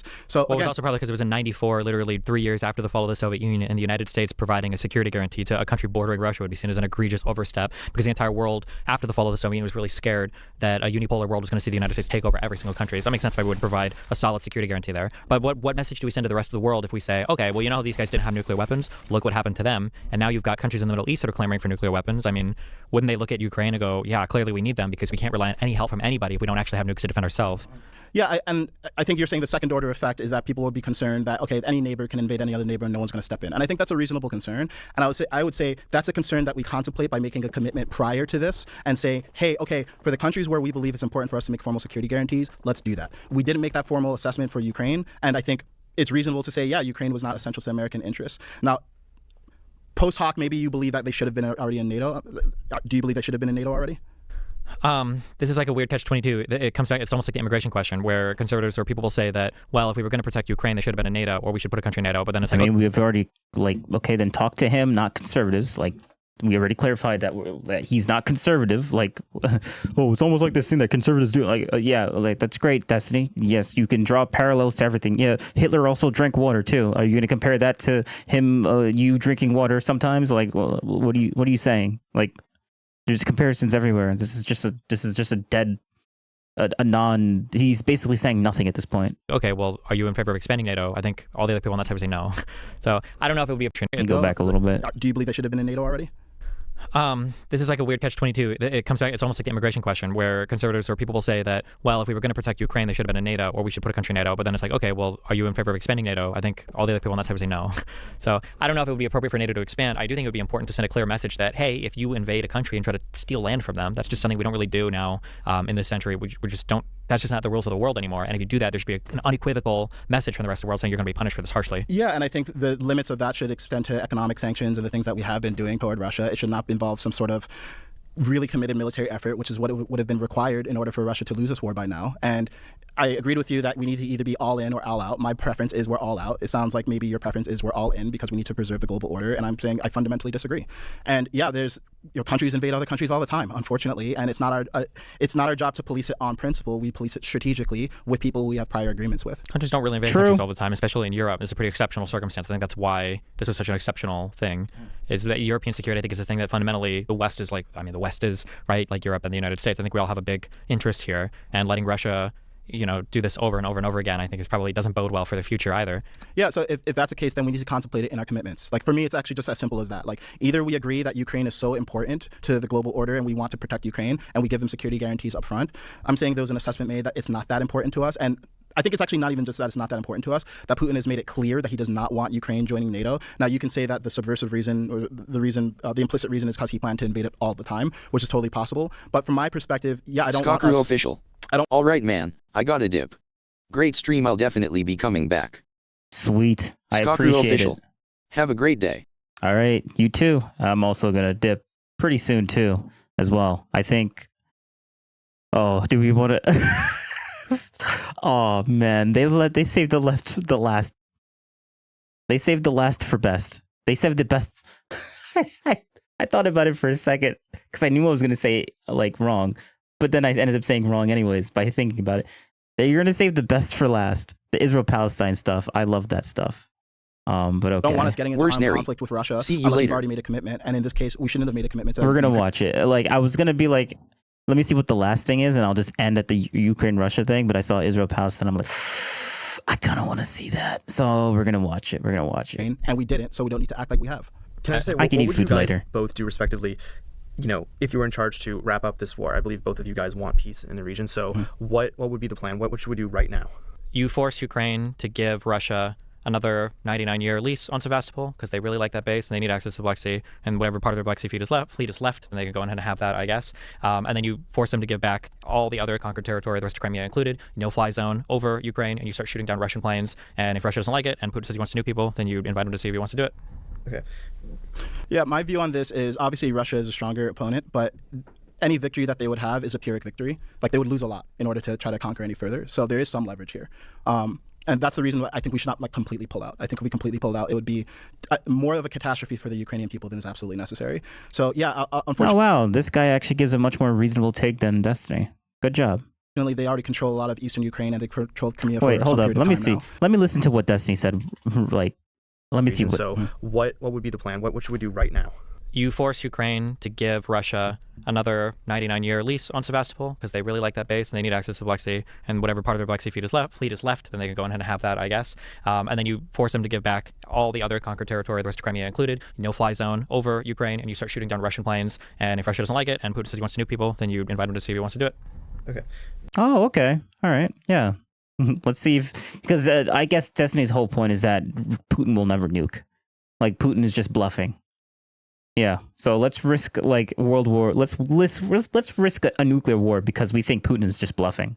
All right, Destiny. Yeah, you would be a real warmonger. Like he unironically would be a Hillary Clinton. like actually.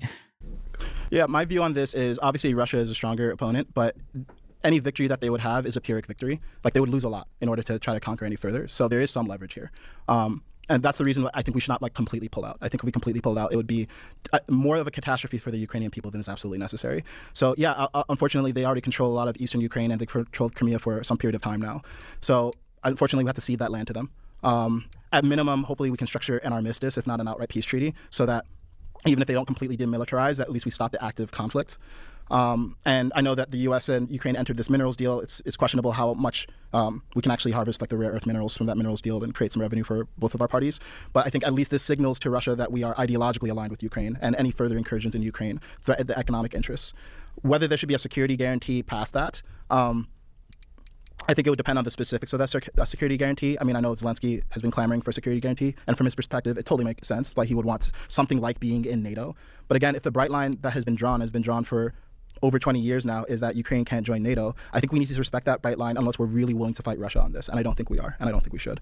Okay. Yeah, this is part of why I think these conversations are so essential because, respectfully, saying you're on the right, you voted for Trump, you supported Kamala Harris, you're not exactly saying what, so-called narratives, you're saying, we shouldn't necessarily pull everything out. We shouldn't just stop funding them. And you're saying that, Destiny, you're saying that we shouldn't continue to necessarily fund this for, eternity is what you're saying, right? You're not. No, I think we should fund it for as long as I want to fight, yes. And I think that the opposite position is an unequivocal, total surrender of Ukraine to Russia. The idea that they would give up the 5 whatever territories plus power plant to Russia, I think is the most catastrophic version of a surrender basically that Ukraine could have. I think we should fund them for as long as they're willing to fight. So to clarify, no budget, right? You're just saying to continue. Yeah, we haven't given them I think $30 to $50 million. I think in actual cash or loan guarantees. The rest is a bunch of weapons. It's causing a lot of trouble for Russia, and they should be having a lot of trouble. They can't just invade Moldova. They can't just invade Georgia. They can't just invade Ukraine. They can't just get involved in level places all over the world over and over and over again with no repercussion. I think the United States is probably the best poised country to send a message to the rest of the world saying you cannot conduct yourself like this. You shouldn't be able to do it. And if the U.S. isn't going to step in and do that, I mean, I don't know who else will. Okay. Do you want to, before we move to Israel-Palestine, do you want to comment on his point about funding the war? Yeah, for me, look, the lens I look at this from is what is serving America's self-interest. I agree that morally it's reprehensible for Putin to be invading these countries in Europe. And at the same time, I don't consider this like some sort of domino effect that eventually will hurt the U.S. I'm just fundamentally not concerned. So I don't see why we should have an infinite pocketbook open for Ukraine here, because I don't think it's worth that much to us to be involved in a fight that we didn't start, we weren't involved in. We may be provoked to a degree, but we certainly don't need to be involved in perpetuity. Still sticking with foreign policy, Israel-Palestine. So the conflict has extended to challenging the definition of free speech in this country. Where do you guys stand on this? I agree with this guy more. I agree with this guy a little bit more. Like, are we really going to risk a nuclear war with Russia just because we feel bad that he invaded a country? Like, come on now. Like, if Ukraine wants to risk that for their sovereignty, then let Ukraine do it. And then Putin will just deal with Ukraine and not deal with America. Like, he's literally saying, instead of Ukraine doing that and having Ukraine be involved in a nuclear war, and the nuclear war is over there in Europe and not coming over to the U.S. because intercontinental ICBMs work with nuclear warheads, so like we're obviously in the crosshairs if we end up doing that. But like, I guess Destiny just doesn't care. He's like, oh no, Putin's just bluffing. I know he's just bluffing. He's not actually going to send a warhead to America. And then he does, and then Destiny's like, well, I mean, like he would risk it all just because he thinks Putin is bluffing. Like, that's just wild to me. Like, obviously I would be against that because like I live in the U.S. and I don't want nukes coming over here because some guy thinks one giant nuclear power is bluffing. Like, that's just crazy. Department's approach of revoking visas for some pro-Palestine protesters, and what can be done to raise the probability of peace in the region? I'll go first. Okay. So when we talk about their approach to revoking visas, we're talking about like Mahmoud Khalil, Ramesh Ozturk, these people. I don't like it. I think it's been really opaque. I think it's been really inconsistent. I think they say one reason to the public, and then you look at the legal filings, they state another reason. And I think we need to look at this case by case to see what the failings of this are. So, for example, one of the reasons that they've been citing in public is they're trying to fight anti-Semitism, right? So they're saying that Mahmoud Khalil and Ramesh Ozturk are fomenting anti-Semitism. Now, part of the problem here is what is actually anti-Semitism? Technically, it's hatred against Jewish people. But what I see often actually being conflated with hatred against Jewish people is criticisms of the actions of the Israeli government, which I don't think is fair. And particularly in Ramesh's case, as far as I can see, the only evidence that she has of something even in the neighborhood of anti-Semitism is having written an op-ed where she was critical of her university giving money to respect your host country. Yeah. Israel, and wanting them to divest, which I think is a reasonable position for someone to take, even if you disagree on whether they should divest. I think it's okay for her to state that. So the Trump administration, they've been citing this one part of immigration law saying that someone who's here on a green card or a student visa can be removed if they engage in actions that have serious foreign policy adverse create complications. And that's such a broad clause. And with super broad clauses, especially ones that are given to the executive branch that can be acted on unilaterally, my fundamental concern is not even how they're just using it now, but how it gets used in the future because of the precedent that's being set. If we're going to say that simply writing an article asking your university to divest from Israel constitutes anti-Semitism or has serious foreign policy consequences, then that reason can be used to justify kicking anyone out of the country. I mean, we could have used that to justify people who were critical of the Iraq War. And I have no sympathy for them. Yeah, zero. I mean, I like it. There's a war going on, and Hamas started it. So, like, I'm not sympathetic to the people that started their own war. Like, it's just stupid. On some sort of legal permanent resident status and saying, okay, you're back to the country because you're saying Bush shouldn't be invading Iraq and Afghanistan and all these other countries. So, yeah, I strongly disagree with the way that they're going about this. And in some cases, I think there's more justification. So, for example, with Mahmoud Khalil, he was a lead negotiator for Columbia University apartheid divest. Or let's call it Quad.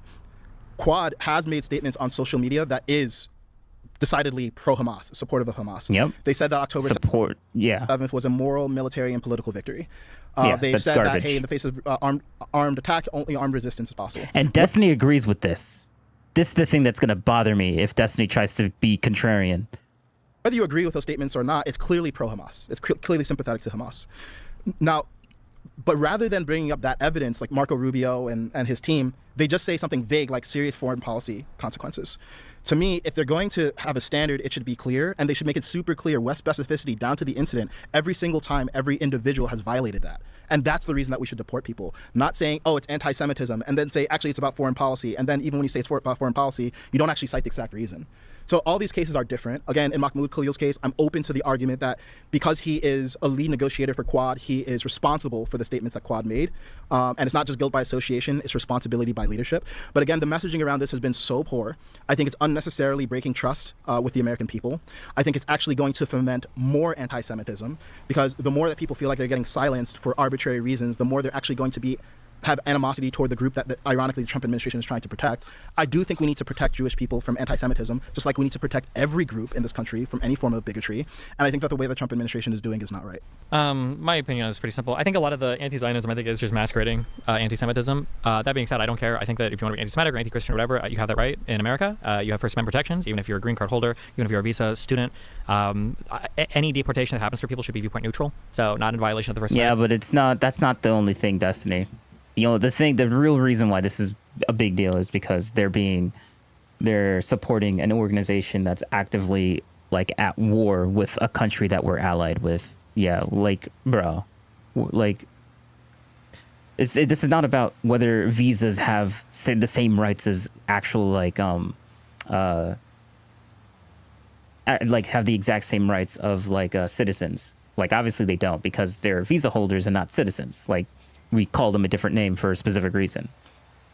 If somebody's providing actual material support to a terrorist group, meaning they're like sending them money or they're sending them arms, like not actual arms, but like firearms and stuff, then I think there's an issue. But one of the confusing conundrums that we're kind of in now is, I think traditionally when a lot of laws are written and people are thinking about terrorist groups, usually you're thinking of non-state actors. So people like Al-Qaeda, you're thinking of these like groups that exist, within countries or between countries or as like entities, Hamas is the government of the Gaza Strip. Whether you think they commit terrorist acts or not, I happen to think they do, but it doesn't matter. It's a government of a place. So if I want to go out and I want to support Palestine, or if I want to support the people in the Gaza Strip and I protest, I'm kind of always going to be supporting Hamas in one way or another. Now people can say, no, you can support the Palestinians without supporting Hamas, which is true. But like, if I was a visa holder, am I going to want to take that risk of being in a crowd of people supporting people? You shouldn't take that risk, because you could get deported. Yes, we want that. We want people to be afraid to support terrorists. Yes. Good job, Destiny. Oh, but now he's gonna make it like, oh, but shouldn't we feel bad for them to feel bad, like to get scared? Like, oh, but they shouldn't feel scared to support an organization that's associated with a people of a government that could be associated with Hamas. Like, I mean, obviously they're associated with it. Like, Destiny said they are like the government. So yes, people should be afraid of that. Like, that's just true. But he's gonna try to pull the sympathy card for this, and I'm like, no one gives a shit. Like, oh, should we be sympathetic of the people that caused 9/11? Like, no. Like, what are you saying? the visa holders that that think that the people that did 9/11, they're sympathetic to them, they should be able to protest. Like, yeah, of course they should be scared to protest that stuff. Like, what are you talking about? The Gaza Strip, and some other dude has a Hamas sign, and I go like, no, I don't support Hamas. I just support the Palestinians in Gaza, which means... Is Trump worse or better in Destiny's Mints? In Destiny's Mints? Wait, say that question, but in an alternate way? Well, kind of like, you know, I don't know the maybe answer to Hamas that. might be there. That's stupid. If you're going to deport people on support for terrorist groups, it has to be material support. Oh, Destiny's Mind? Oh, because Destiny's does support Israel, but like Destiny actually, because Trump, like actually Destiny said this verbatim, he doesn't like Israel anymore because Trump is in office. Like he basically said that. He basically said that. So I think he thinks Trump is worse because he thinks that Trump is just letting Israel do whatever they want, even though we watched a video where obviously Trump was like pulling out because he didn't want to get into a war with Iran, but I guess Destiny still believes that fake news or just doesn't keep up to date with anything. He would rather just believe his nonsense. But anyways, but there is a clip of Destiny saying that he would support Trump, and I have that.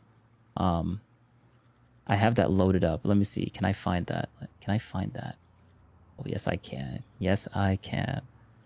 I actually do have a link of Destiny saying that he would go like listen to this recapture, or a recap while you guys are shouting at me, and then went into a group of we played this earlier in the beginning, but I want to play it again because it was good. Black women that were saying that it was sloppily organized and shitty or whatever online, and she said, you guys are kind of like trashing all my organizers for no reason, and then they all started screaming at her, and she was like, I don't know why you guys are shouting at me, and then they said saying that black women are shouting is actually a racist microaggression, and now everybody left the event. I wish I was like giving you a meme recapture, or a recap, but that is exactly what happened.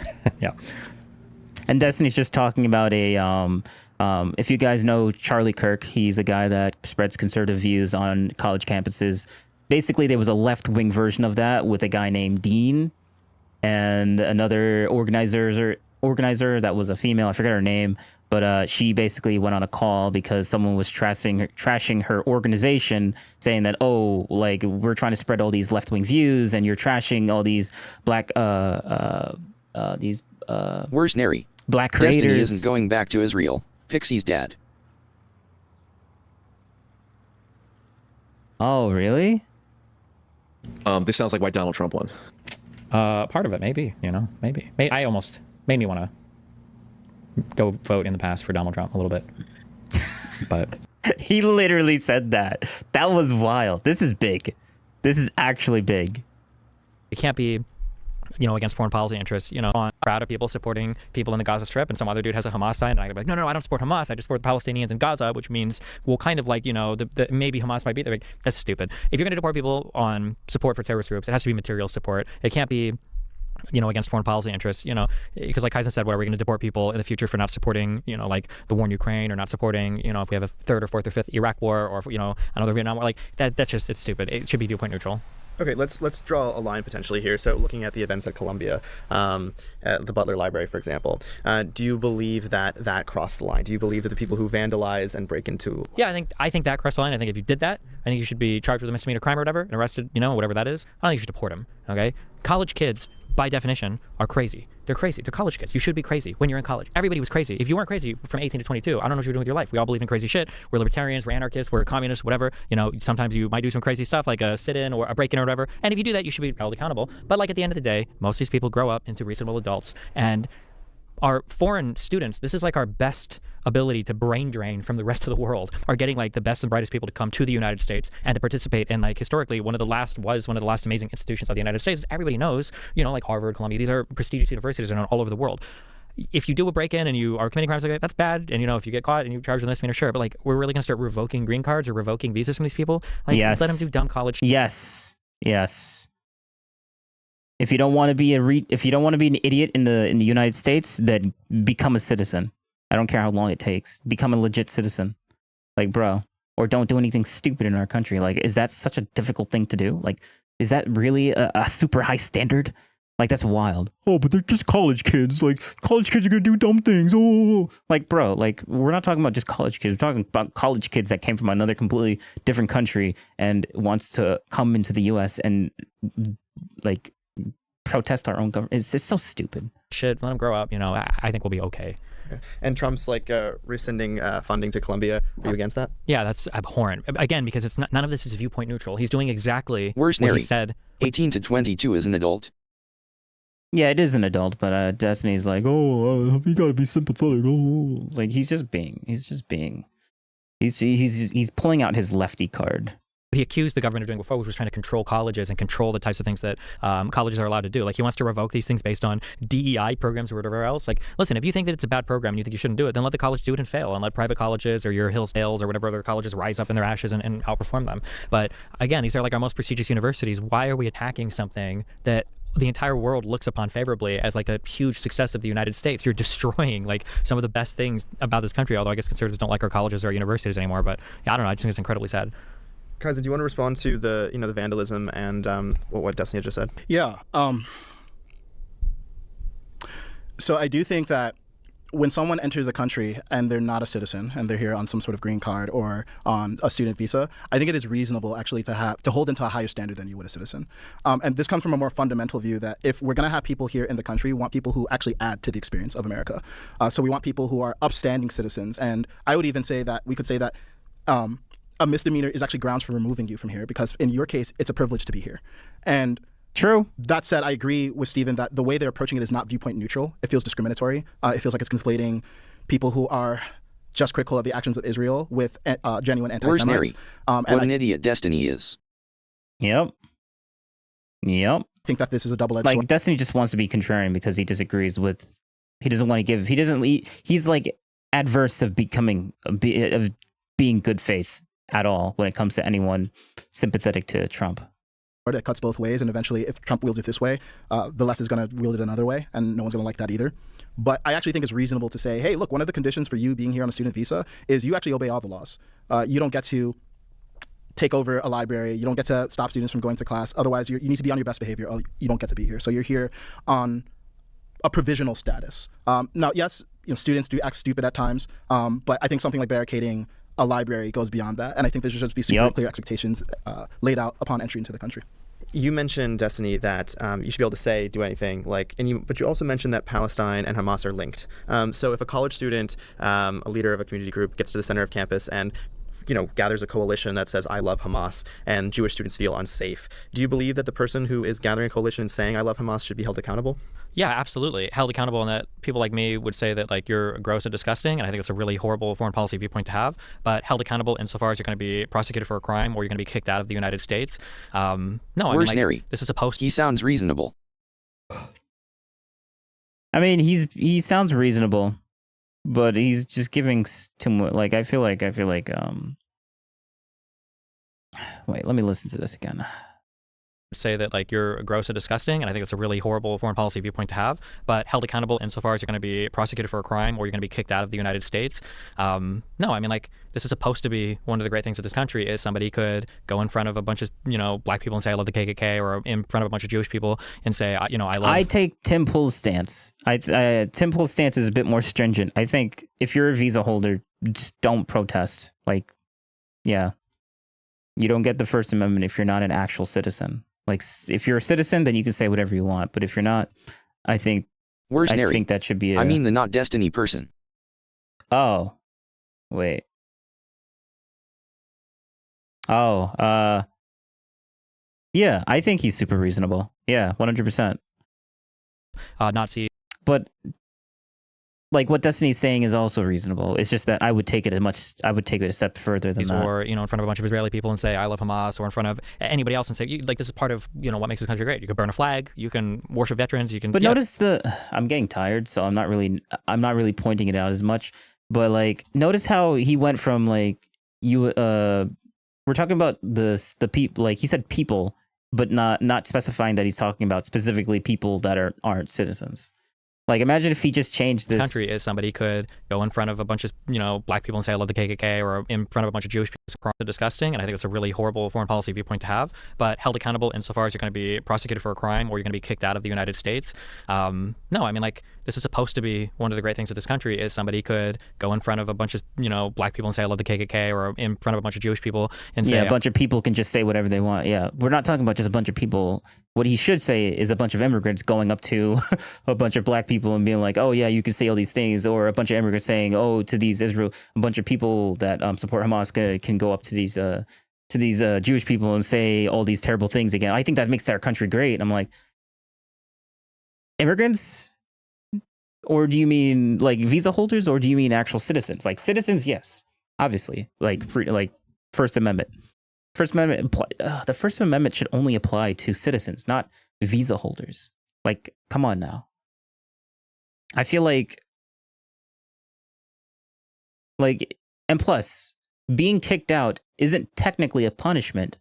So, if you say something that the U.S. government doesn't like, you'll get kicked out. You don't have any rights to stay here. And I guess technically, semantically, underneath our Constitution, we kicking you out because we don't like what you say isn't violating the Constitution, because kicking you out isn't technically a punishment. So we're not violating your rights if we're not giving you a punishment. We're just kicking you out because we don't like what you say. But like, that should only be for like visa holders. Obviously, citizens can say whatever they want, but like you can't kick. None of that sounds great. Why would you say you love the Triple K to anyone? Well, I mean, I feel like, yeah, I mean, it doesn't sound good to say that, but like, I think U.S. citizens can say whatever they want. Like the First Amendment, like the whole thing about the First Amendment is that we can say whatever we want and not have to worry about, like punishment from the government because the government doesn't like what we're saying. That's the thing that I like about the U.S. But Destiny wants to expand that to U.S. immigrants, which is, I think that's stupid. I don't think random people that come into our country can just manipulate our government and try to make our government do things that the main population doesn't want. Like, you have no buy-in. You're not even here. You're not a citizen. Like, why should you have a sway towards what our foreign policy would be when you're not even like there's obviously a conflict of interest there. Some random person from another country comes into our country and tries to dictate our foreign policy, probably to benefit their country's like goals. Like, that's just stupid. Like, how does he not see this? Yeah, I love Nazis, or in front of a bunch of Israeli people and say, lock them up for a tweet like us Europeans. Oh wait. You know what? For I mean, I just said it, but I'm getting tired. My brain is not working. For the immigrants, for the visa holders, maybe not lock them up, but just kick them out. I don't think we should lock up anyone for a tweet. But if you tweet something and you're a visa holder and you're trying to manipulate our foreign policy and you're in the U.S., yeah, we're gonna kick you out. I feel like that's fine. Lock them up. Actually, I think locking them up would be a worse thing to do than actually like kicking them out and letting them go back to their own country. Like, if they want to come here for and get a good education and not be on their best behavior, then yeah, you're gonna get kicked out. I'm sorry you lost all that money, but you probably should have kept your mouth shut.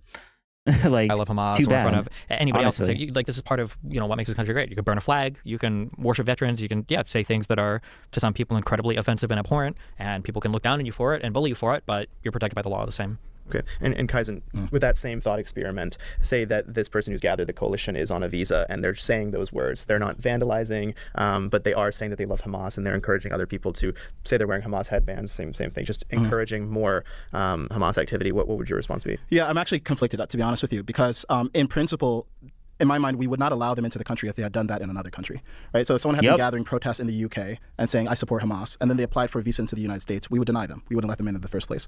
So clearly this... Yeah, like what? Some sort of standard that we uphold for who we allow into the country. We don't say, genuinely, we support any person becoming a citizen irrespective of ideas. We say that once you're a citizen, you're free to express any idea. So there's a difference between how we treat people upon entry versus how we treat people who are here. My concern is actually more how this could be weaponized if we allow the government to decide, hey, you're now sympathizing with a terrorist and you can kick him out. And in my mind, the Trump administration has eroded confidence that this law could actually be enforced neutrally and objectively if we actually did say that once you're in the country, if you express terrorist sympathies, we're going to kick you out, because they've been very loose with what expressing terrorist sympathies actually is. And I think it's a loophole that could be exploited really badly. So I'm honestly conflicted on it. In principle, I would love it if we said, hey, very, very clear guidelines for you getting any kind of student visa or worker visa or green card. You don't get to violate these guidelines. We're going to kick you out, because this is basically a test period and there's a covenant between you and us, like you're a guest in our home, until you have proven that you deserve to be a member of the family. But yeah, I mean, given the political climate, it's hard for me to say, yeah, I want to empower the Trump administration to do this, because I think they've been abusing it, actually. Okay. So to quickly clarify, Destiny, you believe that college students should be able to say what they want, and Kaizen, you want more criteria. Are they both on the left? I think they're both centrists, I would say. Destiny's a bit more extreme, and he just has I think Destiny is he is a centrist. I think Destiny is a centrist. It's just that his hatred for Trump is just so it digs so deep into his psyche, because he has to deal with his mom all the time, and his mom is like a full-on Trump supporter. And he hates the fact that happens. That he has someone that's so close to him and his family is and he's supposed to be this most convincing, skilled debater, but can't convince his mom for the life of him. I think that's he has such an emotional, disgusting reaction towards Trump that it makes him look so on the left when he really is just a centrist. And this guy's also a centrist. They're basically the same. It's just that Destiny has a hate boner for Trump, so he can't rationally actually give good critique towards Trump. I don't think so. What would it take to get to? I don't think that it's even possible for Destiny to do that. I want a much clearer criteria than serious foreign policy consequences. Okay. And Destiny, earlier in the debate, you mentioned sending money to Israel being different than sending money to Ukraine. Could you guys clarify your positions on funding Israel? I just think that it's just funny that the administration, I guess because old people tend to support Israel in the country, is just open pocketbooks when it comes to supporting Israel, with basically no qualifiers or no questions asked. And now Netanyahu has become more unhinged and deranged than he ever was before. But when it comes to Ukraine, there's a million strings attached. I just think that's really sad and weird, I guess. I don't think we should be unconditionally funding Israel. I think it's insane for us to unconditionally fund any foreign power. There should always be conditions attached. They should be clear, and they should be transparent, at least within the administration, if not to the American people as well. There's a difference between wanting to support the Israeli people and supporting the Israeli government no matter what they do. And I think we've now conflated, just like anti-Semitism, we've conflated anti-Semitism with critiques of Israel, and we've conflated every action of the Israeli government with protecting the Israeli people. And I don't think that makes any sense. From this point forward, what I'd like to see us do is actually make our support conditional on some sort of peace plan for what happens after this war. Because that's my concern. It's sure, you can say that Israel has a right to defend itself. You can say that Hamas is irrational, that there's a logic of violence. You have to enforce some sort of boundaries in the region in order to make progress. And now, a year and a half later, I think those boundaries have been made pretty clear. And now we need to start talking about how are we actually going to end Hamas? And in my mind, Hamas is not just a political body, it's an idea. And it's an idea that doesn't go away by infinitely bombing the people who hold that idea. So True. Hamas has been weakened by Israel, and I think that's an effective use of their military up to this point. And they've maybe pacified a bit and are more amenable to negotiate. The sad thing is Donald doesn't even know him, and if he heard the name would think it was some exotic dangers with a lawsuit.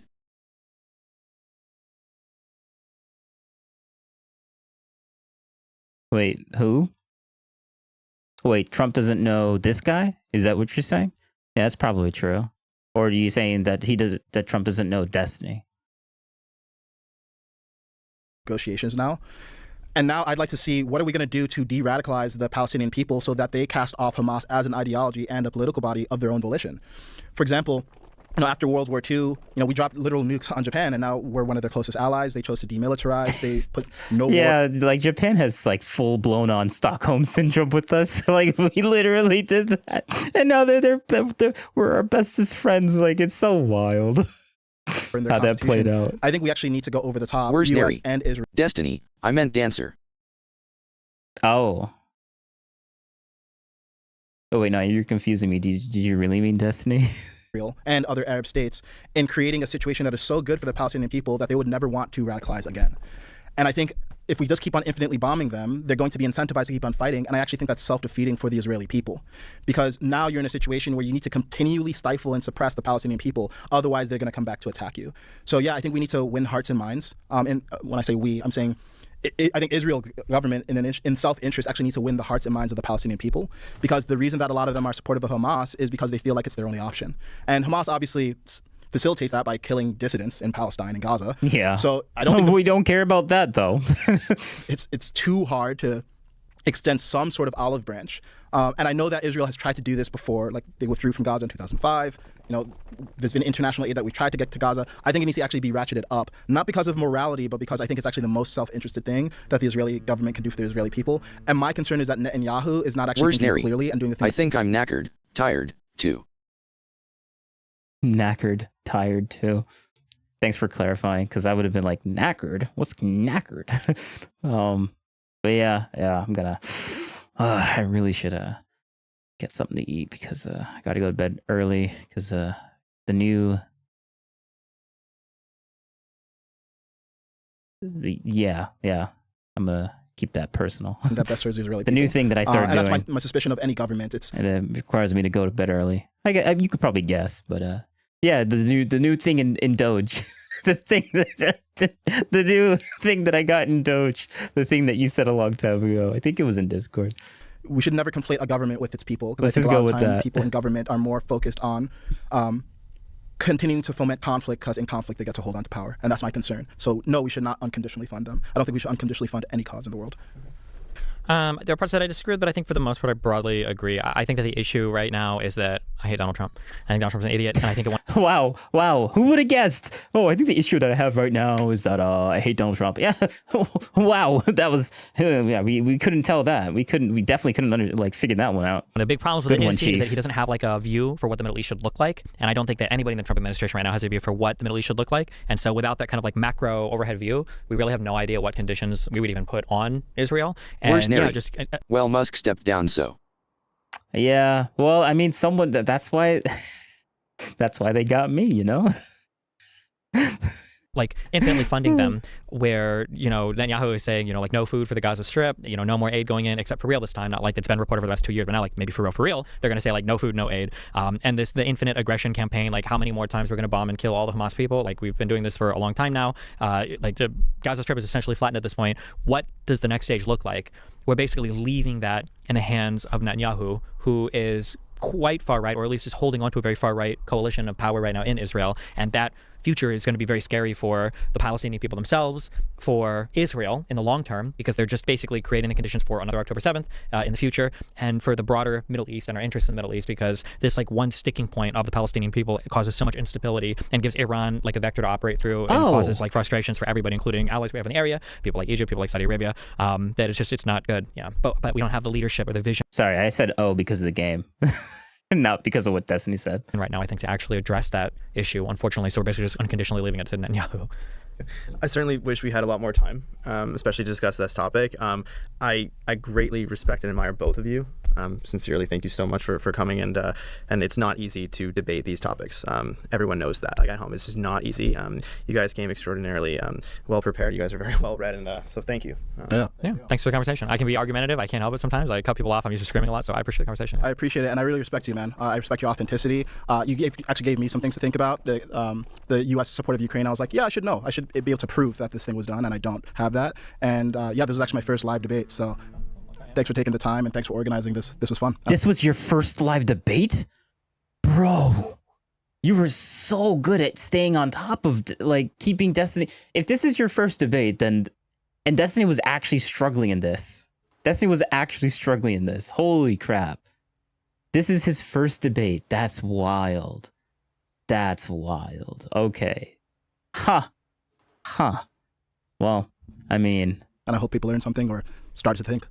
Awesome. Thank you, sir. Thank you, guys. Thanks, bro. Thank you. Thank you guys so much for watching. We had a very tight window to make this happen, and even after 2 hours, we ran out of time. But it's just a Dark testament to how Lavender complex 07. Big fan just followed. No, you didn't. You didn't follow. What do you mean, big fan just followed? You didn't follow. What are you talking about? Get out of here. Important these topics really are. Damn, now, if you want to he's see a part rising 2 star with the then. same guys discussing all different topics. Well, I guess we're basically done now. I guess I'll go eat something. I still got some oomph left though. How long have I been streaming? 7 hours? That's nothing. That's child's play. I mean, not really. But anyways, do what's on screen. Yeah, thank you very. Oh, wait, hold up. I gotta switch from this now. Do what's on screen, and yeah. Thanks for coming by, and Yeah, this is fun. This is fun. It's always fun doing this. Camera's over there. But yeah. I'll be back maybe next Saturday or Sunday. Probably. Maybe. Not sure. Depending on what Where's happens. Neri? Go eat. I will eat all the food. All the food.